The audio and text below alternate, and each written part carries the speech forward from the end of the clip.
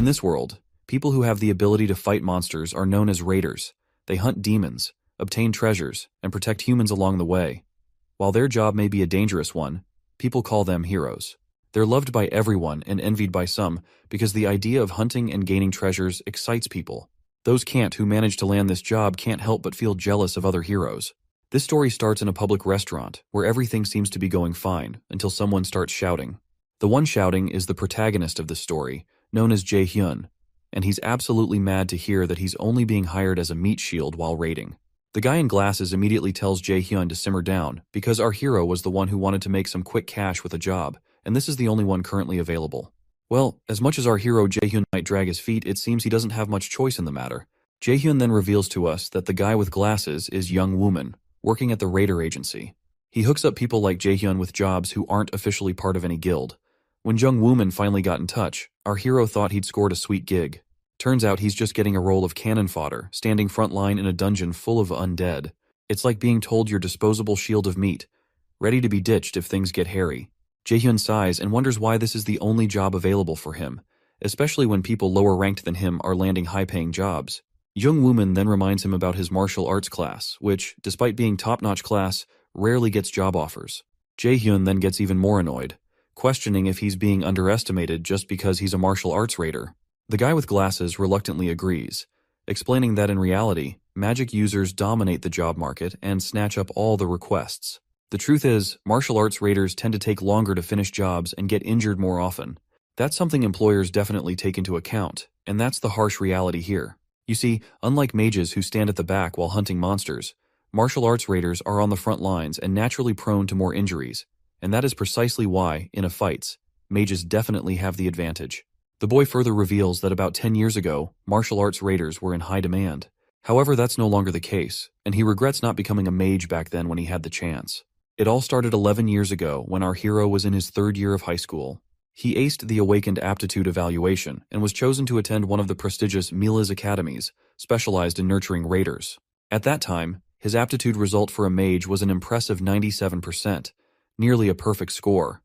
Even the top students of the time only managed around 92%, like Lady Sioina. His results back then were unbelievable. On the flip side, his aptitude for a martial class was just 34%, and despite that, he made a dumb move and chose to become a martial raider. He didn't choose the martial class for any noble reason, he just didn't want to become a mage. Back then, mages had a bad rep because they were seen as mere buffers, unable to handle even low-ranking monsters without martial arts raiders backing them up. But times have flipped since then. Martial arts raiders are on the decline, while mages are now highly sought after. If our hero had gone for mage class 11 years ago, his life would probably be a lot better now. Even if he decides to switch classes now, raiders hit a growth plateau at age 20, so there's no room for improvement. I guess there's no point in dwelling on regrets since nothing can change now. Young Wooman then reminds our hero that opportunities like this are hard to come by nowadays, and he shouldn't be choosy. He further reveals that he was going to offer this job to someone else, but chose our hero instead, because he thought of him. Hearing this, our hero feels a mix of sadness and irony. His talent was one that was envied by all those who wanted to become mages at one point in time, but now his dumb choices has reduced him to just an insignificant D-rank martial arts raider. With no other options left, he decides to accept the job. His friend perks up happily upon hearing this, assuring our hero that he's making the right call. As our hero is about to leave, the manager informs him that he'll see Jae-hyun at 8 a.m. the next day at an address already sent to his phone. Curious, Jae-hyun asks why the manager will be there, assuming he'd be busy with agency work. Young Wooman casually reassures him not to worry and mentions he has some business there as well, so they'll meet regardless. The next day arrives, and everyone gathers outside one of the dungeon gates. There stands our hero alone. Jae-hyun checks the time and starts feeling jittery because Young Wooman still hasn't shown up, despite saying he would be there. He lets out a sigh, thinking maybe Young Wooman should be handling more capable raiders, considering he himself is just a D-rank martial arts guy and Young Wooman's an A-rank mage. Jae-hyun wonders why Young Wooman bothers hanging around at a raider agency when he could join any guild he pleases with his skills. If Jae-hyun were in his shoes, he'd have found a better place somewhere by now. Suddenly, a thought pops into his head where someone calls him a useless bastard. It seems to be a part of Jae-hyun himself, though we don't know much about that yet. Lost in his thoughts, Jae-hyun hears someone calling out to him. It's Myung-ho, clad head to toe in armor, a friend of our hero. As they chat and joke around, Myung-ho seems pretty proud of being a martial raider. He thinks the younger generation doesn't appreciate how cool martial arts raiders are, compared to mages who he calls useless hobos standing at the back throwing fireballs. But Jaehyun doesn't see it that way at all. He feels being a martial raider is far from cool. In fact, they can barely afford food these days. Myung-ho encourages them both to do their best regardless of their position. He suggests they grab a drink after the raid, and Jaehyun agrees, but he quickly adds that he's broke and can't foot the bill. Myung-ho shoots back that it's not his turn to pay since he covered the last round. Jaehyun feels a bit awkward and embarrassed hearing this, but seeing Jaehyun's helpless look, Myung-ho decides to cut him some slack and agrees to pick up the tab once more. Jaehyun chuckles and apologizes for always letting his friend pick up the tab. Deep down though, he can't help but think Myung-ho is a bit too easy to sucker into paying again. Suddenly, someone abruptly arrives and instructs everyone to gather at the dungeon entrance as they'll be entering in 30 minutes from now. For some reason, everyone seems really worried and anxious upon hearing this, including our hero. It might be because they don't appreciate this new guy barking orders. In any case, the armored guy decides to head back to his party to prepare, while Jaehyun remains standing there, repeatedly checking his phone. While waiting for the raid to start, we learn that when raiders enter a dungeon, they need to be mindful of two things. The first is when they unexpectedly find treasure tucked away inside. Once they're pumped about the loot, their greed can mess with their heads. They stop thinking rationally, and that's when the dungeon decides to test them. Surviving that stroke of misfortune is rare. Usually it's a total disaster. As for the second thing, we'll have to wait to find out because the armored guy butts in again. He tells Jaehyun to quit staring at his phone. It's time to roll into the dungeon. Then he cracks a joke about our hero, stating that he is probably ogling his girlfriend's pic before getting inside the dungeon. Jaehyun waves off the comment, saying it's no big deal, but truth be told, he's actually peeking at a pic of his mom, not some girlfriend. After a quick word to his mom, he heads inside the dungeon. Once inside the dungeon, the mages hang back with their wands while the martial raiders walk up in the front line. Mindless ghouls immediately appear with their grotesque faces, and an arrogant wizard starts yelling orders at the martial raiders, demanding they form up even if it means risking their lives. This is exactly why our hero despises this job. He hates being bossed around by these jerks about what he should do, but he's got no choice but to follow orders. The mages begin chanting, conjuring their elemental powers, and start throwing sizzling fireballs straight at the zombies, turning the creatures into crispy critters. Jaehyun checks out the wizards and wonders if they're actually with the Meteor Guild, because that guild was just a rookie not long ago, but it appears that is not the case right now. Despite the tension, he figures today isn't his day to kick the bucket thanks to their power boost. While taking a moment of respite, Myung-ho grabs water and chugs it down to refresh himself, and points out that the dungeon's all about taking down the big boss now. The old man jokes about feeling his age, saying he can't keep up with others like he used to. The old man then asks if our hero got any item drops. He is feeling happy while asking this because A-rank dungeons usually have decent loot. The boy decides to check for himself, but as soon as he opens his system window, it starts glitching, and he feels a sudden headache. But then, another system message pops up, stating that the Aesir system is down, and the connection to the user will be temporarily disconnected. Then, another message follows, explaining that for unknown reasons, the Aesir system failed to reboot. Our hero has never been in such a situation before and has no idea what's happening. Suddenly, a voice starts speaking in his mind, urging him to follow the light.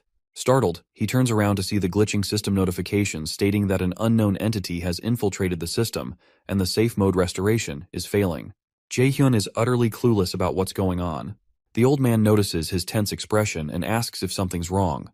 The boy simply explains that someone asked him to follow the light, and right on cue, something starts happening. These bubbles of light start appearing out of thin air.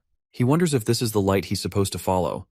It looks like no one else can see this light other than our hero, and the old man asks why he's acting so strangely. With no clear answer, the boy's eyes stay fixed on the light. He swallows his fear and decides to check out what it is. When the old man asks where he's going, our hero assures him he'll be back shortly. After following the light for a while, he ends up in a strange place, and the system window immediately pops up, saying the Aesir system has been disabled and the status window can't be loaded. He tries to interact with the system, but it's unresponsive. Another notification arrives, stating there's partial damage and the system will attempt to reboot in safety mode. Jaehyun scratches his head in confusion, because ever since he first became an awakened at 10, the system has never gone down in those 17 years. There's never been any damage or reboots either. He wonders if the voice he heard is somehow related to the system going haywire. The system keeps glitching and bombarding him with the same failed notifications. Despite this, he continues to follow the light and wonders if something is changing within the Aesir system. A little background on the Aesir system. It's said to be named after the Aesir, the gods from Norse mythology like Odin and Thor. The system is believed to have emerged from Aesir, representing humanity's last hope and defense during the year of disaster back in 2011. During that time, a massive tree suddenly grew in the middle of the Pacific Ocean, towering to unimaginable heights in just 9 days, casting a shadow over the world. And that terrifying tree from back then was none other than Yggdrasil, the world tree from mythology. Once it fully sprouted on that 9th day, all hell broke loose. The world faced a catastrophic wave of monsters, with half of humanity perishing in the chaos and the rest struggling against famine and plagues. At the time of despair, true heroes emerged, wielding divine powers, bringing a glimmer of hope for mankind. Slowly, many people started to tap into their Aesir systems, becoming raiders to save humanity. From that point onward, Aesir has been humanity's greatest weapon against these monsters. But now our hero worries. If the Aesir system is changing, he fears things might not turn out well. Suddenly, he reaches a dead end and spots a green door right in front of him. He finds himself shocked at first, but then a smile spreads across his face when he reveals that this must be the treasure gate. Here's a bit about the treasure gates. These are secret rooms hidden within dungeons with a very low chance of appearing, even in high-level dungeons. They typically contain special items and rare materials that can fetch millions of won, which is a local currency in this world. Jaehyun's mind races with excitement as he realizes that finding an A rank or higher equipment could instantly change his dull life. He silently prays to the gods for a stroke of luck. As he steps inside, the entire place feels surreal, almost like he's stumbled into some heavenly registration office. Before him, on a pedestal, shines a brilliantly bright item. Jaehyun had heard rumors about such places in dungeons, but he never expected to stumble upon one himself. Nevertheless, he's thrilled to see the item and eagerly reaches out to pick it up. As soon as his fingers touch it, a barrage of notifications surrounds him. The first notification confirms that he successfully restored the damaged system feature. The second announces the discovery of a new piece of equipment, and the third offers to view the item details. Grinning from ear to ear, Jaehyun can't help but feel his prayer might have been answered. As he holds the item in his hands, the system panel reveals this time to be Odin's Lost Eye, a mythical ranked artifact. This eye belonged to Odin, the strongest god of the Aesir, sacrificed for wisdom at Mimir's well. Once equipped, our hero can learn rune writing and even reverse magic to dismantle or destroy it. It's the only mythical ranked item in existence, and once it's his forever. The eye shines so brightly that Jaehyun can't even look directly at it. Glancing at the system panel, he reads about its active skill, which is known as Absolute Calculation, an X-ranked skill that analyzes and destroys the structure of magic. This Absolute Calculation skill consumes mana depending on the rank of the magic destroyed. With complete mastery of rune magic, he can use magic at full power without casting spells. Another benefit is the ability to copy opponents' skills using a blank card. This eye is clearly a powerhouse with a range of incredible abilities that could transform Jaehyun's abilities as a raider. However, Jaehyun decides to sell the item because it could fetch him hundreds of millions of won as soon as it hits the market. He's relieved that he won't have to work hard or become anyone's meat shield anymore. But he considers trying it on since he's never used a mystical item before. But the system immediately warns him that once equipped, he can never part with it. The item will be stuck forever with him. He knows he can't use it effectively even if he equips it for himself, because he's already past the prime age of 20 for this kind of gear, so he decides against wearing it. After this fortunate encounter, he decides to head back to the party. Shortly after, we see the old man reassures the guild members that his friend will return, and right on cue, Jaehyun arrives. The boy immediately apologizes to the party leader for being late and promises it won't happen again. Once they're ready to proceed, the old man gives Jaehyun a gentle pat on the chest, telling him to perk up. But Jaehyun assures him, saying, "I'm already good to go," and cheerfully mentions that he'll be treating them to drinks tonight. This surprises the old man, who is left scratching his head, completely unsure of what happened to Jaehyun all of a sudden. Meanwhile, Jaehyun is relieved that they don't suspect him for anything. You see, inside the dungeon, where no laws apply, mentioning he found an item could be a death sentence, and even his own friends will not hesitate to snatch the item. So he's doing his best to avoid any unwanted attention. Suddenly, the ceiling starts to crack. Before the party leader can give any orders, it collapses with a crash. Jaehyun instinctively jumps in the opposite direction but ends up crashing to the ground, possibly scratching his butt in the process. The purple mist immediately engulfs the area, and the party members start coughing violently, blood leaking from their mouths. Jaehyun reacts immediately, covering his mouth and deciding to flee before he inhales any of the poisonous fog. He calls out to his friend, urging them to get out because the fog is deadly. As he begins to move, a shocking sight freezes Jaehyun in place. His friend is suddenly pierced by a sword wielded by someone unseen. In his dying moments, the friend tells Jaehyun to run. The horrifying scene petrifies our hero briefly, but he snaps out of it and dashes away as fast as possible. While running, he replays the explosion and the sudden appearance of the gas in his mind. It becomes clear to him that this was an elaborate murder attempt. Once he has escaped the danger, he takes a breather while his face is sweating, and he has no fucking clue why this murder attempt is being happened. Suddenly, our hero notices someone behind him. As the figure comes into view, a fiery arrow shoots forward, not targeting Jae-hyun, but crashing into the area in front of him, causing a massive explosion. The guy in the hoodie looks familiar, and Jae-hyun immediately recognizes him as Jung Woo-min. As Jung gathers energy at the tip of his finger, he reminds Jae-hyun that he had promised to meet him today, and here he is. Jae-hyun immediately asks if this was all he was doing, if he was the one who released the poison fog and attacked the Meteor Guild. Jung smirks in response and shamelessly admits he was behind it all. The boy finds himself shocked, but he quickly calms himself down, trying to understand the situation before acting on impulses. So, he asks Jung Woo-min why he did it, to which Jung just shrugs and says his clients told him to do so. Then Jung Woo-min spills that a lot of folks have it out for the Meteor Guild because they've always been high and mighty, looking down on everyone else. Jae-hyun clenches his teeth as he reveals to us about the dungeon assassination contracts. In these kinds of hit jobs, killers exploit the dungeon's close quarters to murder their targets. Apparently, the Meteor Guild's been mixed up in these shady deals as well, which is why they ended up dead. Jae-hyun feels the sting of his injury from the grazed shoulder by the arrow. He's not sure he can go toe-to-toe with Jung Woo-min, because he is an A-rank magician who's in the top 2% of geniuses in the whole country. On the other hand, our hero is just a mid to low-rank player. Even though he knows he's not their main target, Jae-hyun's worried they might try to take him out to tie up loose ends. Of course, like any righteous protagonist, Jae-hyun feels the urge to avenge his comrades, especially Myung-ho. But right now, he's not about to make any reckless moves. He assures Jung Woo-min that he won't spill a word about what happened to the Meteor Guild. Instead of listening, the guy in glasses launches another volley of fire chains.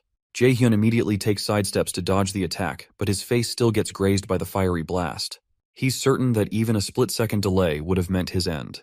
The crazed magician continues hurling fiery chains aimed directly at Jae-hyun, who keeps running relentlessly, desperate to escape. He's baffled by why he's being targeted, considering he's just a lowly D-rank player. With each passing moment, his face bruises from the onslaught, while the relentless attacker shows no sign of stopping. Suddenly, that voice inside Jae-hyun's head berates him once again, calling him a useless fool and questioning why he even exists. It seems like this man who always appears in his head to insult him is definitely his father. And after seeing his father in his head, something clicks in Jae-hyun's mind, and he boldly asks if his father is behind this assassination attempt. The man with glasses pauses upon hearing Jae-hyun's question, but soon bursts into faint chuckles that escalate into maniacal laughter. He confirms Jae-hyun's suspicion. Jae-hyun is struck silent by this confirmation, his mind flashing with images of his mother. He recalls the heart-wrenching day when he cried bitterly over his mother's lifeless body. He confronts Jung Woo-min, asking if his father ordered the assassination of his mother 5 years ago during winter. The guy with glasses grimly affirms, acknowledging that he can never understand why a father would want his own son and wife dead. Jung Woo-min shoots another arrow at Jae-hyun, teasing him about his situation. He conjures up a bunch of fiery arrows, ready to blast our hero into oblivion, and before throwing down his arrows, he wishes his final goodbye. Jae-hyun stays quiet for a moment, then suddenly activates Odin's eye. Jung's confident smile takes no time and turns into pure shock as he watches Jae-hyun developing magical powers inside him. The magical powers just keep growing stronger without any sign of stopping, leaving the fool with glasses even more terrified. Realizing the seriousness of the situation, Jung decides it's time to take Jae-hyun down.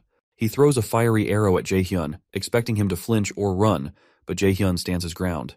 As the fire arrow gets dangerously close, it simply disintegrates into nothingness, leaving Jung Woo-min's jaw practically hitting the floor. It looks like the eye has finally been activated, confirmed by the system itself.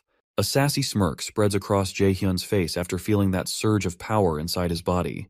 The system window pops up once again, mentioning the availability of a blank card. Meanwhile, Jung is losing his composure, baffled at how his magic was nullified so easily. My guy wastes no time and uses the blank card to copy Jung Woo-min's skill, known as Blitz Chain, and makes it abundantly clear that he is going to inflict a painful death over this bastard. In the next moment, he conjures up fiery arrows, while Jung Woo-min struggles to comprehend how his skill, which took him years to master, is being used by this lowly D-ranked raider. Even though he's visibly shaking in his boots, Jung Woo-min warns Jae-hyun that taking him out won't be a walk in the park. The boy unleashes a barrage of fiery arrows, confidently telling Jung Woo-min they'll settle things soon. In retaliation, Glasses Guy fires off his own arrow barrage. Their powers clash, but it looks like Jae-hyun might be gaining the upper hand. Jae-hyun keeps up the relentless assault, driving the cocky guy to flee in the opposite direction to save his own skin. Young Wooman tries to strike back with a massive blitz chain attack, but Jae-hyun swiftly activates his absolute calculation ability, disintegrating the incoming attack while sending his own arrow straight at his opponent. Desperate, Young Wooman throws up a barrier to shield himself, but Jae-hyun isn't done yet. He uses his absolute calculation once more, nullifying the shield and leaving Jung Wooman defenseless. The arrow strikes him directly, unable to dodge in time. As the dust settles, Jae-hyun walks up to the fallen Jung Wooman, who's begging for mercy like a dramatic soap opera scene. Tears are streaming down his face, but Jae-hyun ain't going to cut any slack. He just lets loose with a fiery arrow that finishes off the cocky guy in one good blow. After the intense battle, Jae-hyun is totally wiped out. He flops down on the ground, thinking about how he finally snagged a mythic item, only to end up facing death in such a crappy way. Death was always this scary thing he dealt with as a raider, but now that he's staring it in the face, it's a whole different feeling. He starts feeling that coldness creeping in. Then out of the blue, a system window pops up, talking about a new download. It offers him a way out. If he activates the system, then he can jump back to some past time. Knowing he's about to kick the bucket anyway, Jae-hyun just says, "Yeah, sure, let's do this." With that command, the new system, known as Nornir, activates, and suddenly we find ourselves facing divine-looking ladies conversing in a foreign language that goes way over our heads. The blonde lady extends her hand, possibly grabbing our hero's hand in the process. Just as this happens, the friendly blue system windows turn deadly red, and a notification pops up stating that our hero has become a major enemy of the High Aesir. He's also gained 2 passive skills, with half of the Aesir's gods now keeping an eye on him at all times. Next thing he knows, he wakes up in his bed, looking utterly terrified as if he's seen a ghost. He scans the room, everything feeling surreal. He stares at his hand, where a red fiery blob starts to form, and the system announces that the user has successfully returned to the chosen time period. The memories of past suddenly flashes into his eyes, where he sees his dead mother and the time when he fought Jung Wooman. He also sees his mother and rushes to hug her tightly, unwilling to let go, hoping desperately that this isn't just a dream, and in fact, this is not a dream. He was actually hugging his mom. After a while, once he is alone in his room, his chest pains sharply, jolting him back to reality. The system confirms the date as November 15th, 2020, which is the time he's been regressed back to, and his body has successfully been healed by 20%. Breathing heavily, he wonders if he's still dreaming. Looking around his familiar surroundings, he realizes he's indeed in his old home. A system notification pops up, presenting a quest titled, "A Break is the Mother of Success." His main task is simply to rest until fully recovered, with the promise of a blank card as a reward once he's restored. The boy exhales deeply, trying to calm his racing thoughts. He then reflects on how he died fighting that guy, and somehow ended up regressing 11 years back into the past thanks to this new system. 11 years is the same time when he was in his 3rd year of middle school. He checks his calendar and realizes that he has actually not been enrolled in the Mills Academy. He also finds a note from himself, which is clearly telling him to choose martial arts, but he grabs his pen and immediately scratches that out. He's not going to waste this chance on the martial arts class, because this time, becoming a mage is definitely the way to go. In the next scene, we find him having dinner with his mother, struggling to hold back tears that threaten to spill from his eyes. His mother looks concerned, noticing his recent strange behavior. When she came home earlier, he had hugged her tightly and he cried deeply. She gently asks if something is bothering him. With a forced smile, he reassures her, saying it was just a nightmare, nothing more. But those haunting memories of his dead mother are far from mere nightmares. Finally gathering his courage, he tells her there's something he wants to discuss. She encourages him to speak freely. It's clear to her that he may not want to enroll in Mills Academy. She understands the dangers and fierce competition involved in such a path. She's prepared to let him choose a regular school if he's hesitant, not wanting to impose her wishes on him. But contrary to her expectations, our boy reveals that he's considering changing his major to enroll in the magic class instead. His mother chuckles at the sudden change and quickly approves of his decision, though she's visibly startled by the abrupt switch from his earlier determination to join the martial arts major. Despite her initial surprise, she trusts her son's judgment and believes he must have a good reason for the change. With a reassuring pat on his cheek, she encourages him to pursue what makes him happy, whether it's martial arts or magic, and assures him not to worry about financial matters. She promises to support him wholeheartedly in his choice. Moved by her understanding and support, the boy starts to cry again. And amidst his emotions, memories of his father, Min Seong-oh, who is an A-rank raider, flash through his mind, reigniting his desire to become stronger to take revenge against his father. Jae-hyun is getting into serious training, starting with push-ups, and he's also earned a blank card from completing his first quest. His physique is getting toned and fit, something I envy a bit myself. As long as I'm here writing recaps for you guys, I don't think I can get back on the track for a six-pack abs grind. Jae-hyun still isn't entirely clear on what the Nornir system entails, but he's not complaining as long as it keeps functioning. His past life knowledge will let him monopolize dungeon items, and his experience as a dungeon guide will surely be useful. However, he doesn't have many skills besides his martial arts abilities. Absolute calculation and blitz chain he copied from Young Woo-ming. He leans back on his chair, summons his system, and checks his current stats. He's pretty sure his level has reverted to the current time and his stats have been reset. He also somehow retains all the passive skills from his previous life, with 2 new skills. The first one known as One Who is Observed by the Gods and Supreme God's Eye, both maxed out. As we know, he also has absolute calculation and blitz chain skills, but he's curious about his passive skills. He then checks the One Who is Observed by the Gods passive skill, which should assist him in rapid growth through divine blessings. This skill also helped him maintain his other passive skills during the regression, which explains why he retained all his skills without reset. Additionally, it boosts all his stats by an extra point every time he levels up. Thanks to this ability, most of the Aesir's demigods are keeping an eye on him. He then decides to explore his other skills. The Supreme God's Eye passive skill is also an exceptional skill that allows him to see through false illusions and uncover the truth. There's also an active skill called Blitz Chain, where he attacks enemies with electrified chains, sometimes causing paralysis. The mana consumption increases with the number of chains emitted. Initially, I thought they were fiery chains, and I'm pretty sure you'd agree with that too. He takes a look at his other stats. Despite all of them being at abysmal levels, he's really focused on beefing up his magic stat, which is super crucial. And he knows endurance is key too. In those marathon battles, you've got to keep going without burning out. After thinking it through, he decides to use his fresh blank card to copy a healing skill, since he's already got an offensive skill. You see, even in this year of 2020, where mages get no love, those with healing skills are still hot stuff. They're treated like royalty everywhere they go, earning respect beyond just scope of rating. So he figures as a mage with healing powers, he'll still get his due respect. But here's the catch. Finding an awakener with healing skills to copy will be like hunting for a needle in a haystack. Before he was desperate and used his blank card to fight with Young Woo-man. But this time around, he's not blowing it like that again, because he has no clue how many cards the system will grant him. His phone suddenly rings, and as he checks it, his eyes widen at seeing Kim Yoo-jung's name on the caller ID. Kim Yoo-jung is his childhood friend, someone he's been close to for years, and who had always shared his dream of attending Mills Academy to become a raider. In his previous life, he tragically lost her in his arms, a fate he's determined to change this time around. He smirks as he reads her text message. Apparently, she's calling him to meet Saintess Yu Seongan at her seminar. This news fills him with happiness, as Saintess Yu Seongan is known for her magical prowess, particularly in the magic of sacrifice. Without hesitation, he stands up, grabs his hoodie, and quickly informs his mom that he'll be back soon. Once outside, he checks his phone again and lets Kim Yoo-jung know that he's on his way.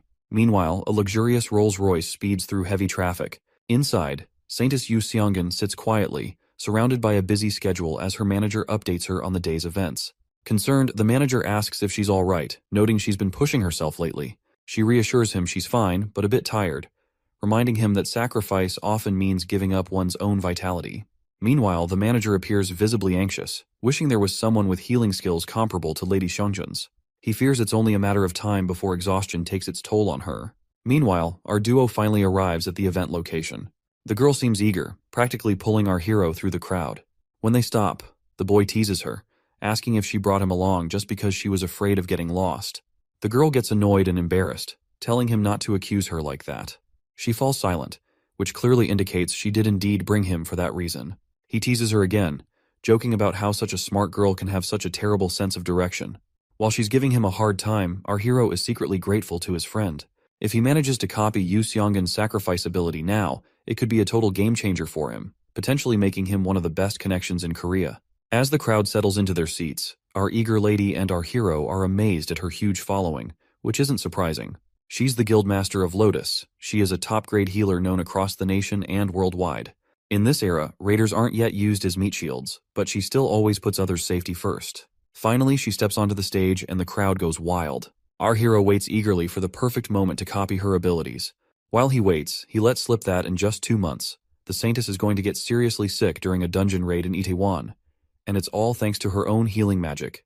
Sacrifice. He figures he's the only one who could heal her if he could copy her abilities. Meanwhile, Kim Yoo-jung's getting all hyped up, which Jaehyun finds kinda annoying. On stage, the Saintess starts her spiel about how the world's in a mess because of Yggdrasil's tree and monsters munching on people's lives. Despite all that, she throws in some hope and tells everyone to remember the awakened who can help to save humanity, and urges one of them to become a raider as well. As her speech concludes, the fans are ecstatic, and Jaehyun acknowledges her words too, stating that since it's no easy task fighting monsters on the front lines, everyone feels reluctant to become a raider. He's a living example of this for us, because he also wanted to sell Odin's Eye to avoid raiding for cash. As they moved forward, she couldn't stop talking about the Saintess, while our hero kept teasing her, which really got on her nerves. He then mentions that he has already called her mom earlier to pick her up due to her poor sense of direction. She suggests he just catch a ride with her mom, but he brushes it off, saying he has other things to handle. Before leaving, he casually mentions changing his career path to focus completely on magic and hints he'll need her to teach him later. With that, he takes off without explaining why he changed his career plans, leaving her feeling disappointed and alone. The boy starts looking around and finally spots the lady's car. A smile spreads across his face as he heads towards the car, but the manager notices him approaching and tells him they're not accepting any fan visits right now. But the boy boldly states he's here to meet director Yoo Seong-eun. The manager sighs, clearly annoyed by another raider fanatic to deal with. With an irritated expression, the man cockily tells the boy to walk off and reminds him to respect her privacy, mentioning even the director would be bothered by his presence. The boy insists he's not here for a fan meet and greet. To convince the director, he reveals that he knows Lady Seong-eun is suffering from an untreatable disease and boldly claims he's the only one who can cure her. Naturally, the director is shocked to hear this and gets absolutely furious, grabbing our hero by the collar and demanding to know where he heard such a thing. But the boy calmly reminds him not to cause a scene and gestures towards the bystanders. At that moment, the lady herself rolls down her window and directly addresses our hero, asking if he can stand by his words. He confidently says yes, assuring her he can indeed cure her disease. Although she is hesitant to let our hero get close, the lady decides to give him a chance, knowing if he's lying, he'll be exposed soon enough. His unwavering confidence, however, makes him appear even more suspicious to her. She instructs her manager to make time for the boy and arrange a quieter place where they can discuss this privately. Once they settle somewhere quieter, the lady gets straight to the point and asks how he knows about her disease. The boy apologizes but bluntly states he can't reveal that much to her, making it clear that if he has to disclose that, he won't treat her diseases. The lady chuckles at his boldness and moves on to her next question, asking how he plans to treat her. Jaehyun is honest and tells her he intends to copy her sacrifice skill. Naturally, the lady is shocked to hear this, and the manager grows impatient, yelling at our hero, questioning if he understands the meaning of a skill being unique, and demands to know how he even intends to copy something which truly belongs only to the lady. Before we proceed, here's something about unique skills. They're essentially S-rank skills, the highest level, obtainable only through blood inheritance or individual skill manifestation. Unlike other skills learned through calculative formulas, unique skills have impenetrable formulas, making them impossible to copy. This monopoly keeps them exclusive to individuals or families. The boy calms everyone down, emphasizing that if he didn't know all this, he wouldn't have come here in the first place. The lady immediately tells her angry manager to calm down, assuring him they won't take long to hear him out. She asks if he can actually pull off what he claims, to which the boy confidently agrees. We also learn that due to the penalty of her unique skill, sacrifice, she needs a higher or equal-ranked skill to heal herself. Ironically, she can't use her own skill on herself, because her sacrifice skill requires a sacrifice to the gods, preventing her from healing her own body. Finally, the lady gives him the green light to proceed. As she glows with her magic, Jaehyun feels ecstatic and immediately copies her ability. The system window pops up, asking if he wants to register the new skill, Sacrifice, into the blank card. Confidently, the boy says yes. Once he finishes copying, he activates his sacrifice skill, demonstrating its power by summoning it into the palm of his hand, leaving both of them shocked at the sight. Our hero decides to proceed with negotiations before healing her. But first, let's check the stats of this skill. The first benefit is that it creates a wave of healing to heal multiple allies and removes debuffs. Secondly, when used on undead monsters, it transforms into the attack skill called Judgment of Light. Lastly, since the skill was copied using a blank card, there are no inherited penalties whatsoever. So then, the lady asks what he would want from her guild. While she outwardly states this, but inwardly she feels confident that dealing with this middle schooler will be a breeze, especially since she's the representative of the Lotus Guild. The boy gets straight to the point, asking her to sponsor him. The lady chuckles, asking if he wants her sponsorship just to help him grow as a raider. Without hesitation, he confirms this, explaining that it's his big dream and that he needs the resources, connections, and support that come with sponsorship to become stronger. Impressed by his determination and skills, the lady readily agrees to sponsor him, but she places a condition. As soon as our hero hears this, he's quite amazed to see that, even though she's not in a strong position to negotiate, she remains bold in her stance. The lady reveals that her disease is a personal problem and has nothing to do with the Lotus Guild. What our hero wants is not entirely in her hands. He's asking for the support of the entire guild, which doesn't have any reason to favor him. Our hero tells her to lay out her conditions. If they make sense to him, he'll decide whether or not to shake hands with her. His mind races with all kinds of possibilities she might be plotting, but she surprises him by simply asking if he can join the Lotus Guild. The boy immediately asks if she's serious about recruiting him. The lady then lists several reasons for recruiting him. Firstly, he uncovered the classified information about the representative of the Lotus Guild's disease, which only a few knew about, showcasing exceptional information-gathering abilities. Secondly, he flawlessly copied her sacrifice skill, something she's never seen before, and she's curious to see if there's anyone else like him in the world who can do the same. The boy feels awkward hearing this, knowing he can't tell her he only knew about her disease because he regressed in time, and he can only copy skills thanks to his cheat system. The lady then leans in uncomfortably close to him and states the third reason for recruiting him into the guild, which is that despite being a middle schooler, our boy didn't even flinch when facing off against the representative of the Lotus Guild, and she likes his guts he just showcased. In his past, the Lotus Guild collapsed soon after her death. Now that she's here, he's pretty sure joining the guild would level him up quickly. But he wonders how they can contract since he's a minor, and contracting with underage people is illegal. With a smile, the lady reminds him about the right of priority negotiation. It turns out our hero does know about it. The right of priority negotiation is a guild's privilege to support the growth of a raider trainee who hasn't yet reached adulthood. Once they come of age, that guild has the right to make a contract with the trainee before any other guild can. Jaehyun never thought he'd be using a perk like this, especially after getting rejected by even the crummiest guilds back in the day. The lady seems to have taken a liking to our hero, and the boy sits up from his seat, saying he'll heal her right away. Though her offer is a no-brainer, he decides to focus on the treatment first before finally accepting her terms. While he stands right over her head, the manager doesn't seem thrilled about our hero healing her. Although he no longer doubts our boy after witnessing his powers firsthand, he's still cautious, fearing our hero might use something cursed or shady, especially since even top doctors failed to cure her. Shortly after, the lady feels magically healed, sensing the changes inside her. The manager is in absolute shock and amazement. He wastes no time bowing his head before our hero, apologizing with utmost respect for ever doubting him. Our hero just shrugged it off, saying it was understandable to doubt a kid's words. But the manager kept on apologizing, feeling bad for his rude behavior earlier. Jaehyun tells the lady that everything's done, and she can move around freely now. As soon as she stands up, she walks to the window and uses her magic to light up the whole room. Tears fill her eyes as she realizes her symptoms are completely gone. She expresses her gratitude for this miracle and asks if he'll face any penalties for healing her, but we know penalties don't apply to his copied skill. My guy assures her with a smile that she can repay him when the time comes, and the lady gladly agrees. She then brings out her card and tells him to think about the offer. She promises to do her best to make sure it works out in his favor. The boy then tells them there's something he wants to ask.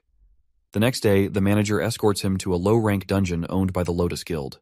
As you can guess, he's there to level up his skills, aiming to become an ace at Mills Academy. The guild makes sure they've got all the essentials ready for him, and even loans him some spare gear meant for guild members. But the manager warns him going alone into the dungeon could be risky, asking why he insists on soloing it. Jaehyun just says he wants to grind. As a safety net, the manager hands him a stone, saying it's a warp stone. If he breaks it, he'll teleport outside the dungeon gate. It's a little thanks for how he treated the lady, and the boy happily takes it. He proceeds to enter the dungeon, and as soon as he steps inside, he is sure that it's just an E-rank dungeon, not something to worry about. The manager urges him to warp out quickly if danger appears, to which he nods in assurance. Deep inside, though, he suddenly finds his mouth covered by unexpected hands, and the system indicates he's now in Helheim's Field of the Dead. The scene transitions to the director Yu Seong-in office. There we see the lady deep in thought regarding our hero. She's concerned that even in an E-rank dungeon, a newcomer clearing it alone is nearly impossible, regardless of how skilled they are. However, she can tell this kid isn't your average Joe. He didn't just pick this gate on a whim, so she grins and decides to see where he's going with this. Suddenly, there's a knock on the door, and after getting permission from the director, a lady enters. The director asks about the matter she requested updates on, and the other lady hands her the files, explaining it's our hero's profile. As the director flips through the pages, she's shocked to read that he aspires to be a martial artist, which makes no sense to her considering his magical capabilities. A heavy silence falls over the room as the lady who brought the reports also has no clue how someone can be so talented, but she assures the directory that the reports are accurate unless there are not any mechanical errors. Taking a peek ourselves, we see that our guy's aptitude for magic is at 97%. Shortly after, the director calls his manager Appa and instructs him to call her immediately once our hero is out of the dungeon. She's eager to witness our hero's talents with her own eyes. Meanwhile, our boy finds himself falling into the unknown realm known as the Field of the Dead, hitting his ass on the ground hard upon landing. As he looks around, he realizes he's in a graveyard and struggles to stand up, coughing harshly. Before he can make sense of his surroundings, an undead creature appears. Wasting no time, it aims its bow at our hero and shoots an arrow at him. Reacting too slowly, he ends up with a nasty cut across his face. Another monster appears, ready to strike our hero down. He's unsure if it's laced with paralysis poison, which annoys him greatly. He quickly heals himself using his fancy sacrifice skill. Suddenly, more zombies emerge, and he finds himself surrounded by black souls hovering above in the air. They immediately start attacking and shooting at him, but this time, Jaehyun grabs an arrow with his bare hands and breaks it by clenching his fist, thoroughly annoyed by their pesky attempts. Meanwhile, Kim Yoo-jung stares at the autograph she received from the director, and she is also feeling totally annoyed at our hero for leaving her alone, despite knowing she has a terrible sense of direction. She's getting more and more annoyed by his unpredictable moves. He used to avoid crowds, but suddenly he's agreeing to tag along with her.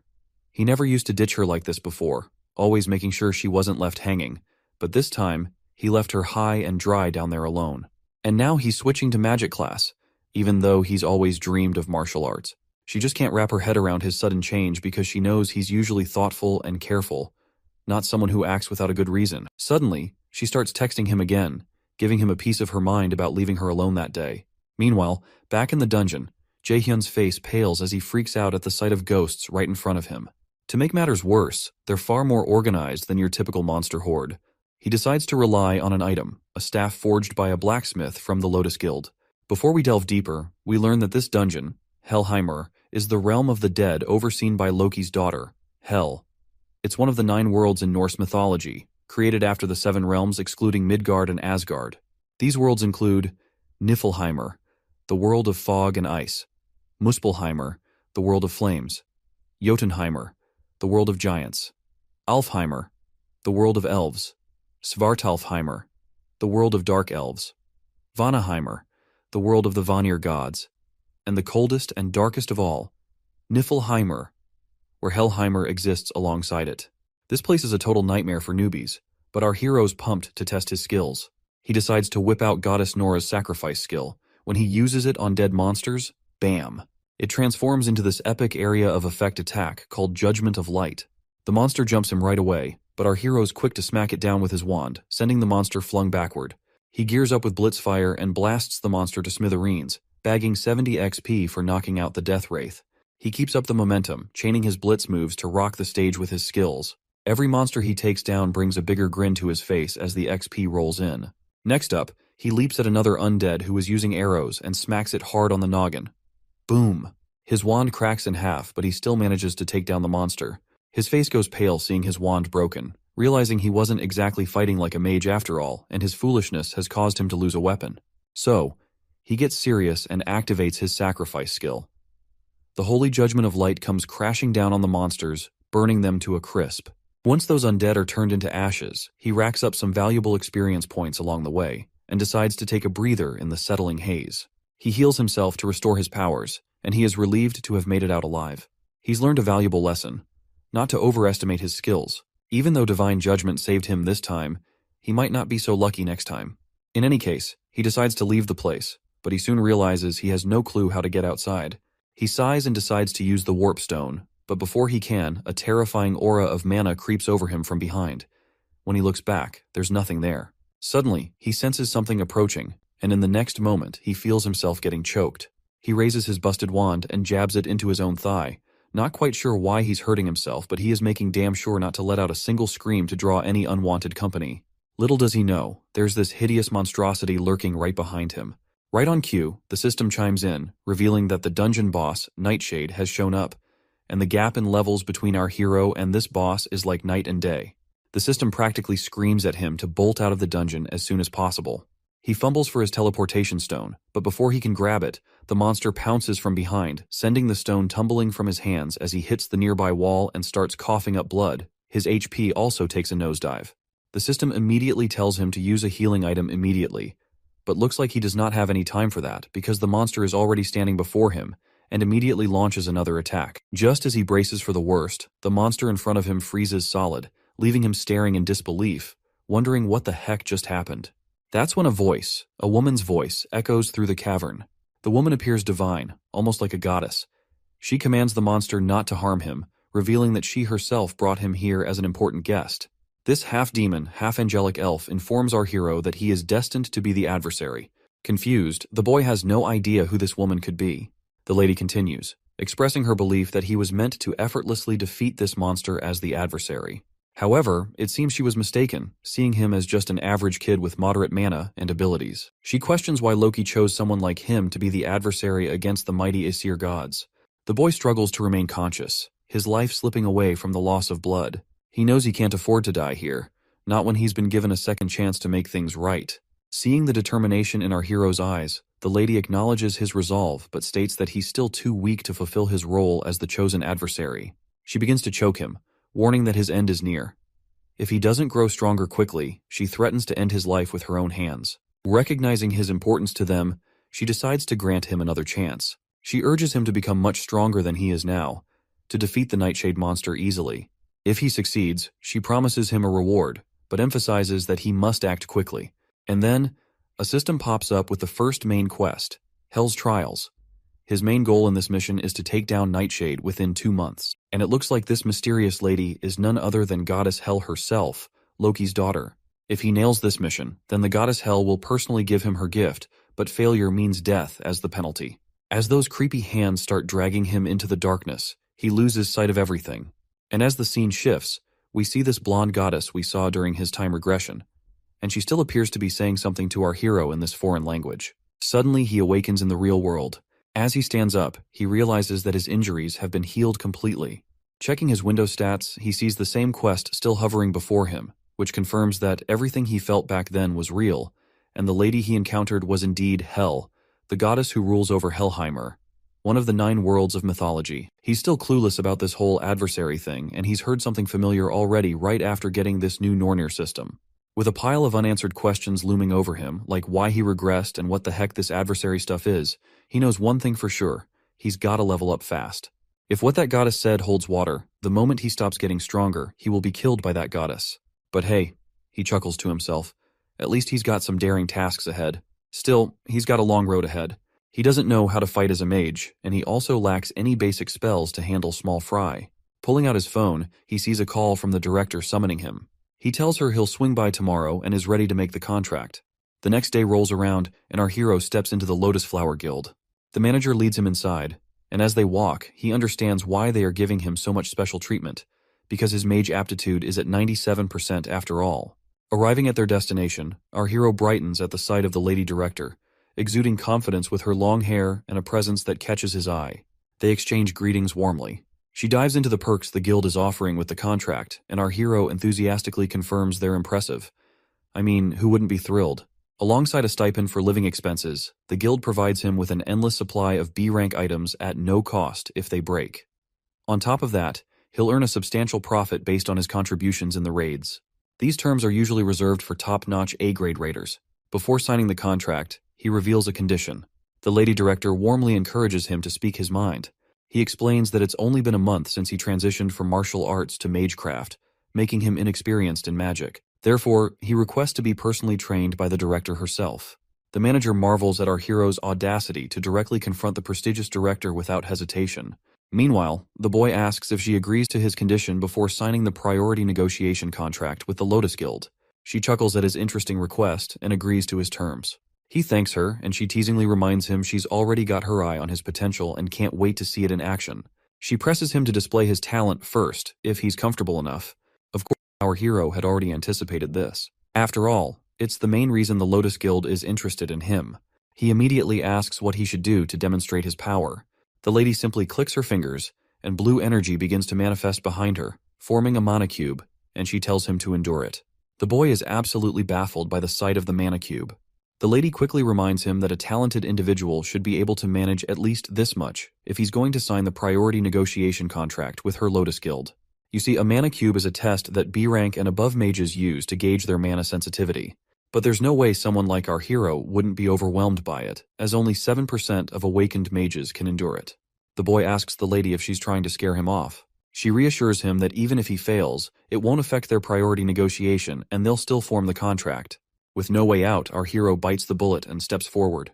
The director nods to her manager to prepare, who expresses concern about her decision since even current mage raiders struggle with the cube. The lady reaffirms that our hero isn't your average guy, so it's worth a shot. Reluctantly, the director nods and activates the cube.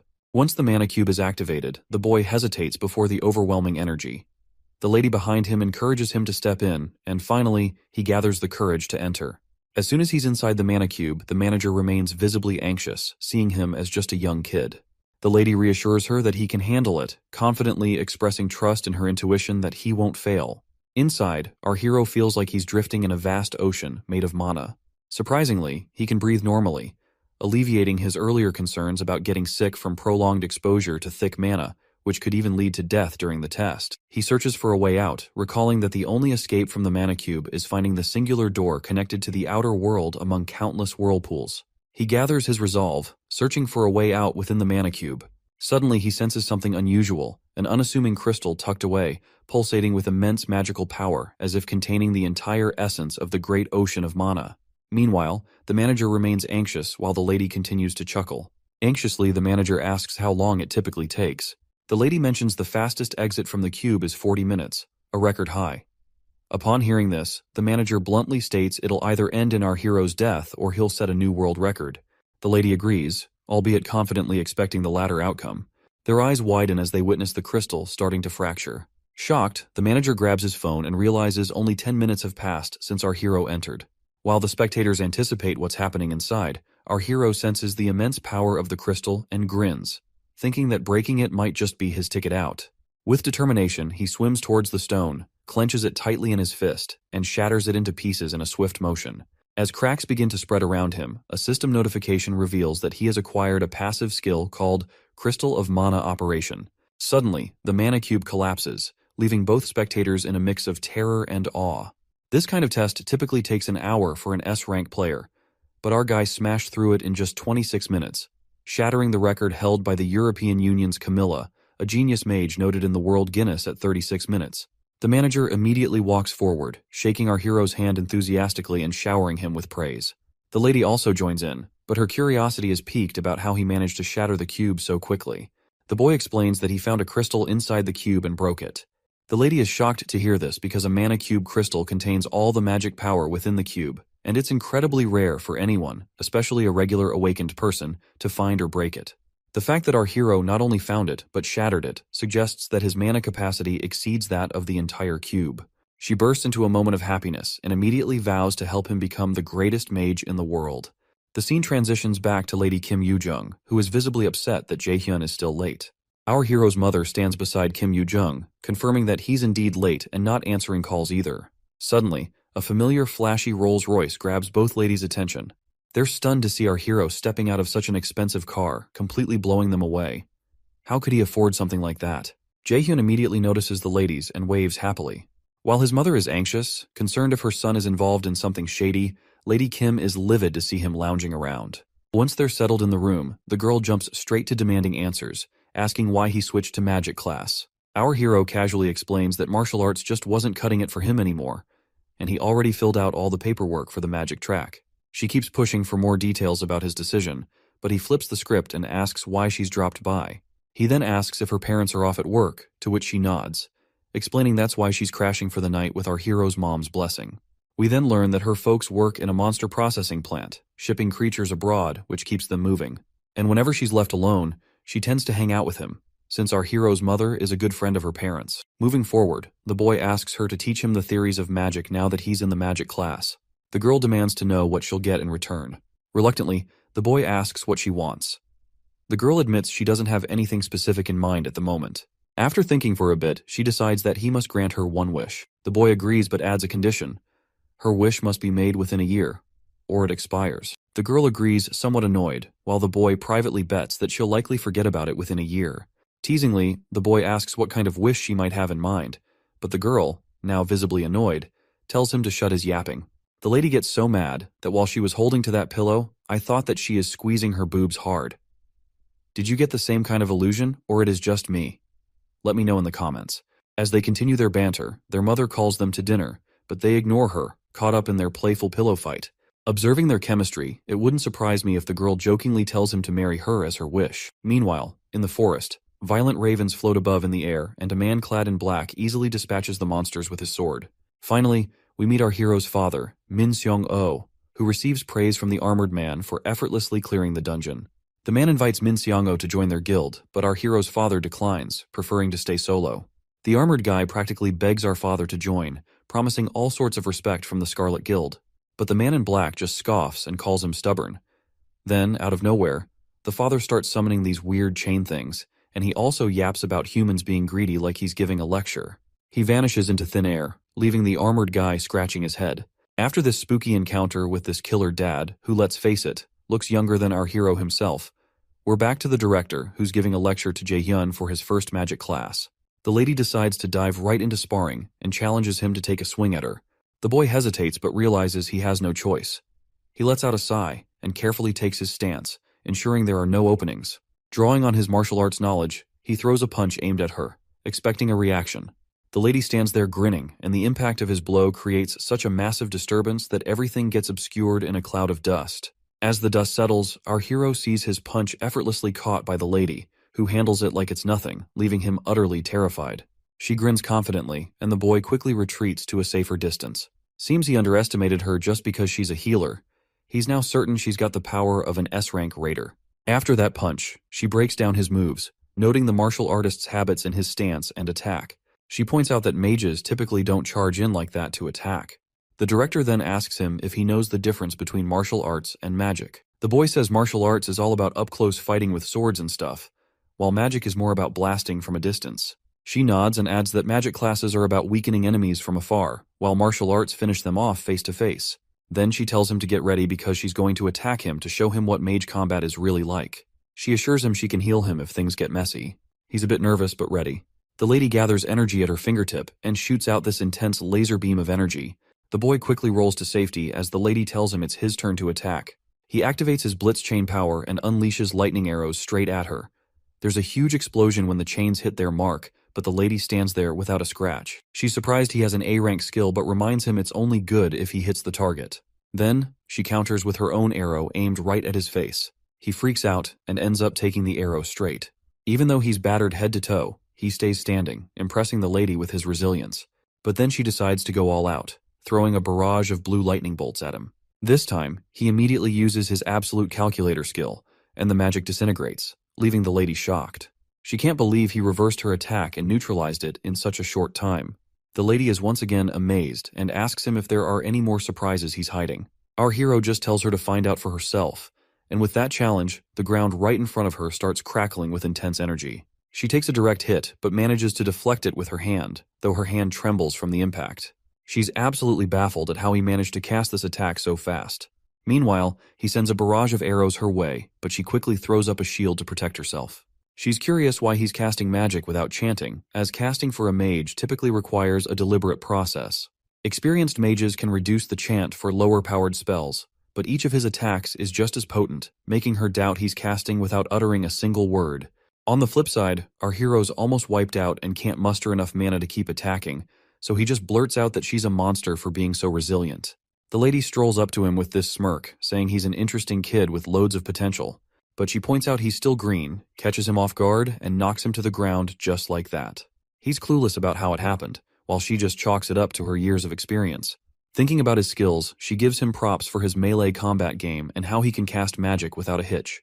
She's impressed by his knack for unraveling spells with that reverse calculation trick, thinking he could totally create a one-of-a-kind fighting style. She tells him she's taking him under her wing from now on, officially making herself his teacher. Apparently, he's the first lucky duck to get this kind of VIP treatment of becoming her student. The next scene shows our hero sitting melancholically, lost in thought.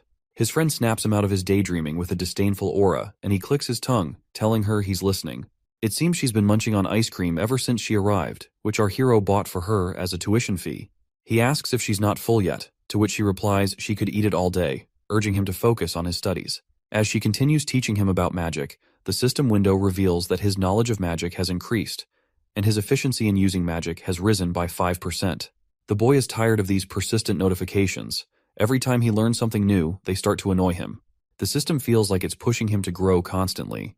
It seems even Lady Kim finds it pretty strange how quickly he's picking things up. He's learned more in 2 days than most people would in 2 months. But the boy downplays it, saying there's nothing surprising since she herself can memorize forms just by looking at them. This annoying girl gets even more irritated and demands our hero to call her teacher. Her annoyance seems to stem from the fact that he's learning everything so fast, despite her being in the magic field much longer than him. She's worried he's going to surpass her sooner than later at this rate. The boy sighs and reluctantly calls her teacher, reminding her that he surely has natural talent in the field of magic, so of course he is learning faster. But let's face it, he's putting in every effort to learn magic as quickly as possible because he doesn't want to get screwed over by Goddess Hell. The lady then reminds him that when he said he was going into martial arts, she was really surprised. And she now starts yelling at him for his decision he made back then, asking why he thought of abandoning the magic field even though it was suited for him. While Yoo-jung and Jae-hyun are having their study session, Jae-hyun sees the vision of a man's face that is linked to the events that happened in his past life. Yoo-jung pulls him out of his daydreaming by asking him if he's training for the practical exam in his own time, and he affirms that a different teacher is helping him train his practical. He wonders what the vision he just saw was and is uncertain if it was just his imagination. However, he also recalls that Hell gave him 2 months to defeat the Nightshade, so he pushes the thoughts out of his mind because it's not the time to get distracted.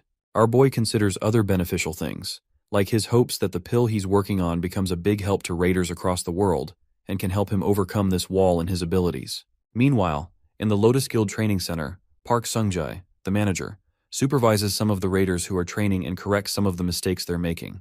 When he spots the guild master, Seongun, he makes a comment to her about how the trainees aren't bad for newbies and how the average rank has almost gone up from last year.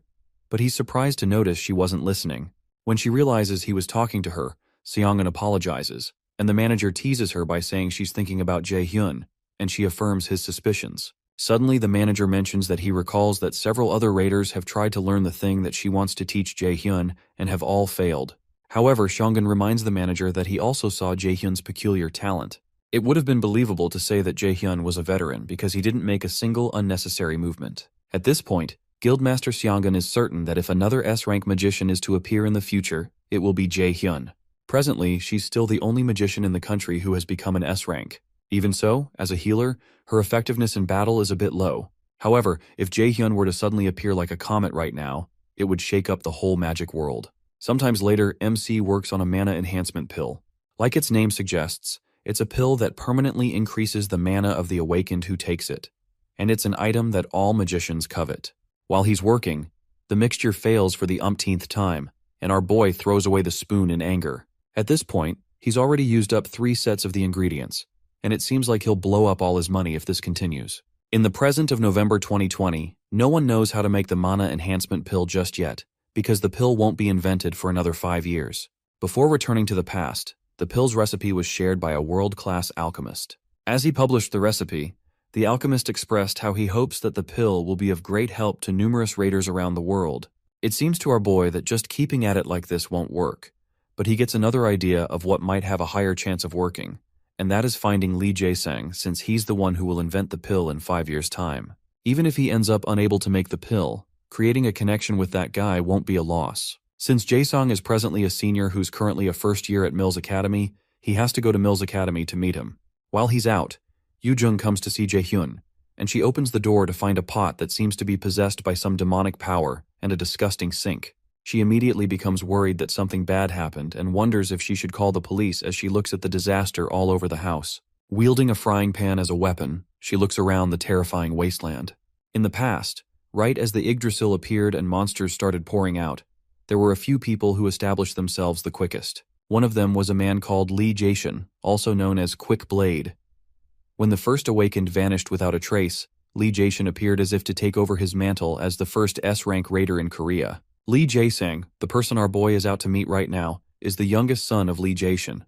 When Jae-hyun reaches the transportation building, the attendant asks him where he would like to go, and he requests to take a portal to a place called Daegu.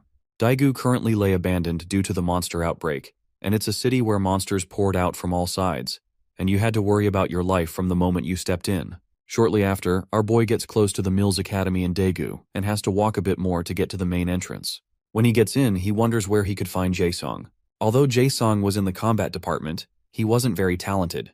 The probability of Jae-sung, who dislikes fighting, making use of Milas's combat facilities is very low, so Jae-hyun decides to look around the classrooms first. As he walks forward, he notices a crowd and walks up to see what they're looking at.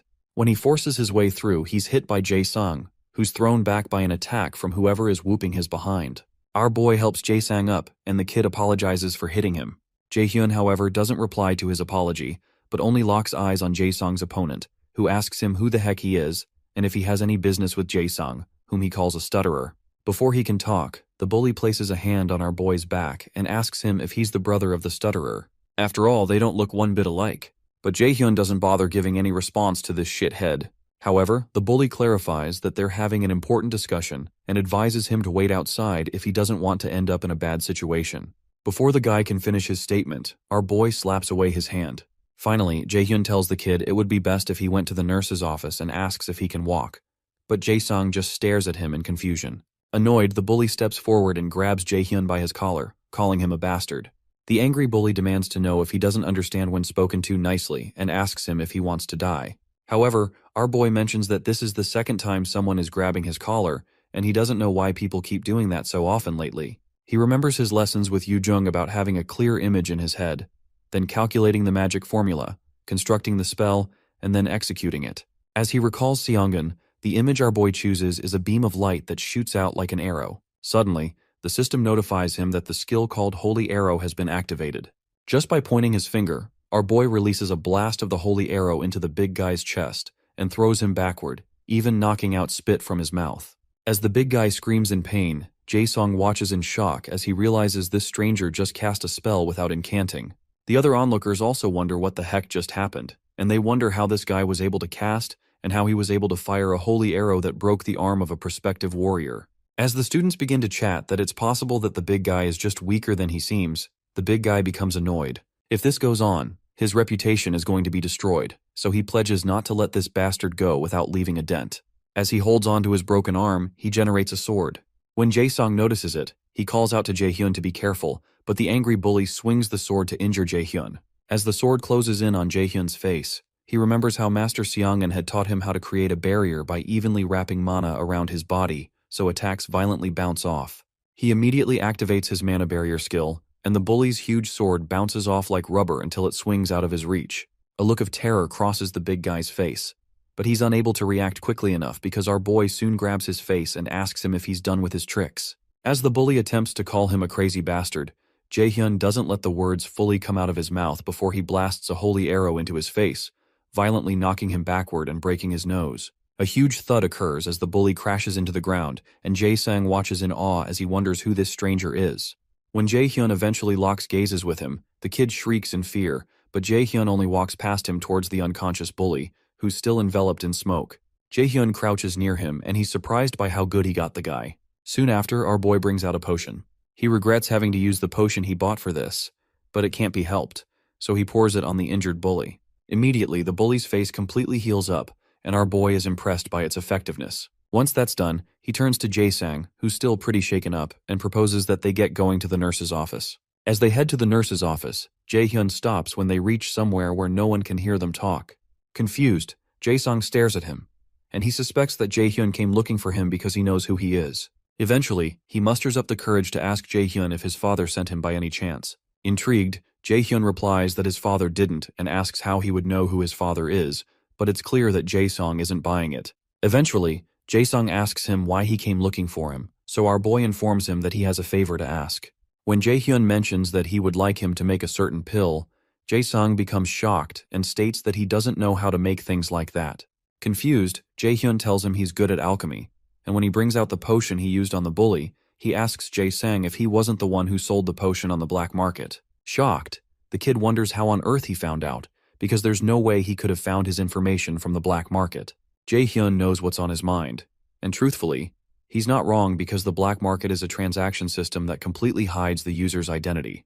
The sale of items, product price, recipient, and everything else happens through the Ether system, so it can only be secure. Fortunately, the black market works normally with the Nornir system that Jaehyun possesses, which made him able to buy this potion and made things much easier. Once more, Jaehyun asks Jaesong if he made the potion, and Jaesong utterly denies it. But our boy immediately tells him he's not very good at lying. Eventually, Jaehyun tells him he completely understands why he would like to hide it, but he explains that he doesn't have much time. Jaesong recalls how he had listed the potions on the black market and wonders if it was a mistake to register his potions on the black market.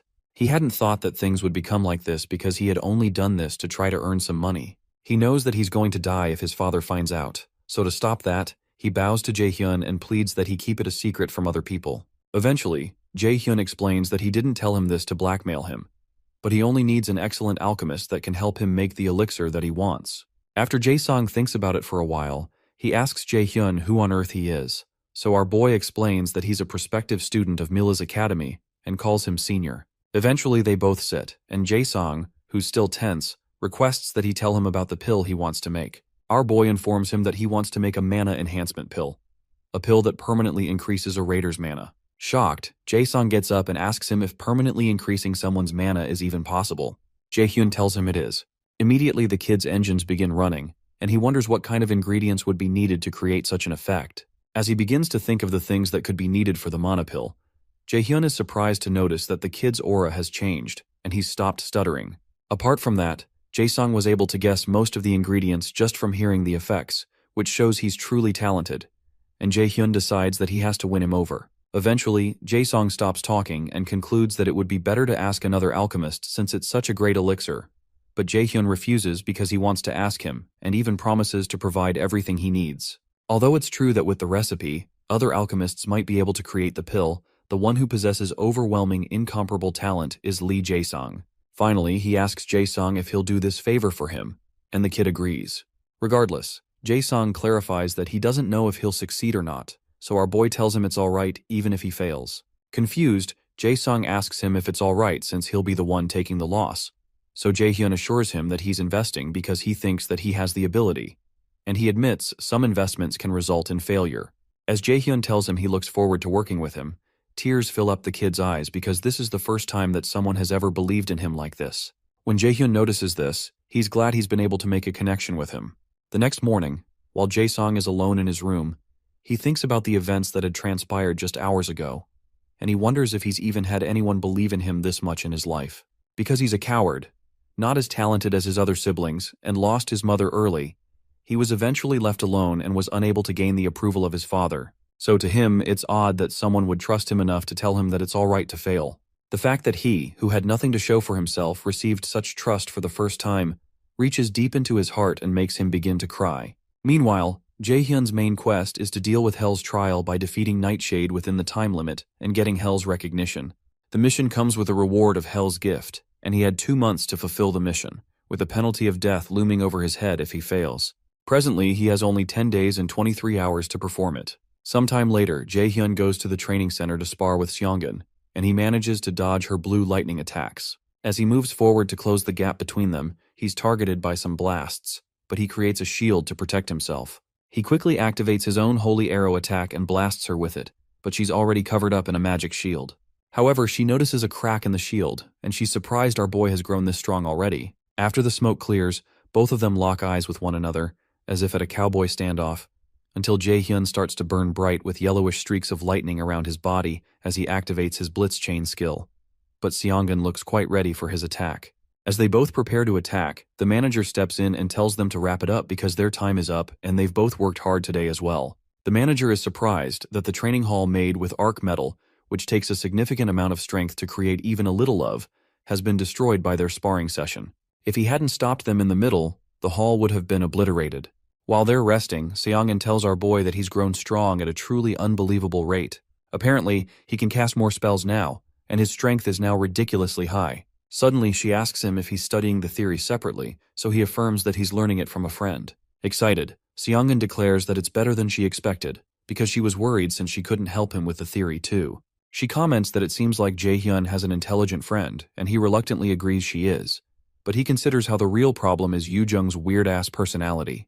Before they leave, Xiong'an reminds Jae-hyun that he had said he wanted to try raiding a dungeon again, and he affirms that he wants to test out the effectiveness of the training thus far. Because of that, Xiong'an believes that the E-rank dungeon that he entered should be a breeze with his current skills, so she asks him to do his best. The only issue is that it's not an E-rank dungeon he entered, but a C-rank one where he encountered Hell and Nightshade. He wonders if he can defeat a C-rank boss monster alone, but he decides not to worry too much about it since he's prepared well enough and he can only focus on the battle. Sometime later, Jae-hyun goes to see Jae-sang, who meets him with the pill he's worked hard to create. Soon after, Jae-hyun ingests the mana enhancement pill, and his magic stat increases by 15, and the unbelievable effects shock him. Alchemy is fundamentally a profound and difficult science. Even when creating the same item, its effect could differ greatly depending on the skills of the alchemist. If Jae-hyun had taken the ingredients to a different alchemist, they probably wouldn't have been able to give him an item that could even increase his magic stat by 5. Eventually, our boy smiles and reminds Jae-sang that he's truly talented, but Jae-sang says it's because he could believe in him, and he thanks him. Shortly after, our boy takes his leave, and he believes he's ready to defeat Nightshade the next day. Meanwhile, Hell speaks with her dragon Garmer and informs him that it seems that they'll be receiving a delightful guest that day. With 9 days and 22 hours remaining on the timer, he has to clear the dungeon. Our boy returns to the gate of the dungeon. He's given a complete probationary Valkyrie set, with which he gains a passive skill called Mana Plundering. Soon after, he enters the dungeon, and the portal system informs him that he'll be transported to Helheim's Land of the Dead because of the Nornir system he possesses. He falls through the portal and finally lands in the Land of the Dead. If he defeats Nightshade, he'll be able to meet Hell again. Suddenly, he hears a voice behind him refer to him as the adversary, mentioning Loki and Nornir. Soon after, the monster speaking to him fires arrows at him, but our boy protects himself with a magic barrier. As he turns back, he notices several monsters coming out of the ground, and he recalls how Xiong'an had told him that what she wants to teach him is the combat style of a battle mage. These battle mages are also called swordsmen by warriors, and it's a hybrid combat style that uses both magic and physical attacks. But until now, no one has managed it. As Jae-hyun turns back to blast the monsters behind him with holy arrows, he considers how this fighting method is not as powerful as being a long-distance magician, and is lacking compared to a close-distance warrior.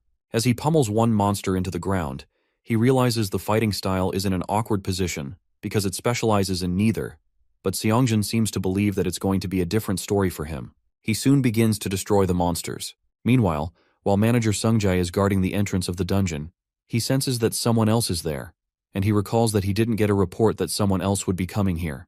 He immediately wields his sword as a red car rushes towards him. When the driver parks, a woman who recognizes him as senior mentions that it was rather hard to find him.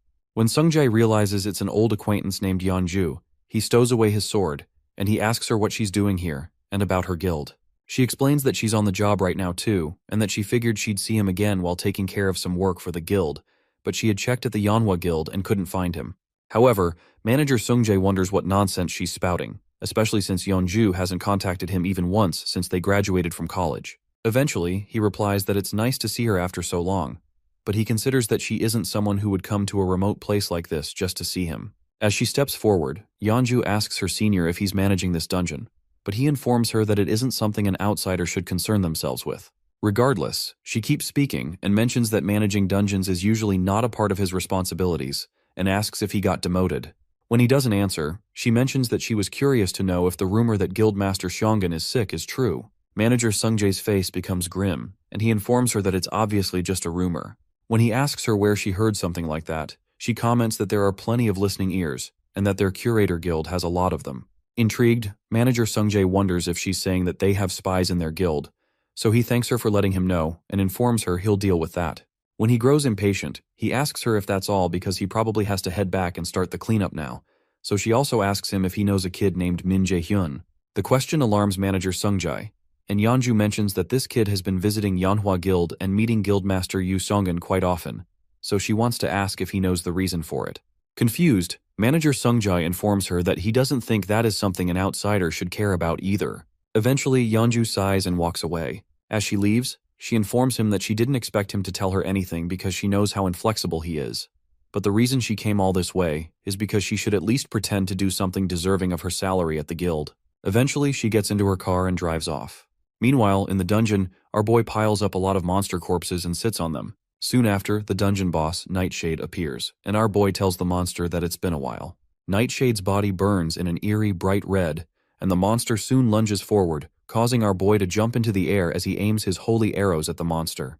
While midair, he fires the arrows down into the monster's eyes and mouth, destabilizing it for a while before he lands back on the ground. The monster doesn't seem to be injured and removes its hand from its face, unveiling its bright red, eerie eyes. It releases several blasts of energy towards our boy, who spots them and quickly calculates the place to step to avoid the incoming attack. He successfully dodges the attack, and when he gets right in front of the monster, it releases another onslaught of destructive energy, which our boy still does. Shortly after, our boy asks it if it's now flustered because things aren't going its way. Jaehyun activates his lightning chain, and he directs the chains at Nightshade, who manages to knock away the anchor of the chains. However, our boy redirects the chain's anchor and wraps the monster's midsection with the chain. Due to the monster's violent reaction, our boy decides that this attack is still not enough to subdue it, so he rains down several holy arrows and goes right for its eyes.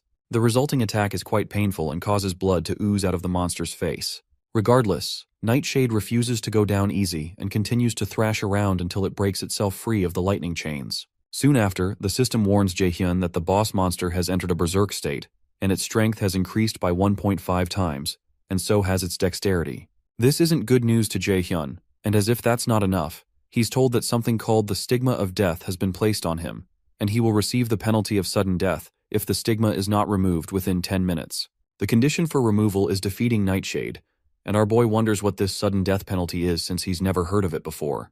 Oddly, the system also informs him that his absolute calculation skill, also known as universal derivation, has been activated. Still confused, Jaehyun suspects that Hell has something to do with this, so he calls out to her and asks how she can just interfere like this. Instead of an answer, the system displays the 10-minute countdown, and he's already down by 30 seconds. With the stigma still on him, our boy runs towards the berserk monster, but he's shocked when Nightshade begins to run away from him. Jaehyun quickly fires a holy arrow blast at the monster's face and creates a hole in it before it can get too far away. The timer continues to count down to 8 minutes and 32 seconds, and a smile develops on Nightshade's face. It seems to know that it will win as long as it prolongs the fight, so Jaehyun decides to use a wide area skill that it can't dodge. As he's about to activate the attack, Nightshade captivates him with its gaze, and it breaks our boy's concentration and casting. The system informs him that he has failed to resist and has temporarily acquired a fear debuff that weakens his abilities. While he's still shocked at what's going on, Nightshade strikes him. After he's struck, the system displays that the fear debuff has disappeared, but Jaehyun is coughing out blood at this point. However, he manages to find his footing and isn't knocked off his feet by the attack. At this point, the time remaining until the penalty is 7 minutes and 11 seconds. Jaehyun expects the monsters to use the same attack on him, and when it doesn't, he wonders if it's unable to use such spells that limit his movements continuously. Jaehyun isn't certain, and he's worried that the monster might interfere again if it sees him trying to cast Light's Judgment, which will cause him to use up his mana and end up incapacitated. He has to think of another way, and he recalls that the monster got hit in the eye a while ago, and its line of sight is probably narrower than before. He decides to activate his Wind Boost skill to first get rid of the rest of the monster's sight. After using a blast of wind to block the monster's sight, the smoke soon clears, and our boy is seen wielding a light-type magic in his hand, just like he had planned.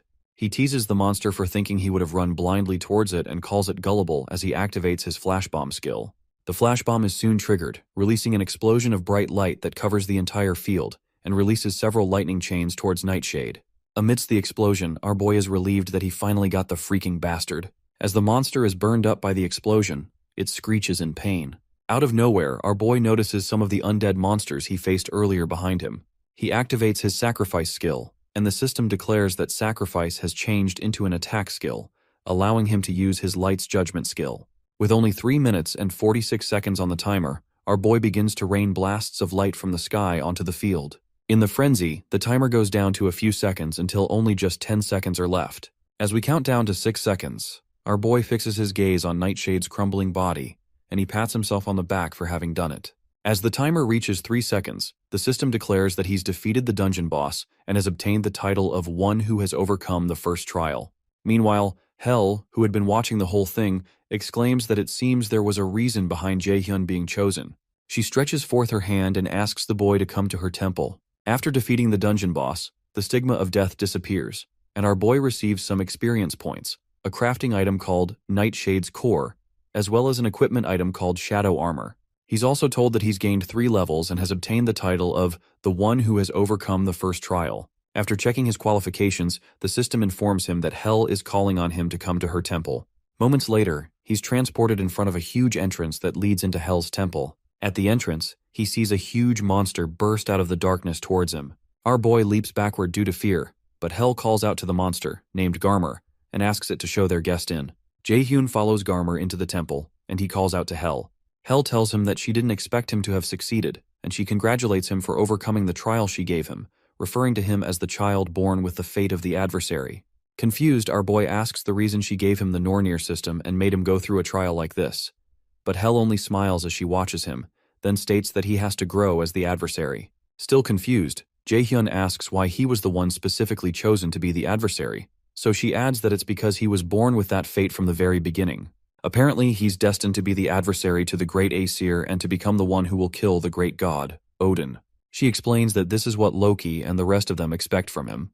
When Jae-hyun says he doesn't understand, Hell informs him there's no need to understand, because they had no hope of it happening in the first place. When Jae-hyun becomes angered by her pointless answers, she places a finger on his lips and states that he must feel wronged because he probably cannot comprehend why he would have to be controlled by the gods. As she moves closer to him, as if to enclose her lips upon his, she reminds him that this does not only concern the gods who are against the Aesir. While speaking, she pushes him into a portal behind him and informs him that the world is heading to its end, and Odin wishes to have everything under his control. To stop this, the strength of the prophesied adversary is needed. As our boy falls through the portal, he protests that she shouldn't let him go because he still has more questions to ask. But Hell only tells him to grow strong because she looks forward to the day they meet again. After Jae-hyun is transported away, Hell turns to someone who is standing nearby and asks how long he plans to continue watching, since she doesn't remember inviting him there. Shortly after, Jae-hyun falls to the ground in the real world, and he's annoyed that he was unable to get any real answers. As he sulks, the system informs him that he has received Hell's gift, which is a passive skill called Hell's Blessing that makes all abnormal inflictions on him invalidated. Meanwhile, the old man who was spying on Hell asks her to forgive his discourtesy because he just couldn't resist when he heard that Hell was meeting with the boy. He asks Hell how she feels after meeting the boy in person, and she replies that she doesn't know because it's too early to decide, especially since the adversary has only taken his first step forward. She admits that the growth of the adversary was to a greater extent than she expected, and he won despite the stigma she gave him and stood before her in the end, which is a fortunate miscalculation on her end. The old man is relieved that the boy is doing a good job. Eventually, Hell asks him what he wants because she knows he has more to say to her, referring to him as Mimir, a figure in Norse mythology. Mimir, however, claims he doesn't know what she means, and the goddess accuses him of trying to feign ignorance till the end. As she continues to speak, Mimir asks her to calm down and admits that it seems he can't deceive her after all.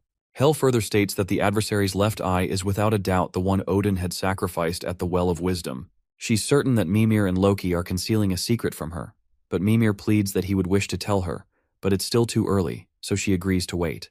However, she states that she can't sit still, and when Mimir asks her what ideas she has, she explains that the adversary is still too immature because, according to the prophecy, there are innumerable hardships waiting for him, and he needs a guide. Sometime later, around 7 days before Mil's academy admission, Jae-hyun comes to the store to get some items with a lady. She notices that he doesn't look so good and asks if there's something on his mind, but our boy says it's nothing, so she leads him to buy the rest of the things he'll need.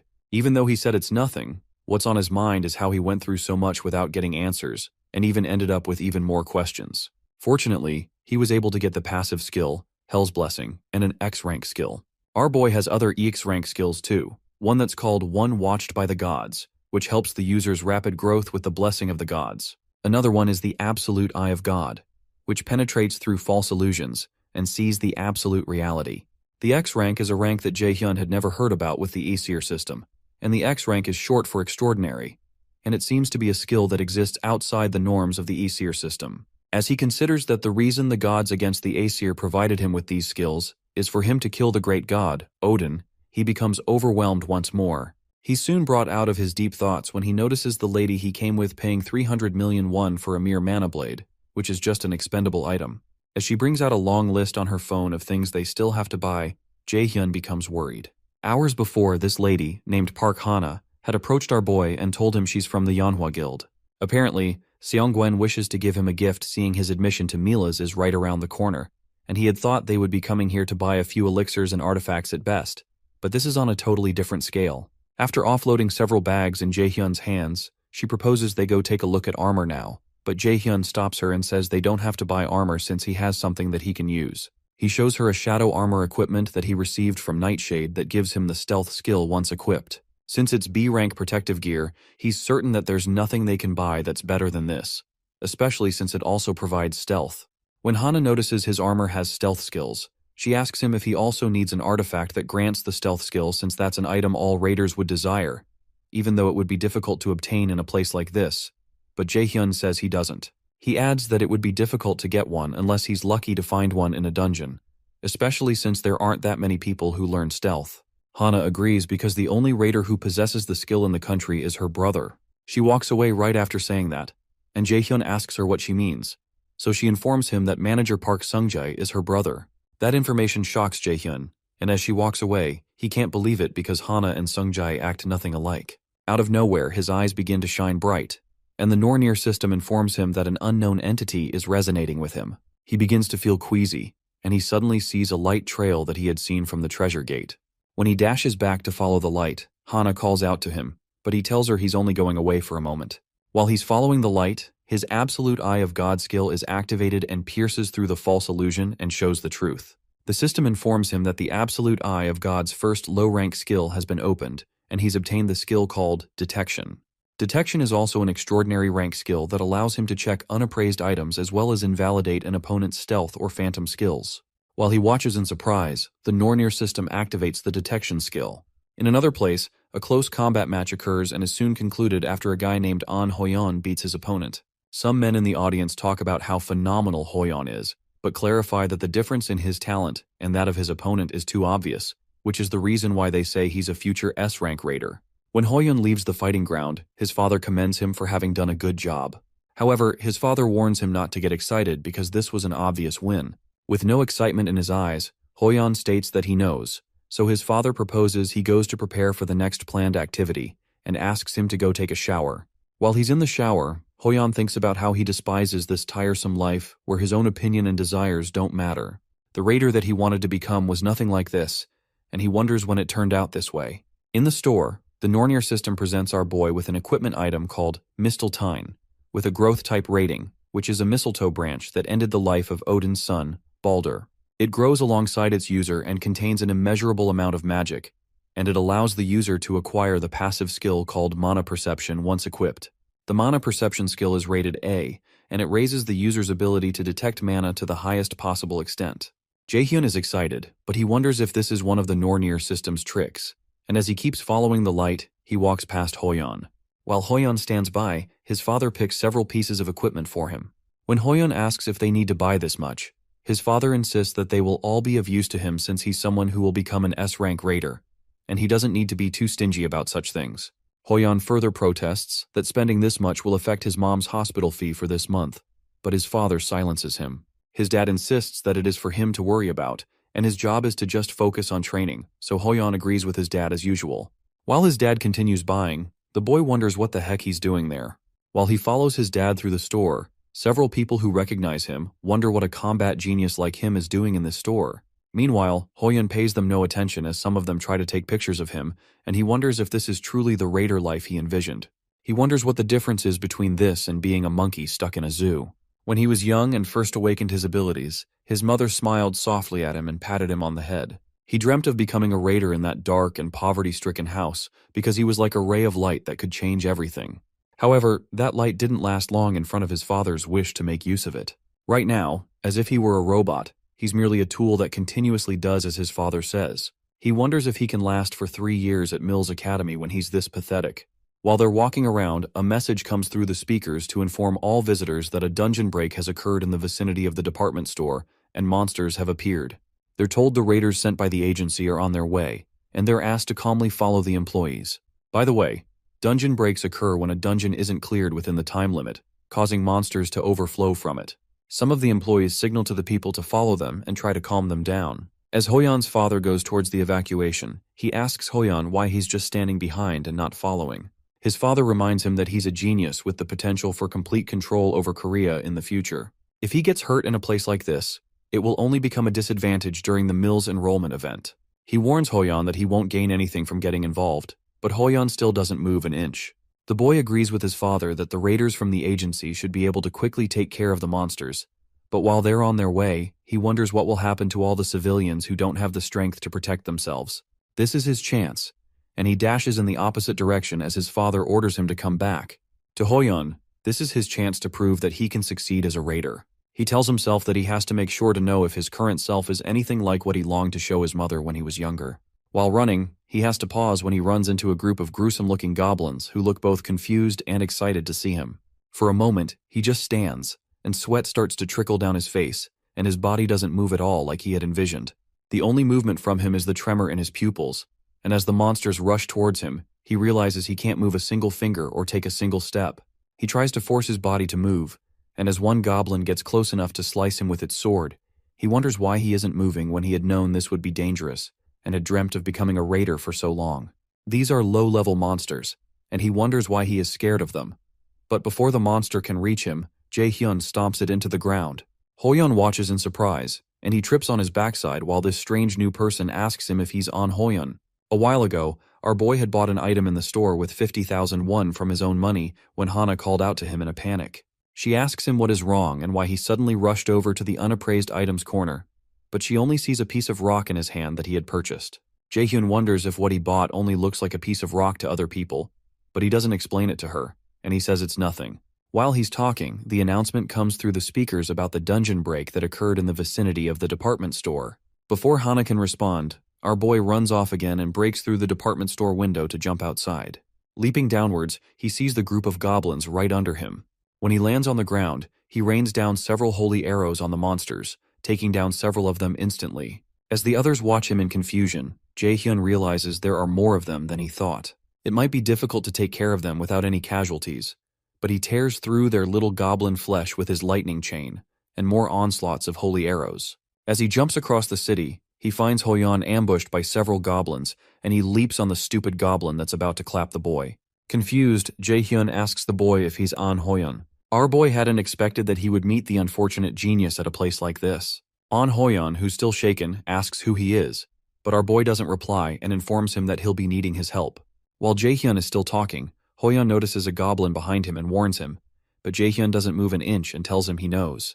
Without turning around, our boy activates his lightning chains and tears through the upper body of the zombie-like knife through butter. Hoyeon's eyes widen, but Jae-hyun tries to explain to him that they can't let the monsters reach the residential area. When our boy asks him if he's just going to keep sitting on the floor, he quickly gets up to get a weapon. It's strange, but the moment Hoyeon heard those words, the fear that was suffocating him disappeared. This is who a raider is, and what he has to do right now is save people. They walk a bit further and run into another group of goblins. Jae-hyun asks Hoyeon if he knows how to use a skill called Taunt, a skill that provokes enemies in the surrounding area, so he asks the boy to keep the monster's attention on him and to provoke as many as possible. Jae-hyun asks him if he can do that, and Hoyeon nods in approval. As he summons his sword, Hoyeon realizes he can't hesitate any longer and has to do whatever he can. He activates his active skill, known as Taunting Roar, and sticks his sword in the ground, releasing a huge amount of energy that causes all the monsters in a 50-meter radius to watch him.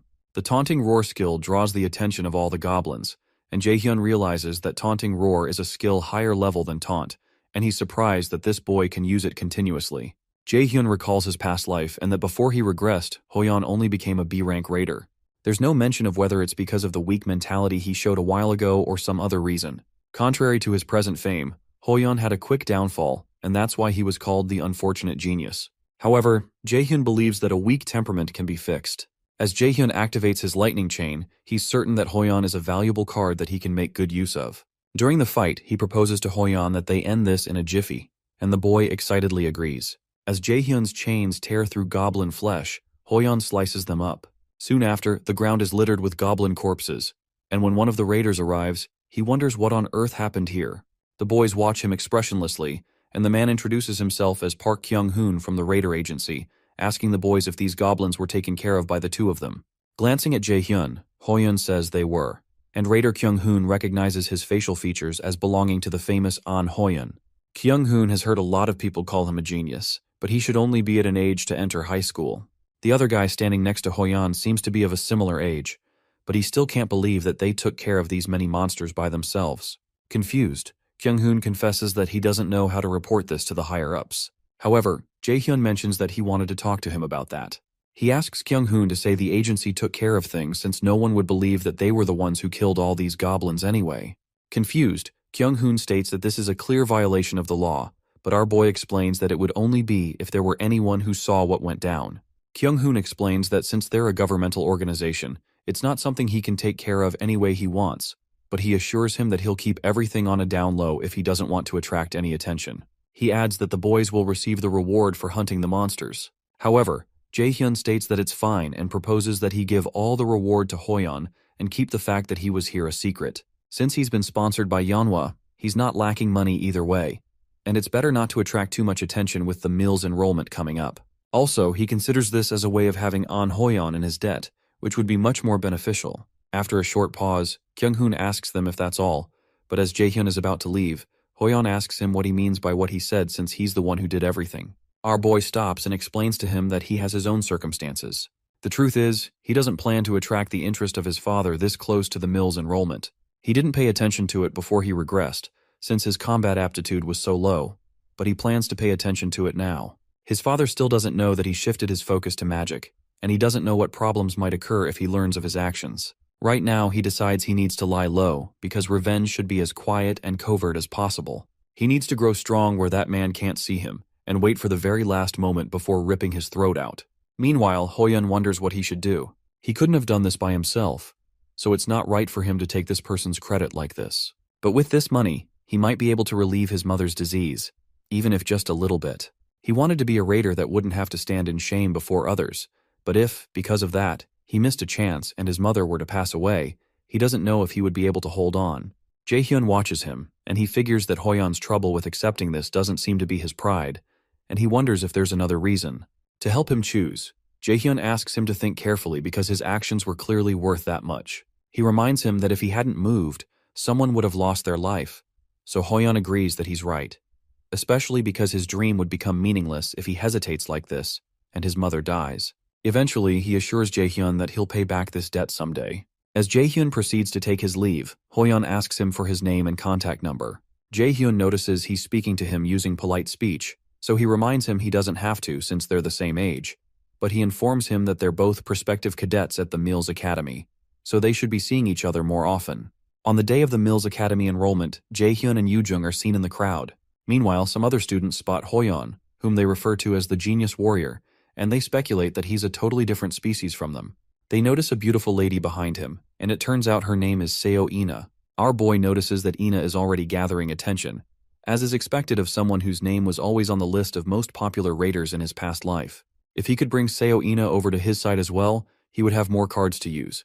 But the only problem is that she's different from the others, so there's no need to force things right now, especially since he already knows other resourceful people. Suddenly, Yoo-jung interrupts Jae-hyun's thinking by saying it's disgusting to keep staring at Seo Ina like that, no matter how pretty she is, but Jae-hyun asks her what nonsense she's spouting. Soon after, a man steps on the podium and tells the new cadets of Mills Academy that it's nice to meet them.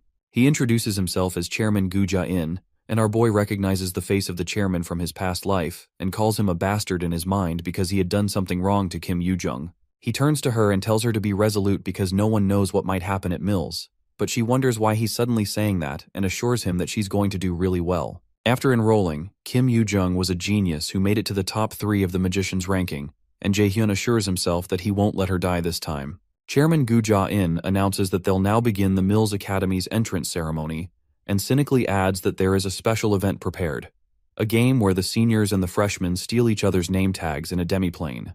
When he announces that the freshman hunt will now begin, a magic circle appears under their feet, which startles the students. As Yoo-jung jumps away because she's startled, our boy grabs her hands because it's dangerous to get separated. Meanwhile, manager Park Seung-jae recalls that today is Jae-hyun's entrance ceremony, and Seong-eun wonders if it's time already because she wanted to send him a message and wish him good luck. She realizes he won't be able to see the message anymore, and asks manager Seung-jae if the freshman hunt will also take 3 days this time. He affirms that it will happen in the demiplane for 3 days. Seong-eun considers that it's a shame that she won't be able to contact Jae-hyun for another 3 days. but Sungjai informs her he figured this would happen, so he sent a message in her stead. Excited, the guildmaster asks him if Jaehyun replied.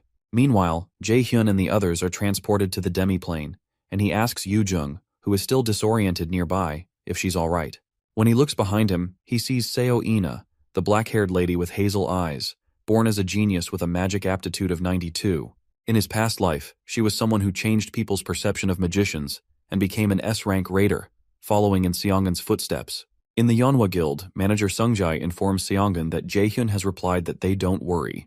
At the Mills Academy Central Control Room, the school officials gather to observe the proceedings of the freshman hunt. One of the instructors, Kim Seok-gi, notes that they have quite a few talented cadets this year, and An Hoyeon is so promising that he's getting attention even abroad. Seok-gi mentions that Seo Ina, Kim Young, and Lee Soo-hyuk all received aptitude scores of around 90 or above, but adds that the profiles of the cadets who changed their career paths haven't been updated yet. However, the chairman tells Seok-gi not to bother because there's no point in hearing about those who changed their paths at this point since their institution isn't so easygoing, and such whimsical people can't last long here. The cadets who enroll in Mills Academy are quite talented on average, but even among them, there are those who are obviously a cut above the rest. The chairman believes the average talents just become a stepping stone for the geniuses in the end, and they don't need to give an opportunity to such cadets. Sometimes, an awakened who meets an enemy they cannot defeat or comes to face death can gain another chance known as a reawakening.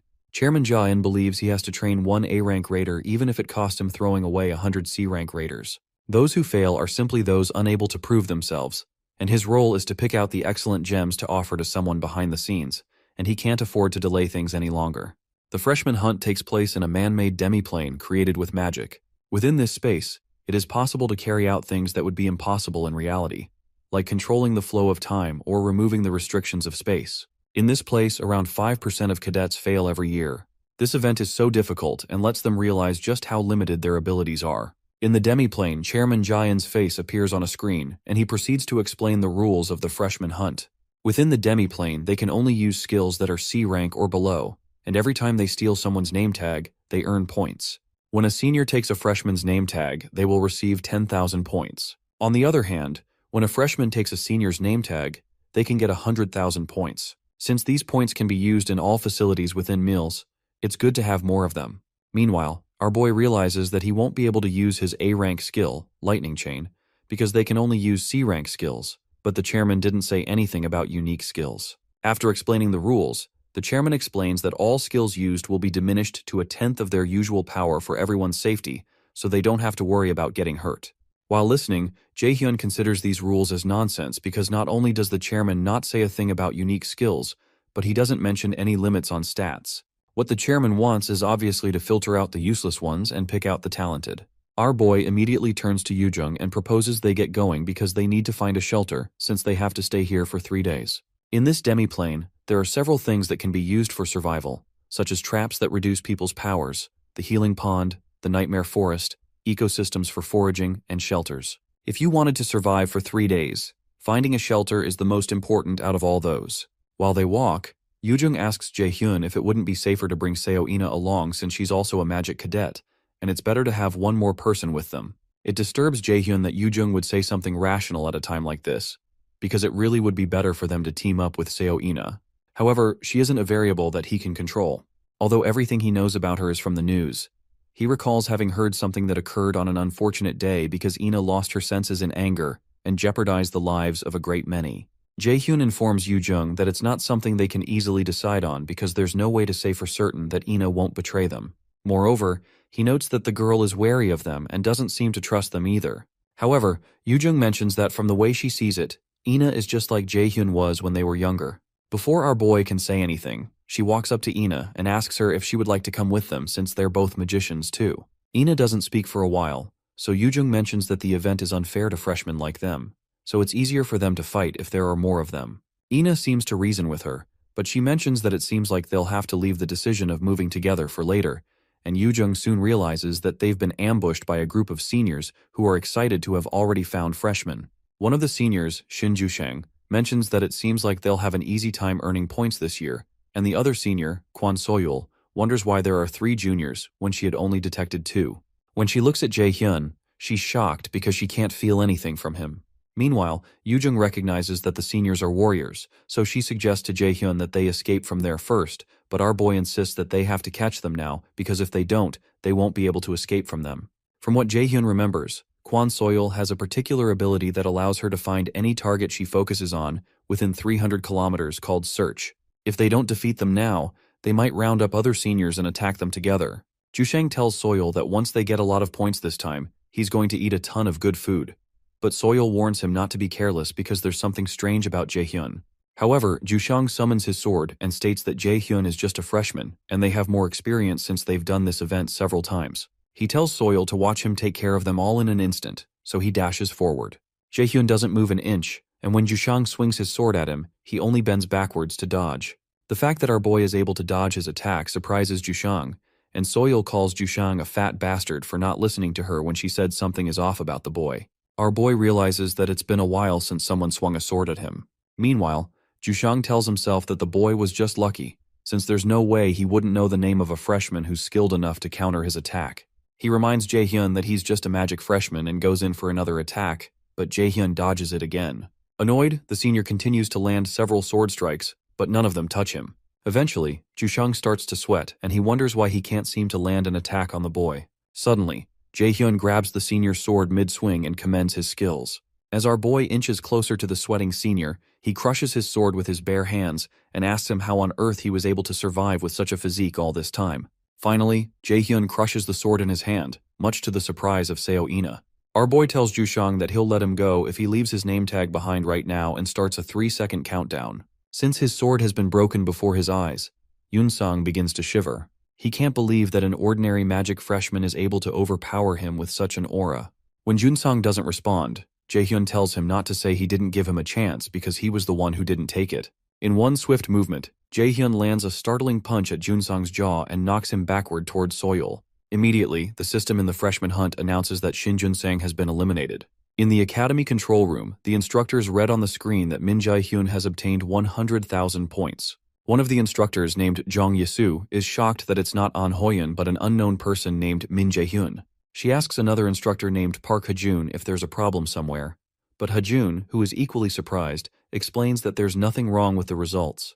Hajun asks another instructor named Kim Ji-yeon if there's any problem on her end either, but there isn't any. Meanwhile, a smirk develops on Chairman Jaehyun's face, and he seems drawn to Min Jae-hyun. Inside the demiplane, Soil demands to know what on earth Jaehyun is, but our boy informs Yoojung to get ready so they can take care of the other senior too, and he asks her to accept the party invite he'll send soon. As Yoojung equips herself, she wonders if Jaehyun was always this strong. Ina equips herself also, and Soil curses at the stupid Junsang, who has made things much more complicated. Even without the monstrous boy who took out Yunsang, 3-on-1 is too dangerous. She decides that she has to get rid of at least one of them and get away from here. After grabbing one of her daggers, she dashes toward Yoojung, who becomes startled. Jaehyun considers that Junsang didn't make a bad decision. He knows she plans to create confusion with a rush attack, then make an opening to escape. It's a good plan, but that would only work if Yoojung were just an ordinary person. To Soil's surprise, Yoojung activates her binding to attack Soil, forcing the senior to throw her daggers at her. Before the daggers reach her, Yoojung creates a barrier around herself. Jaehyun, who is watching nearby, considers that it's still too hard for Yoojung to take on a senior all by herself, and as he proceeds to help, Ina activates something called the Holy Light of Alfheim. Ina uses the Holy Light to form a radiant sword that catches our boy's attention. He knows that this is Ina's unique skill, and it's called the Falchion of Alfheim. Ina rains several holy swords on the unsuspecting senior and impales her, causing her to sputter blood from her mouth. As Soil falls to the ground, she realizes that all 3 students were monsters and not just one of them. Soon after, the system announces that player Kwon Soil has been eliminated. Based on the level of contribution, player Yoojung obtains 50,000 points, while Ina also gets 50,000. After taking down the senior, Ina turns to the others and asks them if she interrupted by any chance. Excited, Yoojung tells her she didn't because she was able to win because of her. Eventually, Ina asks her if the offer she made before is still on the table, and our boy realizes that he may need to update the information he has on Seo Ina. It's clear that she's reserved, distrusting, and very curious. Soon after, the system informs the 3 of them that they've formed a party and placed Jaehyun as the leader of the party. Sometime later, close to a shelter at the Nightmare Forest, some footprints are evident, and some students figure out that people have passed that way before, and it seems like they entered a shelter. The seniors are looking for the freshmen who were able to eliminate Kwon So-yul and Shin Jun-sung, so they decide to stop searching and just keep an eye around this area. The freshman hunt game lasts for 3 days, and they believe those brats can't stay holed up in the shelter for all 3 days. As they move forward to find the 3 freshmen, Yoo-jung appears nearby and one of the seniors named Kim Sung-hoon is punctured in the chest by a light, and the system announces his elimination. One other senior notices Yoo-jung running away and signals the rest, so they run after her. However, Yoo-jung is running with a smile on her face, and when she counts that there are about 5 of them, she's relieved that things are going smoothly. She soon turns to them and tells them that they're like dogs going after a bone, so she asks if they aren't embarrassed to be moving in such a big group, and the angry seniors ask her to stop right there. However, Yoo-jung keeps running away as she considers their simple-mindedness. Just a while ago, Jae-hyun had told them that although shelters may be a safe place, they can't stay there the whole time because they need to find food and they need to obtain points. The girls are surprised, but our boy plainly tells them that they need to hunt some seniors. In the present, Yoo-jung keeps running until she finds some mushrooms, which are, in fact, a Class 1 organism that can reduce one's abilities. She's glad that she's found it and has succeeded in luring over the seniors as planned, but she becomes worried that her endurance is slowly reaching its limits. Using the wind boost skill, she blasts herself far away from them and leaves things in Jae-hyun's hands. When the seniors enter the area, they're informed that they've entered the paralyzing spore mushroom habitat. A while back, Jae-hyun had visited Jae-sang to find a way to deal with the paralyzing spore mushroom during the freshman hunt, and Jae-sang informed him that ash tree sap would probably be the best way since it's common in the nightmare forest, but it's only useful as a cure and can't prevent the effect. If you're already under the effects of the paralyzing spore mushroom, then it would be of good use. In the present, the seniors stop when they realize where they are. As they watch Yoo-jung run away, the system informs them that they have entered the paralyzing spore mushroom habitat. One of them signals to their leader Ji-hyuk that this is pretty dangerous, so he suggests that they retreat, but Ji-hyuk angrily sets his sights on Yoo-jung, who is still running away. He asks the others if they're really saying they should give up when they've gotten this far, but the others consider that everything will be ruined if they make a mistake now, so they suggest they stop chasing. However, Ji-hyuk insists that Kim Sung-hoon was taken out by that freshman brat, referring to Yoo-jung, so they shouldn't be saying such bullcrap right now. The cautious one among them reminds Ji-hyuk again that it doesn't matter if their opponent is a freshman because it would be of no use if they also end up paralyzed. Because the paralyzing spore mushroom can affect beings within an approximately 50-meter radius, Ji-hyuk assures the others that the brat will be paralyzed too. He orders one of them, named Park Sung-hyuk, to stay here and steer clear of the debuff area to watch out for them, while the rest of them follow him to get the girl. He believes that all of their petty tricks will be useless, even though he knows that they're probably using one of their members as bait, trying to lure them into a trap so they can attack them. He believes that they're looking down on him too much. He can't believe that mere freshmen would dare to try to trick him. After running ahead for a while, they catch up to brat Yoo-jung, and Ji-hyuk tells her that a shitty brat like her really made them work for it. He asks her where she's going to run, but instead of cowering in fear, she welcomes them and informs them they're all done for. Yoo-jung asks which of them cursed at her and asks the person to raise his hand. And as the men dash towards her with their weapons, Ji-hyuk is amused that she's acting arrogant to the end. When the men almost reach her, she smiles and touches one of the mushrooms with her weapon, causing it to burst. The system notifies them that a paralyzing spore mushroom has burst, and all organisms within a 50-meter radius have been paralyzed for 2 hours. In a flashback, Yoo-jung protests to Jae-hyun that he had said they were going to look for something important, but there's nothing where they're looking but trees. He asks her to wait a while because they're in the right place while he drains some ash tree sap. Yi-jun points out that they must have noticed that this event is more advantageous to warriors, and Ina agrees that being able to use C-rank skills and below is a big restriction to magicians who rely heavily on skills.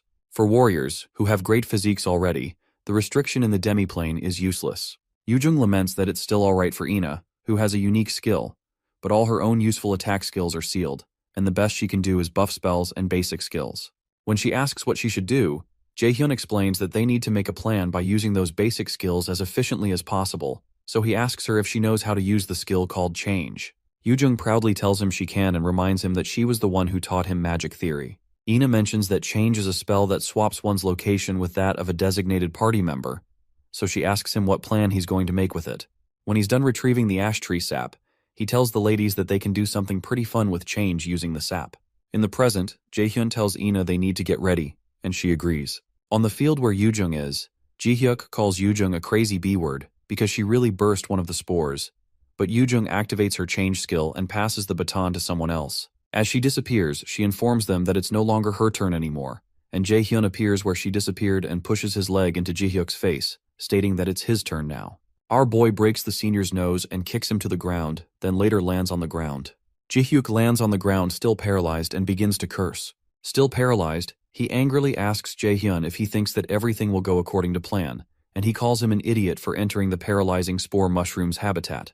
He informs Jae-hyun that he figured he would do something like this, so he left one of his companions waiting outside, and he promises him that they're done for once the spores dissipate. Before he can finish his statement, Jae-hyun informs him that the guy he left behind won't be coming. Confused, Ji-hyuk says he's saying bull, but a scream soon erupts from the spot they left Sung-hyuk in, and the system announces to them that player Park Sung-hyuk has been eliminated. Sung-hyuk lays on the ground with Ina's holy sword driven through his body, and the system awards 100,000 points to Jae-hyun, Yoo-jung, and Ina. Ji-hyuk lays on the ground confused, and Jae-hyun reminds him that he told him that his friend won't be coming. Extremely angry, Ji-hyuk blurts out that they're still in the same situation for the next 2 hours, and he'll personally take care of him once he's paralyzed. While he's still talking, our boy takes a step forward and asks him what he means by them being in the same situation. That sight shocks the heck out of Si-hyuk, and he wonders how this boy is moving right now. He protests that this is impossible, and Jae-hyun agrees with him that it is. However, Jae-hyun asks him to take it up with the gods. The truth is, our boy is unaffected by the paralysis debuff because Hell's Blessing completely negates any abnormal inflictions on him. Now sweat begins to drip from Si-hyuk's face, and he warns Jae-hyun to stay away from him. But the others soon watch the horrific scene of their teammate being murdered. The system soon announces that player Oh Jin-hyuk has been eliminated, and players Jae-hyun, Yoo-jung, and Ina have obtained 100,000 points. When that's taken care of, our boy smiles at the 3 people left, and as they plead that he stop, he takes out all 3 of them, and the team obtains 100,000 points 3 times again. Instructor Yisu can't believe her eyes, and the freshman ranking soon updates with Min Jae-hyun at the top, Kim Yoo-jung and Seo Ina at second, An Ho-yeon on second, 2 people named Lee Soo-hyuk and Cha Yu-won on 5th, and someone named Jang Ho-san on 7th. Meanwhile, Yoo-jung drinks the ash tree sap and almost vomits, but when Ina comes to check on her, she admits that she's feeling better now.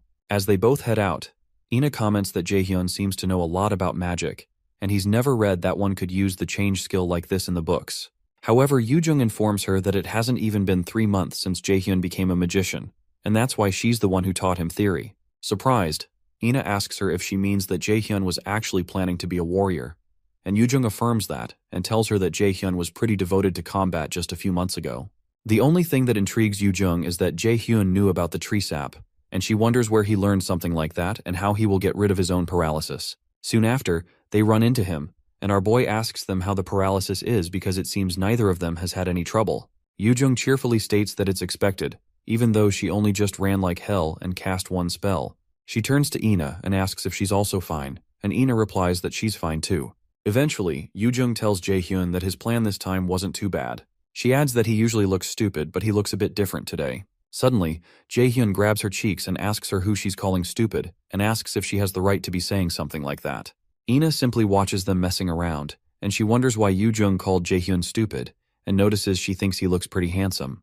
While they're both still messing around, Ina is caught off guard by her thinking and realizes this isn't the time to be thinking about something like that. And as a tear rolls down her cheek, she recalls that she has to be careful. Later, they return to their shelter, and Jae-hyun proceeds to make some sort of concoction.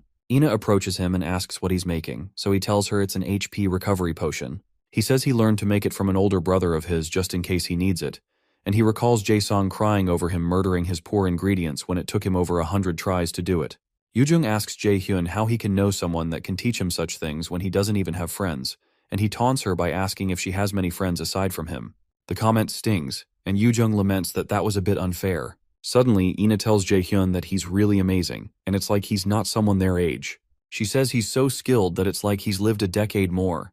Confused, Jae-hyun doesn't say anything, and he wonders how she got such great intuition since she was able to get the timing right. Eventually, Yoo-jung butts in and says it's time to stop chatting because they need to eat if they plan to get anything done tomorrow. She tells our boy to wait and see because she'll go and make something, but he tells her not to bother since they can eat some of the fruits they foraged. Annoyed, Yoo-jung asks why he said that and asks if he doesn't trust her, so our boy asks her to tell him the color of the cookie she made during home economics in middle school if she wants him to trust her. After thinking for a while, Yoo-jung recalls that they seem to be purple, so Ina asks her if she put in some blueberry jam. However, Jaehyun clarifies that that's not the case, but Yoo-jung can't cook, and he recalls how they had to call the teacher because he passed out after eating the cookie. To clarify things, he states that he can't cook either, so Ina mentions that she knows a little about cooking and asks if she can cook for them. Surprised, Jaehyun asks her if she can cook, so she says she used to cook every day when she was living with her grandmother.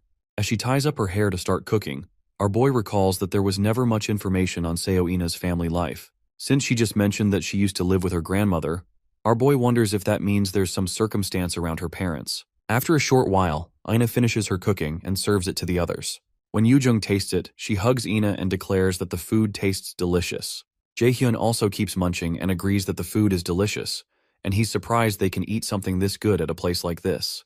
The compliments from them warm Ina's heart, and a smile forms on her face because it's been a while since she felt like this. Meanwhile, in the Mills Academy control room, Instructor Seok-gi mentions that the much-anticipated cadet, An Hoyeon, is in 4th place.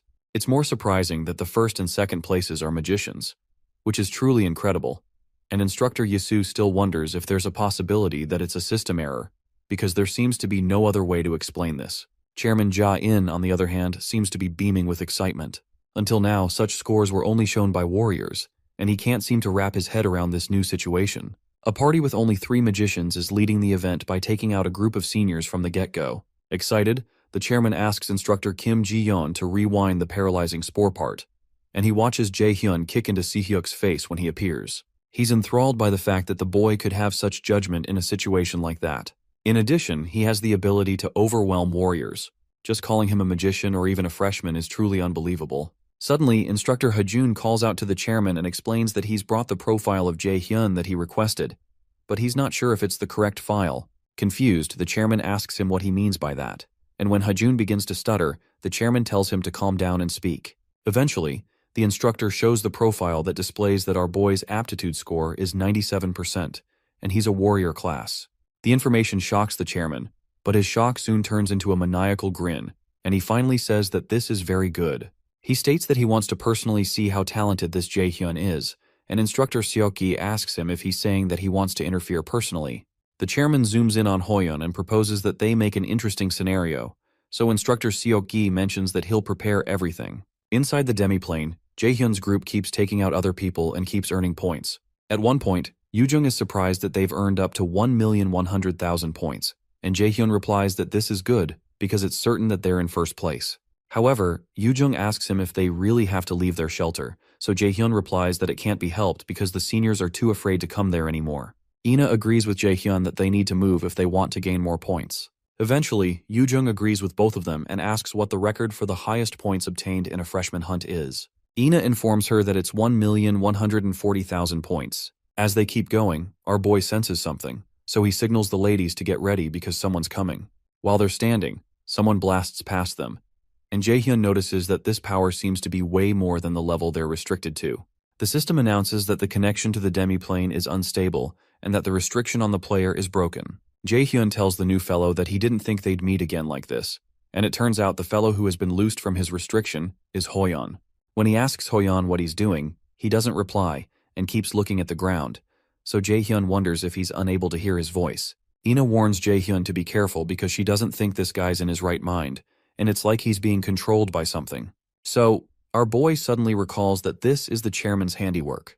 Before he regressed, something similar happened back then at the Mills Festival. That day, which was supposed to leave the young cadets with happy memories, instead left horrible red stains that couldn't be forgotten.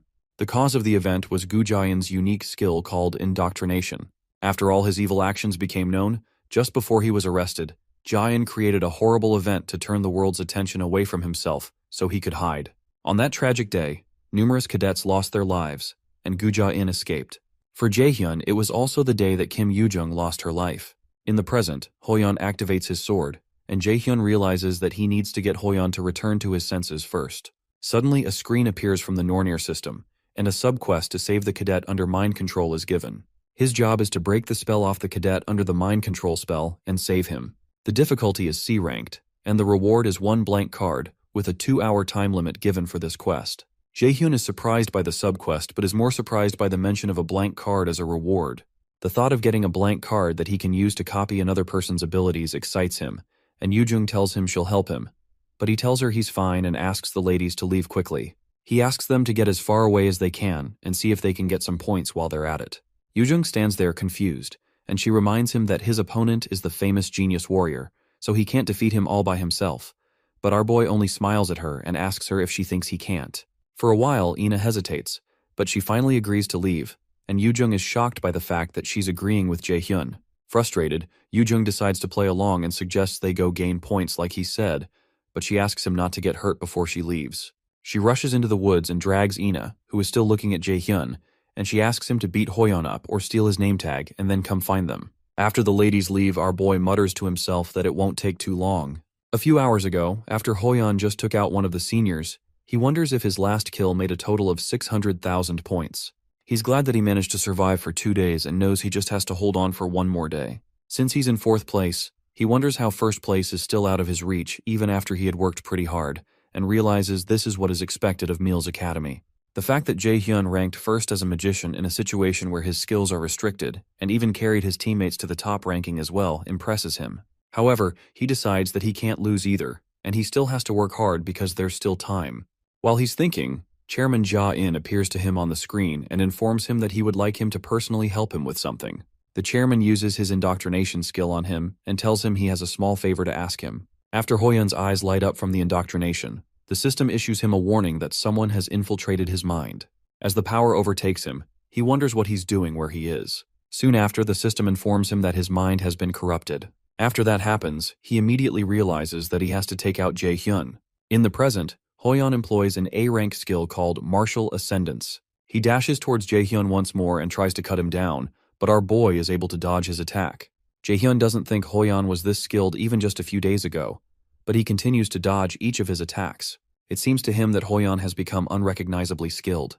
As Hoyeon tries to smash his shield into him again, Jae-hyun jumps backward and avoids the impact. He knows that he'll lose if this fight is determined by both of their physical abilities. To create some distance between them, our boy blasts himself backward with a gush of wind after activating his wind boost skill.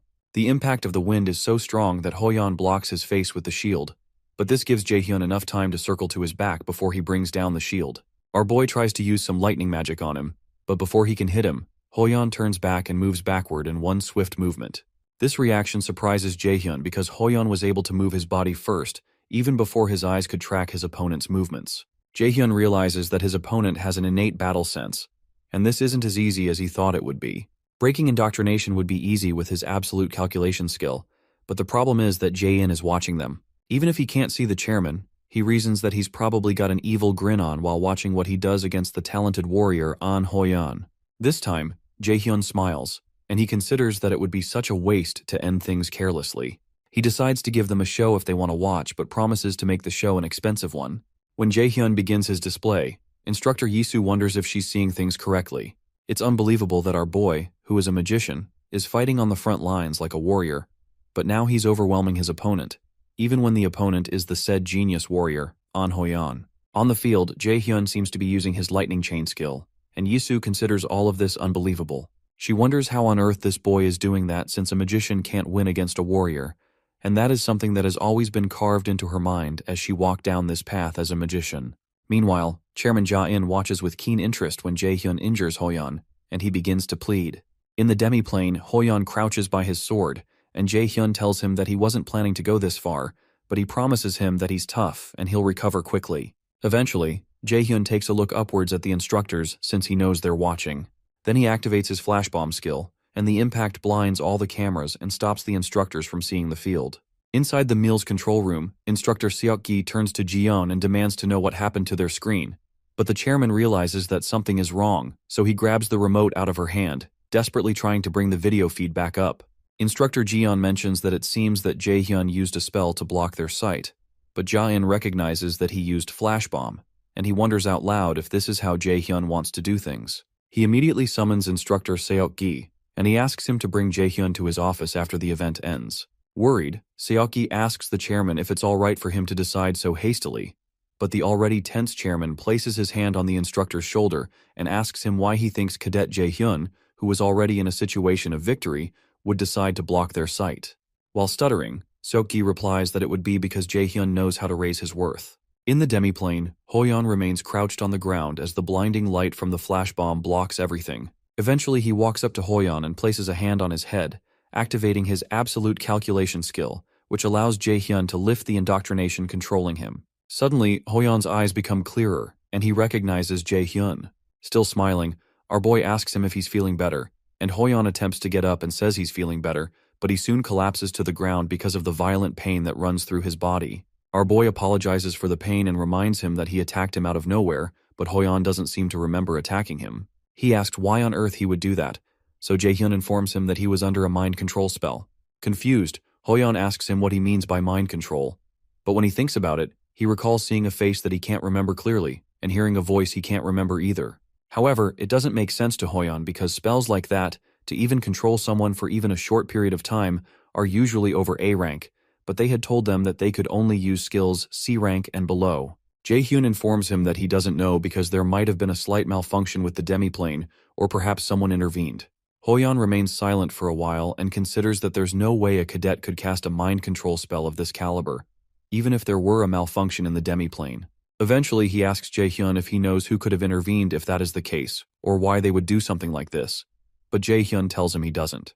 However, he adds that if whoever did this could do something like this, they're probably someone most wouldn't dare go against.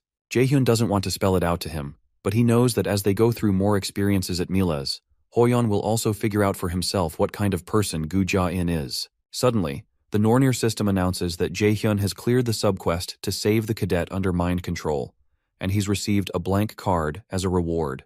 Eventually, Hoyeon attempts to get up. He realizes his body is a mess, but Jae-hyun doesn't have a single injury, so he wonders if this is his current limit. When he finally gets up, Hoyeon says he has nothing to say for himself and apologizes for what happened. But Jae-hyun jokingly tells him not to be gross, and says he'll be leaving now since Hoyeon can move around. Before he leaves, Jae-hyun wishes them both success in the remaining time, and as he turns around, Hoyeon stops him and offers him his name tag. Confused, Jae-hyun asks him what he's doing and reminds him that he'll be eliminated if he doesn't have his name tag. Regardless, Hoyeon states that it doesn't matter and informs him that he's been able to earn quite a bit of points, even though it's not as much as Jae-hyun has been able to earn. However, because he lost, he believes that the name tag belongs to Jae-hyun. After he tosses the name tag to Jae-hyun, he tells him that he lost this time, but it'll be different next time, and he promises to win his name tag back at the Mills Festival. After Hoyeon disappears, the demiplane system announces that he's been eliminated, and it awards 10,000 points to Jae-hyun's team. For a moment, our boy just stands there staring at the name tag that he recognizes is only worth 10,000 points. However, to him, the name tag is worth a lot more than that because Hoyeon was born with the combat talent that he coveted so much in the past, and now he acknowledges him. He's experienced quite a lot since he regressed, but this sense of accomplishment is on another level. With a smile on his face, he believes this is the beginning. For the first time, he feels like he's starting to move forward, leaving behind the past where he was weak as hell and stepping forward. Sometime after that, the 72-hour event finally comes to an end, and the system calculates the points that everyone has earned. Jae-hyun earns the highest number of points on record, which is a startling 1.53 million points, and he's soon transported back to the real world. When the students appear back in the real world, our boy considers that 1.53 million points aren't so bad, but Yoo-jung immediately busts his ass for not being much happier since it's still the highest number ever recorded in the event. She turns to Ina to get some support, but Ina laments about how they would have been able to get 1.6 million points if they had just stayed one more hour. At this point, Yoo-jung realizes her teammates are really insane. She tries to cheer them up by saying that they should be able to live quite luxuriously for a while with this many points, and Jae-hyun agrees. He calculates that if they multiply the points by 10, it would be kind of similar to real currency value. It's safe to say that they've just earned about 15.3 million won, which is approximately $12,000, and Yoo-jung almost drops her jaw. When Ina hears that, she's shocked that it was such a huge amount of money. Our boy informs them that he's first, but they have 1.48 million points at second, and they should also get bonus points. The mention of bonus points makes Yoo-jung grab Jae-hyun, and he tries to shake her off and explains that the bonus point is about 1 million points or so. The thought of all that money makes Yoo-jung light up like a Christmas tree, and she starts to twirl Ina around in a dance because of the mention of 1 million bonus points. While they dance, Ina is shocked that they got 2.48 million points and won 24.8 million won in just 3 days. Jae-hyun tries to stop them from dancing because it's embarrassing, and he notices the other students watching them with contempt. However, the girls continue to sing until instructor Seoki enters the room to greet everyone. He introduces himself to everyone and tells the 3 top winners he has something to speak to the 3 of them about. To get some privacy, he asks that they go somewhere else, so Jaehyun asks him if it's related to the amount of points they got during the hunt, and when he nods, Jaehyun follows him hastily. The ladies don't follow him, so they ask to know where they're going first. However, Jaehyun already knows, and he tells them they're going to the chairman's office, and Seoki affirms his prediction, informing them that they've been summoned by the chairman. Once inside the office, our boy takes his seat and crosses his legs. He asks where the chairman is, and makes a comment that the one who called them here isn't even present, which makes Seoki angry, but he has no choice but to control himself. The ladies, who are following behind, wonder why Jaehyun is suddenly acting like that, and they stand speechless until Seoki tells them to also take their seats. When they sit down, the chairman enters and apologizes to them for being late. The 2 ladies stand up, and Yoo-jung loudly introduces herself, and Ina follows suit, while Jaehyun just sits there. The chairman cheerfully tells them that he knows who they are, and Yoo-jung revels in that.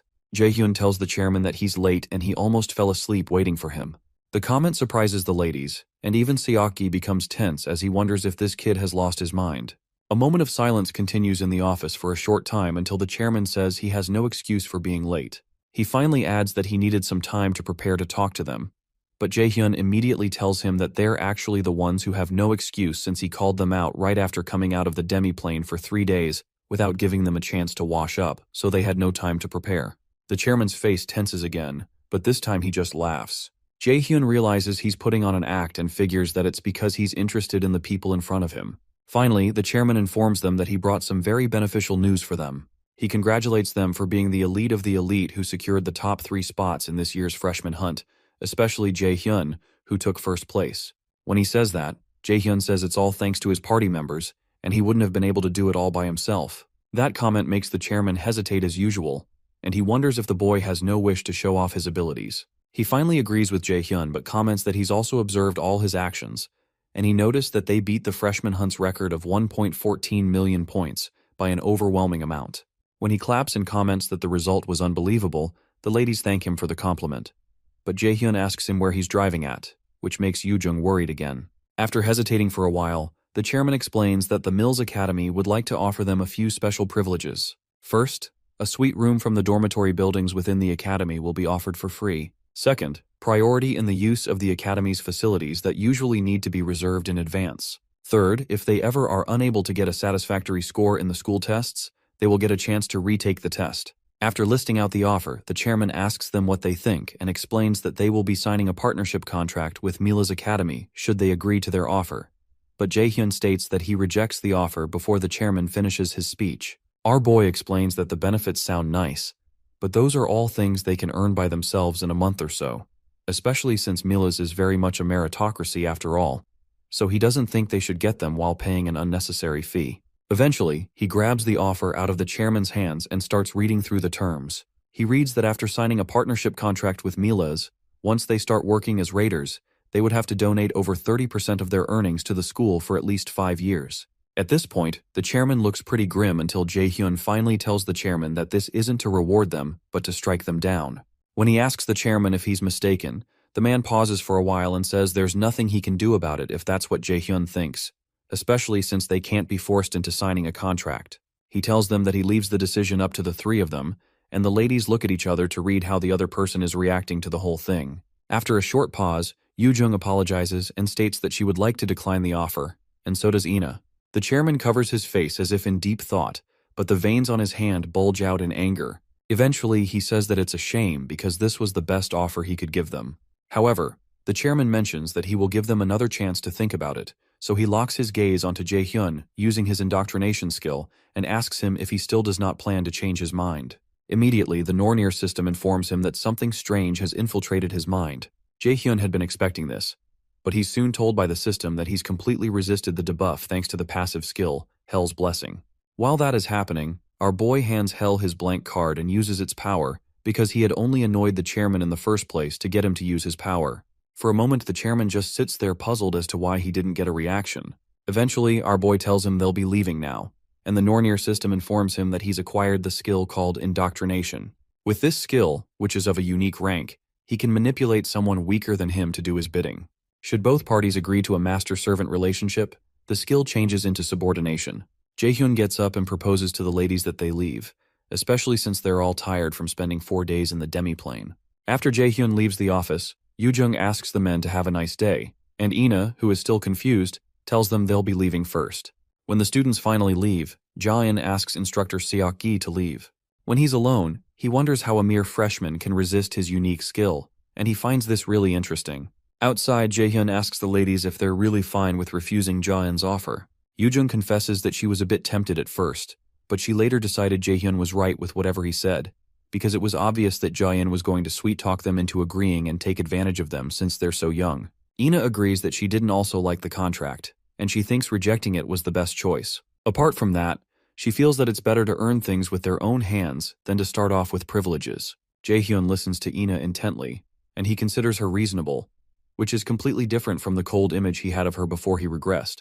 Suddenly, Yoo-jung asks them if they also noticed that something was really strange about Chairman Jaehyun, because his expression was totally sickening when they rejected his offer. Ina mentions that she thought so too, and she also mentions that the chairman and instructor Seok-gi never said a word about the problem with the demi-plane. Jaehyun listens to them talk, and he notes that Ina has really good instincts. Eventually, she asks Jaehyun if he knows anything about Chairman Jaehyun by any chance, so he asks her why she'd think that. Ina replies that he's always pretty calm, but the moment they met the chairman, he became strangely aggressive. Yoo-jung agrees with her, and she bugs Jaehyun to tell them if he knows something about the chairman. To answer their questions, he tells them that he's also not certain, so it's hard to tell them anything. But he informs them not to trust anyone in the academy, whether it's the chairman or the instructors. Suddenly, Ina walks up to him and asks if they can't trust him too. And while Jaehyun pauses, Yoo-jung steps behind Ina with an eerie look in her eyes and tells her not to trust Jaehyun either. She points out Jaehyun's fierce look and narrates how he once left her stranded in the middle of the streets instead of taking her home, and Jaehyun asks her why she's suddenly bringing up something that happened a long time ago. Annoyed, Yoo-jung grabs his hair and calls him a jerk, reminding him of how hard a time she had back when it happened. Eventually, our boy manages to get Yoo-jung off him, and he suggests they go in to rest since the sun has set. When it's time for them to separate, Ina doesn't look like she wants to leave, so she asks them if they'll be parting ways here. For a moment, an awkward silence occurs, and Yoo-jung just looks at the two of them. Suddenly, she hugs them both and asks why it feels like a teen romance over here, so she asks them to make room for her too. Jaehyun, however, drags her away and points her to the girls' dormitory, then asks her to go get some rest. She eventually agrees to go rest, and Ina follows behind, but she reminds Jaehyun to rest well before she leaves. Our boy soon heads to the boys' dormitory. When he gets to the door, he realizes it's been a while since he's been here. He recalls the musty smell of mold from the corners, the floor that a lack of funds left unmaintained, creaking with every step, and eventually goes to his bed. To him, those who remained in this dormitory after a few years are those without talent, so he hopes to find a new place as soon as class is over the next day, because experiencing hell once was plenty enough. The next day, Jaehyun goes for a run and eventually stops after he feels he's done enough for a warm-up. He turns around towards the dormitory so he can start getting ready for his first class. Shortly after, all the freshmen that are magician cadets gather in a room, and their assigned instructor for the basic mana acclamation, Kim Ji-yeon, comes to introduce herself. While she talks, Jaehyun frowns because this instructor isn't someone he's familiar with. Even considering the fact he was a warrior in the past, he doesn't have many memories of his instructor. She could be one of the instructors who quit soon, even though becoming an instructor at Mills wasn't easy. The instructors who still remained at Mills were those like Kim Seok-gi that were greedy for the crumbs Jaehyun was willing to throw them. Ji-yeon mentions that she's sure that most of them found it strange that their first class was not in a classroom, but a large facility like this instead. As some doors open behind her, she explains that the reason is to test their mana sensitivity. The students are shocked by the sight of the doors that seem to be exposing a mana cube, and they hope they're not saying they have to go in there. While they lament that this is too difficult for a first class, Jaehyun considers that this mana cube feels similar to the mana cube he saw before, but it has way less mana. Instructor Ji-yeon explains to them that what they're looking at right now is called a mana room. It was built based on a mana cube that can normally be found at guilds. For cadets like them, she explains that it is close to impossible to break out of a mana cube, and that is why they prepared this. The odd thing is that our boy had broken out of a mana cube at his guild. The mana room is divided into many sub-rooms. The first room's mana is similar to the amount in the atmosphere, but the mana becomes thicker as you go further in. On average, a first-year Mills Academy cadet can usually reach level 3. A graduating cadet can reach their limit at around level 7. In this class, they will find out what level their mana sensitivity is at. Jiyeon asks the cadets to form a line and follow behind her. She informs them that they can raise their hand if they have trouble during the test, so they can follow the assistant instructors out of the room. Soon after, she enters one of the mana rooms, and the cadets follow her in. After everyone enters, Instructor Jiyeon notes that none of the cadets seem to be having trouble at level 1. She decides that they move to level 2, and when they enter, some of the cadets begin to pant, and the instructors have to help them out. After they leave, Jiyeon asks the rest that are still standing to follow her to level 3, and when they enter, almost half of the class raises their hands, but Jaehyun, Yoojung, and Ina do not seem to be affected at this point. Instructor Jiyeon asks that the rest follow her to the 4th level, and many more people raise their hands. When those uncomfortable leave, she proposes they move to level 5, and then many more people ask to be excused at that point. At level 6, several other people are taken out due to exhaustion. Yoojung asks Jaehyun if he feels like it's starting to get hard to breathe, but he says he doesn't think so. Meanwhile, Ina watches Jaehyun and notices that he seems like he's still doing fine, so she decides to try harder.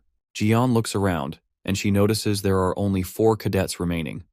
Jaehyun, Yoojung, Ina, and one other guy named Lee Soo-hyuk.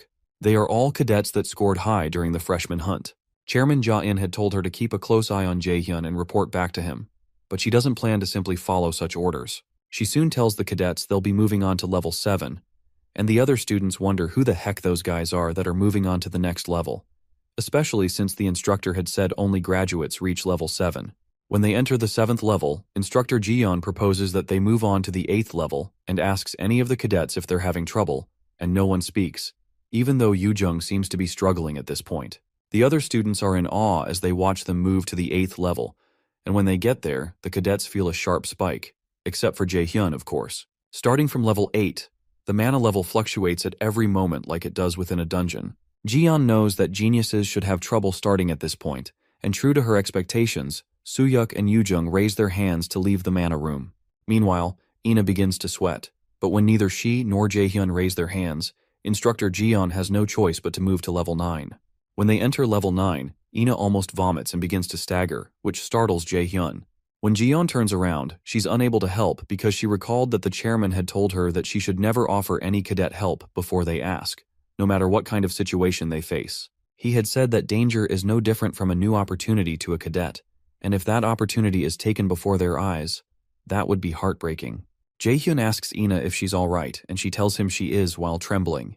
At this point, she can't clearly see Jaehyun's face, and she really doesn't want to lose. Everyone Ina knew had always told her that only the strong can survive, and she won't be able to do anything but bow down before a warrior, even if she has some talent with magic. She's been told that the weak have no future, and she really desires to be acknowledged at this point, but she finds herself collapsing as Jaehyun tries to hold her up, and she tells him she's lost again. As the assistants take her out, Jaehyun wonders what she meant by losing. When they enter level 10, Instructor Jiyeon asks Jaehyun if he's alright, and she knows even she will begin to have some trouble from here on. Eventually, our boy turns to her with a smile on his face, and he states that he's also having some trouble and would like to go out now. When she hears that, Jiyeon asks him to come out with her. As she heads out, she wonders what he means by having trouble since she can't see a single sign of that. When they finally get out, Jiyeon asks the other cadets to clap for Jaehyun because he succeeded in reaching level 10, which means he's on a par with a raider, that is, a B rank or higher. As she tells everyone else to work hard and try to catch up with him, Soo-hyuk glances at Jaehyun with a frown, and Ina doesn't look so happy with herself. Shortly after, our boy asks Ina if she's alright. She tells him she is and apologizes for making them worry, so Jaehyun tells her it's good since nothing serious happened to her. Yoojung asks Jaehyun if he's also alright since he looked pretty unaffected a while ago, and he tells her he is. Then he asks her to take the towel from around her neck because she looks like a construction site worker. The statement riles Yoojung up as expected, and she regrets having been worried about him. While she's ranting, Jaehyun asks her if she's also not in any pain, and she says that the doctors also said she's fine, and she gloats about how fit she is. For a moment, Jaehyun watches Ina. He had thought she was just a bit competitive, but something seems to be different. It seems to him like a case of compulsion. Fortunately, she didn't get very hurt this time, but with that kind of personality, it will be hard to control her later. Of course, he doesn't mean to make Ina dance to his tune, but like it's happening with Seongun, Hoyeon, and Jaesung, he has a feeling that Ina's future will change also. He also figures that's also true for Yoojung, and while he glances over at her, she asks him what he's looking at and if she's that pretty. But Jaehyun asks her if she's sure there's nothing wrong with her, because she could only be saying such nonsense if she's hurt somewhere. As Ina tries to subdue Yoojung from taking revenge, our boy thinks about how he doesn't know what kind of effect his actions will have in the future. In this quickly changing environment, he decides that he needs to prepare if he wants to stay one step ahead. While he's thinking, Yoojung manages to break free from Ina's grip, and she wraps the towel around Jaehyun's neck. With a smile on his face, our boy removes the towel, covers her head with it, and uses it to scatter her hair. When he's done, Yoojung begins to curse and her surroundings light up like an inferno. Annoyed, she asks him if he knows how much time she spent setting her hair this morning and asks him if he has a death wish. However, Jaehyun tells her he's sorry, but he comments that it doesn't really make that much of a difference. That statement further annoys her and she asks him if he's calling her ugly, and it is at that moment that Jaehyun realizes he messed up. He immediately turns around to make a run for it while Yoojung chases after him, while Ina watches them in amusement. Ina considers how the two of them are really close, and when the two friends run past Soohyuk, the guy notices Jaehyun and wonders how the bastard reached level 10. While he's looking, a friend of his named Kim Min-soo comes by to say hi and asks him what he's thinking about so deeply. Soohyuk asks Min-soo to tell him everything he knows about the guy that's getting his hair pulled out by the lady, and even though Min-soo wonders why Soohyuk is talking to him like a slave, he explains that Jaehyun is the first guy to get first place in the freshman hunt as a magician. Soohyuk tells him that he knows that, but what he wants to know is where a guy like that came from all of a sudden. But Min-soo just shrugs because he doesn't have that answer. No matter how much Soohyuk thinks about it, it doesn't make sense. To him, there's something weird about this Jaehyun guy, and he believes he's hiding something. Meanwhile, Min-soo thinks about how he's not used to this new Soohyuk because he used to know him when he was younger. Eventually, he tells Soohyuk that Jaehyun has already proved himself twice, so there's no need to keep looking for something mysterious since it's most likely impossible to cheat in meals. However, Soohyuk informs him that there's no way there's someone stronger than him unless they're cheating. That statement stuns Min-soo, and he considers that Soohyuk won't win against Ina or Yoojung either, but he doesn't say it out loud. Eventually, he advises Soohyuk that they don't need to become unreasonable, because he won't win against Jaehyun even if he dies and gets resurrected, but the guy doesn't listen to him. Sometime later, Jaehyun has a video call with his delightful teacher, Seongun, and he asks her if she called him because she wanted to hear about what happened at the freshman hunt. Seongun agrees that she did, because it's more interesting to hear it from him directly. Excited, he informs her that he got first place, and that makes Seongun proud. She notices that his apartment seems to be too good for a freshman to have, and suspects that he got a lot of points. Finally, she congratulates him for taking the best first step in Meals Academy, known for being hard to survive. She tells him she's proud of him, and our boy mentions that he's relieved because he was worried that she would scold him if he got second place. That makes her giggle, and she asks him if there were any cadets who caught his eye during the freshman hunt. Surprised, Jaehyun asks her if she's going to scout them or something, so she tells him that they're considering it and they're planning to reward him for the information he shares. Jaehyun explains that telling her isn't hard, but to think he'll get a reward for something like this, he asks her if she's not being too generous, but she insists that she's doing this because she knows he won't cooperate if she offered 10 times the amount in the future. Eventually, he mentions Ina, Yoojung, and Hoyeon, saying those three are the ones that can be recruited by Yeonhwa. When he hesitates to mention someone else's name, Seongun asks him to speak, so he adds that he knows someone who isn't a freshman, but would be good to recruit from the upperclassmen. Seongun promises to give him a big welcome. After they end the call, the guildmaster thinks of Lee Jae-sang, whom Jaehyun had mentioned, and she recognizes him as the youngest son of the S-rank raider, Lee Jae-sin. During the call, she had mentioned to Jaehyun that Jae-sang is not as talented as his other siblings, and she knows that Yeonhwa might have some problems with Lee Jae-sin's Zephyr Guild by taking Jae-sang in. With such a risk, Seongun asks Jaehyun if he still thinks they should recruit the boy, and he says he does because Jae-sang will become the world's best alchemist in the near future. After they end the call, manager Sung-jae informs her that Guildmaster Ms. Baek Ji-hyun has arrived. Seongun asks him to escort her in, so Ms. Ji-hyun steps in with Yeonju behind her. When they step in, Seongun comments that they arrived exactly on time, so Ji-hyun responds that time is also a very valuable property to a merchant. Ms. Ji-hyun stretches her hand to Guildmaster Seongun and states that it's been a while, but Seongun politely tells her that she doesn't think they're close enough to greet each other so familiarly and asks her to take a seat. When Ji-hyun has her seat, Seongun, still smiling, asks her what the master of the Curator Guild wants with her. Ji-hyun is amused by Seongun's straight-to-the-point nature and comments that becoming close will really be difficult, but she admits that she also likes it. Eventually, Ji-hyun mentions that there seems to be someone Yeonhwa has been raising quite well, so she asks how much she can purchase Jaehyun for. Seongun tells her that it's unfortunate that Yeonhwa Guild doesn't think of its members as commodities that can be bought, so she suggests that Ji-hyun look somewhere else. However, Jihyun asks her if the child would agree with that, so Seongun tells her there are some things that can't be bought with money, but remarks that she most likely wouldn't know. Eventually, Jihyun replies that she didn't think Seongun would take her offer anyway, and it doesn't matter because she only came as an act of courtesy. Amused, Seongun informs her that her thoughtfulness is quite unpleasant, but Jihyun thinks that's a shame and decides to leave since it's getting late, and Seongun doesn't seem to want to talk to her either. As she gets up to take her leave, Seongun retorts that she's glad that she noticed that she doesn't want to talk to her, and Jihyun jokingly responds that a sharp eye is also a merchant's virtue. The next day, after an endurance test at the Mills Academy, the cadets wait for the system to analyze the results of the endurance test. An Hoyeon ends up first with 101 points, while Jaehyun comes in second with 99 points. The result makes our boy hiss, but he had expected that he won't be able to compare to a combat genius like Hoyeon. However, he doesn't consider second place a bad result.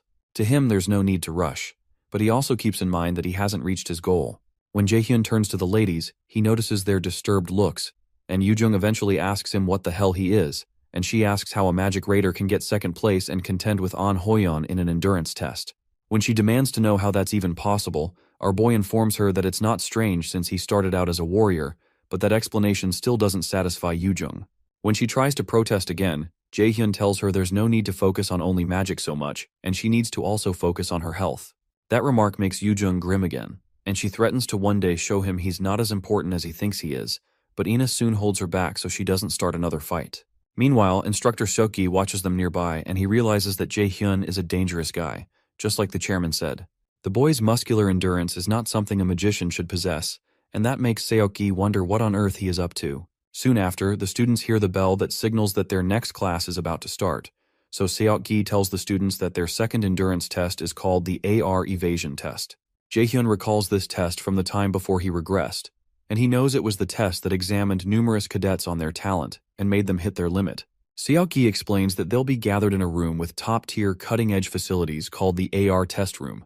The AR combat measurement system in front of them will help test each cadet's ability through virtual battles with opponents created within augmented reality.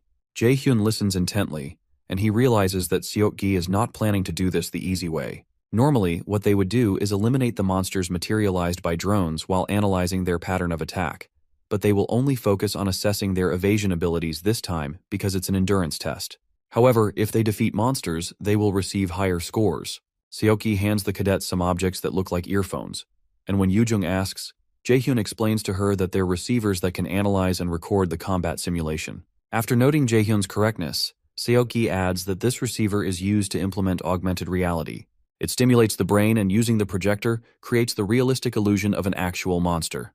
Through drone cameras, 3D images are augmented into the surroundings, making it seem like there are real monsters present. The use of such devices is for safety and to avoid the possibility of getting hurt.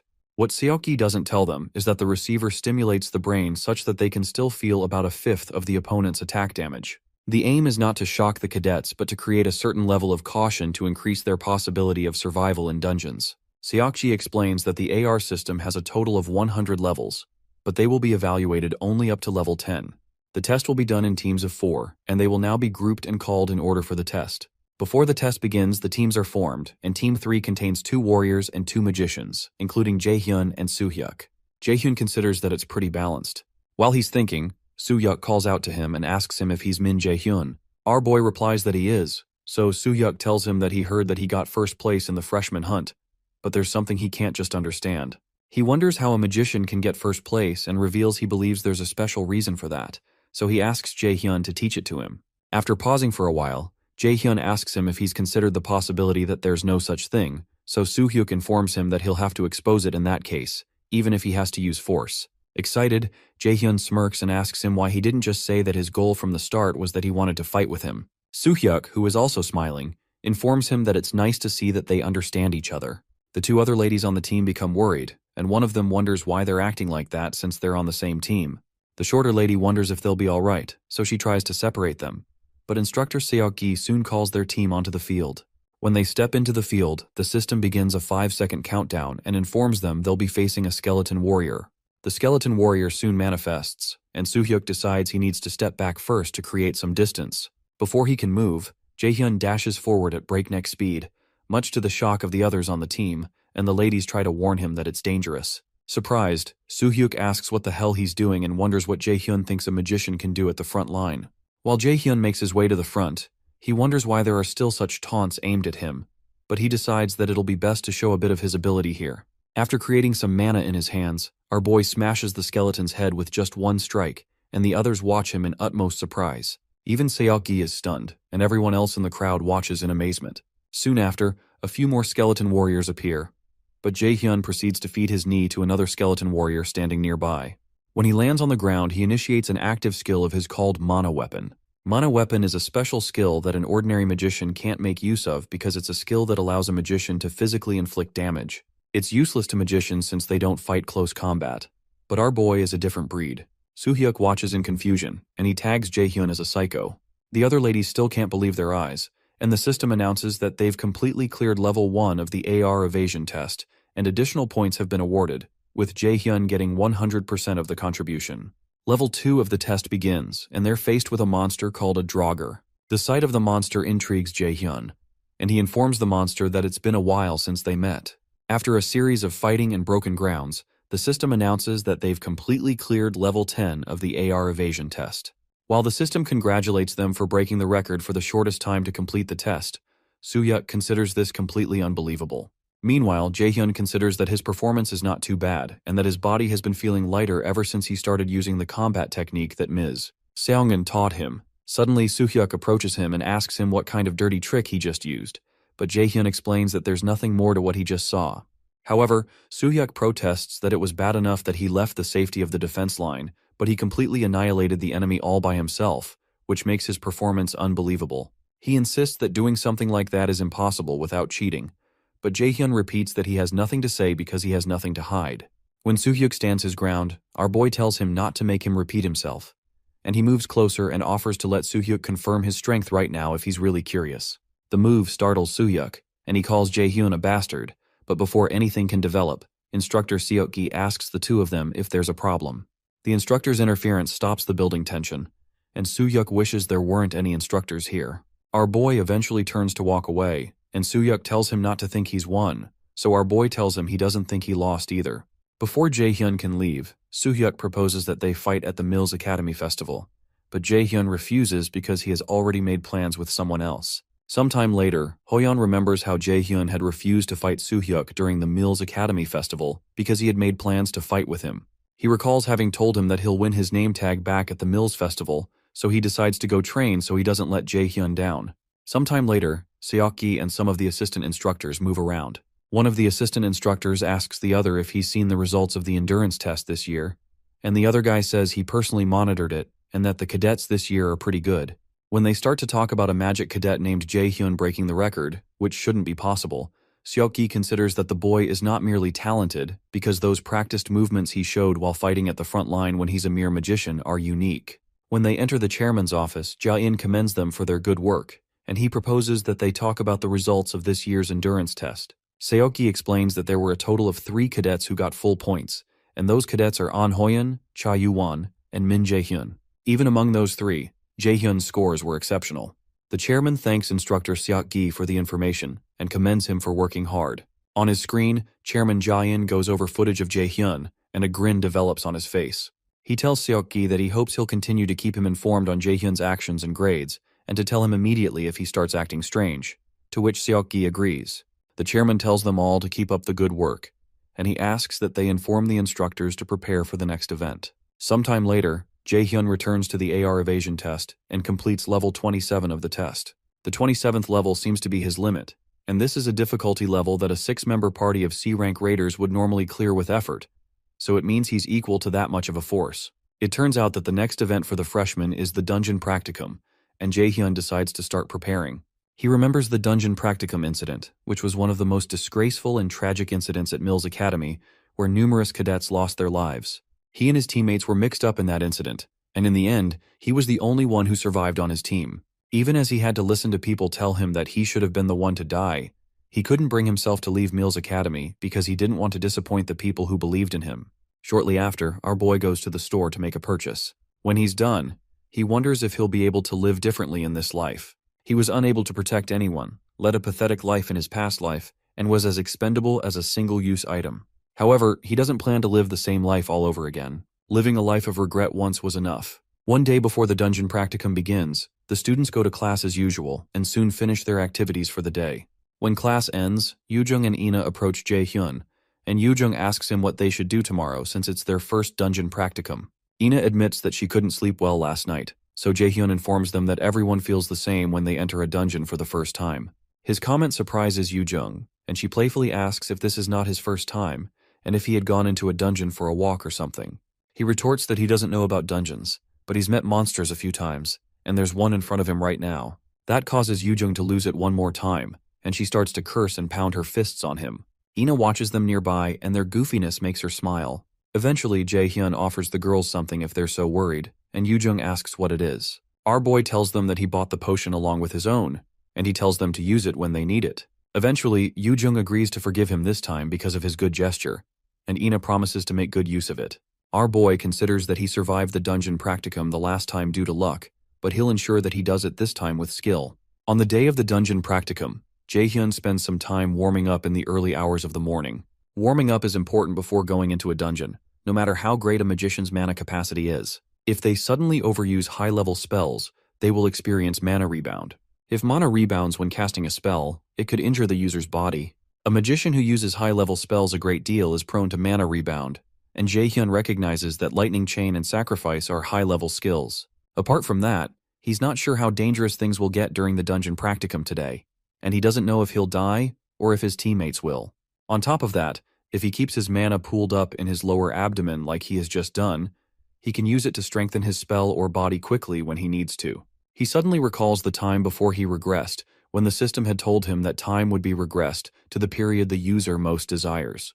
While he's deep in thought, the Nornir system activates a main quest. Apparently, he has succeeded in returning to the time he longed for. From now on, he has to go through several junctions that left him with regrets and decide whether to make the same choices or change them.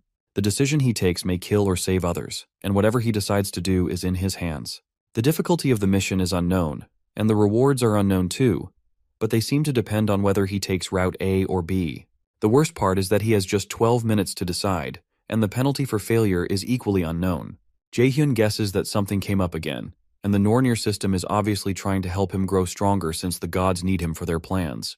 However, he doesn't understand what they mean by him choosing his route, and he wonders what on earth they're planning. Shortly after, the freshmen gather at the Mills Academy underground mock dungeon. Instructor Yejeon comes to attend to them and informs them that they'll be grouped into teams of 4 via lots and will have to act together. When the students begin to murmur, Jae-hyun guesses that the others think it's not fair. Real monsters will appear in this dungeon, and if you're lucky, you can clear the dungeon easily, but if you're unlucky, you'd be part of a low-ranking cadet team struggling to raid the dungeon. When the murmuring continues, Yejeon silences them and explains that their scores in the dungeon practicum will be part of their official tests. Apparently, only low-level monsters that they can defeat will appear in the dungeon practicum, and Yejeon tells them all to try their best. While she's speaking, Jae-hyun reasons that this is Chairman Ja-in's trap. Like the instructor said, most of the monsters that appear here are low-level, but if things go like they did before he regressed, boss-level monsters will be mixed in. He recalls the D-rank boss monster, Kobold Lord, and even though it isn't a difficult opponent for him, he doesn't plan to follow along with Ja-in's plans, except that the small gap Ja-in will leave open in this dungeon practicum might actually give him the opportunity to end him. Shortly after, Yejeon declares that the cadets should come forward and pick a lot, one at a time. After picking, Jae-hyun and Ina end up together, and our boy tells Ina he's glad he knows someone on the team, to which she also reciprocates. He's glad there's someone on his team he can talk to comfortably, especially someone who is skilled. While he considers coming up with a strategy, he's shocked by the sight of his 2 other teammates. The lady introduces herself as Warrior Kim Jina, and the guy introduces himself as Warrior Park Sungwoo. Sungwoo cheerfully asks if they're also on Team 3, but Jae-hyun recalls how these 2 people were his teammates in his past life, and they ended up getting killed by the boss monster after they asked him to run away while they took care of things. Suddenly, our boy understands what the Nornir system means by him choosing his route, and he can see the choices in front of him. When the new 2 warriors step forward, our boy realizes this is what the Nornir system wanted from the start. So he shakes them and introduces himself as Jae-hyun, and introduces Ina also because she's clearly shy. It amuses Sungwoo that Ina is shy, but he's certain that they'll all get along as they spend time with one another. And Jina agrees that they'll all get along well. Our boy realizes that these two warriors are the same as they were in his past life, and he's happy with how cheerful they are with Ina. Once they've gotten introductions out of the way, Jaehyun proposes they make plans first. The other two agree, and one of them suggests making Jaehyun the team leader. With the quest the Norner system showed to him still in his mind, our boy sits down to explain the plans to them. He reminds them not to get weak no matter what pops up in the dungeon, because if the warriors in the vanguard start to falter in particular, the whole party will end up annihilated. The warriors are intrigued by Jaehyun's tactical intelligence, and Sungwoo says this is expected of the person that got first place in the freshman hunt. Sungwoo realizes the details of the strategy are no joke and says he's memorized all 6 parts of it, and Ina says she has too. Soon after, Instructor Jeon steps forward to inform the cadets that their planning period is over. From now on, they will officially begin the dungeon practicum, and she asks the team leaders to come forward. Jaehyun steps forward, and when he looks to his side, he notices Hoyeon coming forward as the team leader of Team 4, which Yoojung is part of. He's glad that Hoyeon is the team leader because that means Yoojung won't get hurt. When the team leaders step forward, Jeon instructs the team leaders who are ready to lead their teams into the dungeons assigned to them and wishes them good luck. Shortly after, Hoyeon leads his team into the dungeon assigned to them. One of the party members notices that the place is pretty damp and has a musty smell, which enlightens her about how dungeons are in real life. Yoojung asks the rest if kobolds will probably come out since it's an underground dungeon, and their other male teammate agrees that they probably will because he heard underground dungeons have a lot of ore. Excited, Yoojung hopes that there are diamonds around somewhere, but while she's talking about it, she suddenly pauses when she senses something, and Hoyeon immediately announces that something is coming, so he asks them to go to their positions. Yoojung quickly goes into action, but the other cadets don't look so confident when they notice that they're surrounded by kobolds. As if it's not enough that they're monsters, the kobolds are equipped with digging equipment. Hoyeon informs his team that the kobolds are weak monsters, but it'll be difficult to deal with them if they swarm them, so he charges at them and proposes they finish this quickly. Yoojung uses an explosion from her holy force and activates her flash bomb skill, causing a release of a huge explosion that blinds the monsters, giving Hoyeon the chance to cut them down. While the other two teammates fight with the monsters, Yoojung activates a move called the Wind of Helheim and activates a skill called Air Blast. She releases several blasts of air towards the chest of the kobolds and knocks them to the ground. After they take down the monster, Hoyeon asks if everyone is fine, and the ladies reply that they are. When they turn to the other male, Seho, they notice he seems to be choking, so they rush to help him, and Yoojung wonders what's wrong because she's never heard of kobolds using poison. When Yoojung looks up, she realizes that the boy isn't choking because of poison, but because of an overwhelming wave of mana hitting him. In front of them is a huge kobold boss, and the students freeze. Shocked, Hoyeon asks why there's a kobold lord here. Meanwhile, in the dungeon assigned to Team 3, Gina confesses to Jaehyun that she knew he was strong, but he's really amazing. She asks him how many monsters he's dealt with so far in their walk through the dungeon, but Jaehyun insists it's nothing because things just happened. However, Gina insists that it's nothing because they will be able to clear the dungeon without anyone getting hurt if things continue like this. When Jaehyun looks to his side, he notices that Ina is distracted, so he grabs her hand and asks her if other people still make her uneasy. She admits that they do, so Jaehyun realizes she's really shy. But then, there were rumors that no one had seen Ina speak more than 3 words at a time. While moving forward, the team runs into a room filled with ores. Our boy realizes that this is different from what he remembers, and this clearly must be Jaehyun's doing. It occurs to Jaehyun that his existence has caused Ja-in to change his plans from what he did in the past. Suddenly, Jaehyun senses a monster coming, and he supposes it's the Kobold Lord, so he informs his teammates to use their Plan C by defending first, and then counterattacking. When Jaehyun tells them to be careful because this monster is different from what they've encountered before, Sungwoo becomes worried that a stronger monster is coming, especially because they had been told that only weak monsters appeared here. Suddenly something breaks in through a nearby wall, and the cadets are shocked to see a Kobold Lord. They wonder what a boss monster is doing here, and as Ina is about to run backward, she recalls what Jaehyun said about the whole party being annihilated if any of the warriors in the vanguard start to falter. She quickly activates the magic armor around the warriors, and Sungwoo struggles to focus because of the sheer size of the monsters. Eventually, Jaehyun activates his taunt skill, and when the Kobold Lord attacks Sungwoo's shield, Sungwoo calls out to Jaehyun. Our boy rushes towards them and creates a mana attack in his hands, and he blasts the Kobold Lord.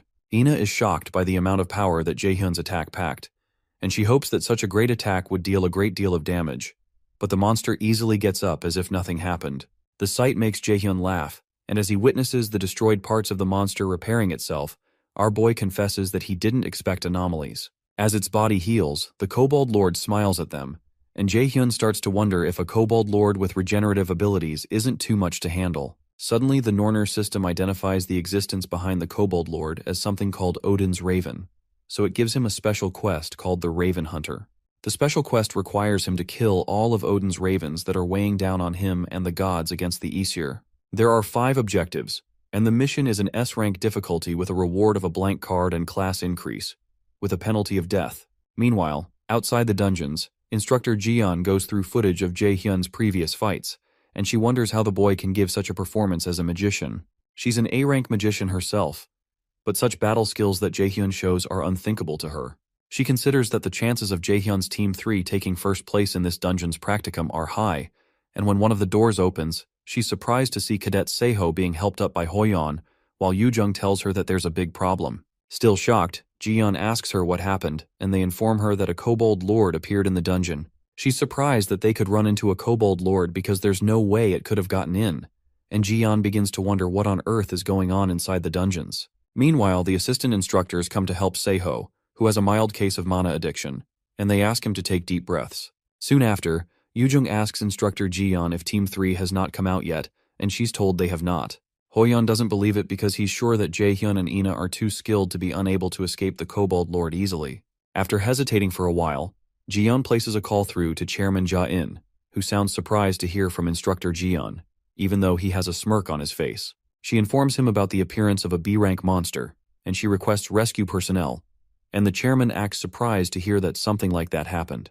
He tells her not to worry too much because he'll send a support team, so he asks her to wait on site. After he hangs up the call, Instructor Jiyeon experiences a strong feeling of uneasiness, but can't explain it. Meanwhile, inside the dungeon, Ina, Gina, and Sungwoo grow tired.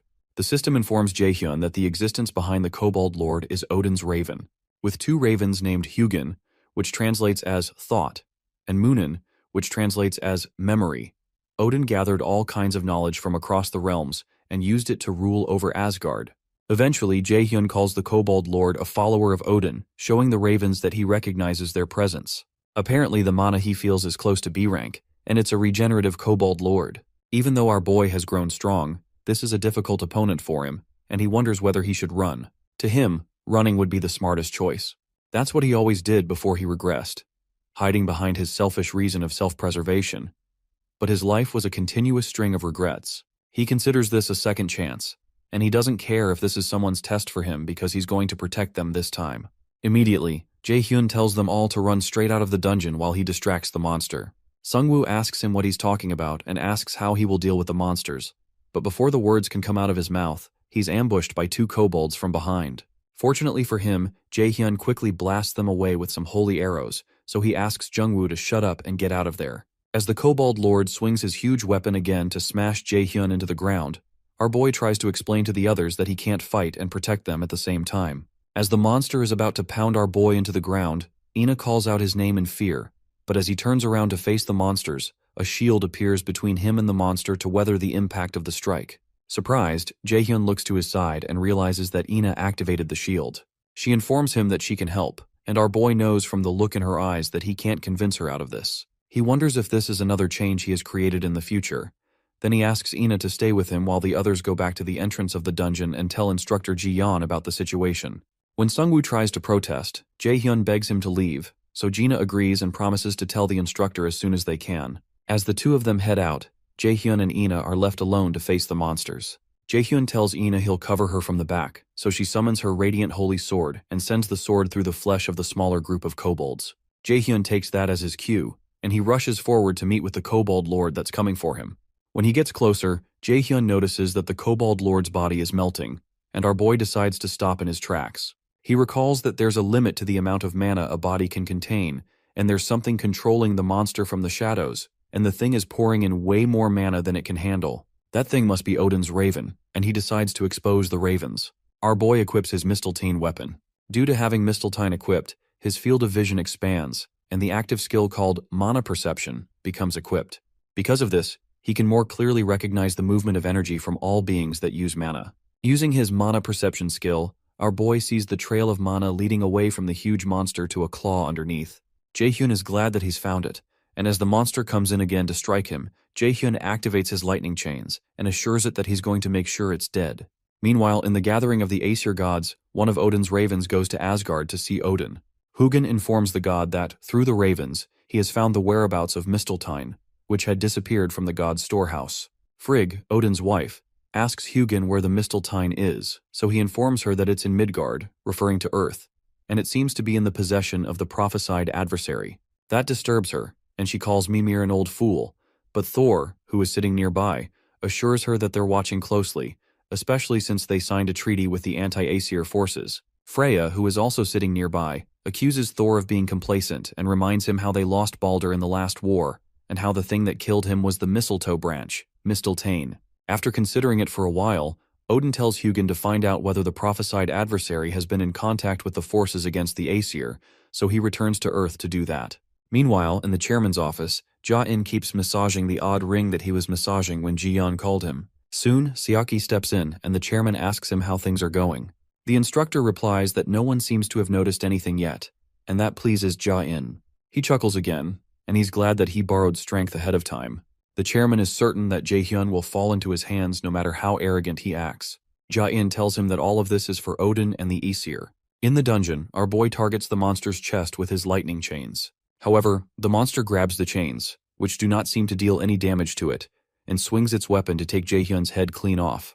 Our boy quickly leans backwards and jumps out of the way to avoid getting decapitated. With Aina by his side, he asks her if she can cover for him because he needs to be clear of the monster's attacks. So she tells him she'll try, but she doesn't look so good. Jaehyun realizes that Ina is probably already aware that she can experience mana rebound. Even if he ends up defeating the Kobold Lord, the chances of Ina dying are high, but he wonders why she still plans to help him regardless. In this second chance at life, Jaehyun had resolved not to trust anyone. After all, this world was completely unfair and cruel to the weak, but he seems to be having a change of mind. He turns back to his opponent and decides to end this. He only has one chance, and he sends a barrage of lightning chains at the monster once more, while Ina provides some support by creating a mana shield around Jaehyun. Our boy dashes towards the monster, and Ina, who's feeling more uncomfortable, bites her lower lip as her hands begin to shake. The riled-up monster targets Jaehyun, who is running towards it. Jaehyun recalls that his friend from his past life once told him that there's nothing more miserable than dying because you couldn't trust your companions. So, as Jaehyun leaps towards the monster, he signals to Ina to act, and he promises himself to confirm what his friend said from here on out. Jaehyun jumps on one of the chains and uses it to travel forward, and Ina is shocked that he's able to use that as a movement skill. She wonders how skilled he is with mana control for this to be possible. Meanwhile, the monster waits patiently as Jaehyun dashes towards him on his chain, but instead of colliding into the monster, our boy jumps right above it. In a split second, the monster twists its hand and tries to smash Jaehyun out of the air without turning back because it would take much longer to turn back, but it's clearly doing this under the control of the Raven. Ina becomes worried that Jaehyun would be knocked out of the air, but our boy evades the attack and smiles. Using his mana perception, he traces the mana threads to the spot where Odin's Raven is staying and bears down on the spot with all of the might of his sword. The strike is so strong that it breaks his sword, but it still works because the Kobold Lord reacts by letting out a shout. Suddenly, the system announces that the mana thread connecting the Kobold Lord and Odin's Raven has been broken. When Jaehyun lands on the ground, the Kobold Lord crashes behind him, and our boy walks forward to see the face of the being behind all this trouble. When he steps forward, Jaehyun finds Hugin crumbled after being hit by his strike. He asks the Raven what the hell Odin's goal is and steps on its head when it doesn't respond. Eventually, Jaehyun notices a necklace with an insignia of 3 triangles, similar to the shape on Chairman Ja-in's ring. He steps on the Raven again and asks it what the connection is between Gu Ja-in and Odin, but the monster doesn't respond. Eventually, Jaehyun realizes that the Raven doesn't have a will of its own, and it's meaningless to keep it any longer. He finally raises his leg, allowing the bird to fly back to Asgard to report to its master. Suddenly, Ina bursts into the area looking for Jaehyun, but Jaehyun warns her that it's not over yet because she needs to be careful about mana rebound. Before the words come out of his mouth, she suddenly freezes, and the Nornir system informs Jaehyun that corrupted mana has accumulated in his body. Jaehyun grabs his chest due to pain, and Ina does the same, but the Nornir system soon purges Jaehyun's mana due to the purity of his mana. Soon after, he finally stabilizes, and the system notifies him that his mana capacity has permanently increased by 5%. Jaehyun is glad it worked, and he's told that he has succeeded in hunting the first of his prey from the special quest called Raven Hunter. He's rewarded with 5 stat points, a blank card, and a level upgrade. Once he fully recovers, Jaehyun realizes that things could have ended up worse than they turned out.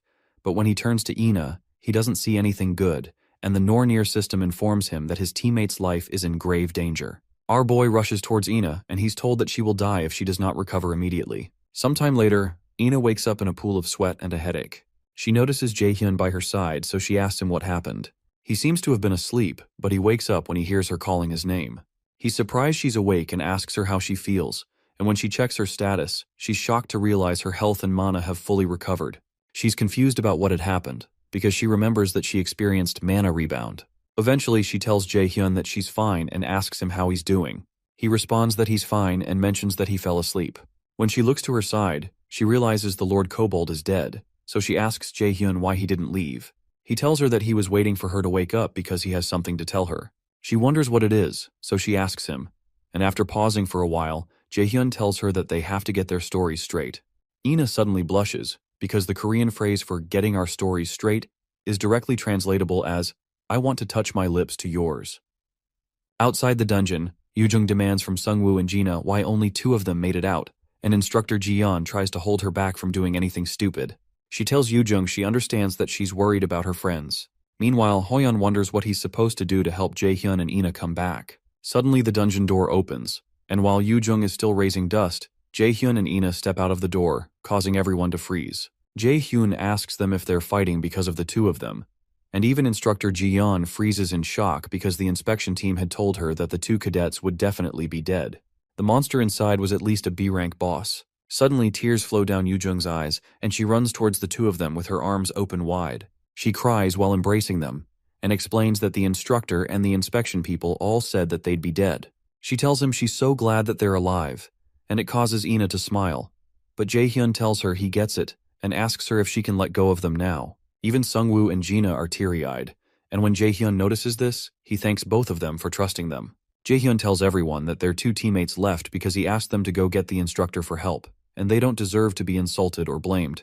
However, Yoojung, who is still angry, asks them how they can just leave behind their teammates like that, so Jaehyun tells her he would have done the same, so there's no need for her to be like that. He reminds her that not everyone is as brave as her, and he asks her not to get mad for him either. The statement stings Yoojung, so she lets go of his arm and clings to Ina, stating that she was mad for Ina's sake and not for him. In a flashback to the time before they stepped out of the dungeon, Ina had asked Jaehyun if he was the one who healed her body, but he tells her he knows she's confused, but it's hard to tell her everything. He explains that he doesn't want people to know about this ability, so she asks him why he's hiding it. Eventually, our boy asks her if she's not curious as to why a kobold lord appeared here and endangered the students. He tells her it's because of Chairman Gu Jia-in, who's a piece of shit who thinks of students as tools. Jaehyun tells her that Jia-in is very different from the side of himself he shows to the public and the media, and he thinks it's fine for useless students to die. Ina realizes that's why Jaehyun is against the chairman and why he's hiding his ability, and he confirms it. After pausing for a while, she reminds him of some things he said to her the day they went to the office.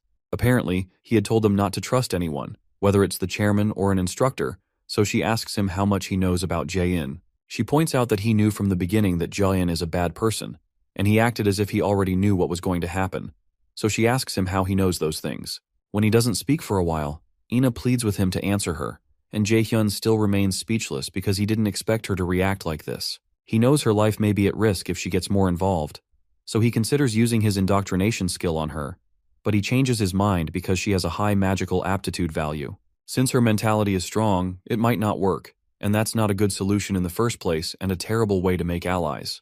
Eventually, he apologizes but tells her he can't tell her more than what he already has, so she asks him why he can't. Jaehyun finally explains that it'll be too dangerous for her too if he tells her any more than this, and he asks her to let it go for now. In the present, Instructor Ji-yeon bows her head and apologizes to Jaehyun for not being able to rescue them from the dungeon, and she tells him she's glad he's okay. However, he tells her it's fine, especially because she didn't put them into the dungeon knowing what was going to happen. When Jaehyun turns back to go rest, Ina runs after him and asks again if he really can't tell her the things he knows, especially because no one knows if something like this will happen again. But he apologizes that he can't tell her and expresses his hope that she'll keep the promise she made. After Jaehyun leaves, the Nornir system informs him that he's cleared the main quest, which is the first turning point, and the rewards depend on the route taken. He's told that he took Route B, which is different from the choice he made in the past. Because of that, he's given something called Idun's Golden Apple. Sometime later, Chairman Jae-in says that he has disappointed him. Seok-ji apologizes to the chairman, but the chairman insists that he will tolerate it once, but expresses that he hates having a useless subordinate. With an eerie look on his face, Ja-in turns to the instructor and asks him if he understands what he means. While trembling, Seok-gi promises not to disappoint him again, and Ja-in tells him he better not. The chairman tells Seok-gi to make sure to tame Jae-hyun in the next event before his patience runs out. The next morning, our boy has a quick shower, and when he sees his clothes, he recalls how Ina experienced mana rebound. Before his regression, Kim Yoo-jung died, and An Hoyeon didn't reach even half of his potential, so he believes he must intervene for the sake of the future. However, he believes he doesn't need to intervene for Ina because she'll do fine without his intervention. He decides that he has to be careful about how he interacts with her, since he's not sure how it'll affect the future. Eventually, he takes his seat on the couch and turns on the TV to see if there's anything worth watching. While watching the news, he reasons that he'll have to find out the relationship between Gu Ja-in and the Asir as soon as possible, since what occurred in this dungeon is just the beginning. There will definitely be more dangerous situations in the future, and he knows he needs to grow stronger so he can respond to any situation. While watching the news, he notices one broadcaster asking another man about some other kinds of dungeons that exist other than the ones they're used to. The specialist invited to the show explains that there are theme dungeons, and you have to approach those differently than you would a normal dungeon in which you kill the boss to clear it. When asked what other feature a theme dungeon has, the man explains that the biggest difference is that you can't leave the dungeon before clearing it, and our boy recalls these theme dungeons from his past life, and he gets an idea. The specialist further explains that raiders who want to raid theme dungeons need to become a character of the theme and clear certain requirements. It could be regarded as a kind of roleplay, and what raiders want in these kinds of dungeons are rare item rewards. Apparently, there's a hidden piece that raiders also call God's Arrangement, and this item is the reason raiders are desperate to clear such dungeons despite their difficulty. After hearing that, Jae-hyun smirks and realizes this is his opportunity to get what he needs the most. Meanwhile, Ina enjoys a cup of tea with Yoo-jung, and she apologizes to her for making her worried. Yoo-jung tells her it's fine because she's happy as long as the two of them are okay. She admits that Yoo-jung's personality is kind of shitty, and she was worried that Jae-hyun might have been mean to Ina, so she explains that Jae-hyun is always like that. Ina pauses for a while, and Yoo-jung becomes angry and asks if Jae-hyun was actually mean to her. Surprised, Ina clarifies that he wasn't, but it's just that Jae-hyun seems to trust Yoo-jung a lot. She reasons that she would be happy if Jae-hyun could also trust her and depend on her a bit more. Finally, she mentions that he might trust her if she were a bit stronger, and when she pauses again, Yoo-jung becomes worried about her, so she eventually gets up and proposes that they throw out the thought of Jae-hyun and go eat something yummy instead. As Yoo-jung stretches out her hands, she explains that there's a place she's been waiting to go to, and while Ina stutters, Yoo-jung grabs her hand and declares that they're going to make her feel better. At first, Ina is surprised that Yoo-jung is dragging her away, but a smile soon develops on her face. Meanwhile, our boy checks out the legendary rank consumption item called Idun's Golden Apple. It's an apple grown and picked by Idun, who is in charge of the Aesir god's eternal youth and immortality. Consumption slows down aging immediately by 50% and increases natural healing ability by 50%. It also permanently increases magic aptitude and cannot be sold or given to another user. Jae-hyun realizes that such features like anti-aging and better natural healing are super rare, and it must cost at least $1 million. However, the issue is that he can't give this one out too. He decides to focus on calculating all the loot he can get, and he recalls that an A-rank theme dungeon will open soon in a theme park in Seoul. It's where he can obtain the shoes that increase speed called Thialfi's Thundersteps that Thor's servant Thialfi used to wear. The shoes greatly increase one's dexterity stat, so a lot of martial arts raiders really wanted them. Eventually, Jae-hyun takes a bite of the apple with much anticipation and everywhere lights up, but he eventually realizes the apple tastes like every other apple. Soon after, the Nornir system informs him that Idun's Golden Apple is starting to take effect, and his stamina stat has permanently increased by 20. His mana stat has increased by 20, with his aging rate and natural healing ability increasing by 50% each. Apart from all that, his magic aptitude will be greatly increased permanently. Jae-hyun is glad that the apple's effects aren't average, and his movements start to feel lighter. He picks up his phone and soon places a call to someone. Shortly after, our boy heads to the theme park in Seoul, and he finds out that the place looks a bit cheap after seeing it after regressing.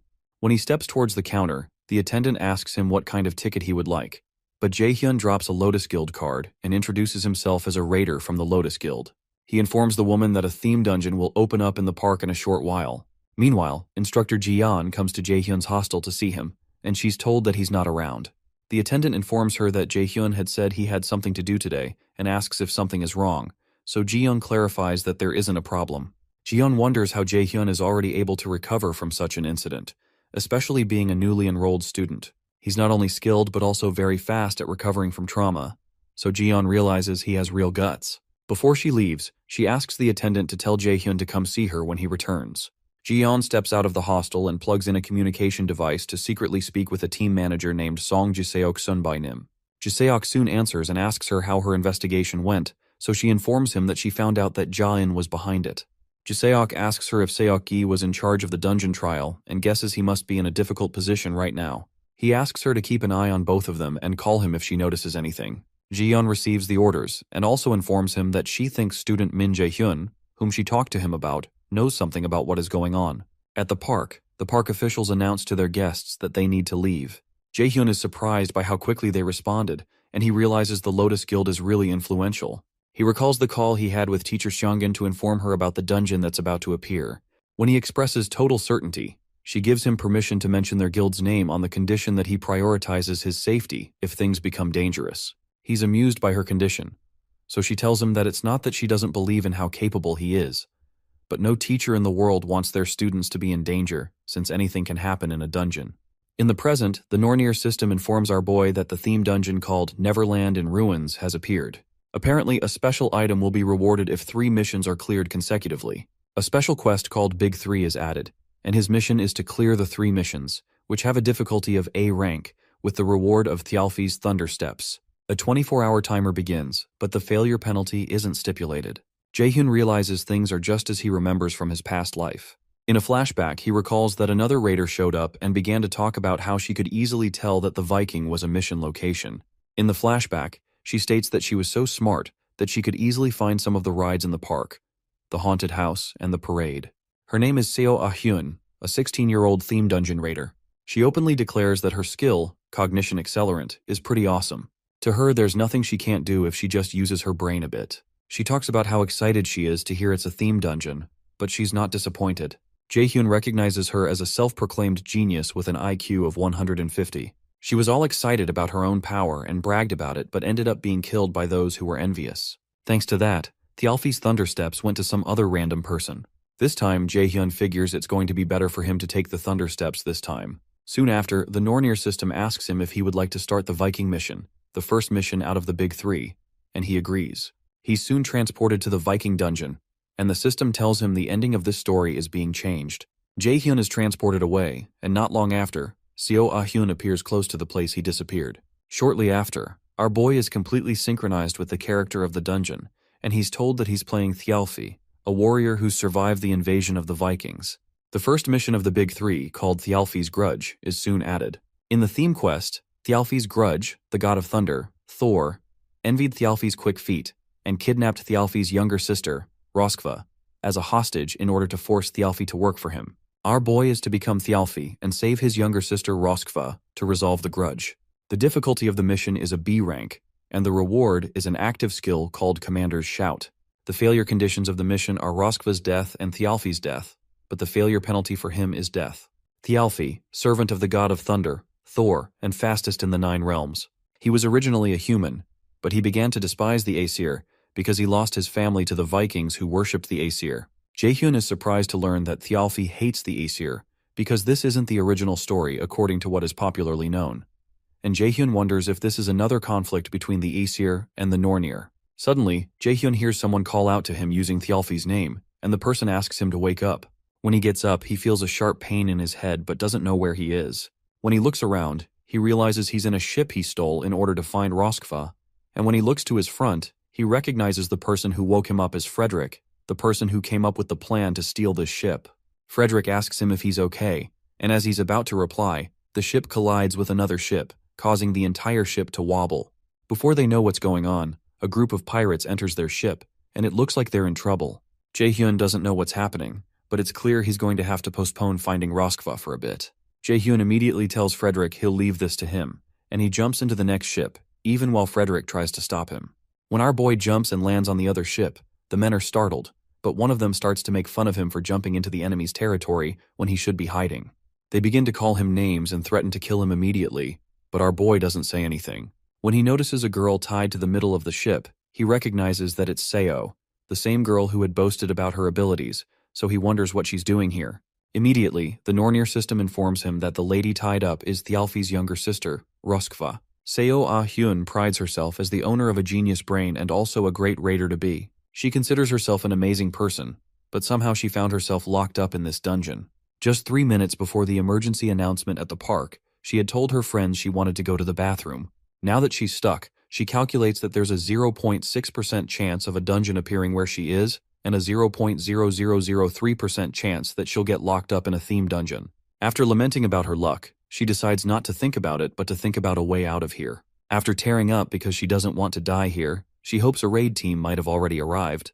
As she hopes to run into one of them, she spots Jae-hyun standing in the middle of the park, so she tails him. She wonders who he is because he doesn't seem like a part of a raid team, so she decides to follow him. In the present, Jae-hyun wonders why he ended up meeting her again of all the people he could meet, especially after they even made an announcement for everyone to escape. While he's lamenting, the pirates prepare to poke him full of arrows, but our boy creates a mana shield to protect himself from the onslaught of arrows. While they fire, he wonders why he's always surrounded by abnormal people. He soon creates a punch packed with mana and knocks them all down with one strike. Eventually, our boy decides to be optimistic. Even though Seo is a bit of a bitch, he knows she'll be helpful for the raid. A new and bigger opponent appears and tries to slash Jae-hyun with his sword, but our boy slides out of the way to avoid his attack. Since he can't send Seo out, he decides that it'd be better for him to use her. After evading the first attack, he lands a punch on the big guy's face and sends him rolling backward. He'll have to first take care of this situation and then figure out what to do with Seo after. The other pirates rush out to deal with him, so Jae-hyun tells them he doesn't have time right now, so he asks them to come at him all at once. After a short while, he takes out all the men and walks up to Seo, then tells her she can stop pretending to sleep. Jae-hyun asks her if she's supposed to be Roskva, but she only hisses and admits that she's been found out. With a smirk on her face, she asks him if he's supposed to be Thialfi. Jae-hyun affirms that he is, and he crouches down to speak with her. But he suddenly cracks the structure she's tied to with a punch, causing her to tremble. With a crazy look in his eyes, Jae-hyun tells her he can tell what she's thinking about right now, so he advises her not to try any of her funny ideas. It's clear the threat worked because Seo nods eagerly and hiccups. Soon after, the system informs Jae-hyun that he's cleared the first mission of the Big Three, and he's being sent to the field. He and Seo soon appear in the park again, and they sit across from each other at a table. In Seo's eyes, Jae-hyun is a magic class raider that moves like a martial arts raider. She guesses he's roughly the same age as her and has a shit personality. As she wonders who this strange person is, Jae-hyun finally breaks the silence and asks what kind of skill she has. Seo stutters and eventually reveals that her skill allows her to be better at swordsmanship. She believes that Lai should trick Jae-hyun since there aren't many middle schoolers who have skills. Since he has a shitty personality, she plans to use him to her advantage, but while she's thinking, Jae-hyun tells her that's not all there is to her skill. When he tells her he hates liars, she insists that she's not lying and she has a D-rank skill called Beginner Swordsmanship Revision. After a short pause, Jae-hyun informs her that her skill is called Cognition Accelerant, and he explains that it makes it feel like time's slowed down and quickens the user's thoughts. It's usually used in leadership positions, but it's effective for analyzing and figuring out the opponent's mind. When he asks her if he's wrong, she's utterly perplexed and asks him how he was able to figure out her skill. Immediately, Jae-hyun gets up and tells her he can't take her around with him because she still seems to be planning to lie and use him. He tells her he's not that stupid and turns around. But she pleads with him to wait and apologizes with tears streaming down her eyes. She begs him not to leave her alone there because she'll absolutely die if he leaves her behind. Jae-hyun asks her how he can trust her, and she offers to figure it out. When he hears that, our boy smiles and proposes she write a contract in that case. She's initially confused, but she soon understands what he's saying when they draft up a contract. The first term of the contract is that she can't act in any way that will harm Jae-hyun. The second is that she must obey all of his orders. The third is that Jae-hyun will guarantee her safety until clearing the Neverland theme dungeon. And the fourth is that she will never talk about this contract. She grabs her hair in frustration as she reads the contract. This contract is enforceable using Jae-hyun's subordination skill that comes with his indoctrination skill. He can hold supremacy through a contract, and he knows this is the best way to use her since she's a real pain in the ass. Eventually she agrees to sign it, and a binding chain appears around her neck and arm after she does. The system declares that Seo has been subordinated, and the subordination will not be broken even after clearing the question, as it is a subordination through contract. Jae-hyun tries to cheer her up by saying it's a pretty good condition since it's not like he has control over her mind, but she retorts that there's no way it'd feel pleasant to have someone else in her mind. When she says that, he tells her she can break the contract since he never forced her into this, and he can just leave her here. But before he can finish his statement, she assures him she'll do her best. Meanwhile, in Hell's temple, someone tells Hell that he noticed the little adversary seems to be working hard, especially since the glares of the Aesir gods have gotten rather sharp. He shares that the Aesir gods will definitely be upset if he leaves now, so he asks Hell to be his eyes because he'll need to stall for time until the adversary is ready. At the park, Seo follows Jaehyun around, and she soon asks him where they're going now. He informs her that they're going to one of the rides called the Haunted House first, and she shrieks because she's afraid of rides. So Jaehyun asks her if she's scared. However, she asks him if he really thinks she'd be scared of that and asks what kind of middle schooler is afraid of something like that. Jaehyun responds that someone like her could be, but when she insists that she's not afraid, he agrees with her. When they get closer, our boy tells her to prepare to go in, but she pleads that she needs time to do some deep breathing. The system declares that they're starting the second mission in the haunted house, and they're soon transported there.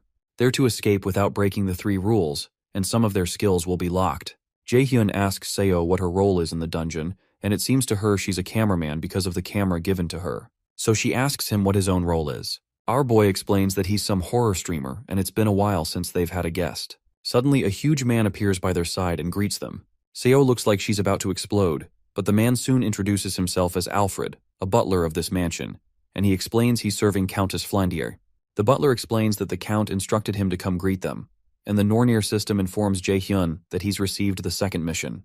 In the second mission, called the Flandier mission, they've been invited by Countess Flandier, the owner of the Flandier mansion, but this place is creepy and holds a terrible secret. Their job is to use the camera to reveal the truths of this mansion and escape, and the difficulty of the mission is A rank, but it has a reward of an active skill called illusion. The mission will be a failure if they're unable to escape within the time limit and reveal the mansion's truths, and the penalty is death. Alfred soon invites them in because the Countess had emphasized to him that he must treat them to the best of his ability. Our boy looks slightly tense, but Seo is dripping with sweat. Alfred offers to guide them to the dining room first since they must be tired from the journey. Once inside, Jaehyun sees a vase with a tag that shows it's for the most beautiful and foolish little girl. Seo notices a pretty painting of a little girl and a dog, so Alfred informs them that it's a portrait of the owner and Sean, the dog.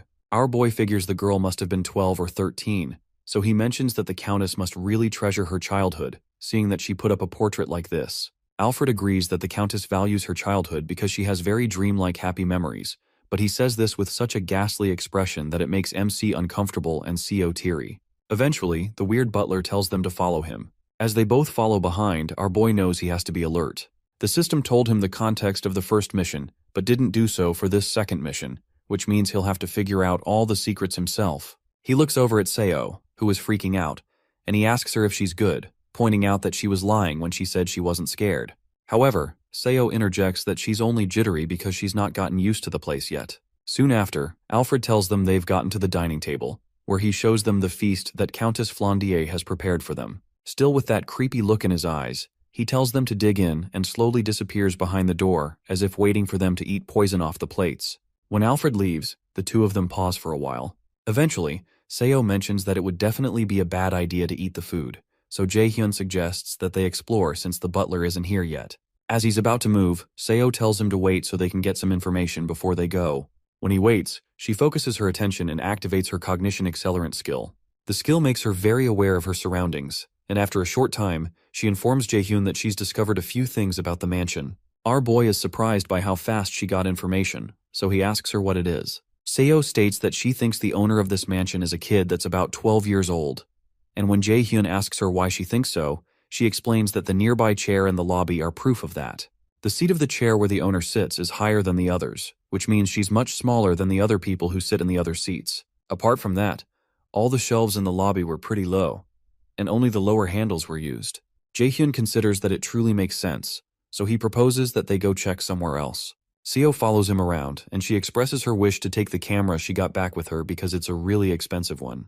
When Jaehyun suddenly stops, Seo walks up to him and asks what's wrong, but he tensely tells her that this is not the time for jokes because they're locked in here. Outside the theme dungeon appearance, raiders and news reporters arrive 2 hours after the appearance, and a particular reporter mentions that an employee of the park had revealed that there is a raider from the Lotus Guild inside, and a middle school student, Seo Ah-hyun. She also expresses their concern to find out whether the two kids will be able to make it out okay. Nearby, a raider named Sun by Neem standing nearby curses when he realizes that their inability to get into the theme dungeon early enough will stop them from getting promoted soon. His pal, Kyung-hoon, the same raider who had shown up after Jaehyun and Hoyeon dealt with the goblins, mentions that there was no way they could know that a theme dungeon would break out in the theme park. Sun Bae-nim mentions that if the civilian council judgment of them falls, then Kyung-hoon may also be demoted too, despite having been promoted with the goblin incident, and Sun Bae-nim recognizes that his own promotion will be nullified. Kyung-hoon thanks him for the positive words, and Sun Bae-nim reiterates that they're going to be blamed for all this. He asks Kyung-hoon to check who the two people who are in the dungeon are, and Kyung-hoon is surprised to find out that it's Jaehyun. He recalls that he heard that the boy enrolled in Mill's academy, and he wonders if Lotus already scouted him. When Sun Bae-nim notices his expression, he becomes worried and asks him if there are two people instead of three. But Kyung-hoon assures him that he believes that this theme dungeon is going to be cleared. Inside the haunted house, Seo is petrified when she learns that they're locked in. She starts to tremble and asks Jaehyun what will happen if they're trapped in here and never make it out. But he asks her to calm down because this is a dungeon, and there must be a way out.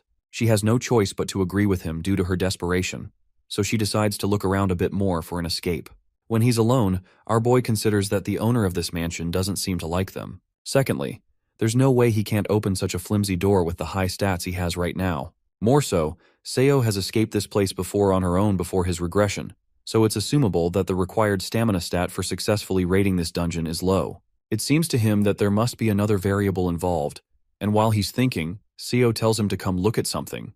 He asks her what's wrong, so she explains that something is wrong with the camera. He thinks she must be dramatic, but when he steps closer, he finds a corpse of the Alfred who had guided them here on the table they're supposed to eat at. And he realizes the Alfred who guided them here was a fake. Immediately, the system notifies them that they've reached 70% of Alfred's secret, the first mystery of the mansion. When he realizes that the camera is showing them things they can't see, they realize this camera is a key to solving the mystery. Our boy realizes that if they assume that the Alfred they met is fake, then this screen is either showing them the present or the past. Since this is a dungeon where they have to solve the mystery of the mansion, they wouldn't show them the future, so Seo concludes that it must be the past. She believes the camera is showing them the mansion's secret through the past. If that's the case, she realizes all this food definitely isn't made for eating. Jaehyun realizes that it was weird that he kept sensing a bit of mana, which means all of this is an illusion. Illusion is a type of magic that occasionally appears in dungeon traps, so our boy places a finger on the table and activates his absolute calculation skill. For some reason, the system tells him that there was a failure with activating the absolute calculation skill because the skill is not allowed here. When he realizes that won't work, he turns to Seo and asks her what she's looking for under the table. She mentions that she feels like some device for opening a door might be there, because the only thing in the entire room that's different on the camera is Alfred being on top of the table in place of the food. She believes the key to escaping must be here, so it gives Jaehyun an idea to solve the mystery. Our boy immediately turns on his mana detection skill, and when he focuses on the table, he notices a beam of mana emanating from one of the plates filled with pudding. It confirms his suspicions, since locking magic is fundamentally tied to other objects or calculations. So, in order to destroy the magic, you need to destroy either the object or erase the calculation. He informs Seo that the key must be inside that pudding, but for some reason Seo is scared of going close to it because of the gory picture of the real Alfred's dead body. When Jaehyun taunts her by asking if she's scared, she screams at him that she's not and proceeds to stick her hand into the pudding to find the key. After searching for a while, she finds a key, and the system informs them that they have succeeded in undoing the second secret of the mansion, the seal of magic illusion, so they'll receive extra rewards once the dungeon is cleared. Meanwhile, the fake Alfred watches the two guests from a pearl in another room and becomes worried that the guests did not like the meal. He states that they can't be lacking on how they treat their guests, and he promises that he, Butler Alfred, will never disappoint the Countess. Eventually, he walks out to go do something about it while laughing like a maniac. Inside the hall, Jaehyun and Seo make their way to a well-lit room. However, when Seo looks through the camera, she sees a lot of gloom, blood, and children's toys. They soon find a door through the camera, which Jaehyun figures is the guest bedroom. When Jaehyun proposes that they go in to see if there's anything strange, Seo jerks backwards because of the blood in the room, but Jaehyun reminds her that they have to find a way to get out of there or stay in the mansion forever. Eventually, she agrees that she doesn't want to stay in the mansion forever, so our boy tells her to shut her mouth and look around and call him if she sees anything.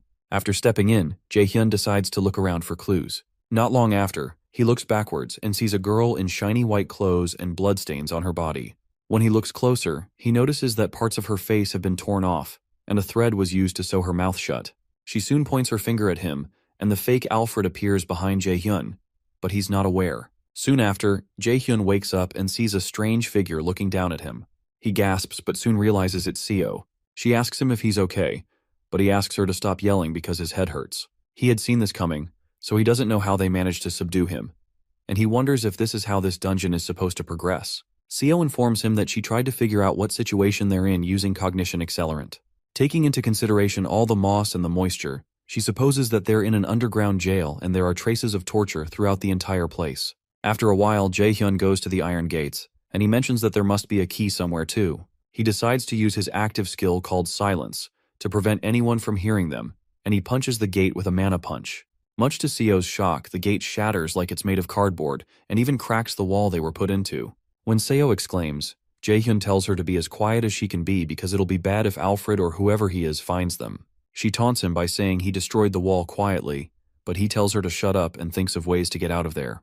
While he's talking, they hear a dog bark, and Jae-hyun is shocked to see a small puppy leap into his arms. He wonders what the hell a puppy is doing here and notices a key in its mouth. Frantic, Seo tells him to put the puppy down right now, but Jae-hyun asks why since it's just a normal puppy in both appearance and mana, and he guesses that it may have been trapped here too since it has a key in its mouth. Seo protests that there's no way the dungeon would give them the key so easily, and this puppy could be a trap, but the puppy begins to growl at her.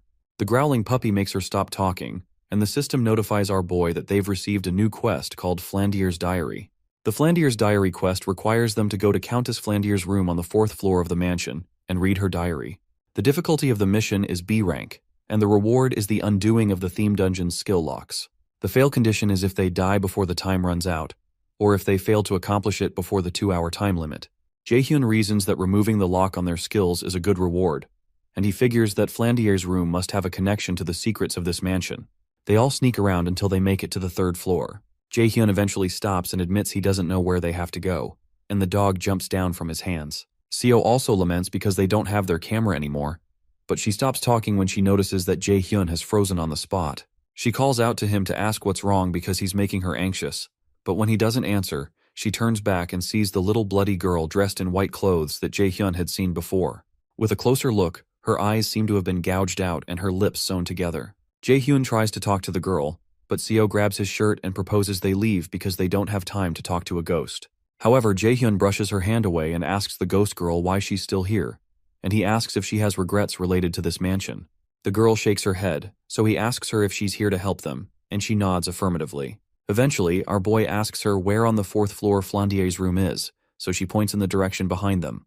Jae-hyun thanks her and promises to help her move on to the afterlife if he gets the chance, so he asks her to wait, as they all turn around, and the dog soon returns. Jae-hyun signals to Seo that it's time to go, but she looks slightly worried about the whole thing. Meanwhile, in the theme park, Sunbae-nim sits with manager Sung-jae, and he asks to confirm if he had said that the Lotus Guild will take responsibility for everything related to this theme dungeon. Sung-jae affirms that this is true and says he can point the knives of the National Raider Association and the civilians toward the Lotus Guild, but in return, Guildmaster Yu Seongan has requested that they don't release any information about Min Jae-hyun. Sunbae-nim hesitates for a while and finally admits that it's hard to understand why the Lotus Guild would go to such lengths just for a Mills Academy student. Sung-jae says he can't tell him the reasons, so Sunbae-nim agrees to accept the offer since they won't lose anything by accepting. However, Sunbae-nim asks him what will happen if he fails the dungeon raid, but Sung-jae assures him that the Lotus Guild wouldn't have done all this for him if he was someone who would fail at this kind of thing.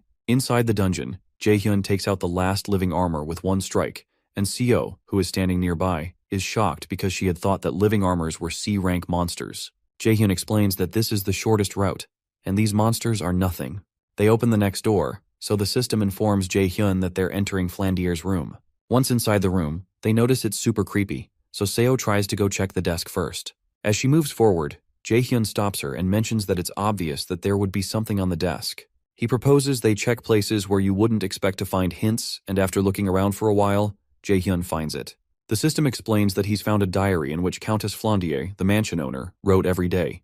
The first entry he finds is from May 7th of the year 1474. Flandier mentions her skin is looking paler every day, and all of the doctor's attempts do not seem to be working. She wonders if she'll end up dying without ever getting to see the outside world. In another entry on May 10th of the same year, she talks about how she's excitedly waiting for her great parents, who had promised to buy her a doll she'd been wanting from the city. In another entry on May 12th, she writes how she got a letter stating that her parents died from an attack by thieves. The page is stained with her tears, and she wonders if they would still be alive if she hadn't asked for that doll. In another entry on May 15th, she writes that the funeral is over, and she became the owner of the mansion since she's the only one left of the Flandier bloodline.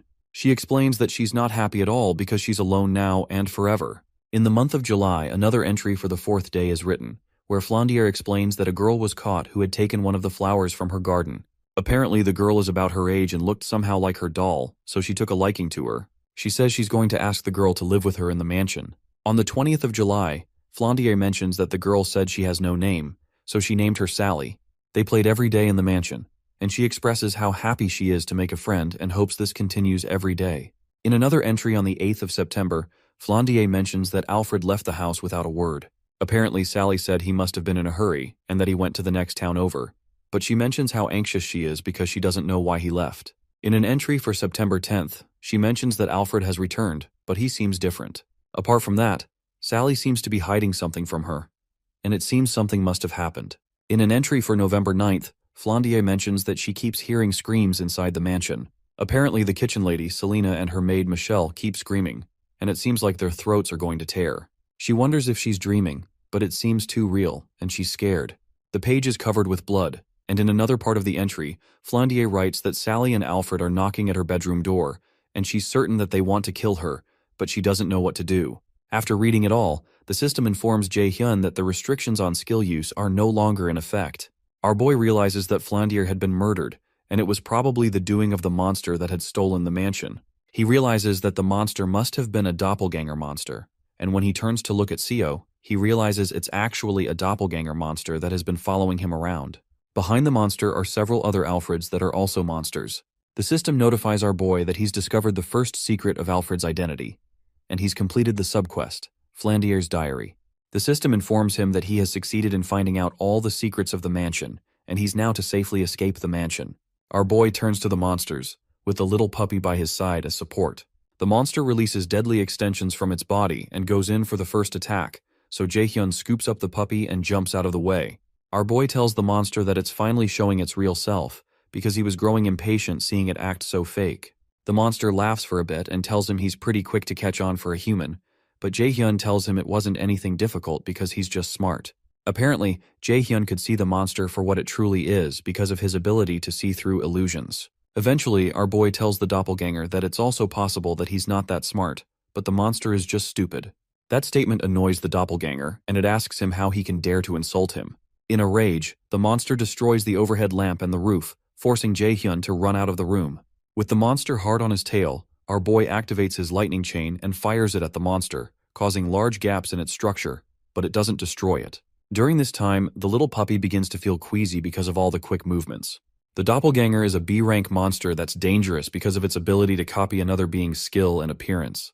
But when considering only its combat skills, it's more like a C-rank monster. After the monster regains its form, it tells Jae-hyun that it'll consume his body, and it demands that he give over his body. Jae-hyun doesn't move an inch, so the monster rushes toward him, and Jae-hyun still doesn't move, even when the monster is inches away from him. When it comes closer, our boy surrounds it with another lightning chain, and asks how it feels to be played after being the one to play others for a long time. The heat of the lightning burns the monster, and it lets out a loud shriek. As the monster melts into a puddle, it mentions that envy led him to this because he also wants to be human. Eventually, the heat burns into the ground until the monster falls through. With the monster out of sight, Jae-hyun turns to the dog and tells it it's pretty good at barking, and it's talented at being a dog, which probably means the dungeon transformed Seo into a dog. Eventually, our boy heads to the nearby door, but he soon notices the spirit of Flandier again. But this time, she looks just like she looked in the painting. She has a smile on her face and waves at him, which makes Jae-hyun smile back at her. As he opens the door, he tells her goodbye, and the system informs him that he has cleared the second mission.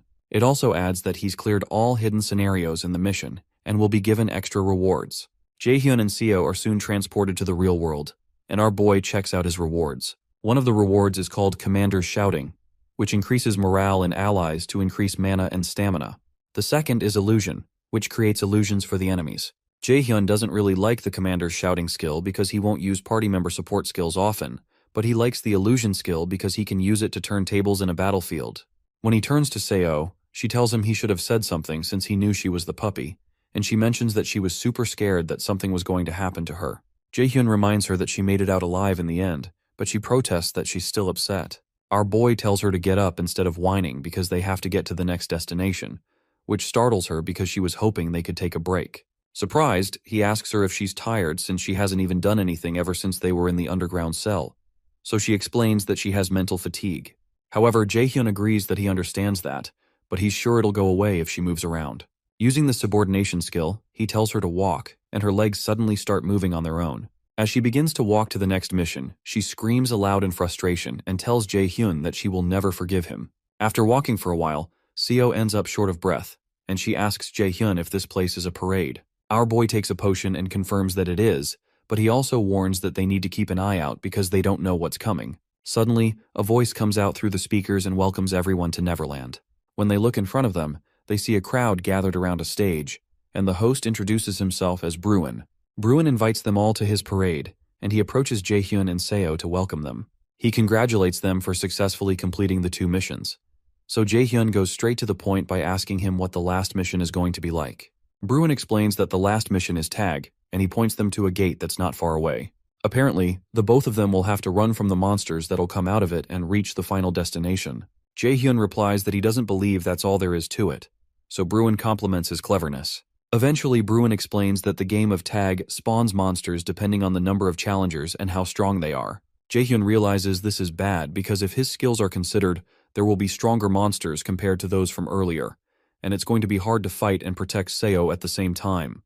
When Bruin does an appraisal of their skills, he congratulates them because they're measured to be S rank. Bruin marvels because he hasn't had such high ranks before and mentions that he's impressed, but Jaehyun protests that this doesn't make any sense. However, Bruin only wishes them luck and transforms into fire. The Nornir system informs Jaehyun that he's received the quest called Last Festival, and he has to run away from Surtur, the fire monster, and get to the final destination or defeat the monster. The theme quest, Last Festival, has a difficulty of S+ rank, and the reward is Thialfi's Thunder Steps. The requirements that typify failure include being killed by Surtur, but they're told there are 3 enemies to defeat. Apparently there's a hidden quest to both kill Surtur and get rid of the potential threat, which has an undecided reward, which could possibly be something called Unbelievable Performance. Jaehyun is stunned that there are 3 of them, and he figures that something is wrong. While they're watching, another fire monster comes out of the gate that Bruin pointed to. Surtur is a being whose purpose was to engulf the whole world in flames before even the first giant, Ymir, was born. The sword of flames in his hand is said to be hot enough to burn the world to ashes in a matter of a few hours. Jaehyun quickly starts to run, and he drags Seo with him as Surtur begins to set everything close by on fire and rain brimstones over the whole place. Seo, who is now crying, asks how they're supposed to run away from that monster. But our boy tells her he's thinking about it and advises her to shut up and run if she doesn't want to die. Fire keeps raining down on the area they're in and begins to engulf the buildings. Meanwhile, another being in the form of a cat tells Hel that she thinks this is her fault. She wonders if she should help them, but Hel jokingly accuses her of being cruel because she knows she has no intention to help them.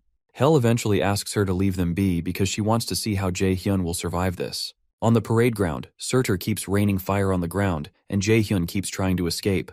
He realizes it's too dangerous to fight the monster directly, so he has to avoid fighting him head-on and find the goal. Seo soon informs him when she finds the destination, so our boy rushes there and tells her to hold on for a bit longer. Our boy activates his skill called Haste, which increases his speed, and he dashes toward the final destination. His plan is to distract the monster and use Seo to get to the goal. Meanwhile, Surtur asks which fool summoned him, and he rains down much more fire in a frenzy, which almost 2 players miss by the skin of their teeth. Jaehyun curses, then tells Seo to keep her mind alert and listen to him.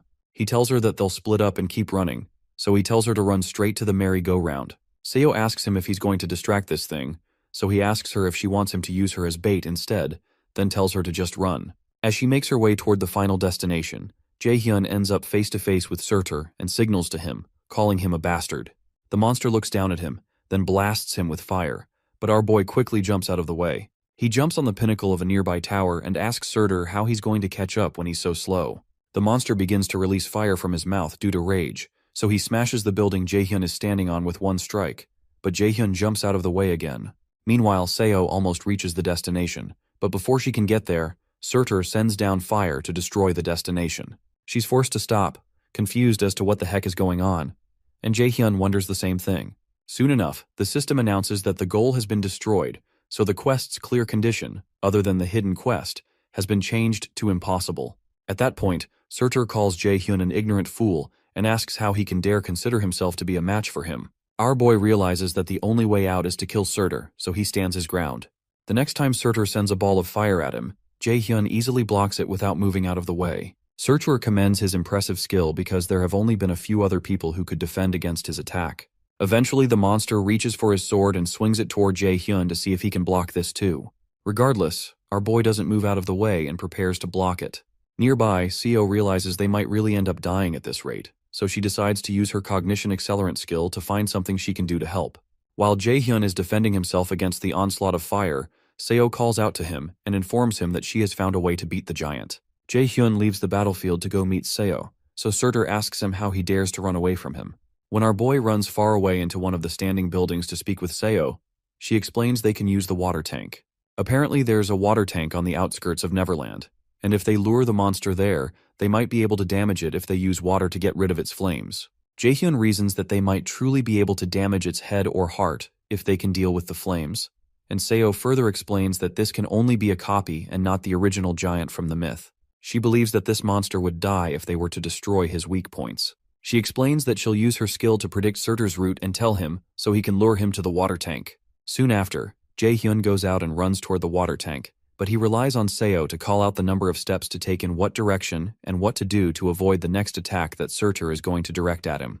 At one point, our boy stops, so Surtur calls him a weak human and asks him if he's given up on running. Jaehyun turns back at him and tells him he's not running. Our boy mentions that he heard that Surtur is nothing compared to the Aesir gods, and he's just working as a gate guard right now, so he's not in the position to call him weak.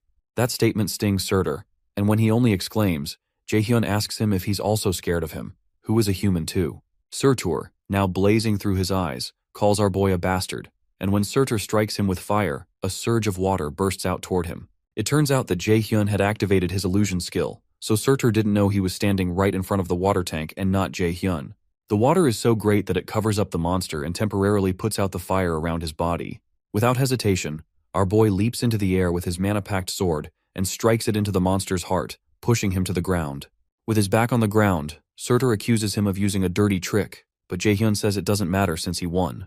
The giant warns him not to be arrogant because he only fought him with a copy of himself, and dealing with the original form won't be this easy. Shortly after, Surtur dematerializes, so the system informs Jaehyun that he has cleared the last mission of the Big Three, and he has cleared the hidden route and will get extra rewards called Unbelievable Performance, as well as an item called Surtur's Undying Flames. Seo, who is standing nearby, is glad that it's all really over. The cat that was watching them realizes that Jaehyun didn't need help after all. He finds him interesting and admires his willingness to get stronger, but Hel mentions that Jaehyun is nothing more than just a vessel. The cat doesn't believe what Hel said because she's the one who's always curious about how Jaehyun is doing, and he also believes that it's too early to let the Aesir know about the boy, but they need to focus on helping him become stronger so he can get strong enough to kill Odin, the leader of the Aesir. Meanwhile, our boy is given the S-ranked Thialfi's Thunder Steps, who stepped up to the position of a god of light as a human. The equipment will reinforce strength and dexterity and grant a skill called the Step of Light, which is also S-ranked. Jaehyun is shocked by how amazing the equipment is, but he soon notices an odd expression on Seo, so he wonders if she's trying to pull something on him. He uses his subordination skill on her to force her to show that she got an item called Roskva's Seal that increases one's strength and gives one a skill called Courage, which resists the state of fear and increases dexterity. While Seo laments about how annoying he is for using the subordination skill on her again, Jaehyun considers how he doesn't have any interest in any of her rewards, but he's more interested in her cognition accelerant skill. He decides to hold off on duplicating it since he can summon her any time. Shortly after, Bruin shows up to congratulate them, but as they are about to leave, he calls Jaehyun the Great Adversary, just like Hel and the other gods call him. That surprises Jaehyun, but when he turns back to ask him why he called him that, Bruin disappears. Meanwhile, everyone waits eagerly for those who entered the dungeon until the shield around it breaks. When the two survivors come out, people begin to rejoice, but Sunbai Nim forces his way through because they need to discuss some things with the survivor. However, He gets to the front to discover that Jaehyun has disappeared, much to everyone's surprise. Seo is left on the stage like a deer in headlights, and everyone turns their attention to her. When Kyung-hoon shows up, he suggests that Jaehyun may have hidden himself if he's an assassin class, but Sun Bai-nim protests that Agent Kim Ji-yeon had told him that Jaehyun is a magic class, and particularly a battle mage. Meanwhile, Shungun is impressed when she learns that Jaehyun vanished after accomplishing such a feat. Sometime later, our boy is glad to see there are no articles about his feat online, and he figures the Lotus Guild must have done something to cover things up. The way he was able to escape the people on the scene was by using Thialfi's thunder steps, which made him ridiculously faster. Another thing he got from the mission is Surtur's Undying Flames, which is single use and can imbue a flame attribute to a weapon. However, Jaehyun considers how this incident with Surtur makes him realize that he's still weak. He doesn't want to have to use dirty tricks to win against his opponents, or win without having someone by his side. He wants to be someone others fear to approach, and he wants to leave behind his weak past so he can protect his friends and family, so he plans to become stronger. Meanwhile, Chairman Ja-in commits to a mission of reporting everything about Jaehyun to instructor Jong Yi-soo, and she assures him she won't disappoint him. When she leaves, Ja-in thinks about how excited he is about the next event, where he plans to get rid of all the dirty things in his way. On the ground, he litters pictures of several students whose faces he has crossed with an X. The next morning, Jaehyun tells the ladies why he was unavailable the previous day. Yoo-jung had assumed he was ignoring her calls and messages on purpose, but our boy clarifies that's not the case. Ina, on the other hand, asks him if he's hurt anywhere, and he tells her he's not. Yoo-jung thinks he has bad luck getting into such troubles, and she wonders if God hates him. Suddenly, Soo-hyuk walks up to them and mentions that he saw our boy's annoying face here. He tells Jaehyun he can't play any stupid tricks on him this time, but when Yoo-jung asks our boy if he knows who the strange new kid is, Jaehyun tells her he doesn't know him. Annoyed, Soo-hyuk screams at them that he's Lee Soo-hyuk, but instructor Yi-soo tells him to keep his voice down, so he has no choice but to back off. When Yi-soo steps on the podium, she introduces herself to the cadets and informs them she'll be teaching them the first part of understanding magic calculations. She asks them to do their best because she plans to teach them well, but Jaehyun notices that she's quite young for an instructor. When Yi-soo asks them how much they know about magic, Soo-hyuk explains that magic uses necessary calculations to use mana to manifest something supernatural. The teacher agrees, and Soo-hyuk smirks at Jaehyun to gloat over the fact that he answered the question. Eventually, Yi-soo hands out books containing basic magic calculation formulas for D-rank magic and the foundations of magic applications of higher levels, which is their focus this semester. After she hands some of the students some books, they lament that the books are all blank, but Jaehyun knows differently. When Yi-soo calls him to ask if he can tell her what's written in the book, he tells her that it's written in rune, and it annoys Soo-hyuk that he was able to answer the question. It also unsettles Yi-soo that Jaehyun was able to answer because the book is a magic text that can only be read by solving the calculations. Normally, it takes new students a week to be able to see the text in it, but he solved it by looking at it once. She realizes he's more talented than the chairman described, so she further probes him by asking if he knows the meaning of the rune on the book's cover. Meanwhile, Jaehyun doesn't know why he can read the book easily, and he doesn't know if it's the Nornir system playing a trick on him, or if it's the fate of the Aesir. But he tells her that the writing on the cover says, Odin's life and the basics of rune. In her apartment, Seo laments because Jaehyun, whom she refers to as a bastard, made her walk so much that her legs are now hurting. She also hates the fact that she had to answer the journalist's questions about the interior of the theme dungeon and explain what happened on her own. Before he left, our boy had made her unable to reveal anything about his skill using his subordination skill. Even recalling the experience makes Seo burn with rage, and she wonders when he's going to undo this subordination. Eventually, she recalls she can go find him, and it gives her an evil idea. Sometime later, our boy reads the book instructor Yi-soo gave him, and he finds it more interesting than he expected. He learns that all calculation formulas change their nature depending on how they're used. The in-depth knowledge of the basics from the book allows him to use a wider range of low-rank magic and can easily help him attain higher levels faster. When he notices Yoo-jung collapse from exhaustion, he praises the fact that she was able to succeed in reading the book cover. She laments that she's upset because she was the one who taught Jaehyun magic. But our boy jokes that the student surpasses the teacher. Meanwhile, Ina rejoices because she can finally read the first page now, so Jaehyun praises her hard work. His compliments make her blush, so she covers her face with the book. Jaehyun notices that Ina has been treating him differently, and he wonders if it's because he drew a boundary the day they came out of the dungeon. Outside the library, Odin's crow watches the students and soon travels back to report the situation to Odin. Sometime later, Jae-sung organizes a naming competition for his potion shop and offers to give a box of best quality potions to the winner. Hoyun, Ina, Yoojung, Jae-sang, and Jae-hyun are seated at the table, and they soon realize it's harder than they expected. Ina mentions that it may be because there are barely any potion shops, and Yoojung wonders what will happen if the shop doesn't get any business. Jae-sung explains that survival is the most important thing to a raider, so there's no way a potion business would fail. He reminds them of their experience when they tried the potions and declares that this is revolutionary. A few days earlier, our boy considers how a raider would do anything to get stronger. Although, to get stronger, money is more important than effort. As someone who has regressed to the past, Jae-hyun realizes he has many opportunities in business and investments because of his knowledge of the future. In the present, he plans to get Jae-sang on his side since he knows he will be responsible for half of the potion businesses in the entire world in the future. Suddenly, Seo barges into the room where they're having their meeting, and she chides Jae-hyun for not keeping his promise. He wonders how she found him, but he soon recalls that the system told him that the user and the subordinate can locate each other, and this effect cannot be cancelled. Yoojung asks Jae-hyun why he'd blackmail a kid like that, but Jae-hyun only asks Seo to take a seat so he can borrow her brain. A few minutes later, Seo suggests the name Heavenly Demon Potion, but our boy forcefully makes her shut up using subordination because he thinks her idea is trashy. Others also suggest names, but Jae-hyun doesn't like them, and he believes even the monsters in the dungeons would have better ideas. Eventually, Yoojung gets angry because Jae-hyun isn't asking her for some ideas. He's not asking her because he believes her ideas will also be terrible, but he decides to consider her. She suggests the name Workshop Elixir, and our boy recalls that the word elixir is another name for the Philosopher's Stone that's supposed to bring back the dead and heal injuries. Jae-sang loves the idea, and Jae-hyun also thanks Yoojung for saving them, which is a first. Sometime later, in one of Instructor Yisu's classes, Jae-hyun answers a question about rune being the language and foundation of magic. He answers it perfectly, and it further annoys Soo-hyuk. After the lesson ends, our boy informs Instructor Yisu about a question he has about something he read.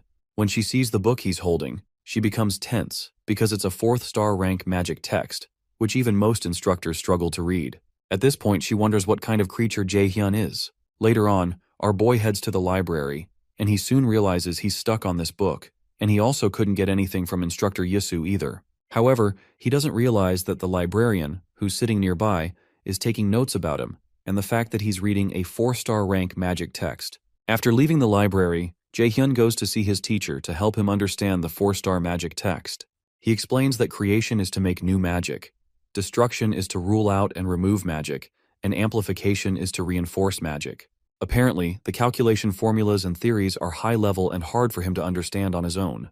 Up until now, he depended on Odin's eye to understand the texts, but now he needs to understand at a deeper level. When he's done explaining, Seongun tells him that she can't tell him for certain either. When he asks why, she adds that he needs to understand the concepts in 4-star magic texts on his own so that he can step to the level of an A-rank raider. When she notices he's still confused, she decides to at least tell him a discipline to help him learn amplification. She manifests a cloth in her hand and hands it to him, and Jae-hyun is pleased that this will help him grow stronger. Sometime later, our boy returns to the AR battle system room and battles with the monsters with the sash that his teacher gave him tied around his wrist. He looks pretty exhausted, and he soon activates his magic arrow skill and blasts it at the monsters, but they easily slash the arrows with their swords. Shongun had told him to repeatedly use one magic skill while having this item she gave him equipped. The item is called Gleipnir, a rank B item. It's a string that sealed Fenrir and an imitation item that was modeled after Gleipnir that temporarily decreases all stats by 50% when tied around a user. His teacher told him to focus on just one skill and analyze that magic skill's formulas again and again. When Jae-hyun asks her what this has to do with learning amplification, she tells him that's up to him to find out. In the present time, Jae-hyun notices his entire body feels heavy and slow because of his decreased stats, and it's worse than he imagined. Some days later, Yoojung notices the dark circles around our boy's eyes, and she asks him if he's okay. When he tells her he thinks he's fine, she informs him that she can detect him from 100 meters away because of the smell from his pain relief patch, and informs him that he's been living in the AR test room for a week now.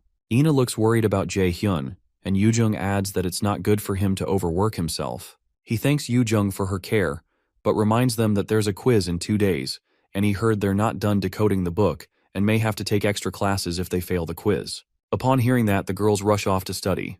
Eventually, our boy returns to the AR battle system room for another session, and he perfectly clears test level 41.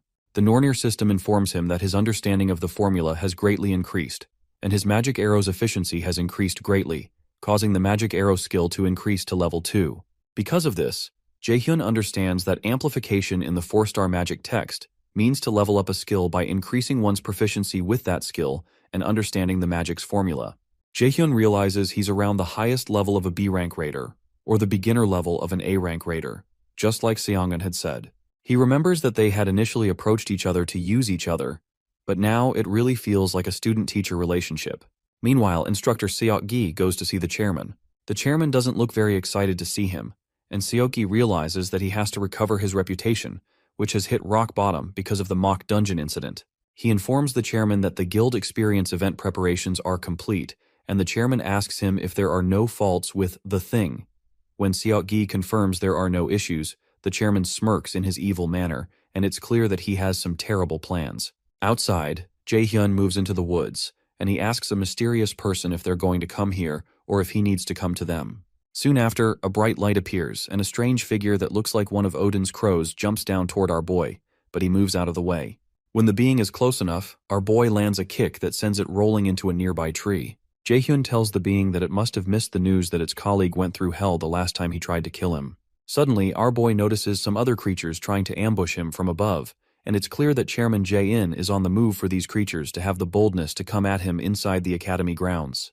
Jaehyun surrounds himself with magic arrows and tells them that they messed with the wrong person, then fires them at the bird-like creatures, knocking them backward. However, he soon sees something that makes him cringe. One of those beings turns out to be his father, Min Seong-oh, who tells him it's been a long time since they've seen each other. Jaehyun burns with deep rage and fires several lightning chains at his father, who dodges his attack easily. After evading his attacks, his father places his hand on his sword and sends a sword slash toward him. Jaehyun gets cut on his side because he can't escape the slash quickly enough, especially because he didn't even see his father draw his sword at all. The slash Seong-oh sent created such a deep gash in the ground that it would have cut Jaehyun in half if he didn't move out of the way. After a moment of silence, Seong-oh tells our boy he was looking forward to seeing him after such a long time, but his personality seems to have gotten much more aggressive.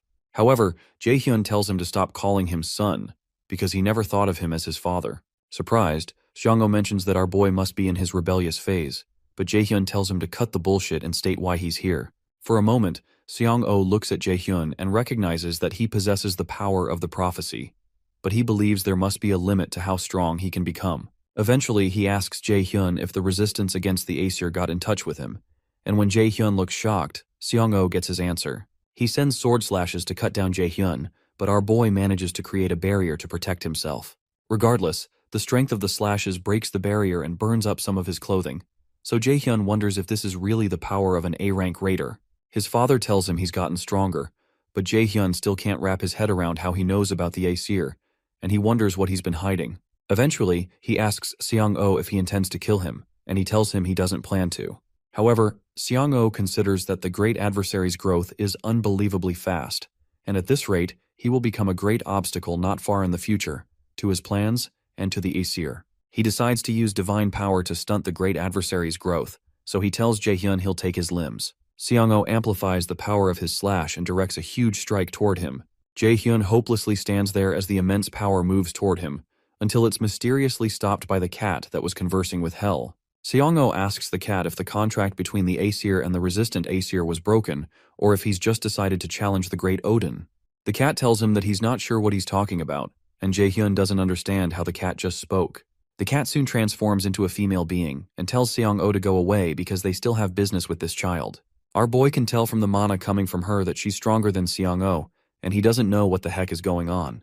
When Seong-oh asks her if she really has to make matters worse, she cuts herself and lets out drops of blood on the ground, and the droplets soon transform into monstrous hands that attack Seong-oh. Seong-oh blocks the attacks, and the hands become larger and the strikes stronger. While still attacking, Seong-oh tells the girl that Loki has gotten weak enough to depend on a mere human to end the war between gods. However, the girl reminds Seong-oh that he's also a mere human who's trying to kill Odin, so he's not much different. Eventually, Jaehyun's father decides to leave for now, but he warns her that he'll make sure she takes responsibility for the contract with Aesir if she gets in his way next time. Regardless, she tells him to do as he will, but reminds him she can behead him at any time if he also interrupts her. After leaving a love mark on his neck, she reminds him the contract is between just the Aesir and the resistant Aesir, but there's nothing in the contract forbidding the murder of Odin's crow. Soon after, Seong-oh disappears, and our boy soon collapses on the ground, severely injured. The girl walks up to him and tells him it's nice to meet him. She introduces herself as Hel's alter ego, Hela, and says she's his observer and his guide for the 5 trials. Sometime later, our boy returns to the academy to heal himself. Hela informs him that he can ask her anything if he's curious, and she'll answer anything she can. He decides to ask her the true identity of Seong-oh, so she tells him he's not his real father, and his real name is Hugin. Apparently, he's one of Odin's crows, and his name, Hugin, is a mythical creature that controls and feeds on the human mind. Hugin borrowed the power to manipulate memories from another crow, Moonin.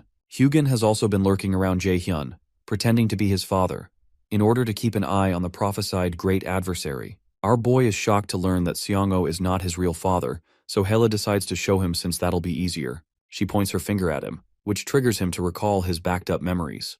In a flashback, he goes back to his childhood home. He witnesses his father calling him useless and despising the day he was born.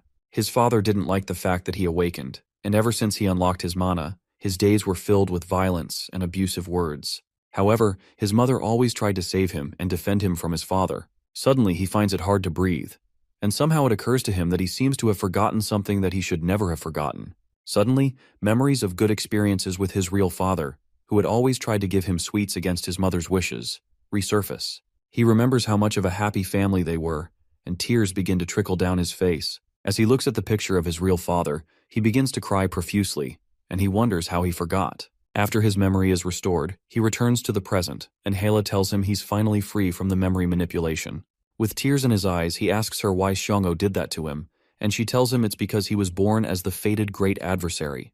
The mention of the prophecy and him being the great adversary annoys Jae-hyun, and he asks her what these things mean and why they're all making his life so hard. After a short pause, Hela explains how 10,000 years ago, the first Ragnarok happened, and that's when everything began. Ragnarok is the final chapter of the gods and where the story ends. During Ragnarok, the Resistance Aesir alliance fought hard in the War of Extinction, but they lost to the Aesir gods and the army led by Valkyrie. After the war, Odin agreed to let the gods and giants who were prisoners of war live on the condition of creating a contract. The document notarizes that the resistant Aesir force has lost in Ragnarok, and from this point onward, they cannot harm the Aesir gods in any way, and will have to be obedient to the supreme Odin. Living beings of many worlds have suffered because of this contract and cried in despair endlessly until the 3 sisters of Norn gave a prophecy. They prophesied that 10,000 years from now, when the second extinction comes, the weakest being will bring down Odin and Asgard and open a new world, and that prophesied great enemy is Jae-hyun. When Jae-hyun confirms that the plan of the Aesir resistance is to use him to kill Odin, he asks what Odin's plan is and what he gains from all this. Hela informs him that Odin wants the 9 realms in the palm of his hands, including Midgard, where humans reside. Meanwhile, in Asgard, Odin finds it irritating to have to watch some inferior being just because of a prophecy. Heimdall, who's standing nearby, mentions that Jae-hyun is just a human who cannot amount to anything compared to them. However, because the resistant Aesir are determined and they can't afford to show weakness in such times, Odin grants Heimdall temporary authority. When he hears that, Heimdall is glad he'll be able to leave Asgard, since it's been a while. Sometime later, our boy hits the gym to work out, and he remembers what Hela had told him about the 9 realms. Apparently, Odin has already taken over some worlds, including Vanaheimr, Jotunheimr, Svartalfheimr, and Muspelheimr, and he wants to conquer the rest with the Second War. In the flashback, Jae-hyun asks why Odin hasn't already killed him, so Hela explains that it's because of the power of the prophecy, which is something even the gods cannot overpower. However, even though Jae-hyun is being protected by that power, it's not eternal and will vanish once the second Ragnarok approaches. She explains that the Aesir gods will kill him when the second Ragnarok approaches, and she explains that he was already once killed by them. Jae-hyun suddenly understands that the death he experienced in his past life was Odin's plan, and that they were playing him from the start. They killed his family, manipulated his memories, and made his life a living hell. Hela asks him if he wants to get revenge and protect what is most important to him. She informs him once more that she is the guide of the 5 trials, and explains that she will give him a trial in order to raise him into the person who will kill Odin. The Nornir system displays a main quest called the God Murderer's Path, which requires him to receive the resistant Aesir throne's power in order to keep Odin's ambition at bay. He's already done Hel's trial, but there are 4 other trials of unknown difficulty before he can receive the resistant Aesir throne's blessing. Meanwhile, Hoyeon does some special training until his muscles are sore. Thanks to the special training, he succeeded in obtaining an S-rank skill, but it's still hard on his body. He remembers that Jae-hyun is already at a much higher level than him, and he's far from being strong enough to beat him at the Mills Festival. Regardless, he decides to train further, but he soon hears an announcement summoning him to the chairman's office. In his office, Jae-in speaks with a certain congressman about getting rid of all the lower-ranking students so they can focus their support on the high-ranking students. Jae-in proposes the man take care of the rest of what they need once they get rid of the students, but the man protests that he can't because things got too out of control at the mock exams, and the Raider Management Headquarters is going to be on the move soon. Jae-in feels the congressman isn't speaking at his level, and he considers whether he should get rid of him too. He soon informs the man that he's completed the preparation and that they're going to artificially open a gate at the guild experience they're holding in a few days. That gets the congressman interested, so he offers to send over the supporting funds from the nation to Mills, as they said last time. Shortly after, Hoyun, who still has the terrible experience he had in the demiplane in mind, is worried about why the chairman is summoning him. He supposes that the chairman was the one who invaded his mind at the demiplane, and was the one who caused the incident at the mock dungeon. As he knocks on the chairman's door, he decides not to act rashly because he can't handle this alone. Later on, while in class, our boy flashes back to his conversation with Hela. In the flashback, she informs him that Odin probably already knows that he has made contact with the resistant Aesir force, which means that Ragnarok can happen earlier than planned. Instructor Yisu soon ends her class and asks them to wake those sleeping, including Ina, because she has a message. She explains that the guild experience will be happening in 3 days and that the event will be a good opportunity for them to see how raider guilds work and hunt monsters. She adds that there is a guild that was specially prepared by Chairman Jae-in for them. Jae-hyun hates the idea of going to the guild Jae-in provided and recalls that he went to a new E-rank guild and just sat on a moldy couch for a bit before leaving in his past life. But he can go anywhere now because of his accomplishments. He plans to go to the Neptune Guild because it's the #1 ranked guild in Korea before his regression. However, Instructor Yisu reads out a guild priority list, which offers a student they covet to experience their guild in exchange for a special point. Yisu announces that Jae-hyun, Ina, Yoo-jung, and 3 others were chosen by the Lotus Guild, and Lee Soo-hyuk was chosen by the Neptune Guild. Yoo-jung is ecstatic about the Lotus Guild, and our boy realizes this is why his teacher asked for the names of the skilled students. Yoo-jung begins to weep because she'll get to meet Guildmaster Yoo Seong-in and almost chokes Ina with a hug. But she has to stop when the 3 of them receive an emergency message from Hoyeon to show up at Jae-sang's workshop.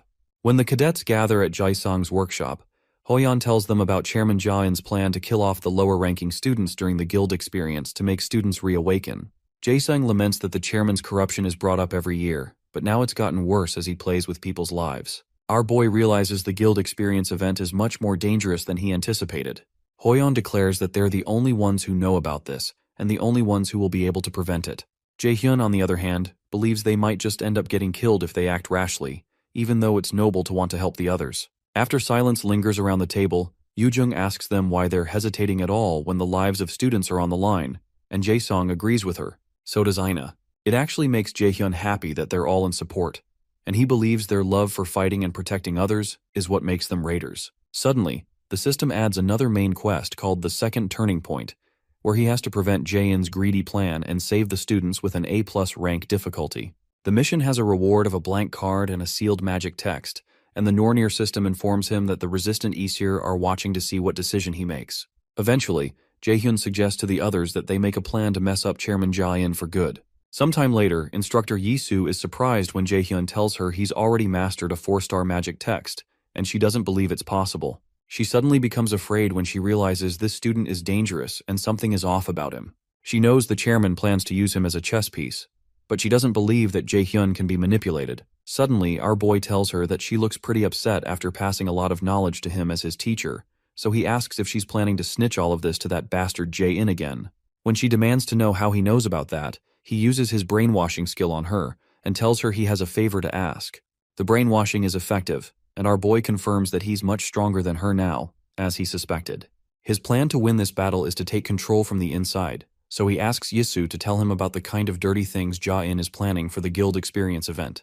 3 days later, on the day of the guild experience, Yoo-jung is extremely excited that she gets to tour the Lotus Guild building. Soon after, Manager Sungjae comes to welcome the students to the Lotus Guild and tells them he'll be their guide for the day. He shows them around until they come to a place where Guildmaster Seong-in is waiting to meet them. Shortly after, they all sit around a table to have tea and eat. Yoo-jung can barely raise her head due to how much she's in awe, and she eventually asks the guildmaster to sign a paper because she's a big fan.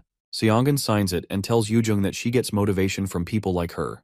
When the guildmaster tells Jae-hyun that it looks like he's already made so many friends, Hoyeon asks our boy if he's already acquainted with the guildmaster. She informs them that Jae-hyun is her student, and Yoo-jung almost loses her mind. The guildmaster explains that she was able to hear a lot about them from Jae-hyun, and she called them here because of him. She explains that Lotus and a few other guilds already know about Jae-hyun's corruption, but they haven't been able to do anything about it because of the absolute power he holds. Most of Jae-hyun's skills are kept secret, and Seongun confesses that she doesn't know most of them. Meanwhile, some other students are being shown around in another guild, and one of them named Seong-chan considers his peers foolish for looking down on him or not being talented. He believes it's different now because the chairman picked him out personally to be here, because he finally saw that he had the potential to be a great raider one day. Suddenly, one girl stops Seong-chan and asks him if he also finds this place weird.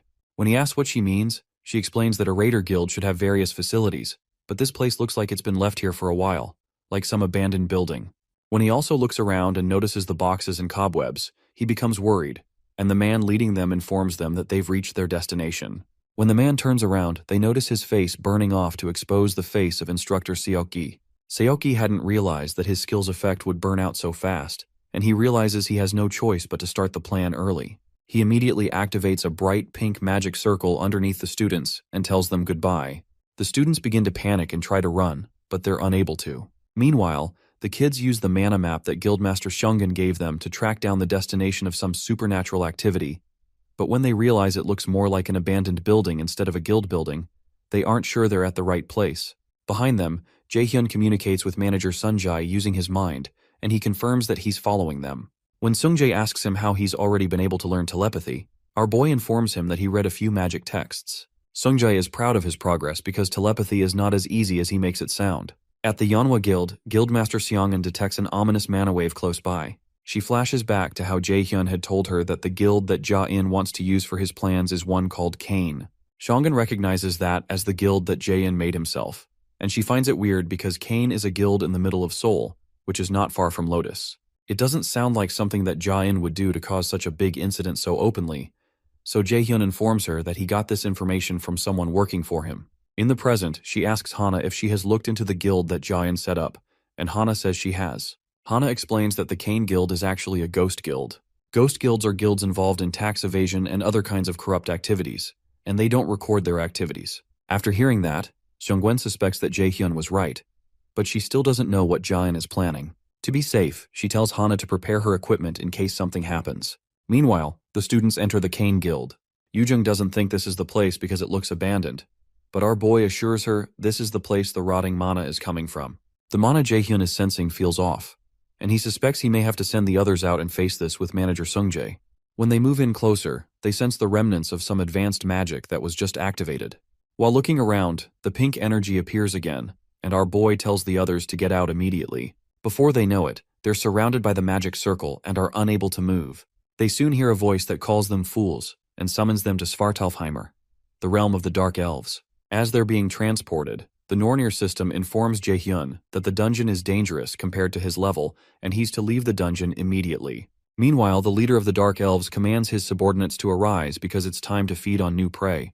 The kids are soon transported to Svartalfheimer, and Jae-hyun recalls that it's said that the Dark Elves in Northern European mythology have powers comparable to the gods. However, the powers were weakened when this place became a dungeon.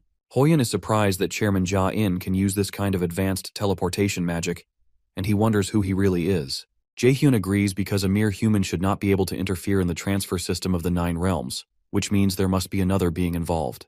They all realize they're not in a good situation, but they're all surprised when manager Sungjae shows up. Sungjae informs them that Jae-hyun had asked him to come here if something went wrong, and Yoo-jung is relieved that they're not going to die after all. However, Sungjae clarifies that the situation isn't really better just because he's here, because even A-rank raiders struggle to survive in the world of the Dark Elves. He plainly tells them that they'll all die if they let their guards down. Jae-hyun agrees with Sungjae that there aren't any flawless methods for clearing this dungeon, at least in this timeline, but he recalls that he has seen enough clearing tutorials from the future, so he assures everyone that they'll make it out of there alive.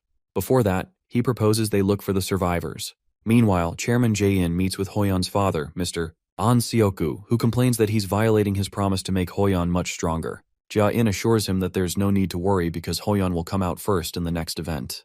However, Mr. An realizes that Ja-in is like a snake and asks him how Hoyeon was able to lose to a magic class student in the freshman hunt. Eventually, the chairman informs him about Jae-hyun. a genius who was born with 97% magic aptitude. That figure shocks Mr. An, and he decides to take his leave. Apparently, An Seogu used to be a military officer, and his deep connections with the central government are of value to Ja-in. However, this is not enough reason for Jae-in to intervene in the new event, because he doesn't want to play games he knows he'll lose. In the world of the Dark Elves, Ina decides to use one of her skills called Flash to illuminate the place since it's too dark. But Jaehyun asks her to wait and uses a level 3 Flash skill that has stronger rays of light. Yoojung is surprised, so our boy explains that he leveled up Flash from D rank. Ina wonders how this was possible because leveling up a skill is only possible once you're an A rank raider, and Hoyeon is shocked that Jaehyun is already this skilled. While they move forward, manager Sungjae considers our boy's ability to level up skills, and he wonders how he's never seen such a thing even though he's trained countless new raiders. He secretly wonders how much stronger Jaehyun can get. As they continue to move deep into the dungeon, Jaehyun suggests that they rest for a bit, and Sungjae agrees since they've been walking for a while. Because dark elves are used to the dark and can turn off Flash easily, our boy turns off the light so they can get used to the darkness. The kids soon take some mana potions that Jae-sung had prepared for them in advance to replenish their mana. When Hoyeon mentions that the survivors must be somewhere beyond the fork, Jaehyun uses his mana perception to check around the dungeon. He detects that the middle road leads to the room where the boss is, but he suddenly detects an incoming object and grabs the arrow mid-air before it pierces through Ina's chest. Our boy activates his absolute calculation skill, and everyone gets into fighting mode when they notice that they're surrounded by dark elves. Everyone watches in shock as Jaehyun crushes the arrow in his hands. Yoojung quickly activates a mana field around her friends, and Ina activates a skill called Slow to try to slow down the elves. She soon summons her Radiant Divine Sword and begins to attack the elves. Meanwhile, Hoyeon activates his martial arts Polar Extreme skill and creates a distraction that allows the others to attack further. When he gives the signal, manager Sungjae jumps towards one of the dark elves with his dagger and battles with it head-on. Our boy decides to join in on the fun, so he activates his lightning chain, which is now at level 5, and he strikes several of the elves with his chains. According to the tutorial on how to clear Svartalfheimer, the dark elves' weapons and armor are all made from magic, which means he can destroy all of it with absolute calculation. He signals Yoojung and Ina to only use fire-type magic, so they decide to follow even though they don't understand.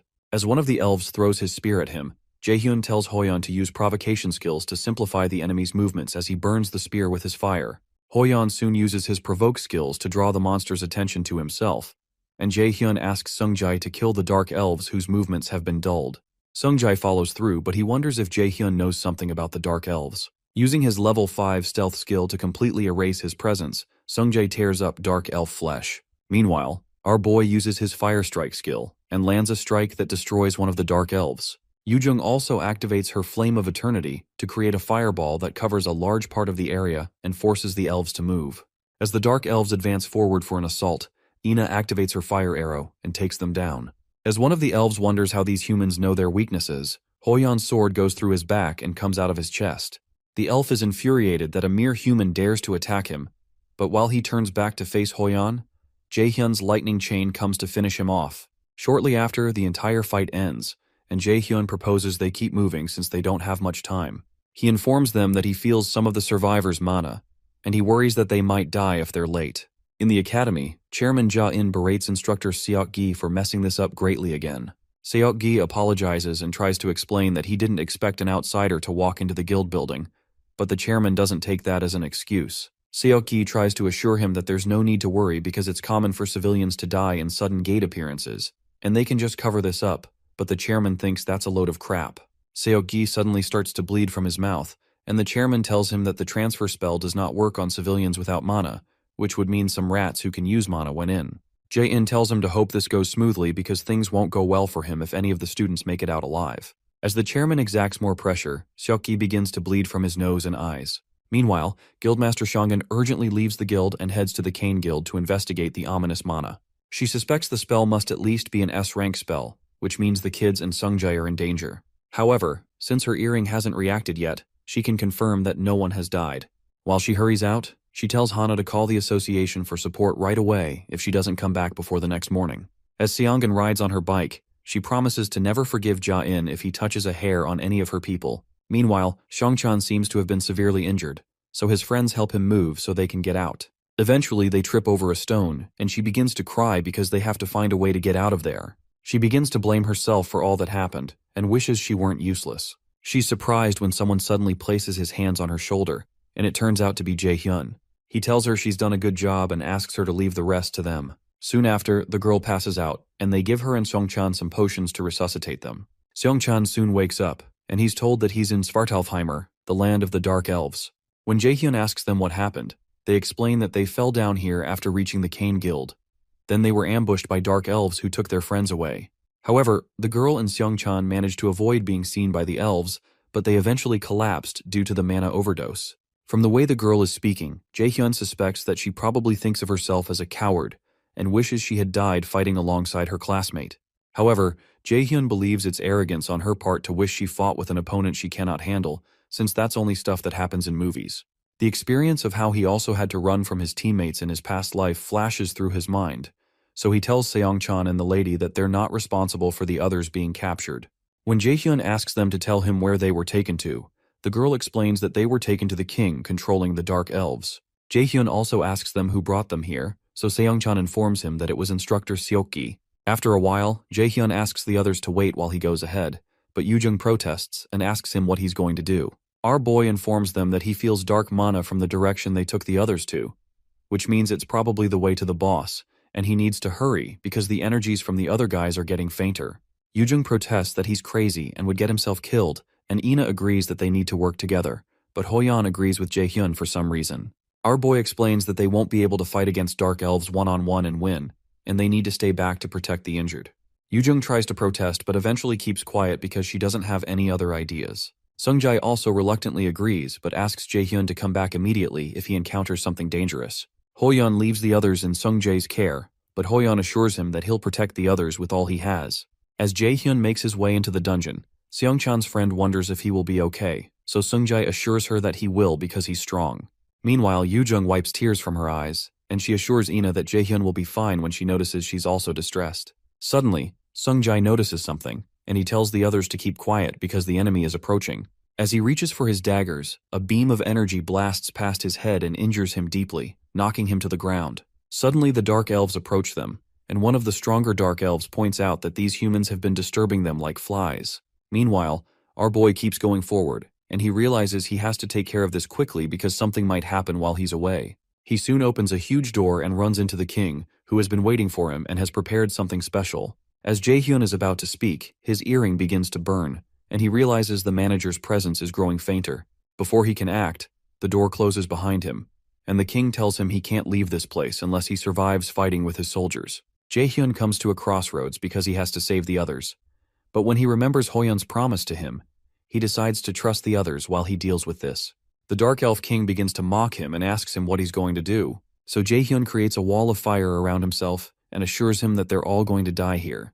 In the outer part of the dungeon, Sung-jae still lies on the ground with the sword that injured him by his side. Hoyeon rushes to his side, and he realizes that the manager is in terrible condition and may have been poisoned, which means these beasts are aware of the weakness of an assassin-type raider. The leader among the elves summons his sword back to himself, and he decides to deal with the minions, as he puts it, since the most annoying one is out of the way. Hoyeon confirms his suspicions that they were waiting for Jae-hyun to leave to attack, and Ina mentions that the guildmaster must have noticed that manager Sung-jae is down. She recalls that Seongun had given Jae-hyun an Ivaldi earring that would signal her once any of them were in danger, and she had promised to come if there's an emergency. In the Dark Elf Palace, Jae-hyun burns with rage and literal fire as he tears through Dark Elf flesh. He covers himself with fire and approaches some of the elves, but he notices stains of blood on their mouths, so he tells them they're going to have to throw up what they just ate. Our boy recalls the look of determination on Hoyeon's face, which is the face of an insane person who's come to terms with his decisions. He's seen such a facial expression on his best friend from his past life, and on the friends that got killed in the mock dungeon, so he doesn't believe he should trust those eyes. Meanwhile, Yoo-jung creates a mana field, and Ina summons several divine radiant swords to give the Dark Elves hell. The leader of the Dark Elf group tells them that it's pitiful to see them struggle in a pointless manner, so he assures them they'll all become a part of the king's feast, and sends off his soldiers to attack. Ina realizes the elf is fast, but Hoyeon blocks the guy's attack using his shield. Hoyeon activates his martial arts Polar Extreme skill and retaliates with a slash that forces him to retreat. The move makes the leader of the group admit the humans aren't too useless after all. Hoyeon realizes that this group is stronger than the previous Dark Elves they came across, and when the leader approaches him, Hoyeon asks him what he is. The leader of the group introduces himself as Kel, the captain of the royal guard, and one who is of royal blood. They're shocked to hear that he's a royal dark elf, which means he must be stronger than A rank. Meanwhile, Hoyeon recalls the first day he met Jae-hyun and how he stood in front of him to protect him, which made him remember all the good things he's forgotten about a raider. To him, Jae-hyun's boldness is the dream he wants to realize, and he decides he cannot die in a place like this, and that he needs to catch up to Jae-hyun no matter what. Hoyeon suddenly throws away his shield, much to everyone's shock, and steps toward the monster. He believes this is what he should have done from the start, because a raider has more than one heart, so he reaches into his higher, middle, and lower chi centers to open them. Kel is shocked by the sudden outburst of mana coming from Hoyeon, and even beholding it slightly injures him. The man covers Kel up, and he asks Hoyeon how he's able to do such things. However, Hoyeon doesn't answer him but activates his unity of body and sword skill, which causes him to start bleeding from the mouth. Ina pleads with him to stop, and the system declares that this skill's level is far too high for the user, and the flow of blood within the body has been reversed.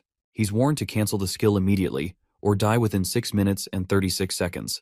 So Kel takes advantage of the situation and orders his soldiers to capture Hoyeon alive, even if they have to cut off his limbs. Regardless, Hoyeon doesn't deactivate the skill and decides to face the soldiers. He had succeeded in obtaining an S-rank skill called Unity of Body and Sword from his training, but it's still too much for his body. It's a skill used by those who have reached the peak of swordsmanship, where the sword and the body become one. As the soldiers rush towards him, Hoyeon deflects them easily and goes to face Kel. As both of them clash swords, Hoyeon realizes he's not yet a match for Kel because he has only awakened this new realm of strength in an unstable manner. He realizes that all he can do is stall for time, so he continues fighting with Kel. While they're fighting, Kel tells him that his struggling is rather comical, and he points out that he notices what kind of state he's in. However, Hoyeon refuses to back down because he has to keep his promise. He tells Kel he would never know why he's doing this and goes in for a frontal strike, but the dark elf jumps out of the way and attempts to attack him from the side. Kel is unable to land the strike because Hoyeon's heightened senses allow him to pick up the counterattack quickly enough to jump out of the way. Kel calls him a little rat, but Hoyeon leaps right back towards him and almost overpowers the dark elf. Suddenly, while they're fighting, Hoyeon's body begins to break down, and the system tells him to undo the skill immediately because all muscular fibers are being disconnected and all blood paths are being twisted. While he's in pain, Kel comes in to finish him off, but Hoyeon still manages to block his attack. He begins to cough and pant when his body can't take it anymore. Regardless, he continues with the skill and decides to put up one last fight.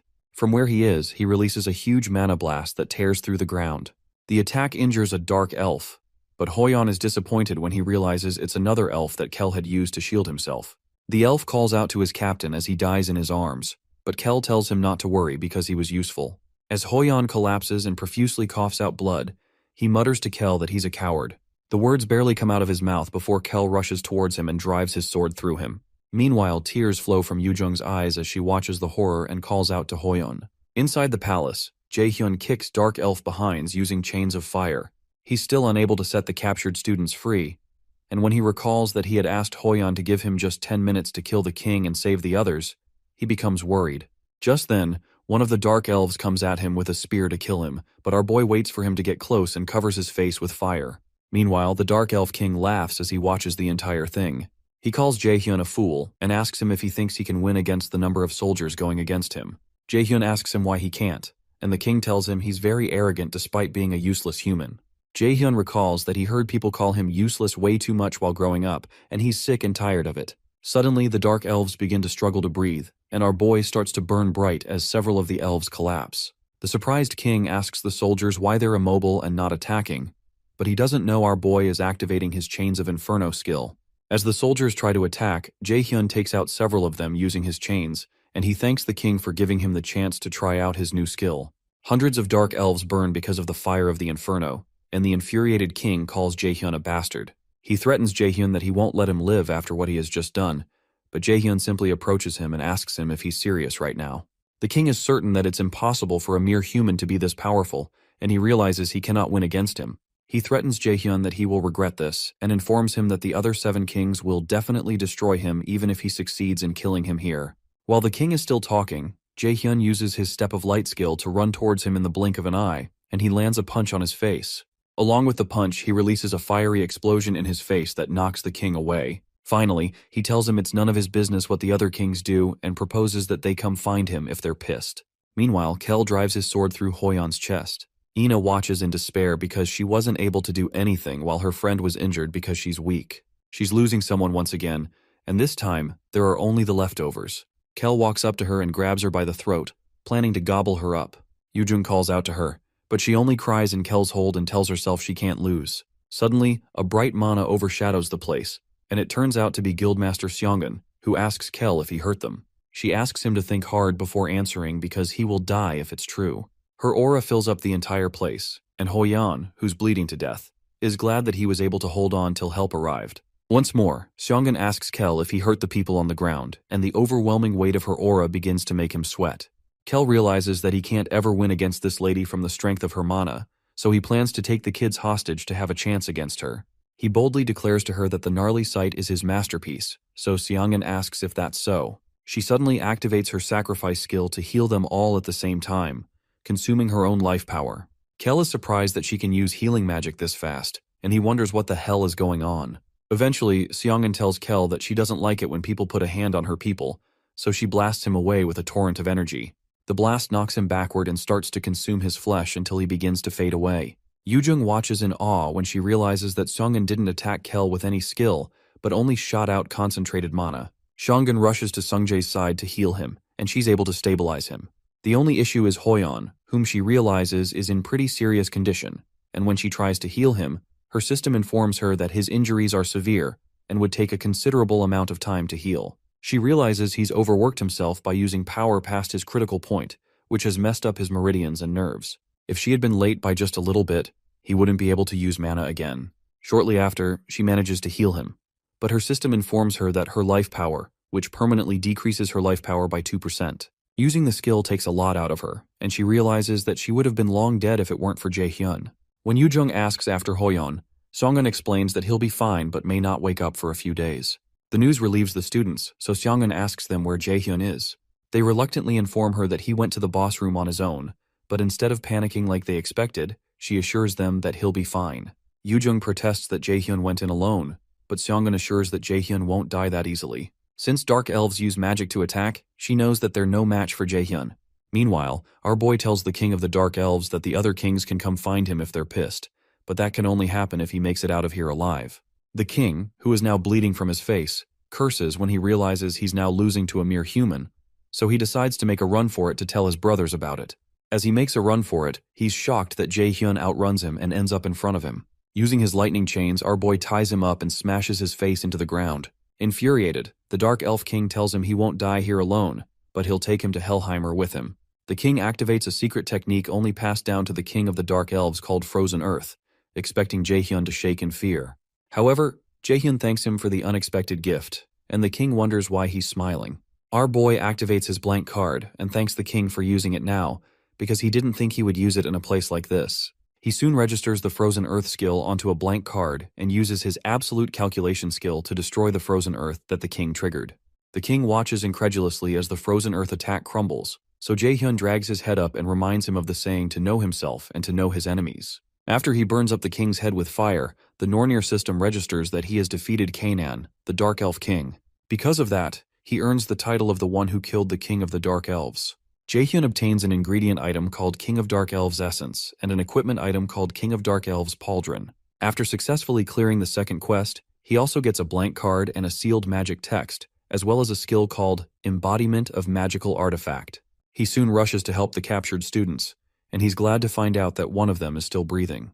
However, his stomach turns when he realizes that some of them are dead, so he uses his sacrifice skill to heal the guy that's still breathing. While healing him, Seongun comes to join her power with his, and she tells him that being a healer is a cruel job. Apparently, a healer is happiest when healing is not needed, and the second happiest person when saving a person who's on the brink of death. Meanwhile, on the streets of the city, Seokgi boils with anger when he realizes that his plans have been foiled. He swears to himself that it doesn't matter if they make it out of the dungeon because they will all die painfully. Suddenly, Jaehyun appears by his car window and smashes the glass to grab his neck. With a maniacal look on his face, Jaehyun calls him a son of a bee because of what he did. An hour ago, those who are trapped in the world of the Dark Elves come out at the entrance of the Cain Guild. Seongchan thanks Seongun for her help, so Seongun says they can come to her guild later on if they're so grateful. The offer amazes Yujung, and she wishes she could join right away.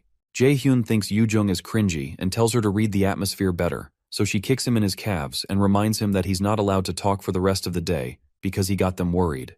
Jaehyun winces from the pain and wonders why it hurts so much even though her strength stat is low. Soon after, Hana arrives in a company van and informs the guildmaster that she had to hurry over because she couldn't reach her for hours. Seongun apologizes for that and tells her she'll explain the details of what happened later. In the meantime, she asks Hana to take the injured and the kids to the guild first. Seongun doesn't follow them because she and Jaehyun have something to do.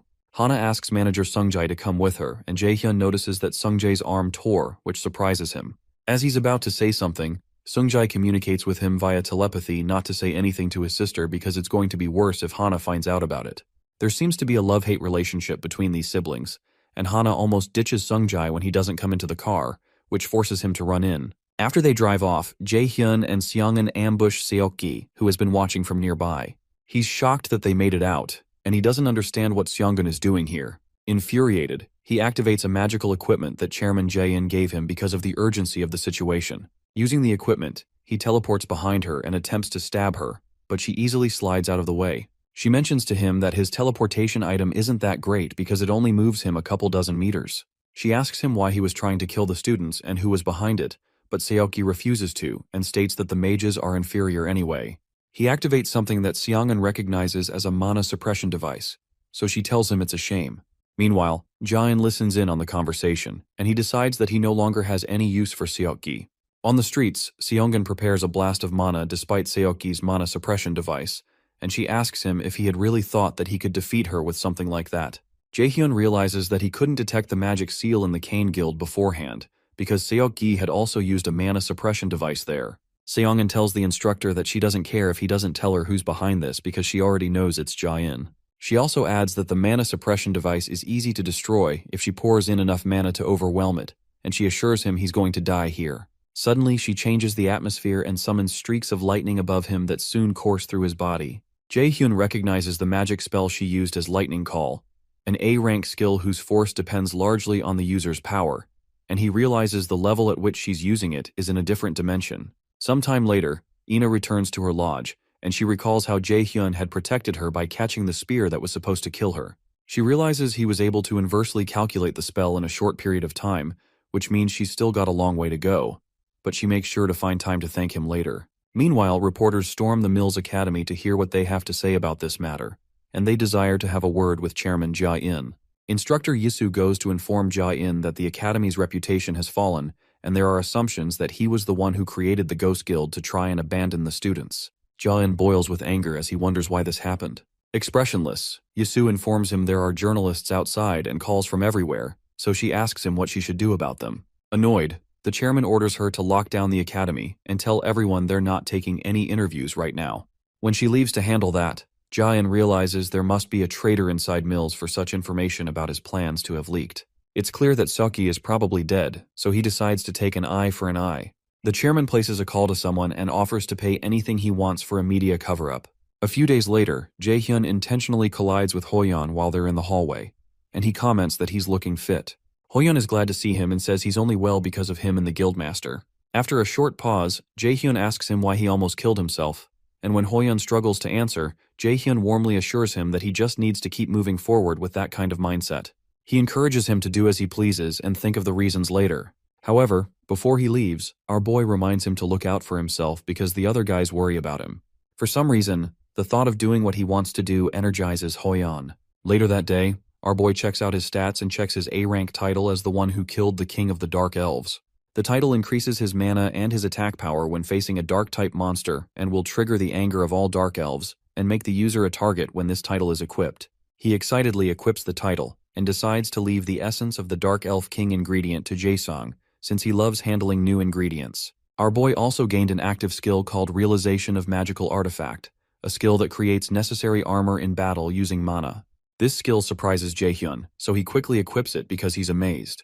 Jaehyun realizes that the value of this new skill doesn't really lie in its rank, but in its utility. On the black market, a piece of C-rank armor goes for tens of millions of won, so that means he can make armor of that value each time. Suddenly, the knife given to him, named Misteltein, begins to react until the system notifies our boy that all the effects of Misteltein have been unlocked because he has fulfilled all the conditions. Because of this, he obtains a passive skill called Genius of Armor Making, and all the equipment he creates from now on will have their rank increased by 1. This is ridiculously great news to Jae-hyun, and he now understands that the full effects of Mistletoe weren't working because he hadn't fulfilled the full conditions before. Since he's getting all these benefits, he decides to begin training with them. The next morning, many students are seen preparing for the Miles Academy exams.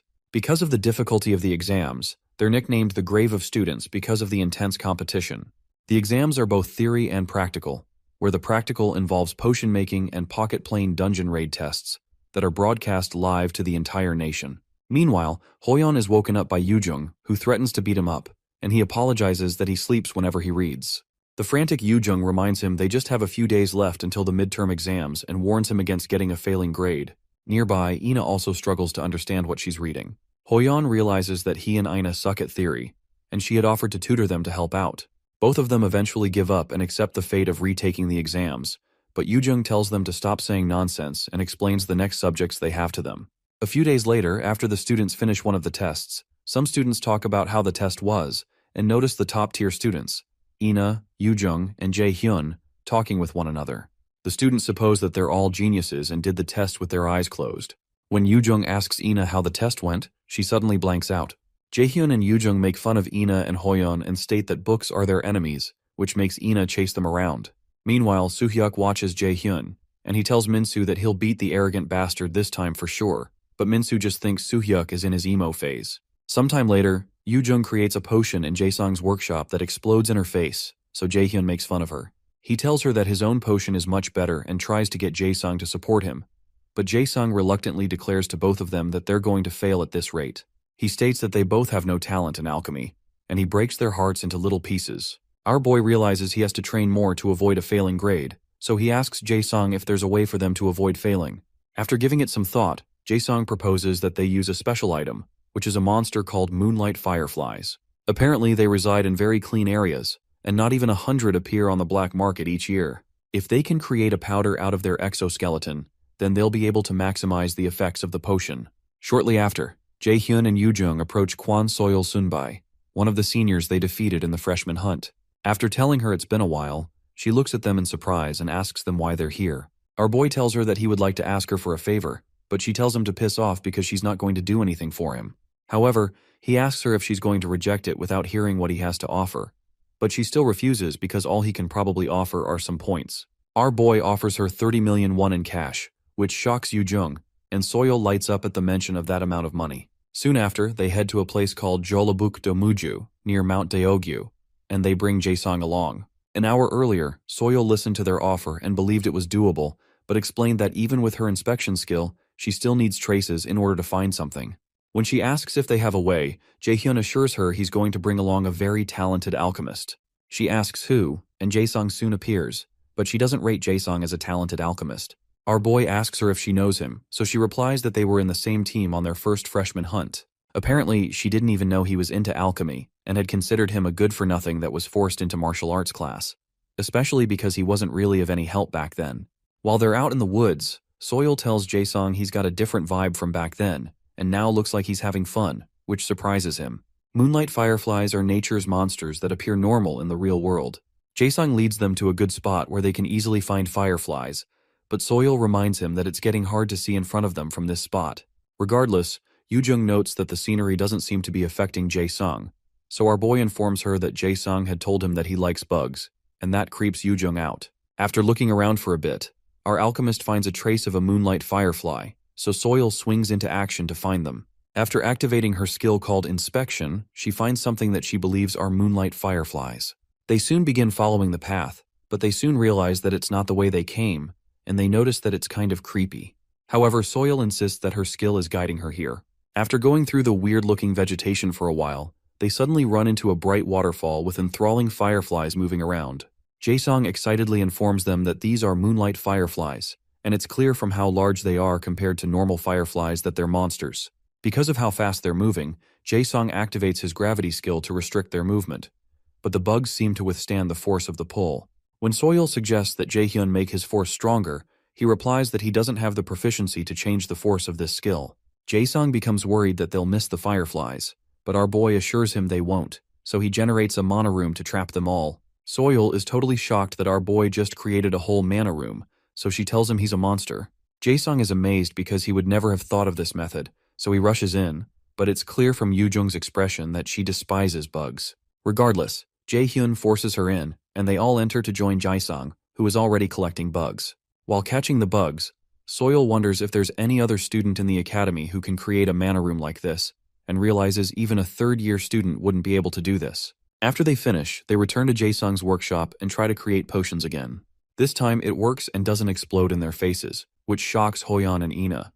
Jae-sung proudly declares that he worked hard to make this, and they can expect a purity of at least 70% in their potions. When they finish, Yoo-jung and Jae-hyun begin to celebrate, but Jae-sung becomes worried that Jae-hyun's potion only has a purity of 50% and Yoo-jung's has 47%, so he wonders if they'll really be okay in the tests. A few days later, after their test, Hoyeon makes fun of Jae-hyun and Yoo-jung, saying he almost mistook their ingredient pot for a monster summon pot. Even after Yoo-jung got all the good ingredients, she still ended up in the 42nd position, with Jae-hyun at 31st, Hoyeon at 29th, and Ina in first position. After teasing them a bit more, Hoyeon heads over to his next class, so Jae-hyun tells himself that it's not over since he still has other exams left, and so does Yoo-jung. The only issue is that the practical exams are difficult. It's a compilation of all the freshman hunt, AR test, fake dungeon, and every lesson they've done so far. Apart from that, another factor that exponentially increases its difficulty is the way teams are made. On the day of the practicals, Yoo-jung laments because she got a cost of 14 and will have to plan well in order to get a good team. The cost is calculated among the students based on the grades they have at the moment. Students must make teams of 4 without surpassing a total team cost of 50. In this exam, Hoyeon has a cost of 17, Ina has a cost of 15, and Yoo-jung has a cost of 14. Jae-hyun had a cost of 6 in his past life, and he remembers that he was excited because he got to enter a good team, but the results were the worst. He considers it a crappy way of choosing teams, as the higher ranks choose the lower ranks because they have higher costs and can easily accommodate those with lower costs. Suddenly, our boy is approached by one of the cadets whom he knows from his past life.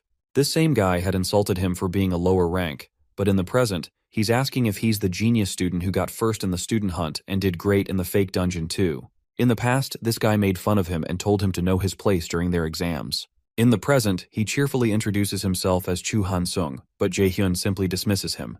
Regardless, Han-sung suggests that they team up because he has less cost compared to his skill, and he proposes to help Jae-hyun with his cost of 20 that makes it hard for him to choose teammates. However, Jae-hyun only considers this guy a garbage bastard who preys on the weak and sucks up to the strong. He tells Han-sung it's a shame that he doesn't want to team up with him and tells him to go look for someone else. Flustered, Han-sung tries to explain again that he has low cost with high skills, but our boy tells him it doesn't matter to him because he can clear the test on his own, and Han-sung is too weak anyway. Our boy goes to meet some of his friends, and he asks them if they've considered his idea, while Han-sung stares at him with utter contempt.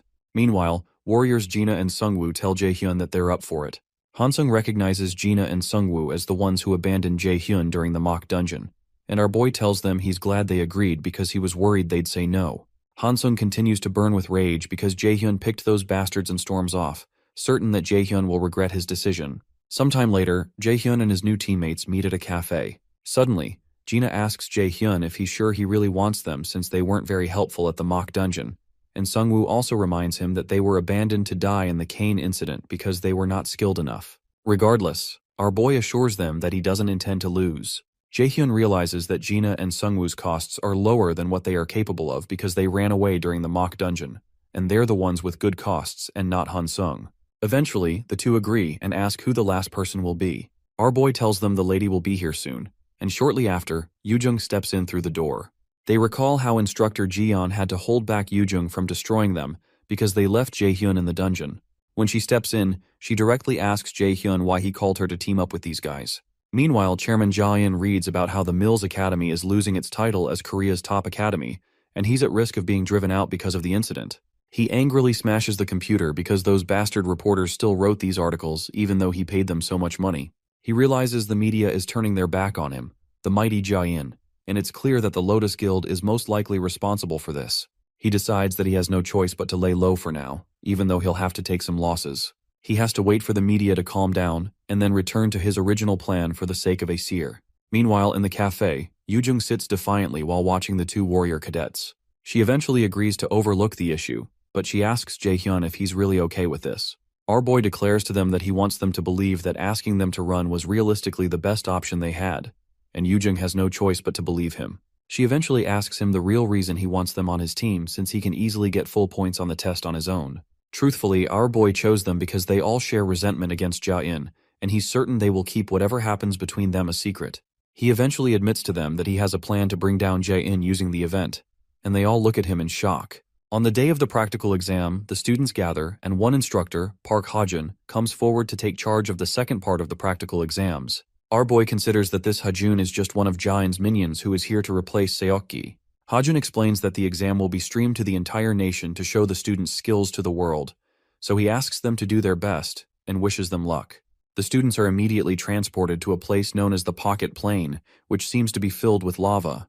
Our boy's team is Team D, and their mission is to clear all stages and return with the boss's core. The quest on the first floor is to eliminate all monsters on the floor and find the stairs leading to the second floor. The place is clearly hot, and Jae-hyun informs them that they're in a dungeon that was modeled after Muspelheimer. Our boy suggests they begin by mapping out the dungeon because they need as much information as possible to respond to any problem, and because there are items he'd like to get too. Yujung explains that one of the items they need to get is frost grass, because long exposure to the heat in this place will slow them down and will be dangerous in other ways. Sungwoo commends Jaehyun and Yujung because they seem to be good at this stuff, but our boy explains that it's the basics of dungeon exploration, and survival is the priority of a raider. Soon after, Jaehyun activates his mana detection skill until he finds frost grass. After tracing the mana, they find a field full of frost grass, so Jaehyun suggests they take as much as possible and keep it in their inventory. Since Sungwoo had said he got fair grades in alchemy, Jaehyun leaves the job of making potions to him. Suddenly, they're notified that viewers will enter the room soon, and they're reminded to be careful of what they say and do. Students need to perform for the viewers of the entire nation, and they need to satisfy the viewers. Jaehyun doesn't like the idea, but he finds it useful in some ways. While they're picking grass, he informs the others that 4 C-rank monsters are approaching, and he orders that they go with Formation B. They all get into position as several lava slimes approach them. Jungwoo activates his Provoke skill to draw them to him, and Jaehyun advises them all to fight the monsters using items to try and keep their distance, since the monsters explode if they touch a spot on them. They all prep their weapons but don't make a move as the monsters continue toward them. When they come up close, Yujung calls out to Jaehyun, but he tells her it's not time to act yet. When the monsters reach just a few inches away, the viewing channel for their team is created, and several viewers pour in, with some of them asking if this is the stream with the student that got first place in the freshman hunt.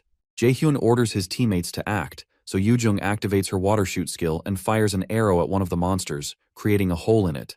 While Gina also fights, Jaehyun considers that this is the best environment to use the frozen earth skill he got, so he smiles at the camera and proceeds to activate a skill. He doesn't plan to make things too exciting so early on, but plans to deploy his big skills when things have gotten more intense. For now, he activates a skill called Ice Rain and pours down ice on the field. Some of the viewers wonder if this is really happening and how a new student can use such a skill. Some of them think it's an error because the skill our boy just used is an A-rank skill. However, Jaehyun is certain that these stupid viewers are going to be the ultimate weapon in bringing down Jia-in. Meanwhile, team manager Sunbai Nim watches the livestream and wonders how Jaehyun is able to use an A-rank skill without breaking a sweat. According to what agent Kim Ji-yeon had told him, Jaehyun doesn't like Jia-in, and Lotus has his back on that. He considers that it won't be hard to expose Jia-in if he utilizes this kid, so he excitedly watches to see what Jaehyun will do. The ice rain that Jaehyun triggered takes out the lava slimes, and Yujung admits that she's not even surprised anymore, even though she doesn't know where he learned that. When Gina points out that it's getting really hot, our boy suggests that they drink their potions. They all begin to look for a place with less heat, so Sungwoo points to a spot that has less energy coming from it. Jaehyun agrees with him, so he decides to set up a shelter there. Meanwhile, Aina fires several holy arrows at some of the monsters, and Hoyeon, who is also nearby, tears up another one. After destroying them all, Aina mentions that this dungeon seems too easy, and Hoyeon agrees with her that they're weaker than he anticipated. Their other teammates just watch in confusion because they realize they could have failed with just one mistake, and they just fought lava slimes in close range without taking damage. On Jaehyun's side, he sets up a tent for his team to stay in while they wait for Sungwoo to make the potions that he says will take up to an hour to make. When Jaehyun teases Yujung about making slight remarks to try to speed up Sungwoo, she protests that she didn't mean that, and they start fighting again. Gina laughs because of how close they are, but Yujung claims they're not. Shortly after, Jaehyun talks with the guys about his secret plan. After explaining the plan, Yujung steps out with Jaehyun to ask if it's really possible, and our boy assures her it is. He believes this is the best time to create some ruckus, so he releases some power to make the connection to the pocket plane unstable and cancel the limited voice transmission feature. The viewers wonder what Jaehyun is doing and why he's working alone with Yoo-jung.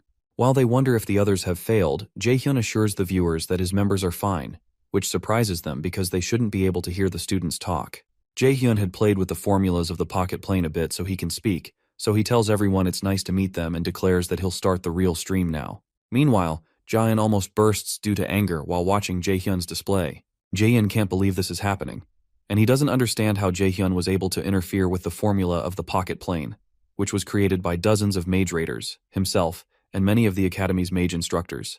Instructor Ha-jun, who is standing nearby, suggests that they punish Jaehyun, but Ja-in clarifies that he wants to but cannot because there are no rules for this kind of situation since it was never expected. However, there is the rule that an Academy student cannot disclose Mills' sensitive information to the public, and he can be expelled if he violates that. Suddenly, the chairman overhears Jaehyun talking about him on livestream.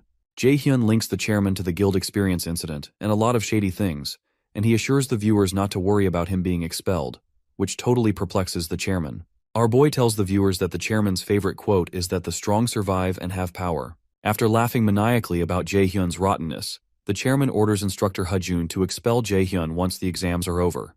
He also asks him to get at least 2 experienced A ranks to get rid of Jaehyun once the media has calmed down a bit.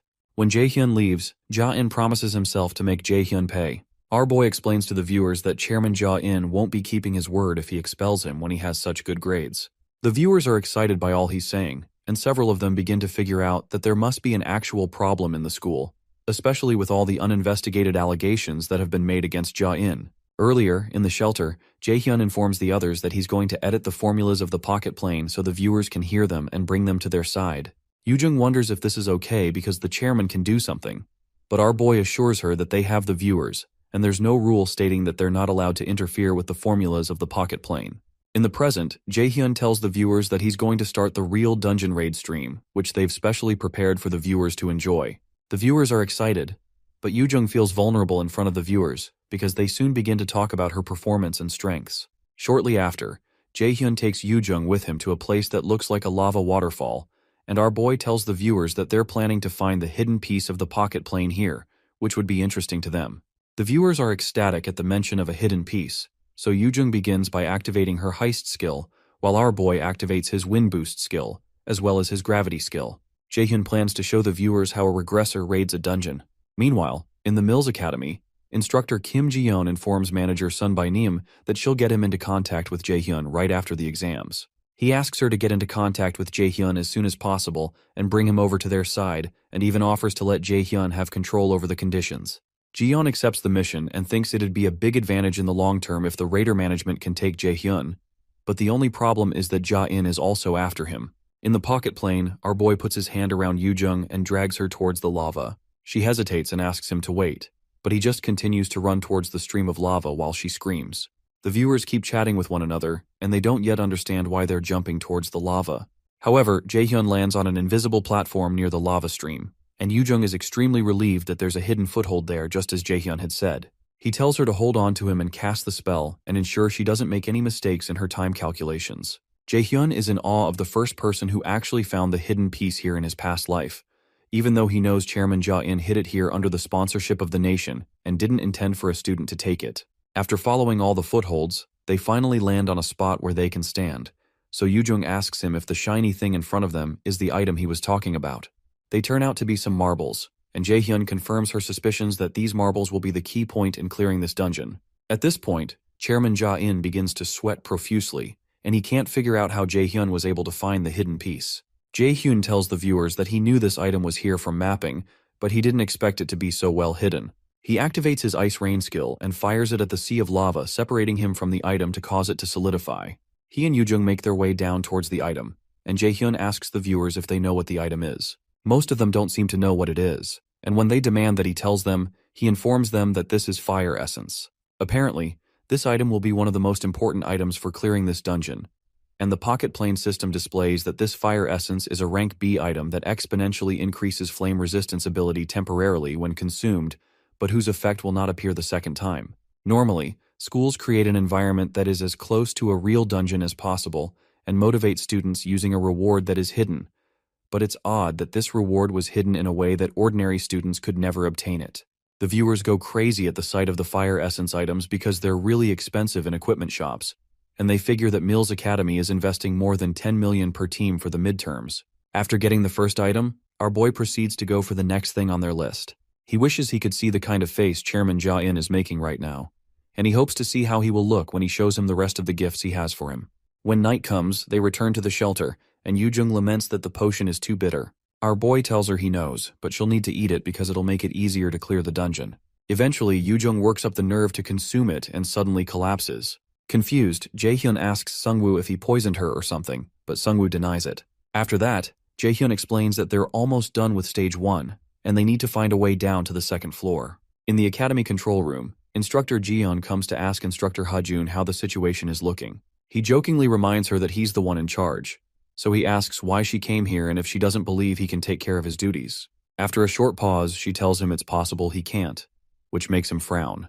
With Seoki gone, the administrative authority of the second round of practicals was supposed to be Jiyeon's, but Ha-jun managed to worm his way through and took the authority from her. Eventually, Ha-jun sarcastically apologizes to her because he's getting ahead of her even though they were hired as co-workers, but Jiyeon tells him she doesn't care about that stuff. He tries to poke further and asks her what she means since it's normal for her to be envious of the position, but he doesn't get any response from her.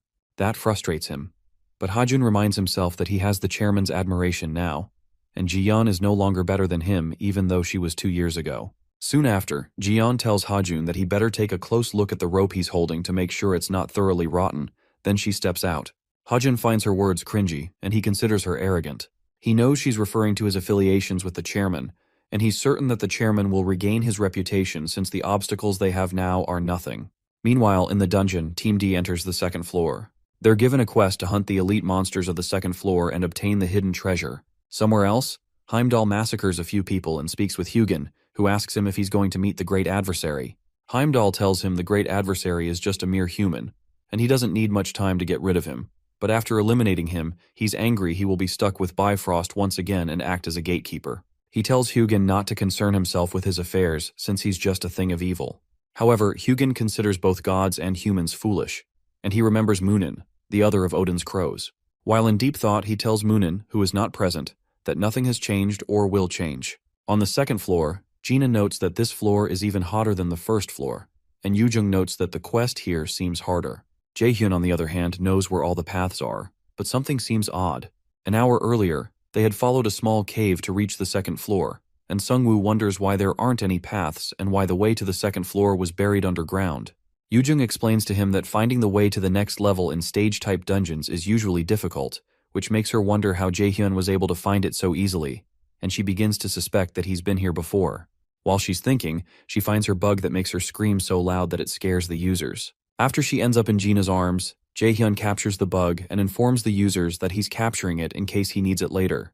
Before they move on, he tells his teammates there's something they have to prepare before they move on, and offers them the fire essence to consume. They all seem so reluctant, so Jae-hyun jokingly tells them not to be so dramatic, especially while he's still being nice. With a horrific expression on his face, he orders them to eat it, and they have no choice but to do so. Apparently, there are 3 floors prepared, and the boss is on the last floor. On that floor, Jae-hyun intends to give Ja-in another problem to deal with too. Before they begin looking for the monster on the second floor, our boy tells the viewers he has an idea where some treasures might be, which makes them really excited. He gave them that small spoiler to get their attention, but his goal is different. He declares that one of the treasures in this dungeon is the salamander, which has a habit of collecting shiny things like crows do, and keeps several of them hidden in its nests. The viewers become excited, and one of them checks online to see that salamanders can also purify items that are corrupt. When they wonder how Jae-hyun got to know that salamanders hide items in their nests, he explains that he studied it. The second hidden piece is something called Balmung's replica, a sword that appears in the Song of the Nibelungs, from the 1200s in Germany. It is said to be a sword meant for killing dragons, and like Thalfi's Thundersteps, it's an item with overwhelming strength and destructive power. The original is said to have been possessed by a German raider named Balak. Suddenly, Gina asks him what a salamander's weakness is, so Yoo-jung tells her it's its stomach since they have hard outer skins. Apparently, the most common way to kill them is to direct ice-type magic at their stomachs. They move deeper into the dungeon, and Sungwoo notices that this place is much hotter, and he'd be struggling if it weren't for the fire essence. Even though Jaehyun knows where everything is, he decides to pretend to do some work here so he doesn't raise unnecessary suspicions. He soon stops the team and mentions that he feels some mana around a place where several swords are placed. Yoo-jung doesn't know if the swords are hidden pieces, especially since there are so many and they look like unregistered items, but Jaehyun knows the perfect place to hide a hidden piece is among these dozens of swords stuck in boulders. Although Jain messed with things so that students can't find it, Jaehyun doesn't have time for his tricks and activates his detection skill. After looking around for a bit, he eventually finds it and pulls it out of the boulder. Once he pulls it out, the Nornir system informs him that he's found the copy of the Tainted Balmung, a rank A item that is Dragon Slayer Siegfried's beloved sword. It has a sealed effect that raises strength by 70 and agility by 30, and a passive S-rank skill called Dragon Slayer, which heightens a user's physical abilities when fighting draconic species. However, the effects of the sword cannot be activated because it is tainted. Some of the viewers wonder how he knew that specific sword was the hidden piece, but some of them believe Jaehyun has his ways. They continue their journey, and Yoo-jung tries to track the salamander down, but Jaehyun reminds her that they need to wait a bit since she had said that the salamander is weakest after it has just fed, and the king salamander eats only once a day at night. Yoo-jung asks him if it's a wise idea to stall for time, since salamanders are sensitive to smell, and they might get attacked first if they stay there. He proposes that they need to find a way to prevent that and brings out the bug from earlier, which causes Yoo-jung to freak out again. When she tries to run away, he holds her down because she's the most important part of this plan. The bug is called the bomb centipede, and it expels a liquid when it feels threatened. The liquid is known for smelling so bad that it induces tears, and this stench is what Jaehyun plans to use in this hunt. Shortly after, the salamander shows up after detecting the stench. Yoo-jung prepares for the salamander and reminds Jaehyun that he had promised her something for doing this. Because she was terrified, Jaehyun promised to give her a magic staff that teacher Seonggun loved if she did this. Truthfully, he was just going to give her a random staff, and he's certain she'll kill him when she finds out. The viewers watch in exhilaration as they wonder if their plan is going to work. Jaehyun assures the viewers that Yoo-jung specializes in wind magic, and Yoo-jung creates a small wind to trap the scent of the bug to send to the salamander's nest. The viewers are impressed because this is only possible because she has impressive control over mana, and the humans start to feel bad for the salamander. Upon smelling the bug, tears start to roll down the salamander's eyes, so Jaehyun tells the others to remember the plan to wait and only move when he gives them the signal. He soon activates his level 2 ice spear and strikes the monster that's writhing in pain, knocking it to the ground. Jaehyun waits for the moment the monster breathes out fire, and when it does, he brings out the Balmung sword and throws it into the monster's mouth.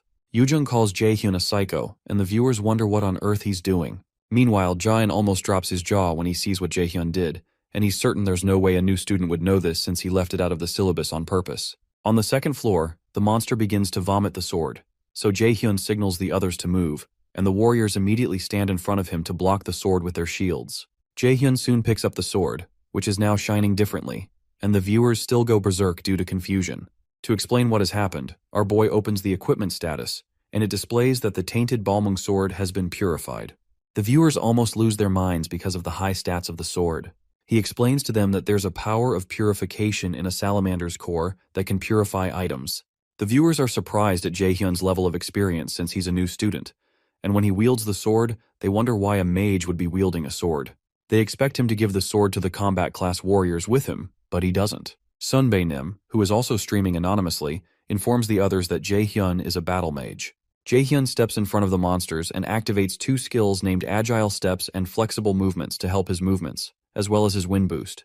With one swift movement, he leaps towards the monster and cuts off one of its arms. After he jumps down, he activates another skill named Ice Edge to create an icy spike. Sungwoo signals to him that the salamander's stomach is exposed since it doesn't have one arm, so Jaehyun leaps towards it and stabs it in the stomach. The viewers are speechless for a while, and they can't fathom what they just saw.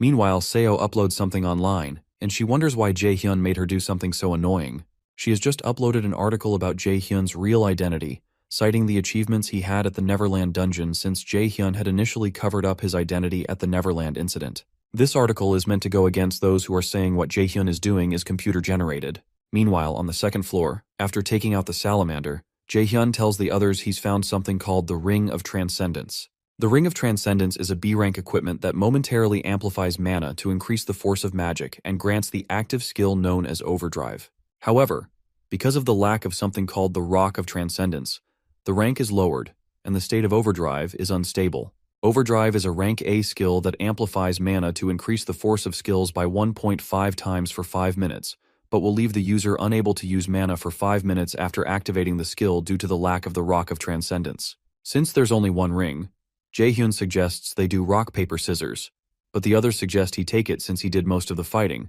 so Yoo-jung suggests he buys them food or something when they get out. Excited, Jaehyun keeps the reward, and they're transported to the next floor. Once they arrive there, they're told the protective barrier will disappear after a minute, and the boss fight will begin. They're protected by a magic barrier that doesn't break even though the boss monster pounds on it.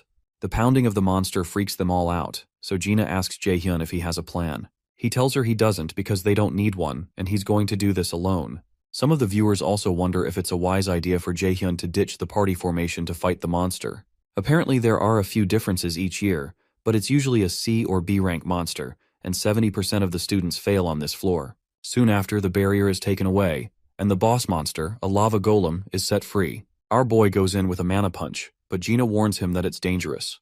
While Sungwoo and Gina panic, Yoo-jung assures them that Jaehyun is strong, so he won't lose to that kind of monster. Jaehyun and the monster match up punches, and our boy knocks back the monster's hand. When the monster retaliates with a punch from his other hand, our boy protects himself by setting up a barrier. When he lands on the ground, he activates a level 4 wind boost and activates his Ice Edge skill to hold down the monster's legs. After that's done, Jaehyun activates his mana detection skill and runs past the monster's punches, dodging at the same time. While he's moving, Jaehyun recalls that lava golems are sturdy and have heavy attacks, but there is a way to defeat them. He activates a skill called Bind to create chains that hold down the monster, then rains down a myriad of ice on the monster using his Ice Rain skill. Although the bind magic soon breaks, the ice hits all the golem's joints and cools them, making it hard for it to move its limbs. Excited, our boy activates his water ball skill and shoots water at the ice around the monster's joints, causing all of its limbs to immediately split apart. As the monster crumbles, the pocket plane system informs them they've defeated the pocket plane boss monster. Some of the viewers ask to confirm if that was really a boss fight, and the other teammates just watch in shock. Yoo-jung calls him an insane bastard and feels like he's already so much farther in skill than she is. Shortly after, the system informs them they've obtained the golem's core, but Jaehyun doesn't believe the test is over since he still has to ensure that Jaehyun falls today. The system asks them if they'll return to reality, and Jaehyun rejects the option. He tells the viewers that the boss fight was too short, and he has something to show them all, which is to fight the hidden boss. The viewers become curious about what's going to happen next, and Jaehyun leads the team to a place where he says he feels a strong mana presence. When he turns back, he realizes none of his teammates want to follow him in, so he assures them they won't die, no matter how much it hurts. When they enter, the system notifies them that they've found a hidden door, and a special quest is being created where they have to defeat the hidden boss of the hidden floor and return to reality. Ordinary students can't even detect the presence of the hidden door, and they can't even make it to this point even if they stumbled upon it by luck, which is why Jae-in planted the hidden piece here. He turns to the viewers, who can't believe that this guy has found a secret floor when the others are still struggling on the second floor. Jaehyun already knows the method to summon the hidden boss, but he decides to at least pretend to look around a bit. Suddenly, Yoo-jung points to an altar that looks familiar, and after a while, Yoo-jung realizes it's quite similar to the pattern on the golem's core. Our boy puts the golem core into the hole in the altar, which causes bright light to fill the entire place. Jaehyun asks them to get back, and the pocket plane's hidden boss, the Red Drake, begins to appear over the altar. Their mission is to all survive, defeat the enemy, and obtain the heart of the Drake to obtain special privileges as rewards. As the Red Drake forms, the viewers can't believe their eyes because even veterans struggle to handle a Drake. The viewers begin to react negatively because of how difficult the pocket plane was set up, which is the reaction Jaehyun was hoping to get.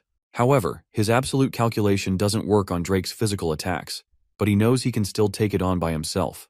In the control room, Chairman Jae-in watches in total shock because his plans to ensure this year's midterms go by quietly so he can deflect the media's attention seem to have been destroyed. He realizes that Jaehyun has interfered with the entire pocket plane this time, but Instructor Hajun protests that there's no way a student can do that. When Jae-in insists that it's Jaehyun, Hajun tries to kick his behind so that he can get promoted in no time.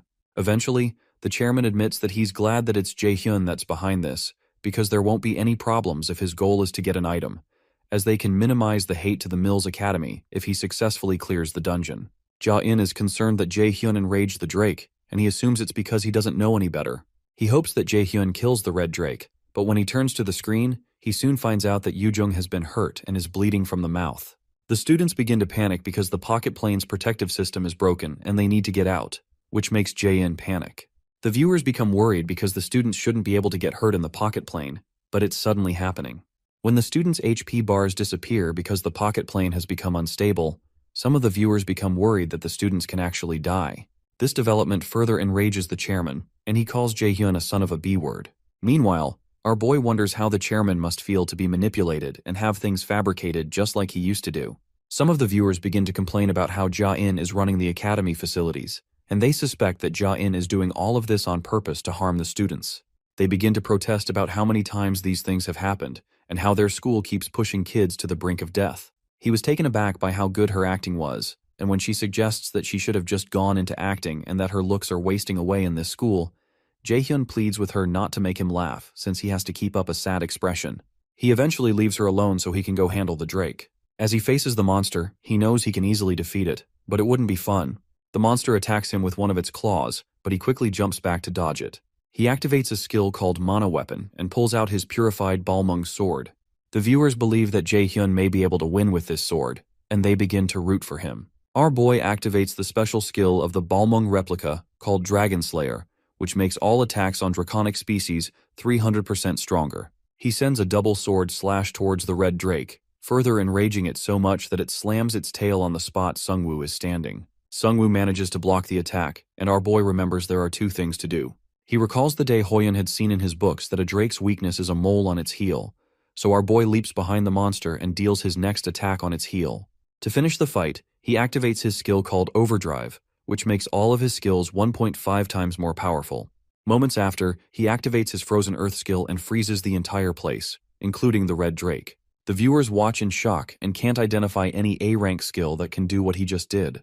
As they start to speculate if Jae-hyun is S-rank, our boy cracks the frozen drake and defeats it. After defeating it, Jae-hyun leans over his sword and tries to conceal his grin as he hopes that Jae-in will like his gift. In the chairman's office, he begins to receive several calls from the members of the school board, blaming him for everything. Even though he tries to clarify that he didn't cause this, it dawns on him that no one is believing him, which has never happened to him before. He asks instructor Ha-jun about the reporters and journalists, and Ha-jun informs him that he's contacted all the reporters they have connections with, but they rejected his offer because they can't trust Mila's anymore. When Ha-jun mentions that he thinks someone has done this on purpose, Ja-in angrily strikes him with a magic attack that launches him across the room. Ja-in is certain that there's no way Jae-hyun could have done this alone, and someone must be helping him. While he's thinking about who it might be, one of his workers bursts in to inform him that the Lotus Guild has sent an official document regarding the disciplinary actions to be taken on Mills Academy and the imprisonment of the chairman. Apparently, Xiang'an had drafted the document about the incident that occurred during the midterms, referring to it as a serious matter that put students into possibly life-threatening danger, just like what happened during the guild experience. Xiang'an states that he consistently puts the students on the brink of death and has been known to engage in bribery of the higher-up politicians for his own interest, among other things. For breaking 17 other laws related to raiders, Guildmaster Xiang'an orders his immediate arrest. Annoyed, Jae-in protests that the Lotus Guild has no right to directly get involved in this matter because only the National Raider Association's management headquarters can. When he reads the document further, he learns that 4 main guilds, 29 other guilds, and the National Raider Association management agree with this. Jae-in reads the document speechlessly when several raiders break into his office to arrest him. Meanwhile, when the students leave the pocket plane, several reporters gather outside to interview Team D about the incident that occurred inside. Jae-hyun is glad that his teacher took care of things carefully, and one of the reporters asks him if there was something he knew before about this arrest because of the remark he made about the chairman while in the pocket plane. Jae-hyun explains that he can't say much because of the non-disclosure agreement of the academy, but he informs them that this is the 3rd time they've been put in danger, and he doesn't want others to get hurt.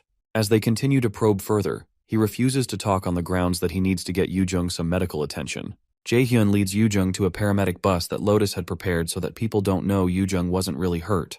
Meanwhile, Jae-in is led out of the academy by the police of the National Raiders management, and several folks soil him with raw eggs.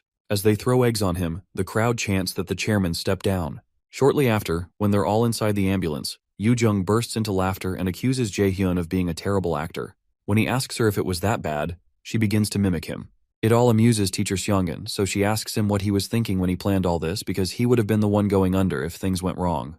However, Our boy tells her that he learned from the guild experience that his safety may be important, but saving other people's lives comes first. Yoo-jung teases Jae-hyun that this is something unlike him to say and asks if he ate something bad, but he tells her to shut up. After laughing a bit, Seongun informs Jae-hyun that there will be a press conference in 3 days where they will put an end to Ja-in. Meanwhile, at the National Raider Association Management Headquarters, Sun By-nim celebrates that Jae-in's end is finally here. He recalls a call he had mysteriously received for him to prepare beforehand so they could arrest Ja-in. The person said they would take care of the rest of the process from their end, and they offered to prepare a spot he asked for. 3 days later, at the Lotus Guild's official press conference, Seongun notices Jae-hyun standing outside, and when she asks if he's nervous, he tells her he doesn't like crowded places. When it's time, Seongun, Sun By-nim, and Jae-hyun step on the podium to answer the questions the reporters have. After the three take their seats, several reporters think about how this is a big chance to write an article about the priority negotiation the Lotus Guild has with Min Jae-hyun, which can make global news. Shortly after, Seongun allows them to ask questions, so the first reporter asks if it's true that Ja-in killed the students on purpose and covered them up as accidents. Seongun confirms that this is true, and they've already obtained all evidence of his evil actions. Our boy smiles because he knows they had to use brainwashing on instructor Yisu to get incriminating files ahead of time, which means Ja-in can't get out of this. Seongun adds that Jae-in has broken many other laws, including shady funds that go into Mill's academy. Soon after, another reporter asks if they know the people who are involved with Ja-in's corruption, but Seongun only says they're investigating that right now. After some back and forth, one of the reporters asks Seongun if it's true that Jae-hyun is her mentee, and she confirms it. Jae-hyun adds that he was able to get where he is today because of her teachings. Shortly after, another reporter asks Jae-hyun if he was hiding his skills from the start because they haven't seen any articles about him, so he explains that he didn't want any media attention. Another reporter asks when he entered a contract with the Lotus Guild, and several other questions about his training, his family relations, and his dating life pour in.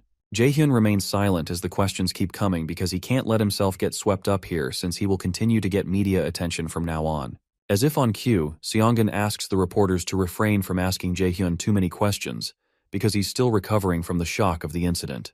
A few days later, the students gather for the inauguration of a temporary academy chairman. Yoo-jung mentions that she's glad everyone is okay because she would have been mad if they got hurt. Suddenly, Jae-hyun tells them to remember that it's not all over yet, just in case, and they all recognize that Ja-in won't fall that easily, and that they have to get super strong while they have the time. Hoyeon agrees that he's going to get stronger too because he really felt weak during the guild experience, and Ina expresses the same. Jae-hyun is glad that the others want to get stronger, but he doesn't plan on getting them further involved in this matter because dealing with the Aesir god is something for him to do. Shortly after, instructor Kim Ji-yeon steps on the new podium, and Jae-hyun tells the others that she's the new director, much to their shock. Yoo-jung can't believe it since she's so young, so Jae-hyun informs them that instructor Ji-yeon is also a spy from the Raider Association. A while ago, Jae-hyun and Seongun had gone to the Raider Association's management headquarters, and Sun By-nim informed them that he's going to make Ji-yeon the new director. In the present, Kim Ji-yeon announces that she'll be the director for the time being, and promises to do her best. Later, the group goes to hang out, and Jae-hyun wonders what the heck is going on as he watches Yoo-jung do some karaoke. Our boy had thought he would finally get to rest, but it doesn't seem so. A few hours earlier, Yoo-jung had banged on his door and ordered him to open up. When he does, she reminds him of the promise they made to go to karaoke once they were done with exams. Apparently, they had made an appointment at the best karaoke place around there, and they drag Jae-hyun with them. In the present, Jae-hyun decides he might as well take the stage to show off his karaoke skills since he's already here. The others look at him in despair, and one of the regulars curses out that someone is terrorizing his ears and requests that such people be banned from karaoke. When he's done, Ina comments that she can see he's also human like the rest of them, and Hoyeon jokes that people can't be perfect at everything. Our boy gets a score of 10 out of 100, and Jae-hyun hands the mic to Ina since she's next. When their hands touch, the mic slips out of her hands, and she begins to blush. Luckily, our boy catches it and grabs her palm to place the mic there. For a while, Ina's face looks quite red, and when Jae-hyun asks her what's wrong, she says she's okay. Finally, she asks them not to expect much from her performance because she's embarrassed, but Yoo-jung assures her she's most likely better than Jae-hyun. Ticked off, our boy protests that his skills are quite average, but Yoo-jung is certain he has no self-awareness.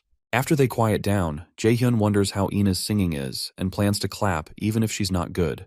However, when she begins to sing, he realizes she's ridiculously good at it. Meanwhile, Heimdall walks on the streets of Earth, and he spots Hela around. Eventually, she shows herself and tells him she just came to say hi and to ask how his little outing is going.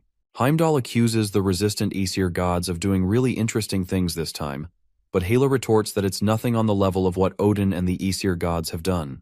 Heimdall makes fun of Hel for holding on to the pointless hope that a great adversary of the prophecy will appear and free them, and when she tells him they can never tell, he states that a mere human can't bring down the Aesir gods. When he steps forward, Hel stops him from going further. He tells her to move, but she explains that she can't allow him if he's going to meet the great adversary of the prophecy. Annoyed, Heimdall asks her if she wants to die, but she reminds him he can't use his powers properly here on Earth, and she has the advantage here. However, Heimdall reminds her to be better prepared for her own death if she plans to kill him here. Regardless, she states that she's ready for that because her job and role right now is to stall time for a small break. Ina sings quite well, and she soon turns to ask them how she did when she's done. They look so stunned, and Yoo-jung asks her how she's so good at singing, while Hoyeon accuses her of hiding this from them all this time. When Jaehyun asks her if she took choir classes, she says she didn't. Yoo-jung is surprised that she didn't take any classes, and Ina is surprised that they actually like her voice. She thanks them for the compliment, and informs them this is the second time she's let other people hear her sing. A few days later in Seoul, at Jaehyun's house, our boy hands his mom a gift. When she opens it, it turns out to be checks for allowances. She's surprised that her son has grown so much, and he thought about her at an age where he should be focused on having fun. When she reads through it, she's surprised he has earned so much on his own, and our boy tells her it's all for her. To Jaehyun, he's finally got to say what he's always wanted to tell her. He always wanted to give her a hug, saying that he succeeded, but he was too busy to take care of her in his past life. A lot has changed since his regression. His goal is to protect his family and friends, and then to kill Odin and end all this misery. He promises himself not to let Odin steal the life he just regained. Shortly after, he tells his mom she can live comfortably without worrying about money, and she hugs him and says it must have been hard for him. Our boy begins to tear up, but someone suddenly knocks on the door while they're sharing a hug. It turns out to be Ina, who says hi to him. However, our boy soon finds out that Yoo-jung came along with her. Jaehyun asks her what she wants this time, so she informs him that she came to invite him because her family is having a barbecue. Jaehyun remembers that Yoo-jung's parents are coming back today, so she adds that her mom said to bring him over since he's always doing things for them. He jokes that he's had to do things for her since she's a burden, but Yoo-jung tells him to come because her parents are excited to see him. He eventually agrees, and Yoo-jung walks away. Ina notices the moist marks on his shirt, which he had used to clean his face before opening the door, so she asks him if he was crying. Surprised, he informs her that his clothes just got wet while he was doing the dishes, and they both turn aside after an awkward moment. That evening, our boy heads to Yoo-jung's house, and he can tell her family is rich from the grandeur of the house. He runs into Ina and he asks why she's staying at Yoo-jung's house and if Yoo-jung also dragged her here. Surprised, Ina replies that she didn't have anywhere to go, so Jaehyun apologizes when he recalls that Ina doesn't have a family right now. Soon after, Yoo-jung shows up with her dad, Mr. Kim, right behind her. Yoo-jung's parents are excited to see Jaehyun, and they exchange pleasantries. Jaehyun recalls that they were really nice to him the day he lost his mom in his past life. Before he knows it, Mr. Kim locks his arm around his head and jokes that he's grown taller. Jaehyun wonders if violence runs in their family, and when Yoo-jung's dad lets him go, he asks him if Yoo-jung still bullies him since she used to beat him up, and he'd come crying when they were younger. Soon after, Yoo-jung shows up again and tells her dad to help her with the food and stop fooling around. He goes to help her and asks how she's going to get a boyfriend when she's like that. Before he leaves, he asks Jaehyun if he wants to volunteer to be Yoo-jung's boyfriend, and the ladies suddenly go mute. Jaehyun looks surprised, so Mr. Kim begins to list her good qualities. While he's talking, Yoo-jung loses her cool and pinches him, telling him to stop with the nonsense and go help with the chores. The poor man runs to help with the chores, and Yoo-jung tells Jaehyun to join him. Soon after, the food is ready. Jaehyun praises Mr. Kim's cooking skills, and Yoo-jung wishes that Hoyeon and Jae-sung could be here to enjoy this with them. While they're eating, Mr. Kim thanks Jaehyun for helping Yoo-jung with the midterms, but Jaehyun tells him he didn't do much, and he feels guilty because it was all an act. Soon after, Mrs. Kim tells Jaehyun she's happy he's doing well, and she was surprised when he said he's going to magic class. She mentions that she was wondering if he joined magic class because he wanted to stay with Yoo-jung, and that comment makes Ina pause her eating, but Jaehyun clarifies that it's not the case. Mrs. Kim compliments Jaehyun on how he becomes more handsome each day, and expresses her hope that Yoo-jung would bring home a boyfriend like him. Yoo-jung angrily tells her mom to stop talking and eat because her food is going to get cold. When our boy notices Ina has stopped eating, he asks her if something is wrong, but she tells him it's nothing. Meanwhile, in Hoyeon's house, his father berates him for spending his time saving dying students because he felt bad for them. Mr. An calls his own son a foolish bastard, and he realizes that he would have been arrested alongside Jia-in had he been a tiny bit late. He calls Hoyan a piece of shit son, and tells him to shut up as he tries to speak. He reminds him that he needs to become South Korea's best raider and get everyone under his feet. He tells him he has to bring down that Jae-hyun no matter what, but Hoyan tells him to stop. Hoyan realizes that all his attempts to convince his father don't work because his father always tells him to step on others to climb the social ladder. He tells his father he doesn't want to live life the way he wants him to because this is his life after all. Annoyed, his father grabs his arm and asks if he knows what he's saying, but Hoyan slaps his hand away. Our warrior turns around and leaves the house despite his father ordering him to come back.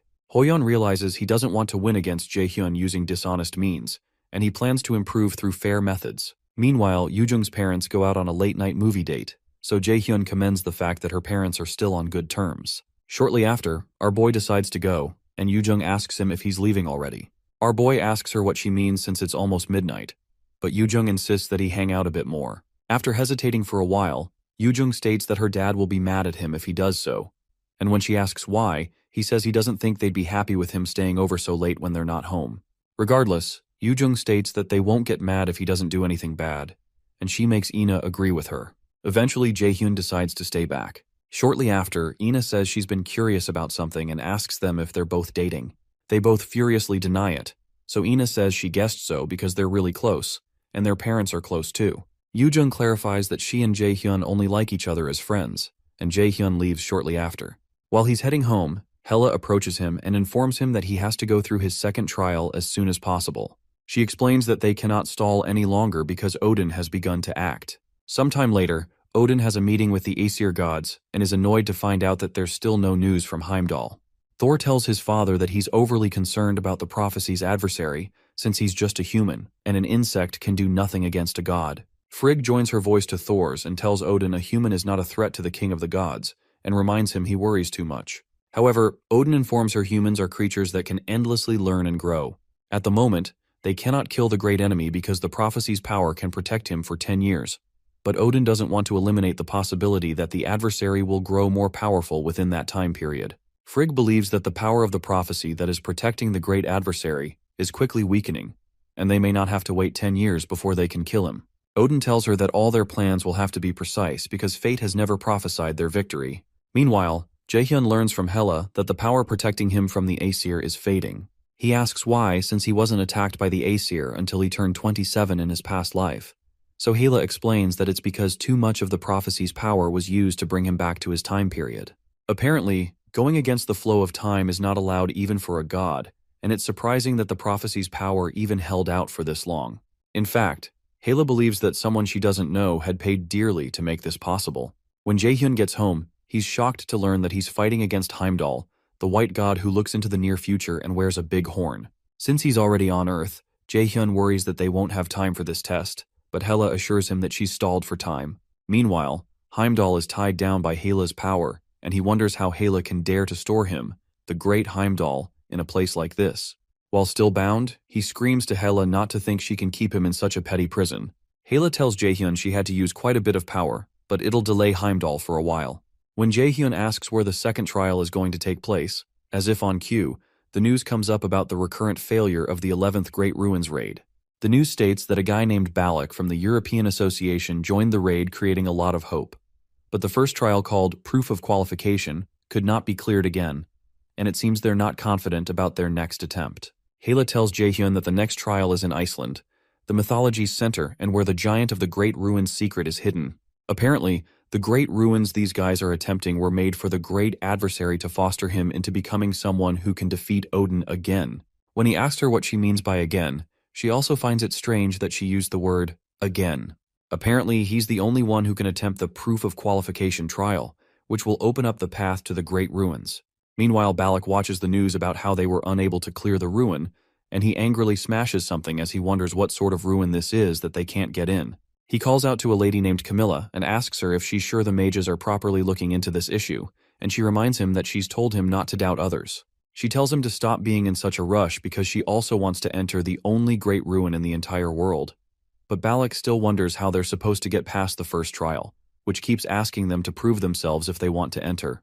A few days later, our boy heads to the airport to go to Iceland, and he calls director Kim Ji-yeon to help him make up an excuse to his friends so they don't worry about him.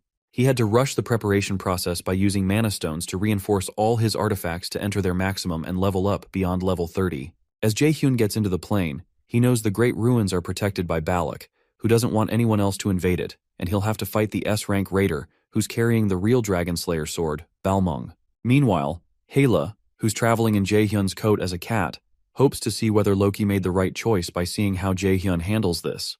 The ruins are mysterious burial grounds that popped up all over the world suddenly. After being cleared by raiders, it was revealed that these locations were places where artifacts were hidden. It provided an opportunity to earn items of higher rank than those in normal dungeons, which made the competition intense. The government of each nation had to intervene. During the flight, Hela informs Jae-hyun that Mistletoe, the bracelet around his wrist, was an object they had hidden in the ruins, so it wasn't pure coincidence that he was the one who found it.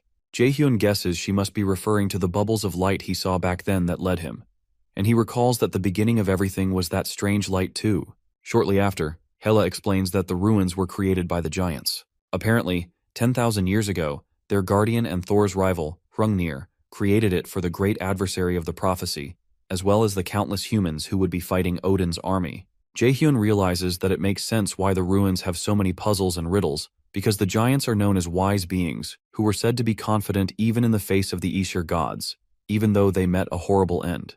Jae-hyun mentions that he has a pretty good item with him. Before he left, he got an A-rank reinforcement item named Shadow Mineral that reinforces his shadow equipment. The Shadow Mineral can be used to reinforce shadow armor that he got after defeating Nightshade. After using the Shadow Mineral, his shadow armor increases to rank A. His Mistletoe activates a passive skill called Genius of Armor Making, which further increases it to an S-rank armor called Armor of Abyss. The Armor of Abyss is said to have been made from the Abyss of Ginnungagap, with an active skill of level 3 Stealth and a passive skill called Shadow Synchronization. Shadow Synchronization is a rank A skill that synchronizes the user with the shadows to create an afterimage, has a 20% chance of deflecting enemy attacks, and has a single 100% chance of deflecting an attack, but doesn't work against light attribute attacks. A few hours later, they reach Iceland, and they lodge in a special hotel where only the awakened are allowed to stay, and one night costs 50,000 won. While going to his room, Jae-hyun walks past Balak, who is the head of the European Raider Association, and Camilla. When he walks past them, Balak stops Jae-hyun and asks him what he is. As Balak walks back, Camilla tries to stop him, but he doesn't listen and stands in front of Jae-hyun. He asks Jae-hyun how old he is and where he's from, but our boy doesn't say anything. Eventually, Camilla steps in between them and asks Balak what he's doing. After apologizing to him, she pushes our boy along and tells him he can keep going because Balak has a rather shitty personality, and that's why he got dumped by his ex-wife. After waving Jae-hyun goodbye, Camilla reminds Balak she told him to be careful not to ruin the image of the European Raider Association. She tells him she understands that he's sensitive because their last raid failed, but he shouldn't take his anger out on a kid. However, Balak tells her that's not it, but it's because that kid made no noise at all when he walked, and he knows how to intentionally hide his presence. Meanwhile, at the Mills Academy director's office, Jae-hyun's friends are shocked to learn that their friend has gone overseas. Yoo-jung wonders where he went this time, especially since he randomly got himself in trouble at an amusement park. Hoyeon jokes that Jae-hyun gets into trouble, but Ina suddenly interjects by saying that Jae-hyun is not the type to get into trouble. At Iceland's Great Ruins, some guards of the European Raider Association notice a strange figure walking towards them, and they tell him to reveal his identity.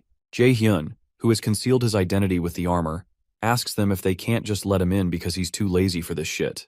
As they're about to signal that an invader is present, Jae-hyun covers their mouths and activates his brainwashing skill. He apologizes for acting like a criminal, but explains that the ruins were meant for him. Before Jae-hyun left Seoul, Hela had told him that the conditions he needed to meet to be allowed into the Great Ruins were first the Nornir system, and secondly that his strength and agility stats had to be over 150, which is basically S-rank level. She hesitates for a while, hoping he's S-rank, but when he tells her he's not, Hela can't believe it, because she saw him defeat Surtur's clone.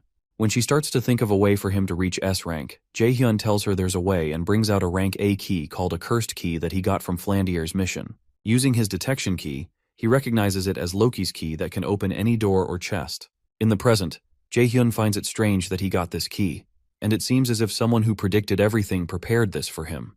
He sticks the key into the door and it opens up. Before he enters, he prepares his blank card because he believes it will be of use soon too. He had the option of using it on Seo's cognition accelerant or Soil's detection skill, but he still felt there could be something better he could use it on. Also, if he copies the skill of those around him, he knows people could get suspicious. He makes his way through the hallway, and he sees a giant, who asks him if he's the prophesied great adversary. The giant introduces himself as Smir Hrungnirson, the one who guards the great ruins, as directed by his father, Hrungnir. When Hela jumps down, Smir recognizes her as a clone of Hel, so Hela explains to Smir that she's responsible for guiding the great adversary through the 5 trials, and she explains that the power of the prophecy that had been protecting the great adversary is weakening, so they need him to take his trial as soon as possible. While she's still talking, Smir tells her he rejects, and when she asks him why, he explains that the method with which the great adversary opened the door was cheating, and he won't be able to pass the second trial with his present stats. Smir generously proposes that he become stronger and come back, but Hela insists that they don't have time, and the Aesir gods will start acting again once the power of the prophecy runs out. However, Smir insists that rules are rules, and he's fairly certain that Jotunheimer, which he wished to protect, is already covered in ashes, and there is no home for the giants to return to. Since it's already too late, he wonders what difference it makes if they're any later, so Hela realizes that the giant is in despair. However, Jae-hyun, who has been boiling with rage, asks them what kind of crap this is. He asks Smir if he's kidding him and tells him he's not a charity organization. RMC explains that he's not something they can use when they need it and then discard, and the only reason he's letting them all control what he does right now is because he sees value in using them too. He activates his level 5 lightning chain skill and tells Smir that he'll need him to move out of the way. Meanwhile, outside the dungeon, the guards tell Balak that no one has managed to pass them. That doesn't make sense to Balak, who is certain that someone is in the dungeon because of the mysterious power he felt just now that happens when ruins are opened.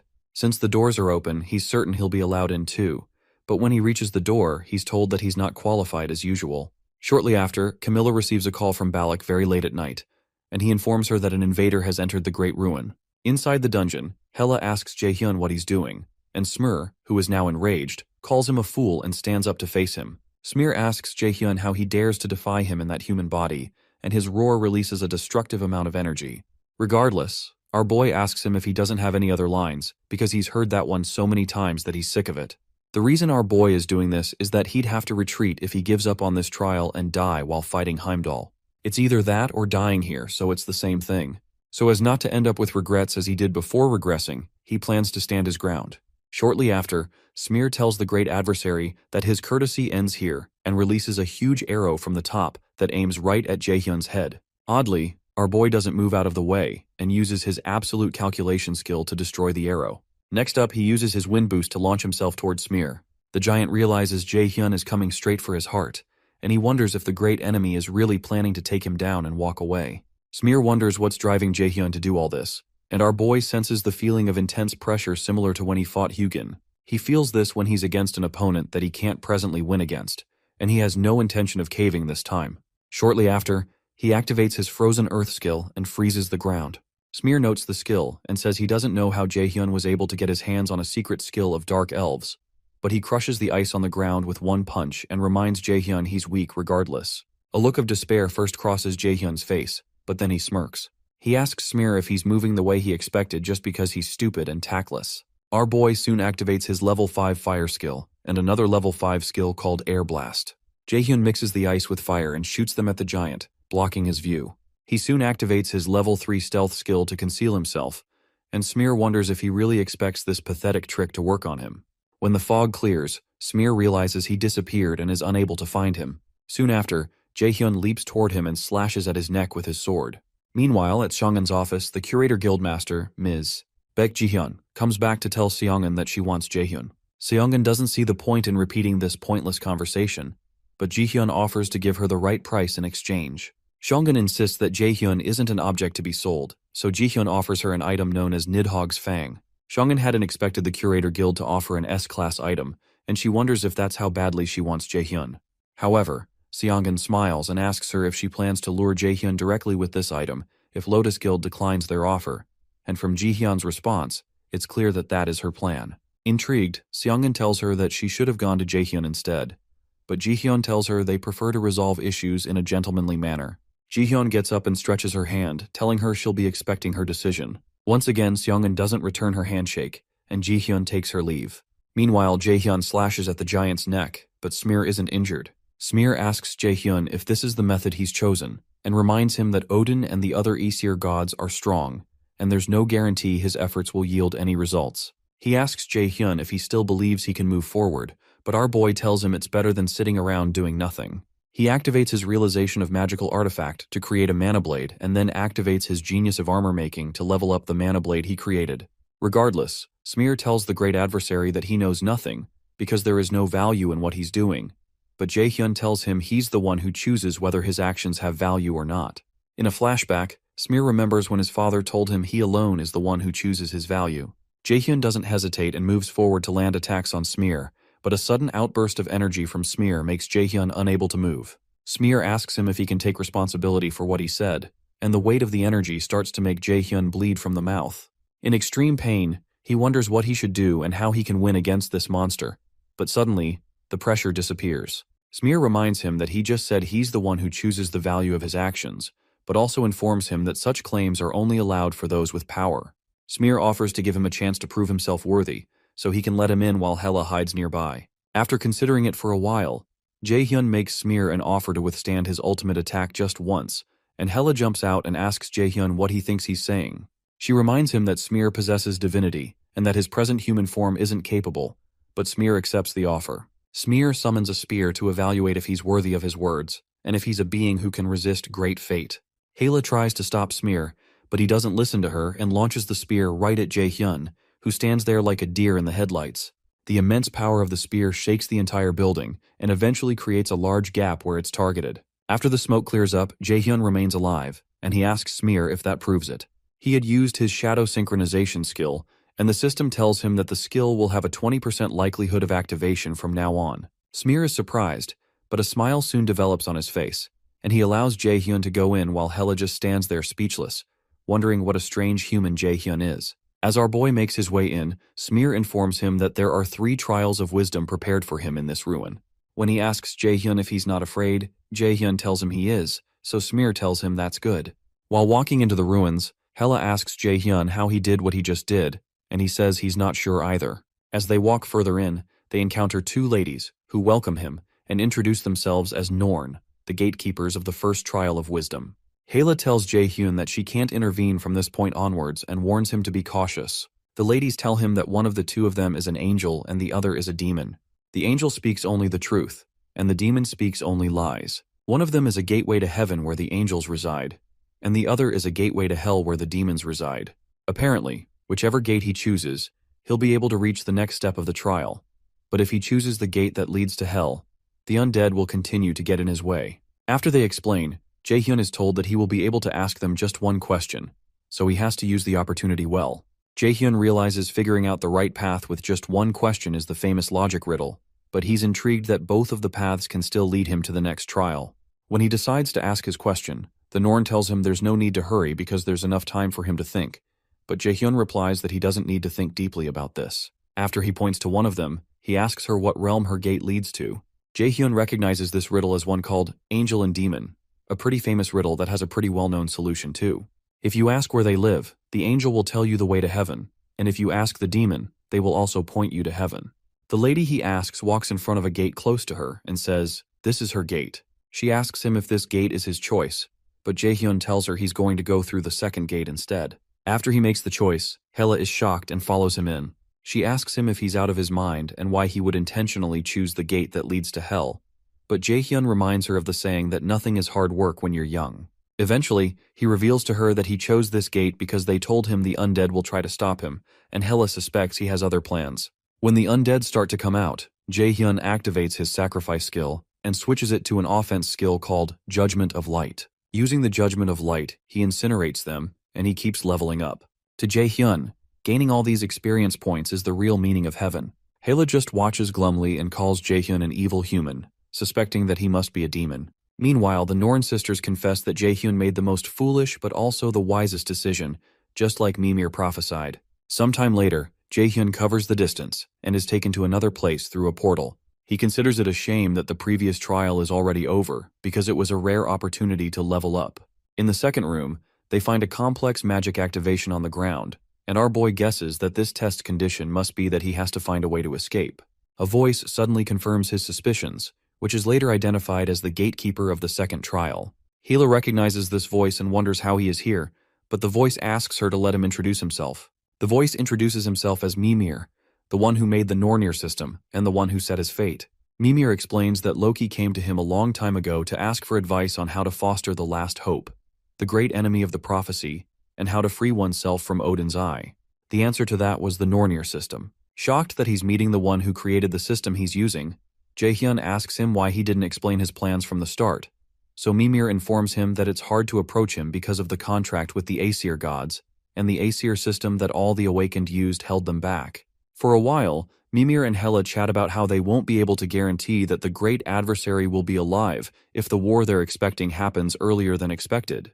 Eventually, Mimir explains that the reason he's not intervening is to test if Jaehyun is worthy. Apparently, he was unable to say anything to Jaehyun before because there were too many eyes, and the reason they're able to converse like this is because they're inside the Great Ruins. Jaehyun decides to ask Mimir a question. He recognizes that since he was chosen by fate to be the great enemy, his will shouldn't matter. So he asks Mimir why he asked how he felt about the matter right before he died in his past life when he was most desperate.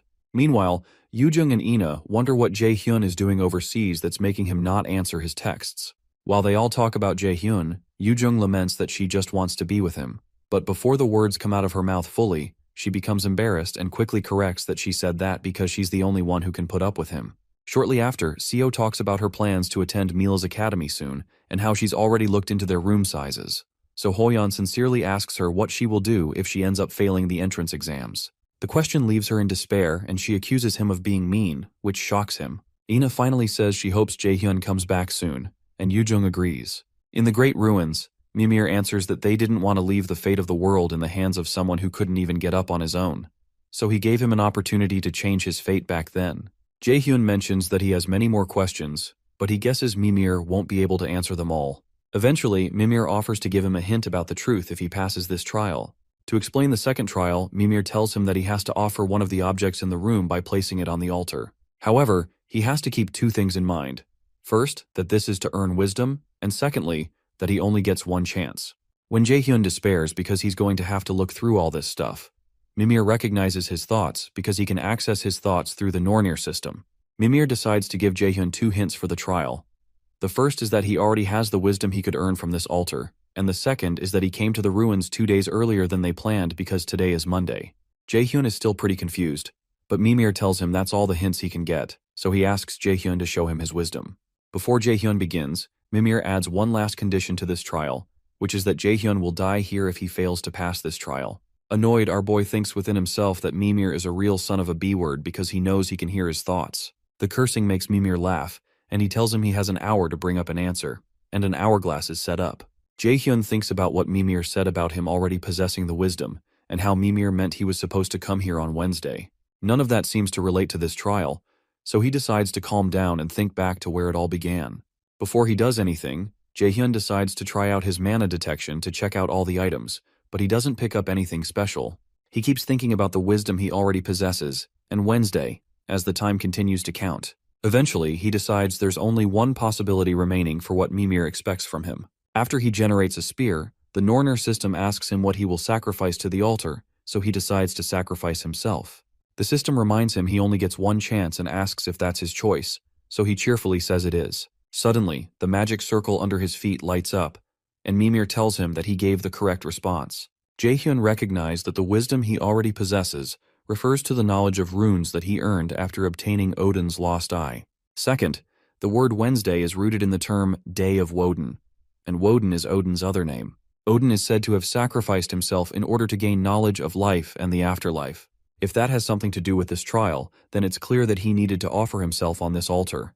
Eventually, Mimir asks him if he knows the meaning behind the choice he just made, so Jaehyun tells him he knows Odin was hung upside down on Yggdrasil and speared through for 9 days. He tells Mimir he's someone who's willing to put his life on the line if it's to get what he wants, so our boy removes his armor and stabs himself with the spear in his hand, despite Hela's protest. As he drives the spear through his stomach, he asks Mimir if this is what he wanted to see.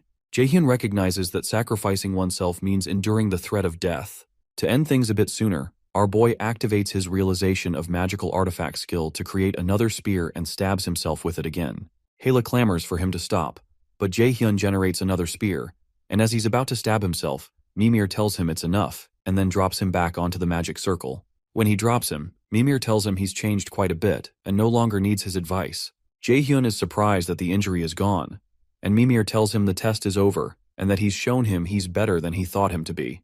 To keep his end of the promise, Mimir gives Jaehyun 3 words that he says will become a sentence again, and will guide him to the truth. Jaehyun protests that he's using an indirect method to answer his questions, but Mimir pleads with him that he has to answer like this to avoid the eye of the Aesir gods. Mimir informs Hela that even she doesn't know about the thing he's about to say, which surprises her. The first word is raider, the second is eye, and the third is shinier. Jaehyun can't seem to make sense of the words, and he wonders what they're supposed to mean. To help him, Mimir leaves him with one last piece of advice: to doubt the system, as he believes that will help him reach the truth. After Mimir leaves, Jaehyun considers his words carefully. At a glance, all 3 words seem to be pointing to him. Raider is his job. The eye refers to Odin's lost eye, and his present is shinier than his past. However, it doesn't explain why he specifically used the word shinier, and why he should doubt the system. To offer some comfort, Hela tells him she'll also think about what it could mean and proposes they move on to the next trial. As they move forward, Smear shows up and informs Jaehyun that the last trial now awaits him. Smear tells him the huge mirror in front of him is the next trial. Apparently the mirror is known as the Mirror of Urd, the first of the 3 Norns. It's an artifact that shows the past. Jaehyun will see the memories of a Jotun, and he's to watch the memory and come back to tell Smear the answer he has earned to pass the trial. Jaehyun asks him if there's an answer he's looking for, but Smear tells him there isn't, and any response he has is not for him to judge. Once he's ready, Smear tells him to place his hand on the mirror, and Urd, the 3rd Norn sister, touches his hand from inside the mirror. She's glad he's finally here and tells him she's been waiting for him. She tells him she's Urd and intertwines her fingers with his. As she holds him, she explains that she's waited a long time for him, holding on to this broken past, which is a fragment of the past that an old being wishes to show him. She leads him toward the first piece of the memory, and takes him to a place that Hel, who is following behind, calls Jotunheimer, the land of the giants. Because of how Jaehyun and Urd spoke, Hela asks Jaehyun if he's met Urd before, and he says he's not sure. Urd soon asks them to quiet down and look at the past in front of them, but explains to Jaehyun that he won't be able to change anything because this story has ended. It's merely an echo of the past that Hrungnir, the once great Jotun, relayed unto the great adversary. When Jaehyun turns back, he sees Hrungnir asking the once young Smear what he thinks a good lord should be like. Smear responds that a good lord needs to be strong in order to protect others, and Hrungnir agrees but explains that a good lord should know to share with others and take care of them, while also being able to acknowledge his own shortcomings. He tells Smear he hopes he will become a Jotun like that someday too, but Smear replies that he's weak and scared of a lot of things, including Thor's hammer. Smear laments that he could never have any value as a lord, but Hrungnir tells him not to judge his value so easily, because the only one who can decide his value is himself. When they hear that, Jaehyun and Hela realize that it's that statement that made Smear open up to him. Suddenly, a frantic giant enters the room to inform Hrungnir that Thor and the Valkyries have invaded the city. Hrungnir tells Smear not to worry, because he'll do all that he can to protect them. After that first vision, Urd explains that it was a dark past, but the misery of the giants did not end here. She decides to show him the second piece, and he's suddenly translated to a time when the city is burning. Everywhere he looks, corpses and blood fill his sight. Hela mentions that this is the War of the End, Ragnarok, right before the contract was written, and the man standing over all the corpses is the god of thunder and lightning, Thor. Jaehyun beholds Thor and realizes he's way too strong for him as he is right now. Even if he reaches S rank, he can't face a monster like him. Eventually, he asks the women what he needs to do to become as strong as Thor, and Hela tells him he has to pass the 5 trials. In the vision, Thor mentions that he always hated giants, and he's intrigued that they're not giving up but still want to fight him. To show his respect for such warriors, he offers the king of the giants, Hrungnir, a chance to avoid a massacre of his kind if he will fight him one-on-one. Shortly after, Hrungnir comes out and asks him if he will truly let the others go for the price of his head, and Thor swears on his name to do that. Hrungnir accepts the offer, and Thor promises to return soon for their fight. Urd explains that Thor's change of mind, Hrungnir's sacrifice, and the war between Jotunheimer and Asgard ended with Asgard being the victor. After that, she decides to show him the last piece of the past. Sometime later, Smear pleads with his father not to go fight with Thor because it's a trap. Hrungnir tells him he's aware, but he has no choice but to go. The weeping Smear asks him why he must do this and reminds him he's the only family he has left. Hela informs Jaehyun that the place those in the vision are standing in is called Asgard, the world where the Aesir gods and Odin reside. In the vision, Hrungnir reminds Smear that he has always told him not to be afraid because he's sure he'll do well without him. While Smear cries, his father tells him that the prophesied great adversary will one day come to him, and that great adversary will free them and all other species from the Aesirs. Before he leaves, Hrungnir tells Smear to protect his grave, the Great Ruins. Jaehyun realizes the ruins are the memorials for the giants who died and a symbol of a hopeful future. In the vision, Hrungnir speaks to Jaehyun directly and tells him he knows he'll be seeing this memory in the future, so he asks him to help his child, Smear. Hrungnir soon steps out to meet Thor, who has been excitedly waiting to fight him for a while. Hrungnir asks Thor if he's satisfied now, but Thor says he isn't. The god summons his hammer and says he'll only be satisfied after he kills Hrungnir. Thor fires streaks of lightning at the giant, who blocks them with his weapon. After he stops, Hrungnir asks Thor why he's killing innocent lives for the sake of his greed. So Thor confesses that everything is the will of the great Odin, and he personally doesn't have any reasons. Apparently, Thor's only reason for doing this is to fight a strong opponent. Eventually, Thor asks Hrungnir why he agreed to this fight knowing he's going to die. After a short pause, Hrungnir tells him he has something to protect, and Thor jokingly wonders what he still has to protect when most of his kind has been reduced to ashes. However, Hrungnir assures him that they're still valuable because Asgard will fall someday. When Thor realizes that Hrungnir also believes the prophecy of the three Norn sisters, he calls it idle talk and proceeds to end Hrungnir's life. Before Hrungnir is taken out, he speaks directly to the great enemy again and tells him that the path he must take is chosen solely by him and him alone, and he tells him to have a firm will. Apart from that, he asks him to tell Smear that he's sorry. Thor soon throws his hammer at Hrungnir's weapon. The sheer force of the attack destroys the weapon and smashes Hrungnir's head. Jaehyun finds this ending really messed up, and he suddenly brings out his blank card to get back at Thor. Luckily for him, the Nornir system tells him he can use a blank card. Hrungnir is soon taken out, and Thor stands over his dead body. Suddenly he notices some runes shining out of the dead giant's weapon, which were the inscriptions Hrungnir was making on his weapon while he was speaking with Smear. Thor realizes that Hrungnir has used a petty trick on him, and a huge explosion soon occurs, and strings of light are tied around Thor to hold him down. Thor realizes Hrungnir set this counterattack to be triggered by his death, but Thor doesn't believe something so petty will kill him, so he releases a huge amount of energy to burn the binds away. Suddenly, the Nornir system informs Jaehyun that the rank of the skill he is copying is too high for his level and cannot be properly used until his level is higher. Thor soon successfully burns away all the binds holding him. However, he's suddenly targeted by a small force that remains from Hrungnir's magic that pierces his head. The attack pushes Thor backward, and when he gets up, he finds out that his head is bleeding and Hrungnir had launched an object into his head to repress his power, and it amuses him. Because Thor's power has been repressed, the system allows Jaehyun to register Thor's passive skill known as Lightning God's Power.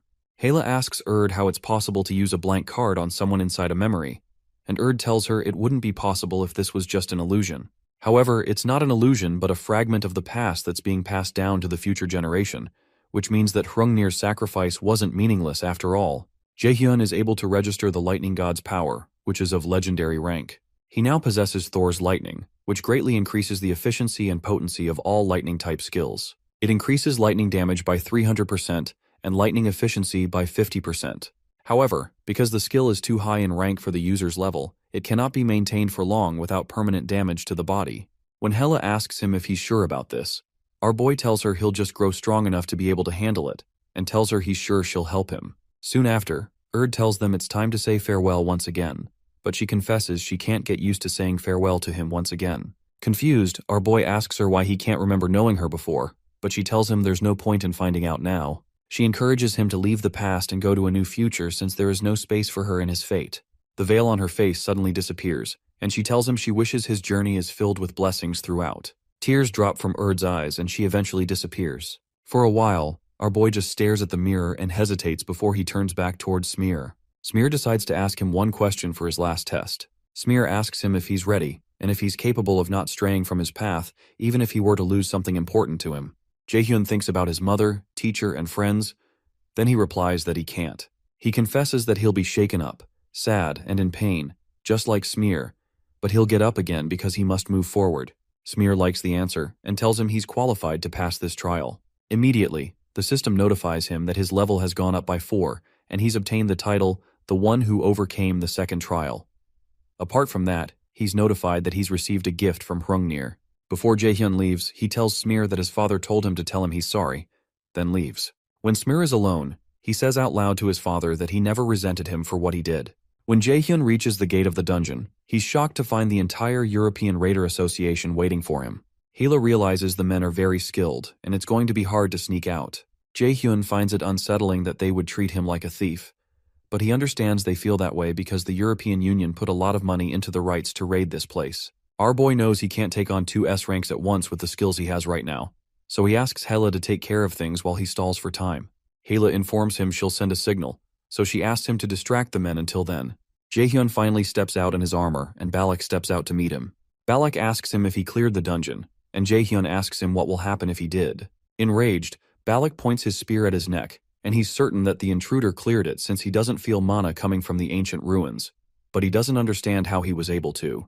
Jaehyun recognizes the sword with Balak as the original Dragonslayer sword, Balmung, the real S-rank artifact. Our boy informs Balak that this ruin was meant just for him, and they never would have succeeded no matter how many times they tried.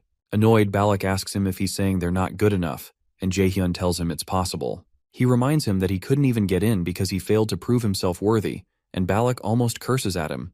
Annoyed, Balak tells him his original plan was to bring him to their side, but he's changed his mind. He tells our boy he won't kill him because there are a lot of things he can find out from him, and Jaehyun is glad he fell for such an obvious provocation.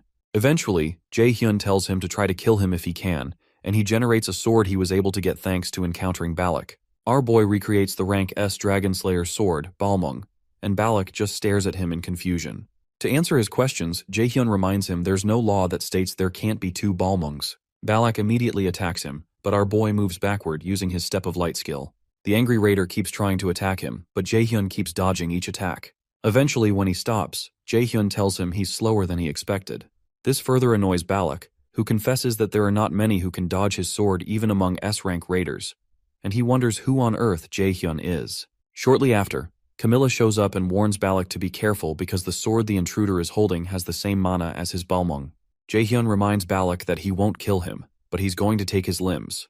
Recalling that Hugin had said just that to him, our boy asks Balak to stop talking because he's about to trigger his PTSD. Balak looks at him confused, so Jaehyun references an article he read about him that said he went through a divorce and decides to ask why. Suddenly, Camilla tells Jaehyun he's crossing the line because Balak's wife divorced him because he has a shit personality and he's boring. She doesn't make the matter any better, so Balak tells Jaehyun they'll continue this conversation in the interrogation room. Hela soon informs Jaehyun that she's ready and asks him to wrap things up, but he asks her to hold on a second, which further infuriates her. Our boy enjoys this opportunity to fight an S-rank raider, so he activates his overdrive skill and equips his incomplete B-rank Ring of Transcendence to momentarily amplify his mana to increase the force of his magic. After he activates it, the system warns him that he'll not be able to use mana for a while after using this skill. Camilla is shocked to witness that his mana has suddenly changed, so she warns Balak to back off. Balak creates a barrier around himself as Jaehyun releases a mana force field, but the power of the force still shatters the mana barrier, which is unbelievable. Jaehyun recalls that the Thor he saw in Hrungnir's memories was ridiculously strong, and he assumes Heimdall is the same. He decides that the only way for him to get stronger in a short period of time is for him to continue fighting stronger opponents. Immediately, Balak tries to slash him again, but our boy dodges the attack. Both of them soon collide, the force of their individual Balmungs releasing an explosive energy in their surroundings that knocks Balak several feet into the sky. Shocked, Camilla catches him with her magic, and she wonders how this intruder was able to defeat the European Union's leader like this. Balak lies on the ground unconscious with blood gushing out of his mouth, and Camilla decides she can't let a monster like this roam around the city. As Jaehyun takes his leave, Camilla turns to him and asks him if he really thinks she'd let him run away. She activates a skill called Hellfire and another called Wind Chaser, releasing a huge dark energy. Meanwhile, the Nornir system informs Jaehyun that his mana usage will be restricted for the time being as a penalty for the overdrive skill he used. When Hela realizes our boy can't do anything, she decides he's had enough fun and takes them out of there. On the other end, Camilla senses that the mana response disappeared before her attack even reached her opponent, and she considers tracking him. However, Balak, who is now back on his feet, tells her to give it up because it's too dangerous to go after him. He proposes they go back to the main base, and Camilla asks him if he's sure of that since he hates contacting them. Surprised, Camilla tells Balak he's different from usual and asks him if something happened, so he informs her that the intruder purposefully didn't kill him. When she hears that, Camilla decides to contact the main base. When he's left alone, Balak realizes he may not know the man, but he's certain they'll meet again, and he won't lose again when they do. Meanwhile, Hela berates Jaehyun for being so impulsive, but he only laughs and tells her they can go back home now. The next day, after Jaehyun lands at the airport, he receives a call from Ina. The reason Ina is calling him is to ask if he's decided which circle he's going to sign up for. A circle is one of the main policies of all Raider academies in the nation, and it's like an activity club for Raiders. Second and third years are usually the ones to create circles to bring in first years, and they usually take requests from public institutions. The academy will receive mediating fees during this process, and the students also have an opportunity to earn money and gain connections. The circle is a means to gain experience through circle activities before entering a guild. It seems like a good idea, but to Jaehyun, it's only beneficial if it can help you enter an influential guild. Otherwise, it's a loss. Before his regression, Jaehyun entered a low-ranking circle, and he ended up being basically enslaved. In the present, he already planned to enter the same circle as his friends anyway, but he decides it's no fun if he makes it easy for them. To play around, he tells Ina he doesn't know yet, and he'll find a suitable one. Ina informs him that they're talking about entering the same circle, and she asks him if he wants to join them while the rest of them listen in on the call. Jaehyun tells her he thinks he'd rather choose on his own, and after a short pause, Yoojung takes the phone and angrily asks Jaehyun if he plans to abandon them by entering a circle alone. Our boy tries to remind her that he didn't promise to go into the same circle with them, but Yoojung insists that once they're a team, they're always a team. Our boy teases her about being after his first-ranking benefits, but Yoojung tells him she doesn't care about that. Eventually, Jaehyun offers to join the same circle as them on the same condition, but he says he's going to tell them when he gets back to the academy. After he ends the call, Jaehyun recalls that the fact that they have to join circles soon means that something that happened in his past life is approaching. There's usually outdoor camping that's carried out alongside the registration time period for circles, and the location is in the locked-down area of Daegu. Where Meal's Academy was built is only a part of a closed-down area, and there are still tons of monsters outside the academy. Meals has been holding outdoor camping events every year to bring down the number of monsters. Jaehyun takes a portal back to the academy and returns to his apartment. While having a chat with Hela, she suggests they look at the gift that Rungnir gave him. Suddenly Hela freezes, and when Jaehyun asks her what's wrong, she reminds him that she had told him she stalled for time by tying down Heimdall, but she just sensed that he's been freed. Meanwhile, Heimdall breaks through the fabric of space and crawls out into a locked-down area. He's annoyed that he was embarrassed like that by a clone. When he looks around, he notices the area is locked down and wonders if Hela was trying to keep him away from humans. He's very annoyed, and as if to make matters worse, a nearby monster spots him and jumps down behind him to have him as lunch. Heimdall doesn't even turn around to look at the monster, so it bends forward to gobble him up since he's not putting up a fight. As the monster covers his head in its mouth, Heimdall tightens his fist, releasing a huge amount of energy that tears the monster's head into bits. Heimdall decides to have some fun and meet up with our MC to test him. Meanwhile, Hela laments when she realizes that Heimdall is going to a shut-off area near Meal's Academy. From our boy's expression, she suspects he knows why Heimdall is going there, so Jaehyun informs her that that is where Milla's students are going to be camping. Hela becomes worried when she realizes what Heimdall wants. Apparently Heimdall has the ability to read the immediate future, so he must have read Jaehyun's future. Our boy realizes that it seems his friends are going to get involved in this, and it makes him bothered even though he had been expecting it. He decides to prepare as much as he can to fight Heimdall head-on, so he decides to check Hrungnir's gift to see how much it can help. Jaehyun opens Hrungnir's gift, and he gets a consumable item called Giant's Blood. The item is a rank S+ item that contains both power and wisdom to increase his strength and wisdom stats. However, the item can only be used when he meets the minimum requirements of strength and wisdom, so Jaehyun suspects this is why there was a requirement of being S rank to enter the Great Ruins. He'd have to get a wisdom and strength rank above 150 to use this item, and that requires him to become S rank. Apart from that, Jaehyun receives a passive skill called Hrungnir's Rage, an extraordinary rank skill that allows all damages against Aesir gods and Valkyries to become double. Hela cheerfully asks him what he thinks about the skills and boasts that this is the reason she had said he needs to hurry with the second trial. Jaehyun is also pleased, and he pets her head because he's glad she hurried him up. However, Hela jumps out of his reach and asks him what he's doing. Eventually, she calms down and transforms back into her human form, then tells him she knows a way to help him. The next afternoon, Jaehyun is seen bleeding from his eyes and nose after trying to use Thor's lightning skill. He laments to Hela that this is not easy, so she tells him it's expected since the skill he obtained is a legendary rank skill, which cannot even be compared to S rank or extraordinary rank. She warns that he'll destroy his body just trying to use the skill if he doesn't manage to level up enough, and Jaehyun realizes he needs to learn to use the skill as soon as possible. Sometime later, while he's taking a stroll, he thinks about a way to level up. He remembers the special quest, Raven Hunter, that the system gave him a while back, which required him to get rid of all Odin's ravens. He's only taken out 1 out of 5, and he needs more for a blank card and a rank increase. This seems to be the only way for now, but it doesn't seem to be a good idea because time is running out. He also considers that he can take care of any permanent body damage incurred from using Thor's ability for too long using sacrifice, but that won't get to the root of the issue. Suddenly, a nearby car honks at Jaehyun, so he waits to see if it's friend or foe. It turns out to be Guildmaster Jihyun, who tells Jaehyun it's a coincidence to run into him in a place like this. Our boy recognizes her, so she asks him if Lotus is treating him well because she heard he signed a contract with them recently. Jaehyun immediately realizes why she's here to see him, and jokingly asks her if she's not too busy to be meeting him here coincidentally. Eventually, he asks her if she perhaps ran a background check on him or something, which surprises Jihyun. Because of how tense the situation is, Hela decides to excuse herself. Nearby, Sungjai hides his presence with his stealth skill. He soon places a call to Seongan to inform her that the Curator Guild has gotten into contact with Jaehyun. He also informs her that he thinks Jaehyun has found out he was following him around based on how he looks toward where he was standing. Shortly after, our boy meets with Jihyun privately to ask why she wanted to see him. She directly informs him that she wants to scout him, so he reminds her that she knows he's already in a guild. To make the offer interesting, she offers Nidhogg's Fang, and our boy's eyes widen. She seems to be casually offering to give him an S-rank item of astronomical value. Meanwhile, Hela goes to Hel's temple to ask Hel to lend her some of her power. Hel reminds Hela that she's just a fragment of herself, so her power would be unstable in her hands even if she were to give it to her. Hela agrees that she probably won't be able to use it properly or may die trying. Although she acknowledges that even if she survives receiving the power, she probably would die soon, Hela decides that she wants to do this because that's what she's for. As the guide of the fifth trial and the compass for the great enemy, she believes she solely exists for his sake and for prophecy. Hel protests that there should be another way to do this, but Hela confesses that she's actually curious to see the future that Jaehyun will write amidst all the struggles, even if she won't get to see that future.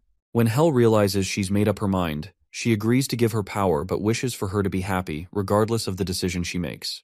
Meanwhile, Sungjai tells Seongan that he thinks Guildmaster Jihyun is going to try to convince Jaehyun herself. Although he believes that Jaehyun isn't one to be fooled by money, Seongan reminds him that Jihyun has something more valuable than money to offer.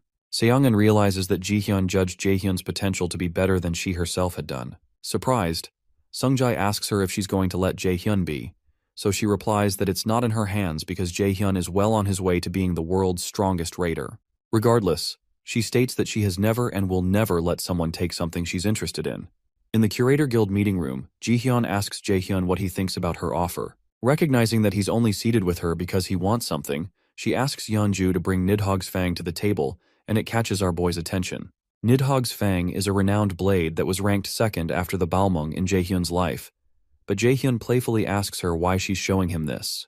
Eventually, Jihyun proposes to Jaehyun that they become honest with each other. To fulfill her desires, Jaehyun's aura suddenly changes, and he asks her to say what she wants, which shocks Jihyun since he's just a student. She refuses to let herself show fear, and Jaehyun tells her he knows she's trying to conceal her fear. She's surprised, which makes him eventually smile as he acknowledges her offer to give him Nidhogg's Fang to join the Curator Guild. Jihyun reminds him no one else can offer him something this valuable, and our boy agrees because only a crazy guildmaster would invest so much into a 17-year-old. However, our boy points out that Curator doesn't hire battle-type raiders, so Jihyun confesses that she judged that it's time their guild changed, and he'll be their first battle-type raider. When Jaehyun probes further because he feels there's more to this story, Jihyun admits that stealing him from the Lotus Guild and gaining connections in the Raider Association are the real reasons she offered him Nidhogg's Fang. Jihyun also adds that the contract allows him to take most of the profits, but while she's talking, Jaehyun suggests she let him touch it just once since it's a weapon he might end up using. The truth, however, is that he's about to activate his realization of magical artifact to try to replicate the weapon. Since he's valuable enough to her, she lets him do that, and Jaehyun holds the weapon in his hand. With a smile on his face, he returns the weapon and tells Jihyun that he doesn't think the weapon is really his style and thanks her for the offer. When he gets up to leave, Jihyun asks him if he doesn't like the weapon, but he tells her he's not saying that. It's just not his style. This time, Ji-hyun becomes angry and asks him who in the world cares about taste when it comes to an S-rank artifact. She reminds him this is a golden opportunity he's turning away, and that he can't buy this with all the money in the world. But Jae-hyun stops her by saying he doesn't have anything more to talk about. As he politely asks to excuse himself, Ji-hyun just stands there, totally stunned. When he eventually leaves, she collapses into the chair and realizes Jae-hyun is just like his master, Seongun. Anger wells up in her, and she promises to make them regret this. Shortly after, our boy returns home and activates his realization of magical artifact skill to obtain a copy of Nidhogg's Fang, which he hadn't expected to get so early on. Nidhogg is the name of the great and dangerous poison dragon recorded in legends. The dragon inhabits a spring, Vergelmir, hidden deep inside Niflheimer. However, Jae-hyun remembers that he needs to be more calculating and careful now. He wonders how strong Heimdall is, and figures he may just be as strong as Thor.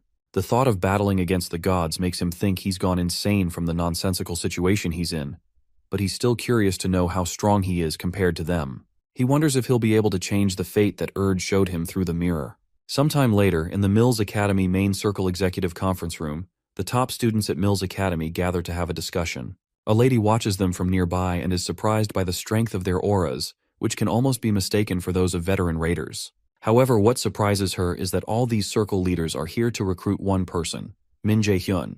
One of the students, Jung Hyun, the leader of the school's #1 circle, Guardian, tells the rest of them that they're going to take Jae-hyun, so he tells the others to give it up. Another circle leader reminds Hyun it's their turn this time since the Guardian group took the best students last year too. She also reminds them that there's a rule that mages and martial art raiders stay out of each other's territories, which means they should be the ones to receive Jae-hyun. The girl watching the leaders excitedly takes pictures of them and recognizes the lady who just spoke as Han Ji-an, the leader of the circle called Seonggaeon, named after Yoo Seonggaeon, who inspired them to start their circle. Another guy in the room tells Ji-an to piss off with her crap, especially since the media has clarified that Jae-hyun is a battle mage, so it makes no sense for a circle of mages to recruit him. The lady from before continues excitedly taking her pictures and points out that the guy who just spoke is Gang Ju-hyub, the leader of the second-place circle called Garam. Hyun reiterates that Jae-hyun is a perfect candidate for his circle since he's a warrior type too, but Ju-hyub calls bull on his statement. To make things fair, Ji-an proposes that they let Jae-hyun choose the circle he goes into so he can consider the one with the best offer. Ju-hyub scoffs that it's not that simple and calls Ji-an stupid because she seems to have forgotten why they're here in the first place. She quickly attacks him by saying he has brawn instead of brains, which leads to an intense argument. Circles are watched closely by the public, and many guilds keep an eye on circles in order to scout students with good performances. Because of this, the circle leaders have been trying to maintain a balance between each other. However, the girl with the camera believes that Jae-hyun is dangerous and might completely destroy the delicate balance that the circles have been maintaining. While they're arguing, the fourth leader at the table suggests that they all make their offers to Jae-hyun, and if he accepts, they'll let each other know ahead of time. However, the circle that takes Jae-hyun cannot take any of his friends, and must also give up on at least 2 academy events. The camera lady frantically takes pictures of the lady who just spoke, Chae Ji-yoon, the leader of the Third Eye Circle. Apparently, her circle is the least known among the circles in the room, but she's managed to grow it on her own. Ju-hyub agrees that Ji-yoon's proposition is nice, and the rest of them agree with her. The lady with the camera is simply amazed by their meeting and hopes this will make a great article. Meanwhile, our boy receives a call from Ina, who asks him to go somewhere with her. Ina had called to ask him if he wants to go to the National Raider Festival with her. He asks why she asked all of a sudden, so she stammers that there are a lot of things to see there, and Yoo-jung said that every raider should go there at least once in their lives. Jae-hyun asks her if the other guys are going too, and Ina pauses for a while before saying that the other guys don't have time. Eventually, Jae-hyun proposes they go together then. He considers that it's about time for the black market to thrive, and it's not a bad idea to go there now, considering what happened before his regression. He hopes to be able to find an ace card to help him fight Heimdall too. When he asks when she wants to go, she proposes they go in 2 days from now, on April 25th, and proposes they meet at the park at 9 a.m. for the festival. She's glad she didn't stutter this time, so Jae-hyun tells her it sounds like it'll be fun. After they hang up the call, Ina stares at her phone and believes it will be fun too. Shortly after, our boy returns to the academy because he forgot something there. While there, he runs into Yoo-jung on the men's floor and asks her if she's thinking about becoming a man. Annoyed, she almost insults him but later confesses that she had something to ask him. She tells him that she came to ask if he wants to go to the National Raider Festival with her. On the morning of the festival, Ina shows up at the park, and she wonders if she came too early. Soon after, Our boy shows up and comments that she's early. He says he was going to come early to take a quick look around, but she's earlier than he is, so he proposes they go inside. As he walks in, Ina just stands for a while, holding her red-hot cheeks in her hands. Meanwhile, some folks around recognize Jae-hyun, and they also recognize Seo Ina walking with him. Ina turns away to avoid the gaze of the hundreds of people fixed on them, and she starts to become uncomfortable. Suddenly, Jae-hyun grabs her hand and suggests they walk faster, and it startles her that he'd grab her hand. When they're alone, Jae-hyun asks her how she asked him to come to a place like this when she's socially anxious. She apologizes that she's not used to it yet, but our boy simply asks her if she's had breakfast and mentions that there's a toast place he knows she likes. Ina is surprised he'd know a toast place she likes and eventually follows him there. The night Yoo-jung came to the academy to ask him to go to the National Raider Festival with her, our boy immediately remembers how Yoo-jung had said the other guys don't have time. Yoo-jung teases him that he's going to be cooped up in his house the whole weekend anyway, but Jae-hyun places a hand on her head and apologizes because he already has plans. He proposes they go next time, but Yoo-jung just remains silent for a while. While in the park, our boy and Ina look around, play some games, and enjoy some toast. A short while later, it begins to rain, so Jae-hyun goes to get an umbrella. He mentions that this is why he doesn't trust the forecast, and Ina agrees. After a moment, our boy suggests they take a picture, which surprises Ina. So Jae-hyun mentions that he heard you should take pictures when you come to places like this. Since he's unsure if she's uncomfortable with it, he turns around and suggests they just take their leave if she doesn't want to, but Ina stops him and agrees to take the picture. When they step in, some guy welcomes them, referring to them as cute lovebirds.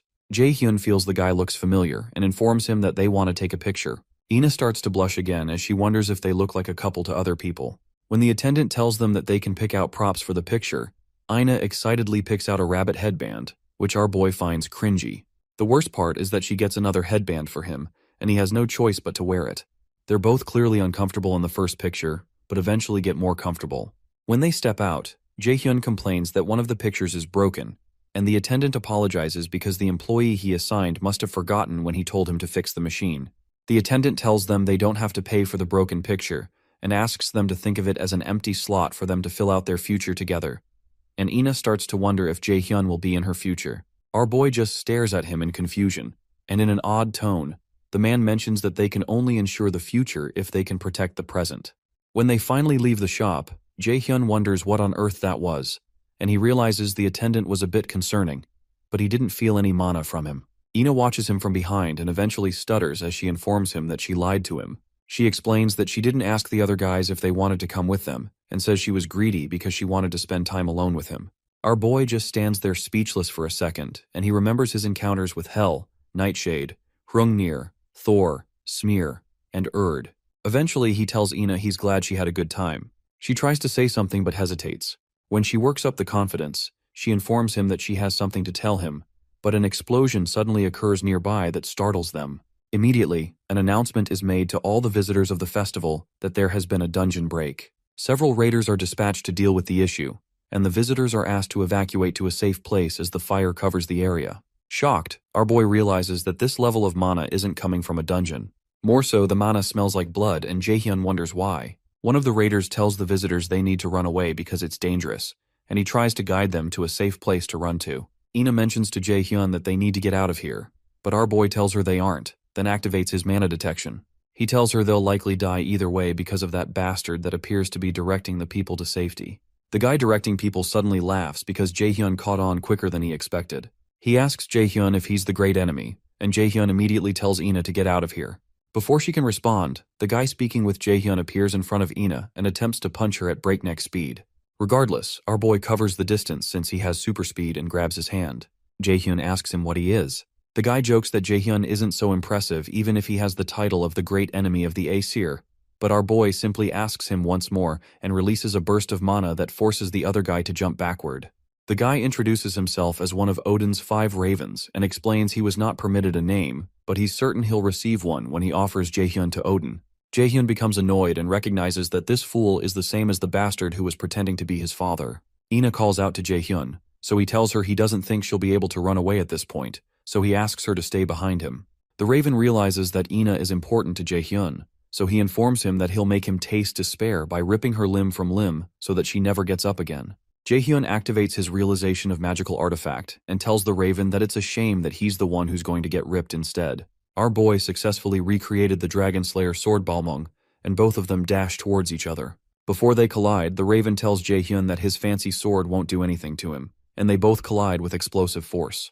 Jaehyun hesitates for a while and thanks her for the stone. He realizes he must stay calm because this Raven wants him to lose his composure, but he needs to think logically as usual. He considers what this Raven's weak points can be and what could help him get out of this situation. But the Raven leaps toward him to deal another attack while he's still thinking. Our boy activates his lightning chains and fires them at the Raven's chain, deflecting them. The Raven, however, reveals a dagger hidden up his sleeve and uses it to defend himself from the onslaught of chains. The Raven persists despite the chains and leaps toward Jaehyun with the dagger in his hand. Our boy considers that he and his enemy are on a similar level when it comes to mana, but he can't afford to get too far from Ina because something might happen to her if he lets his guard down. He suddenly steps on one of the lightning chains and rides it toward the Raven, taking the fight to him mid-air. However, Jaehyun gets nicked by the Raven's blade, so he activates his sacrifice skill to heal himself. He realizes that his enemy is fast and he can't catch up to him easily, even though he has Steps of Light activated. Eventually, the Raven admits that he heard Jaehyun has quite a few tricks, but this is more than he had imagined. The Raven admits that Heimdall was right when he said Jaehyun has the potential to become an interference to the gods. The Raven tells him he's going to kill him here, but our boy realizes he's bluffing because the Aesir gods cannot kill him right now since the power of the prophecy is still protecting him. He also realizes that he can use the power of the prophecy to his advantage to help him win. Jaehyun runs forward with his sword in hand, but the Raven points out that such a basic attack won't work on him. The Raven knows that a longsword slows down Jaehyun's attack, but Jaehyun still leaps toward him regardless, as the Raven braces for his attack by putting up his chains. However, Jaehyun doesn't attack with his sword, but performs an attack using his free hand. The attack cracks the Raven's mask, knocking him backward. He becomes annoyed that a mere human would dare attack him, so he runs back to retaliate in fury, but our boy blocks his dagger with his sword. After creating some distance, our boy activates his realization of magical artifact skill and replicates Nidhogg's Fang. He doesn't want to use the weapon for the first time in this kind of scenario, but he seems to have no choice. After seeing the dagger, the Raven is shocked because he hadn't been told that Jaehyun uses a dagger, especially one with such a strong aura. Jaehyun wonders why the sight of his dagger caused the Raven to be so shaken, and he also notices the Raven has let his guard down. Our boy activates his lightning chains, wraps them around the monster's hand to stop him from using the chains. Using his Steps of Light, our boy rushes toward him and deals several attacks with his dagger. The effect of the Nidhogg's Fang is soon activated, and poison damage is imbued into the enemy, which pleases Jaehyun. Eventually, the Raven breaks free of the lightning chains and becomes angry that Jaehyun is able to use the power of the Nidhogg's Fang. He runs toward Jaehyun to attack, but our boy launches several lightning chains at him. However, the Raven blocks the lightning chains with his own chains. Soon after, the Raven starts to slow down, so Jaehyun points out that he seems to be having difficulty moving because of the poison, which means the tables have turned. Regardless, the Raven swears to take Jaehyun down with him, but our boy reminds him that he can't kill him anyway. The Raven clarifies that he didn't say anything about killing him, then runs past him toward Ina. Before he reaches her, Ina activates a mana barrier around herself, but the Raven breaks through it easily. Ina just stands there in shock with her defenses broken as the dagger flies toward them. Shortly after, an explosion occurs upon impact, and the Nornir system informs Jaehyun that he's successfully defeated Odin's Raven. He's also 1 point closer to completing the special quest to destroy all of Odin's ravens, and he's told he's leveled up. While Jaehyun pants, Ina emerges from the smoke and rushes toward him. He realizes he's using too much mana at once and soon collapses in her arms. With Jaehyun in her arms, Ina beats herself up for not being able to do anything again, just like during the attack when they were in the mock dungeon. In a flashback to a few hours earlier, Yoo-jung returns to her hostel and thinks about how she gathered all the courage to ask, but Jaehyun seems to be pretending to be busy. It really annoys her, and she considers just going to the festival with Ina. Annoyed, she eventually texts Ina and asks if she wants to go to the festival, but Ina apologizes profusely, saying she's already gone out. Yoo-jung is surprised because Ina rarely goes out and usually just naps in the hostel.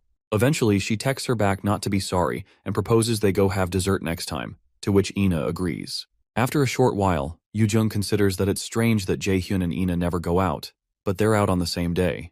It suddenly occurs to her that they may have gone out together, and she begins to recall all the times Ina had appeared flustered in Jaehyun's presence. She initially doubts they went out together, but eventually hopes they didn't.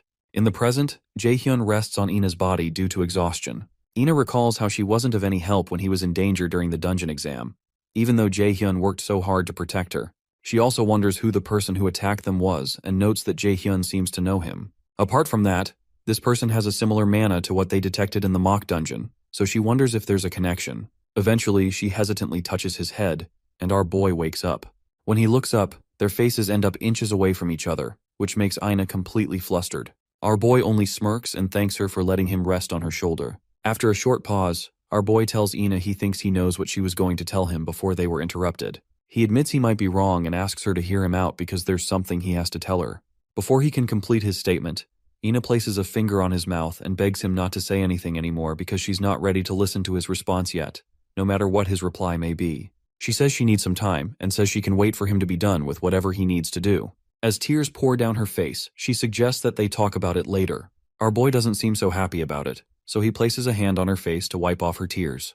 Sometime later, Jae-hyun fights with a group of ogres in the training room. He avoids their attacks and fires several lightning chains at them.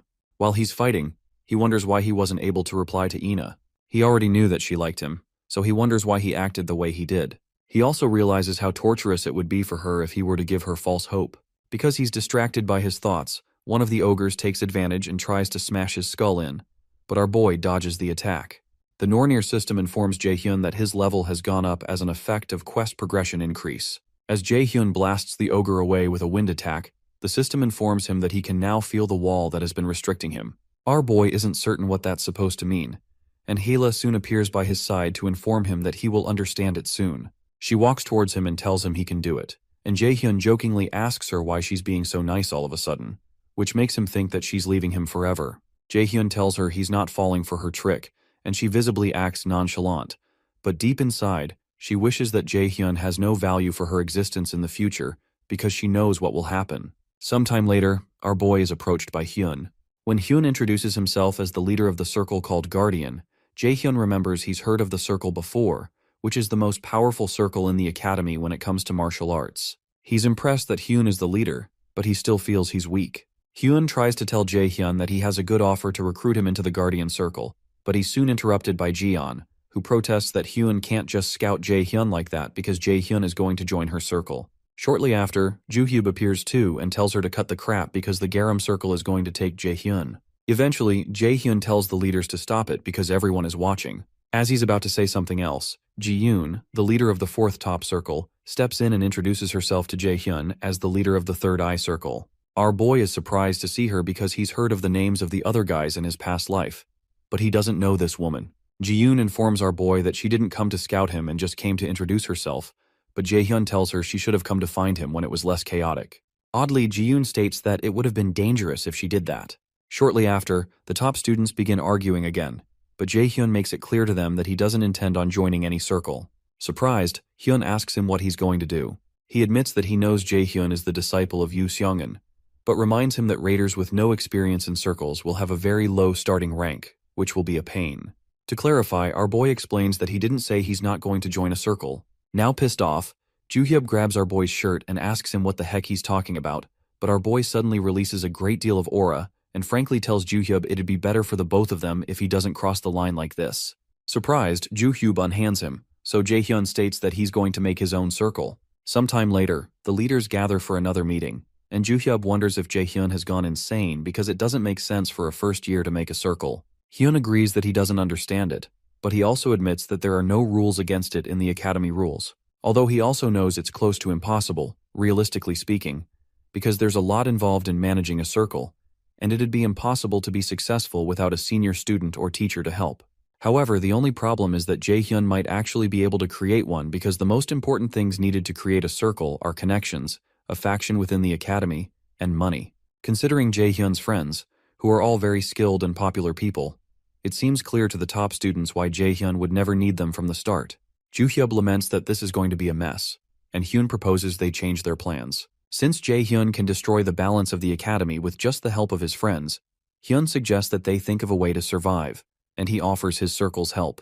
While Hyun passes through the hallway, he remembers how Jae-hyun threatened Joo-hyub to let go of his shirt, and he realizes they have a massive problem to deal with, which is the second time after Chae Ji-yoon, the present leader of Third Eye. Sometime later, Yoo-jung expresses shock when she learns that our boy wants to create a circle after he gathers them to break the news. He explains that he doesn't think they need to join an existing one and be forced under the senior students, but Hoyeon reminds him they're first years, and it'll be bad if other circles try to sabotage them. Jae-sung also finds the thought of fighting other students scary, and Soil asks Jae-hyun if this will get her money. Eventually, Jae-hyun assures them that they only need to get strong enough so that the other circles can't do anything about them. After a short pause around the table, Ina mentions that she's fine either way, and Jae-sung agrees to go along if Jae-hyun thinks it's a good idea. Stung that Jae-hyun ignored her, Soil asks again if they're going to make lots of money because they're all going to starve to death if they don't get points.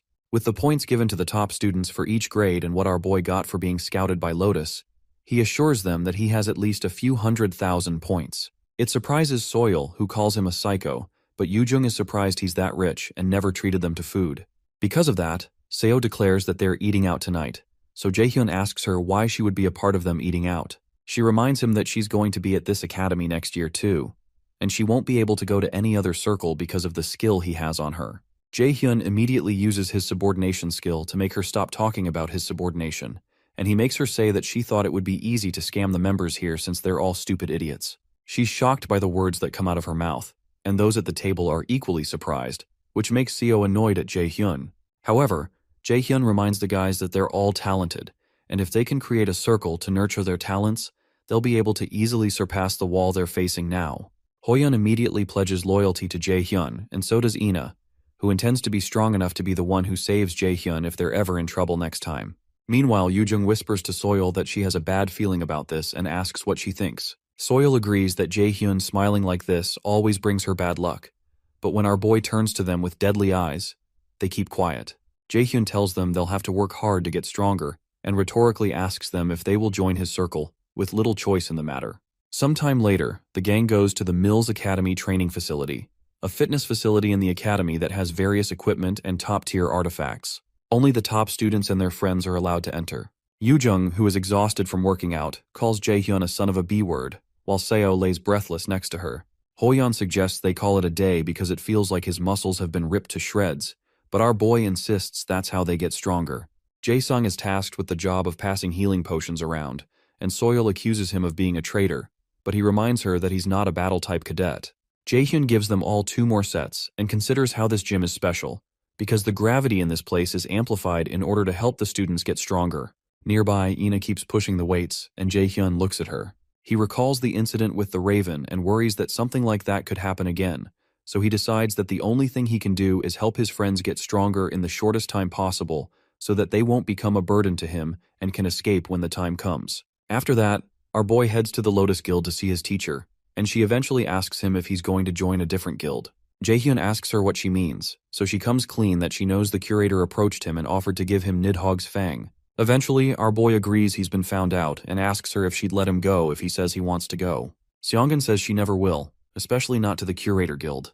Jae-hyun asks why she asked if that's the case, so she says it's to tell him that she will never let anyone take him away from them, and she won't let a rival take her disciple away from her. She gets up and pulls his face closer to hers, then reminds him that he also has no reason to give up the privilege he has now either, even for an S-rank artifact. She admits that it's hard to say it'd make up for an S-rank artifact, but she grants him every favor he asks her, so she doesn't believe he's losing any from being with her. Our boy agrees and confesses that he wasn't planning to leave because there's nowhere to go when she's here. Seongun jokingly accuses him of being a good liar and states she almost fell for his lie, but Jae-hyun jokingly says that's a shame. Shortly after, our boy recalls that Heimdall will attack him in the outdoor camping event, and he needs to prepare himself for every possible scenario. On the day of the outdoor camp, the students are transported to the area for the event. While on the bus, Jae-hyun tells his friends to be good because this is the event that will start their circle off. Hoyeon excitedly agrees, but Soyul smacks Jae-sung and tells him to stop shaking, but he tells her he's scared because this feels like the real deal. Jae-hyun agrees with him that they'll be fighting real monsters now, but he adds that the other raiders stopped by and took care of most of the monsters already. However, that doesn't mean this won't still be dangerous. Ina soon asks Jae-hyun why he chose the name 9 for their circle, and she asks him if he likes the number. Our boy admits that he technically hates the number 9 because, in Norse mythology, the number 9 is a very symbolic number. He explains that he picked the number 9 because he hates it the most, and that confuses Ina and Yoo-jung further. They soon reach the entrance to the abandoned city where they will be camping, and Jae-hyun tells the others that they're no longer safe, so he reminds them to stay on their toes. Deep within the abandoned city, Daegu, Hugin goes to inform Heimdall that one of the ravens has died, and Heimdall finds that interesting. Sometime later, on a show known as the World Raider Issue, a host invites some guests to discuss the incident that occurred in the great ruins of Iceland. She welcomes Balak and the first ever S-rank mage in the world, Camilla. Balak looks as angry as usual, but Camilla seems delighted to be on the show. Camilla tries to nudge Balak to behave because they're there as the faces of the European Union, but he tells her that it's clear from the eyes of the bastards staring at them that they don't respect them. Camilla agrees the audience looks sketchy, but she still advises him not to act so prickly either. Balak considers that these people think that the European Union is the one behind the ruins robbery, and it makes sense since they were the ones with the rights over the ruins when the incident happened. The host soon announces that the topic to be discussed today is the recent robbery of Iceland's great ruins, and Balak becomes agitated, but Camilla nudges him to calm down. Going further, the host asks why two S-rank raiders couldn't guard the ruins and why the European Union couldn't get through the ruins first when they're said to be the strongest in the world. She states that these 2 points are what people are talking about and asks for their thoughts on the matter. Eventually, Camilla admits that they weren't skilled enough and doesn't say more. The host soon asks what went wrong since they were so confident that they would be able to succeed in the raid after gaining the rights to the ruins, and Balak answers this time. He asks the host if she heard of the invader, and she smugly states that they're the person who is said to have passed the proof of qualification that the Union failed and raided the ruins. However, she states that people want the truth, and this annoys Balak, who asks her if she's implying that he's lying. When his expression changes, the host becomes afraid, but Camilla chides Balak to stop messing around. Regardless, Balak walks to the camera and tells the whole world to listen closely. He explains that the invader, whom they nicknamed the Black Robe, was strong, and was strong enough to the point that he still won even when he and Camilla attacked him together. Instead of trying to rip them apart for their failures, he tells them to do something about the invader instead, who he knows for a fact will appear again. Meanwhile, in the outdoor event, an instructor tells the students that this event will influence what their life in Mills will be like going forward. He explains that this field trip will go on for a week, and they must cooperate with the members of their circle, but they will only get the survival kits that are being distributed to each circle. They're to hunt down monsters with what they've learned, but they're not allowed to leave the 50-kilometer radius of the base so as not to get disqualified. The instructor adds that their first task is to survive to prove that they possess the potential to be a great raider, and the second task is to hunt as many monsters as they can within the time limit and bring back the tokens they drop. The higher the monster's rank is, the more points they'll get, but they're warned not to be so careless that they get injured during hunting. In the case of an emergency, they're told not to worry because there is an instructor nearby at all times. The instructor tells them not to hide an emergency, but to go to the instructor instead. Once the announcement is done, they're all given rings, which is a symbol of solidarity, and our boy tells his circle members to move according to the plan. While they move around, Hugin watches them from nearby and states that it has begun. Shortly after, they find a good place to use as a base, and Jae-sung believes they will be able to avoid winged high-ranking monsters there. However, Soil mentions that there might be bugs in the place, and she doesn't like this kind of atmosphere. Jae-sung tries to advise her not to hate on the bugs too much, but Soil tells him to shut up because bugs are the worst. They start fighting again, and Jae-sung retreats behind Jae-hyun. Our boy eventually stops them and tells them to stay alert. They're in a city that has been locked down and sealed off due to the invasion of monsters. However, Yoo-jung hopes they rack up a bunch of points again so that they'll be able to get so much ice cream and visit the restaurant they wanted to visit. While she's raving about food, she notices that Jae-hyun doesn't look as excited as she is, which makes her keep quiet. Our boy is thinking about how the event isn't much of a hassle to some of the others, especially for them since they're at the top of the new students. However, the most dangerous enemy they'll face here is Heimdall, so our boy decides to keep his head in the game because he's certain Heimdall is coming. Ina also notices he's preoccupied, but he tells her he's fine when she asks. Suddenly, Hoyeon asks Ina and Jae-hyun what's wrong with them because they seem a bit awkward, like they had a fight before this. He asks if something happened over the weekend, but Ina blankly asks him what he means and reveals nothing. Soil soon signals them that some people are coming towards them, and Jae-hyun jokes that they're probably folks that don't like them and have come here for Soil. Soil agrees and reminds Jae-hyun that he had promised to take responsibility for her, so she reminds him to keep his word. Ina and Yoo-jung are shocked by the mention of Jae-hyun taking responsibility for her and wonder what that means. Our boy tells the others to prepare for battle, and they're soon ambushed by a circle called Seed. Jae-hyun had been expecting them because Soil is from the Seed circle, and he had asked her to leave her circle to join his. Soil had protested that they're still newbies, even though she knows that Jae-hyun is talented. She explained that she's pretty satisfied with Seed, which has more people and potential to give her more points than in a new circle. However, Jae-hyun told her she's not seeing the bigger picture and asked if she considers the members of Seed her friends. She explained that they're more like business partners, but Jae-hyun suddenly brought out a magical item called a record sphere to play voice recordings of her circle members talking badly about Soil, stating that she can't fight properly, and she's just there to make the leader shine brighter. They even start to call dibs on flirting with her to see who can get her first, and the recording makes Soil furious. Regardless, Soil asked Jae-hyun how much he's going to pay her, and he told her that depends on how she performs. In the present, the leader of the Seed Circle, Ju-shang, asks Jae-hyun if he really thought he could survive after stealing their member, but Jae-hyun asks him if he's forgotten how he got beat up at the freshman hunt. Ju-shang claims that he only let his guard down and reminds him he can't win against all of them on his own. Jae-hyun creates a ball of light to illuminate the area, and he tells Ju-shang he's not alone. He also makes it clear that even if they come at them all at once, they won't be able to defeat any one of them. Jae-hyun recognizes that Soil is one of the most talented people possessing scout abilities, and he knew getting her onto their team would come with much risk, but he still considers it nothing. After a moment of hesitation, Ju-shang tells our boy that he might be strong, but he's still a newbie.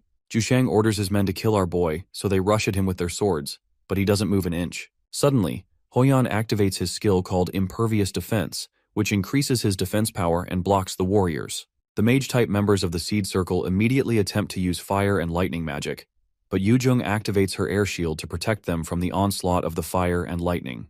Our boy is impressed, and he's glad he trained these guys to their bone, so much that Yoo-jung has already learned a wide-range defense spell. After their attacks, the members of the Seed Circle are surprised that their attacks didn't deal any damage at all. One of them begins to lament that he knew this would happen, and he asks why Ju-shang had even decided to do something to the Lotus Guildmaster's disciple, even if it's a new circle.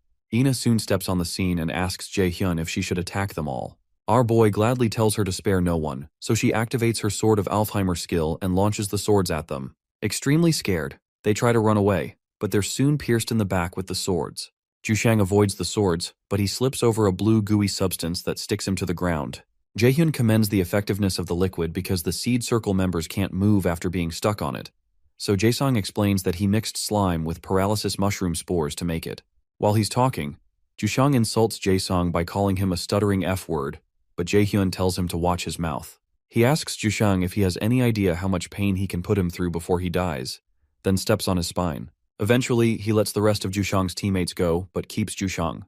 Ju-shang pleads with his circle to wait for him, but they only call him a crazy bastard and ask why they should wait for him. After they leave, Jae-hyun tells Soil that he's made up his mind to make Ju-shang fail this event. Soil calls Ju-shang a piece of crap, but Ju-shang tries to convince her that he did all of this for her. She tells him to cut the crap and reminds him how he called her a parasite that has no other use than as a scout. She soon brings out her knife and cuts up Ju-shang until he's taken out. Shortly after, an instructor shows up, and he's shocked to learn that the 9 Circle took out the guys from the Seed Circle. Ju-shang and the guys taken out by Ina's sword lay unconscious on the ground, and the instructor wonders how an upper-middle circle with a lot of members was taken out by this circle of newbies.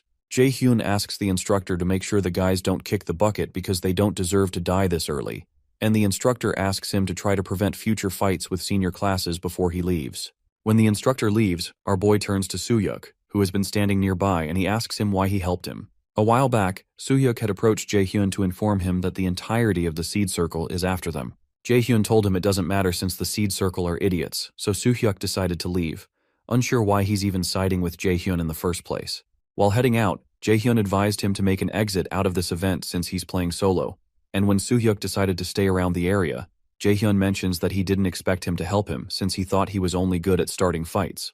In the present, Jae-hyun asks Soo-hyuk what his name is again, and the other ladies are surprised to learn he's called Soo-hyuk. It annoys him because he expects these fools to have remembered his name by now. Earlier, in a meeting of the Seed Circle, Soo-hyuk disagrees with the idea of ganging up against Min Jae-hyun, especially since Soyul left on her own. Soo-hyuk suggests they make a better offer, but Ju-shang insists that he wants Jae-hyun to become an obedient junior. Soo-hyuk wonders when Milas became so political, and why they'd even attempt to beat someone up just because they don't like them. He considers it insane and decides he needs to leave the Seed Circle. In the present, Soo-hyuk leaves Jae-hyun's group, but before he goes, he warns our boy that he'll get revenge the next time he sees him, so he better be prepared. After he leaves, Jae-hyun proposes they get right to work. Soil protests that they just had a fight, but when our boy starts his talk about how great power brings great responsibility, she asks him what he's going to give her in return. By the way, the reason Mills Academy chose Daegu as its location despite it being locked down is that they wanted to reclaim the sealed-off city. Daegu is where the first ever gate in the world opened and also the first city to fall after the appearance of Yggdrasil. As such, The purpose of Meal's camping field trip is to prepare for the reconstruction of the area. Jae-hyun recalls that the disaster at the Daegu Gate was a calamity because his mom was there too. Ina soon calls Jae-hyun out of his thinking to inform him that dinner is ready. She mentions that he looks like he has a lot on his mind and asks if it's because of the unique skill he told her about. He tells her it's something like that.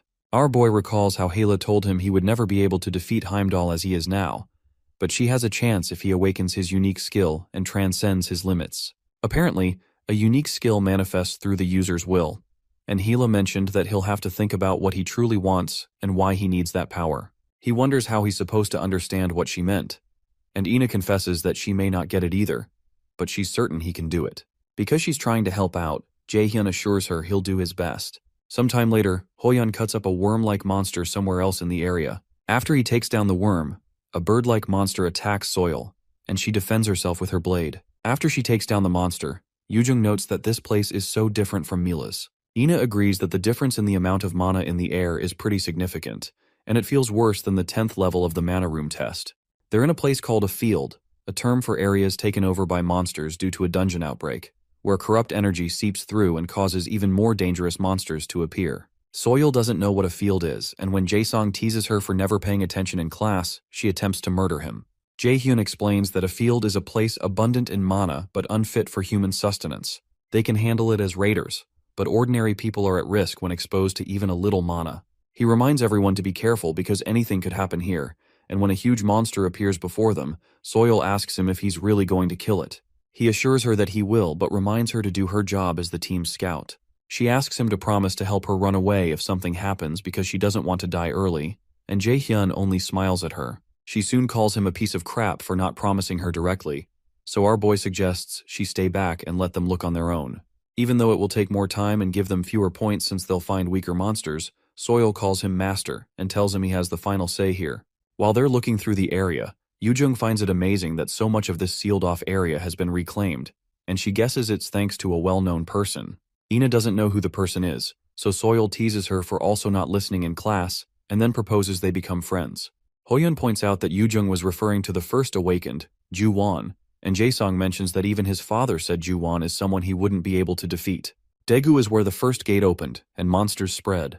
While endless screams of agony echoed through the air and humans were crushed like ants, a human with special powers appeared. Ju-won, the first awakened of Korea. As Jae-hyun takes out the formidable monster Soil was scared of, he thinks about how Ju-won became famous worldwide, and how no one like him has appeared since, but he suddenly disappeared shortly after. When he takes out the monster, Yujung tells Jae-hyun she knows he chose this path because of Ju-won. Ju-won's disappearance was so abrupt that people assumed he died to monsters, and he was also the first person to use the power of the Asir system. Our boy wonders what kind of person Ju-won was and how he was able to use this power before everybody else. Shortly after, Jae-sung, Soil, and Hoyeon set up a tent for them to stay in.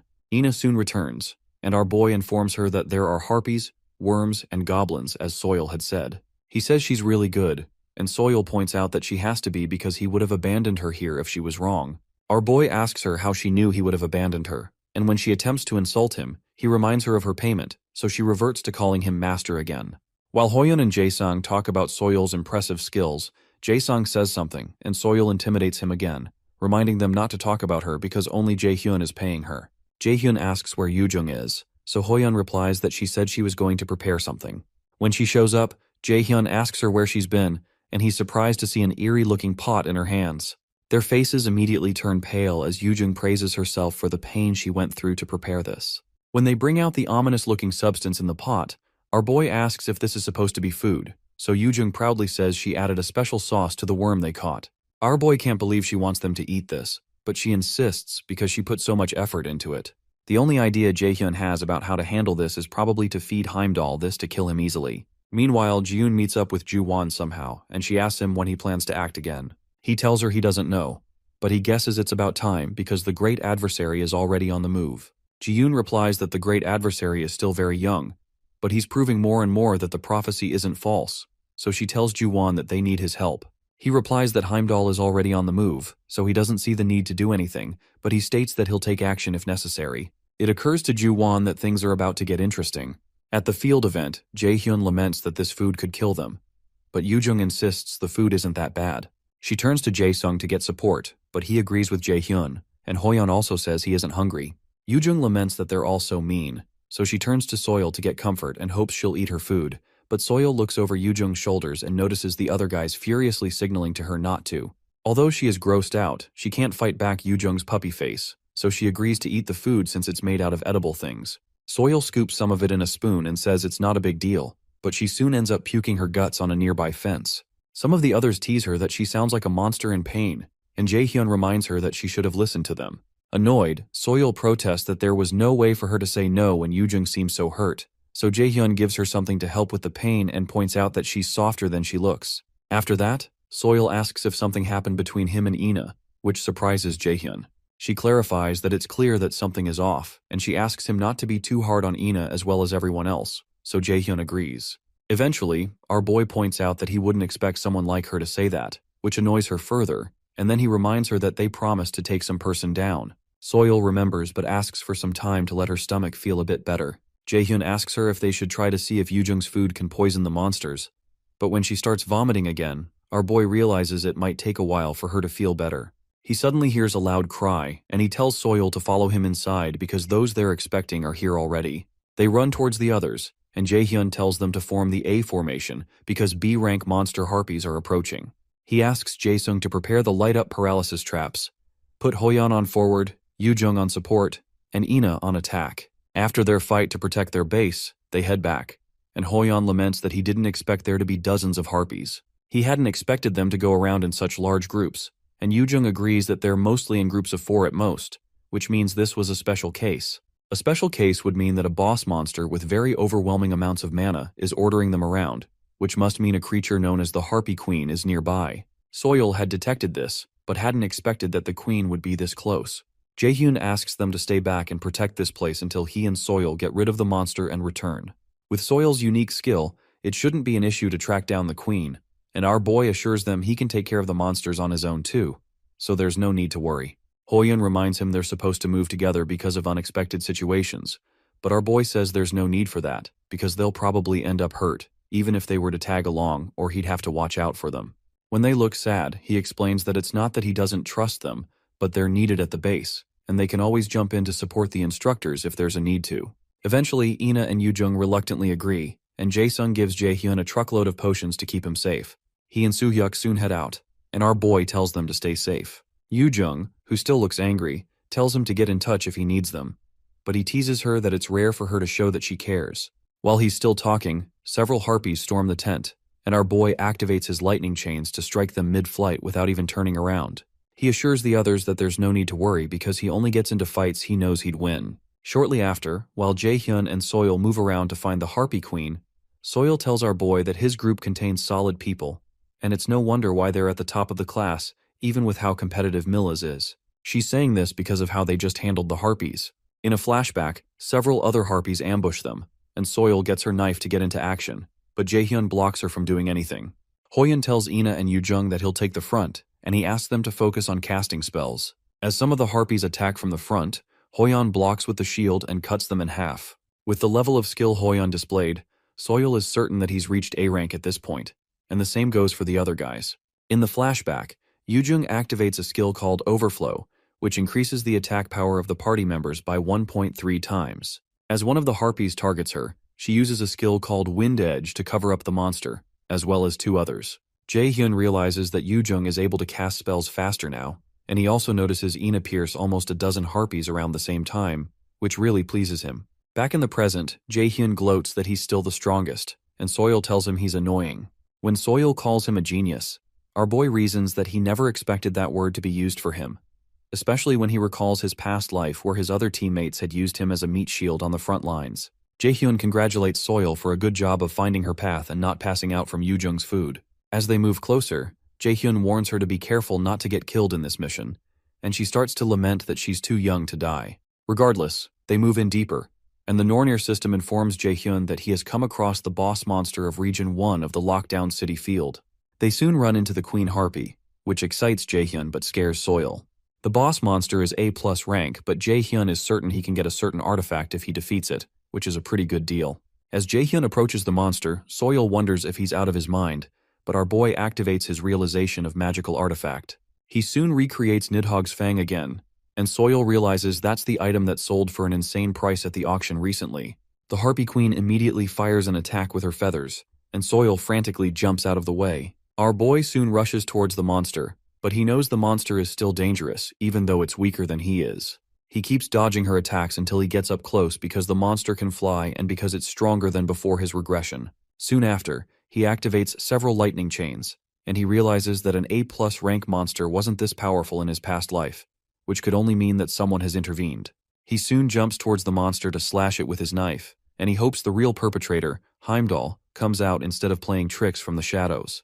While this is going on, Hugin watches from somewhere, and he says that his prediction is correct and something is imminent, but he's worried about whether Heimdall will be able to do his job properly. Not long after, our boy successfully defeats the Harpy Queen, the boss of Lockdown City's first region, and his reward is put in the nest of the Harpy Queen. Jaehyun is glad that he's finally got the item called Tempest Wings, but when he turns to Soil, who is finding it hard to keep up, she states that Yoojung is right, that our boy is out of his mind. Eventually, our boy finds the Harpy Queen's nest and gets the rank S Tempest Wing item that gives Jaehyun the skill called Mid-Air Leap, more agility, and more strength.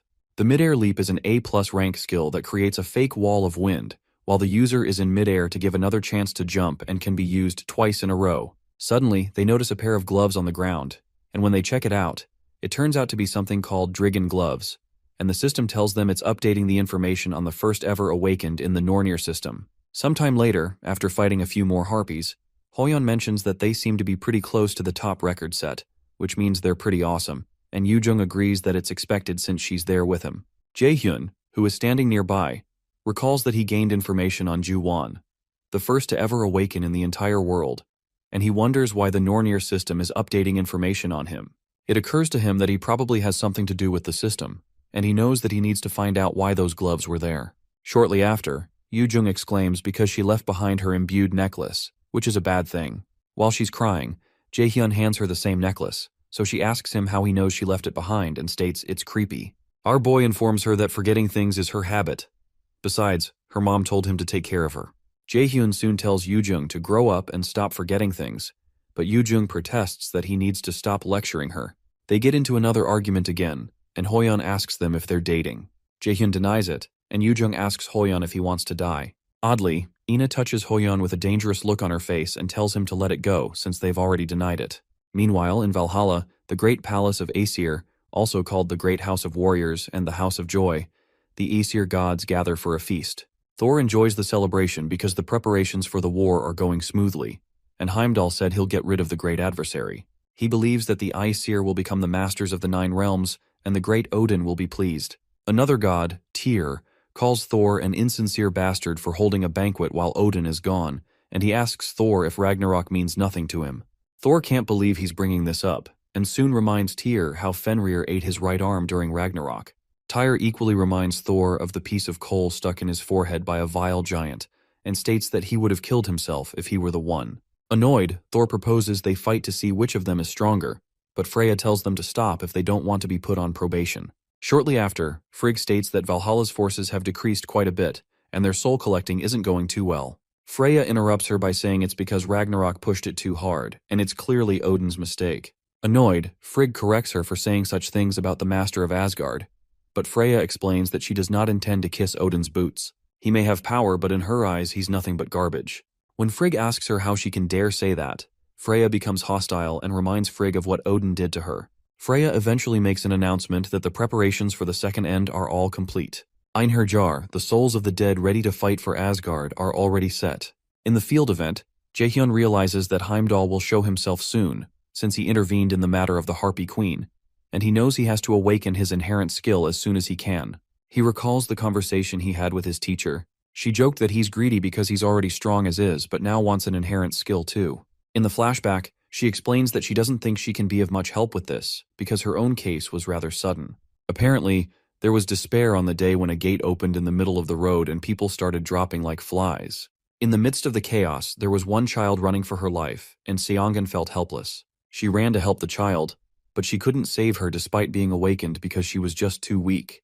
However, right after the child died, she earned a new skill called Sacrifice, but she couldn't bring back someone who had already died. She adds that she really doesn't know how to learn an inherent skill as fast as possible the way he wants, but she counsels him not to rush himself because she doesn't want him to lose anything he holds precious in the process of gaining an inherent skill.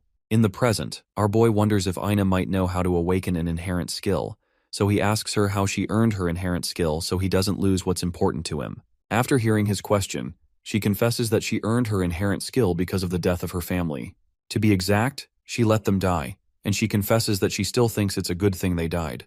Apparently, when she was 5, she lost her parents and was left alone. After that, she and her grandmother went to live with her aunt. Although she didn't have parents, she never felt alone after moving in, not even when her aunt was mean to her, because she still had her grandmother, who was now her only family. However, that happiness didn't last for long, because she overheard a conversation where her grandmother told her aunt that she doesn't have much time left and asked her to take care of Ina even when she's not here. She knew that her only family and the one person who she could depend on was about to leave her. Dark clouds loomed over her from then on. Although she wasn't a child that spoke much, that experience made her completely shut off from everyone else. Her life stayed the same until a year of middle school when her aunt said she got a call from her class teacher that raiders make a lot of money. Her aunt quipped that even people like her have some use in the world, and she never knew Ina was talented. Her aunt reminded her that they spent much money raising her, and she'd have to pay them back for it. So her aunt told her she had no choice but to become a raider if she wanted to be worth anything. Ina hated her because she had already taken the life insurance money from her parents' death, and now she was trying to use her for her own gain as well. She hated how her aunt had treated both her parents and her grandmother like a burden she wanted to get rid of. What disgusted her the most was the fact that she couldn't say anything to defend herself. After that, she applied for a raider program because her teacher had told her she was fit to become one. When she submitted her application, her teacher asked her if she was sure because even though she was a perfect candidate and people treated raiders with high regard, that wasn't the case for mages. Her teacher explained that she didn't want her doing dangerous things, but Ina insisted because she knew better than anyone that some things were worse than death. When she got home, her grandma asked her if she was sure about becoming a raider. Ina realized that her grandma would leave her too eventually, but she could never bring herself to hate her. However, she decided that all that was happening was fate, and it couldn't be stopped no matter how hard she struggled. She suddenly burst into tears and told her grandma that she was fine, but her grandma told her she didn't have to do it if she didn't feel like it because she didn't want her granddaughter to get hurt. After choosing to become a raider, her life changed completely. She learned how to handle mana and how to kill monsters, and her cold personality helped her a lot. When she had gotten used to this life, the unavoidable happened, and her grandmother passed away. Apparently, she wouldn't have passed away if she had received treatment. But Ina was shocked to find out that she had refused treatment. She wondered if her grandmother gave up on life, and she wondered if her grandmother abandoned her too. She couldn't be sure of anything, but all she knew was that she missed her, and she fell into despair. She wondered if her grandmother left her because she was stupid, and she hoped that she would have taken her along. Shortly after, her aunt called her to say that the sponsor contract had been signed and the guild was going to take her, so she just needed to come sign the papers. The fact that her aunt was still controlling her life made Ina angry, and for the first time ever she yelled at her aunt. When her aunt protested that she should be grateful that she didn't sell her off, she decided to run away from home. She waited until dawn to go back home to get her stuff, but when she got home, she found her aunt's house burning and the monsters spilling out of the open gate. Her aunt called to her from amidst the rubble and asked her to help, and Ina's only thought at the time was why she should help the woman who took everything from her. Eventually, when Ina began to tear up, our boy told her she didn't have to push herself if it was too hard to remember. Meanwhile, Yoojung heard something and assumed Jaehyun was back, but she was surprised to see Heimdall towering over her. The level of mana this strange person was giving out was more like that of a monster's. Shortly after, Heimdall came down to speak to the others and asked them if they were the great adversary's friends. They all stared at him, and when Yoojung asked him what he was talking about, he released an explosive amount of mana again that made them stagger. When they fell to the ground, he told them to answer his questions. Soil tried to use telepathy to signal Jaehyun to come back immediately because there was an enemy who seemed to have the mana of a monster, but Heimdall approached her and lifted her by her throat when he detected what she was doing. He told them all that they were going to die here, and he prepared an attack in his other hand. He told them to blame the great adversary for this, but Jaehyun soon showed up and told him he wouldn't let him do anything. Our boy activated his absolute calculation skill and deactivated Heimdall's attack. Meanwhile, while one instructor was lamenting to his counterpart about having to babysit the students after already clearing the monsters in the event area, they noticed a huge purple mana cloud that startled them. Before they knew what was going on, a huge monster appeared behind them and gobbled up the guy that was lamenting, immediately giving the other guy PTSD. Before he could reach for his walkie-talkie, the monster impaled him with its scorpion-like tail, but he managed to inform the others that there was danger before the monster completely drained the life out of him. Ridiculously huge monsters suddenly filled up the whole place, and things didn't look good. While that was happening, Heimdall dropped Soil when Jaehyun showed up. He turned to Jaehyun and released his mana storm again as he demanded from Jaehyun to know how he had Odin's eye. Heimdall realized how Jaehyun was able to grow so quickly because a mere human could never grow at such a pace. But our boy told him to come take the eye if it bothered him. Soil told Jaehyun that even he wouldn't be able to take on someone so strong on his own, but Jaehyun told them to run away because this was his problem. Yoo-jung refused because they were a team, but Jaehyun bluntly told them to run away. Heimdall, who was now armed with his sword, asked him if he really planned to protect his friends when he was there. With one swing of his knife, Heimdall shattered the ground in front of them, but our boy activated his windstorm skill to blow away his friends so they could get out of harm's way. Yoo-jung called out to Jaehyun to ask what he was doing, but he told her they would all end up dying if he did otherwise. However, she still refused, but Ina stopped her and told her Jaehyun was right because they didn't stand a chance against someone that strong. Yoo-jung insisted that this was why they should help out, but Ina told her she was sure Jaehyun could do it, so she proposed they go to the entrance and inform the instructors about the situation. Yoo-jung still didn't seem convinced, but she told Jaehyun to stay alive before leaving. When his friends finally run away, Jaehyun activates his Frozen Earth skill to freeze the entire area. The skill intrigues Heimdall, but he reminds Jaehyun that it's a skill that takes dozens of seconds to fully activate, and asks him if he really thinks he'll be able to hold him off for that long. Jaehyun replies that there's no reason he can't, especially because he had thought of this plan for when he'd have to fight Heimdall. Heimdall jumps towards him to land an attack and tells our boy to go ahead with his tricks. Jaehyun realizes Heimdall's attack could hit his friends if he fails to block it, so he activates his realization of the magical artifact and brings out his Balmung sword to block it. Along with that, he activates his lightning chains and uses them to anchor himself to the ground as he prepares for Heimdall's thunderous strike. The impact of Heimdall's attack soon clashes with our boy's blade and knocks him back, but he manages to keep his balance with the chains. After Heimdall notices that Jaehyun was able to stop his attack from going any further, it annoys him that a mere human would be able to do that. Before he can react, our boy leaps towards him and activates his mid-air leap skill with his Balmung sword in his hand. Meanwhile, the instructors on the other side of the field signal for a rescue team because many instructors and students have already been hurt. They run into a mass migration of monsters that has never happened before. The lead instructor, named Ms. Lee, tries to think of something, but the circle leaders soon approach her and offer to help. However, she tries to make them avoid fighting as much as possible since they're still students, but the students insist. Eventually, Ms. Lee accepts their offer and decides to leave the support roles to the students so she can get the instructors to the front lines to fight the monsters. When she tries to activate her power, she's surprised to find out that she's unable to concentrate her mana. She's soon notified that the Aesir system is down and her connection has been temporarily cut. It's more shocking when the other instructors tell her that they're experiencing the same thing. The system has never been down, and Lee can't understand why this is happening now of all times. When she turns back to ask if there's anyone who can use their skills, the top circle leaders say they can use theirs. Ms. Lee realizes that it seems only students can use their mana, so she decides to change plans to let the students fight the monsters while the instructors support the students as best as they can. She directs them to the 3rd district because that's where help is most needed, and the top students hurry. While they hurry, Hyun tells Joo-hyub to take the right side, but Joo-hyub protests that he doesn't boss him around, so Hyun tells Jiyeon to heal them from the back. While they're running towards the district, they turn back and see a huge skeletal monster that brings a sense of overwhelming dread over them, and they can't believe they're supposed to fight that. The Aesir system informs them that they've come across the 3rd district's boss monster, Bone Dragon, and Hyun realizes this is going to be hard. While Jaehyun's friends make a run for it, a scheduled message enters the ring assigned to the team. Jaehyun left a message to inform them that there's no need to worry about him, but he needs them to do something. He informs them that the entrance of the city is being attacked by a field boss monster, and he asks them to help the people there before he comes to join them soon. After hearing the message, Yoo-jung is fairly certain that Jaehyun will be okay, so they decide to go help out the others. Meanwhile, Jaehyun uses his mid-air leap skill to jump towards Heimdall. Heimdall realizes there's a reason Jaehyun is called the Great Adversary, but he tells our boy he'll still lose. The god lifts his sword and releases an attack wave to test Jaehyun's strength. Using his mid-air leap, our boy is able to jump out of the way in mid-air and still goes ahead to land his attack, which Heimdall blocks with his sword. Heimdall knocks him backwards, but our boy tells him he's going to regret this, then jumps right back to close the distance. He tells Heimdall that he scored pretty well on his recent exams. Then he activates his passive skill called Intermediate Greatsword Arts, and an active skill called Spinning Strike. As both of their swords clash, Heimdall tells Jaehyun his skills are not bad for a human, but he immediately tries to impale him with a frontal strike. Jaehyun blocks the hit and suddenly disintegrates his sword, much to Heimdall's surprise.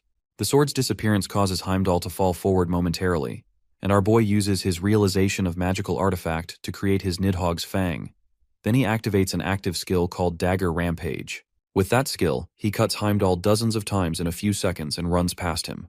The passive skill of the Nidhogg's Fang is activated, and Heimdall is poisoned several times over, and the poisons form layers over one another. Regardless, Heimdall accuses Jaehyun of resorting to petty tricks, but our boy tells him to take a good look at himself before speaking. There are several wounds on Heimdall's body, and the god realizes that a dose like this would usually be nothing. He expects the wound to have healed by now, but even when it doesn't, he decides not to regard it since all he has to do is kill this boy. Heimdall had gotten the power to temporarily interfere with the Aesir system.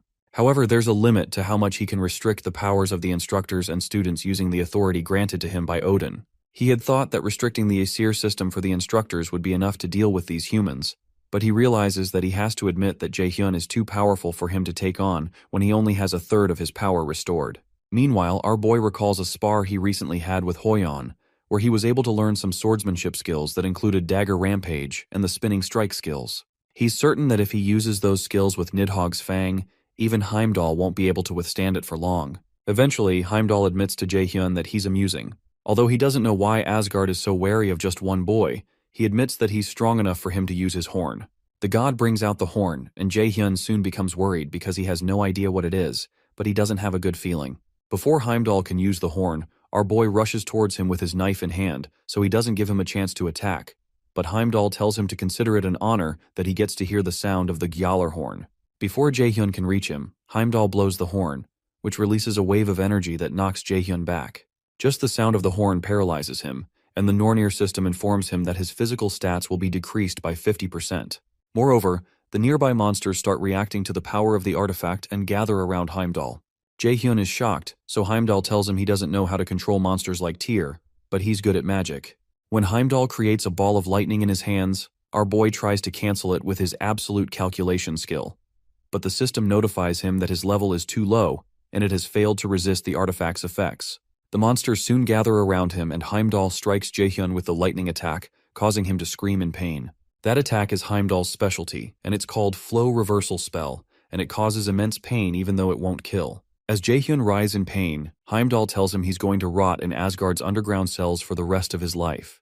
As he fires another attack at Jaehyun, it's suddenly stopped by some force, which turns out to be a shield created by Hela. Heimdall is surprised to see Hela, and Jaehyun asks Hela what's going on.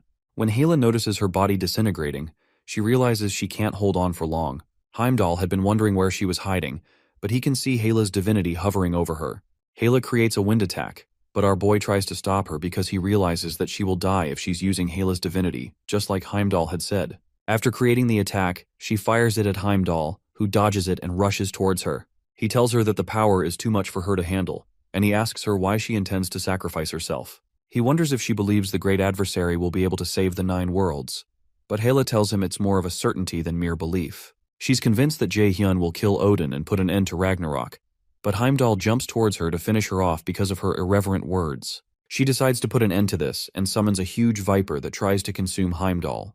Regardless, our boy pleads with Hela to stop what she's doing. Meanwhile, Hyun tears up several monsters, and he also has to endure the blast from the Bone Dragon's mouth. When the Bone Dragon blasts him once more, he has to stop fighting to block the attack. Meanwhile, the other students fight other monsters, and Juhyub fights with them while Jian heals those who are hurt. Some of the students lament that they're all going to get killed by this Bone Dragon. Jian tells the others that they can't hold on for much longer, but Hyun insists they keep fighting since they can't get a connection to the outside world. Eventually, Juhyub runs out of mana, and he starts to curse as usual. Hyun hopes they could get a few more people who could fight, and as if on cue, Jaehyun's friends show up to lend a hand. However, Hyun protests that this is too dangerous for first years, and he adds that an A+ rank Bone Dragon is too difficult. While he's talking, he's ambushed by a wolf-like monster from behind, but Hoyon activates his 100 Azure Splendor Sword and cuts the monsters into small pieces. The others soon join the action, and they collectively declare that they're here to keep the promise they made to Jaehyun to help the others. Hyun is surprised to see them facing the Bone Dragon and the other monsters head-on. Hoyon rushes towards them and signals Yujung for support. She activates her Overflow skill and another skill called Mana Field to create support, while Ina activates her Sword of Alfheimer. Hoyeon activates his 100 Azure Splendor Sword. They soon start tearing monsters limb from limb, and the other seniors soon join them. Hyun realizes that he had thought only Jaehyun had insane talent, but it's clear his friends are on a different level too. When Hoyeon runs into a Taurus monster that tries to smash him into the ground, he blocks the monster's axe with his shield, while Ina attacks the monster's limbs, and Hyun gets the chance to attack the monster's head. With the new support, the job of taking out these monsters seems doable. Meanwhile, some students thank Jae-song for saving them with his potions, and Soyeol tries to lead the students to the exit. Eventually, the students are left with the A+ rank boss monster. Hyun and Joohyub rush towards the monster to attack its leg and restrict its movements, and he asks the others to reach its core and kill it. Hoyeon immediately asks Yoojung to use debuffs to reduce the dragon's strength, so she leaps into the air and uses a debuff on the dragon. Meanwhile, Joohyub laments that the newbies are going to be the stars of the show at this rate, but Hyun tells him there's nothing they can do about it because the Circle 9's destructive power is better than theirs. Annoyed by that, Joohyub activates his Wheel-Wind skill, then he breaks the bones on one of the monster's legs. Hyun confirms his suspicions that Joohyub doesn't consider the allies around him when attacking, so he activates his Deadly Pierce skill and cuts through some of the monster's bones. Once that is done, he signals to the other team to act, so Ina activates her Sword of Alfheimer, and Hoyeon activates his 100 Azure Splendor Sword to attack the monster's core.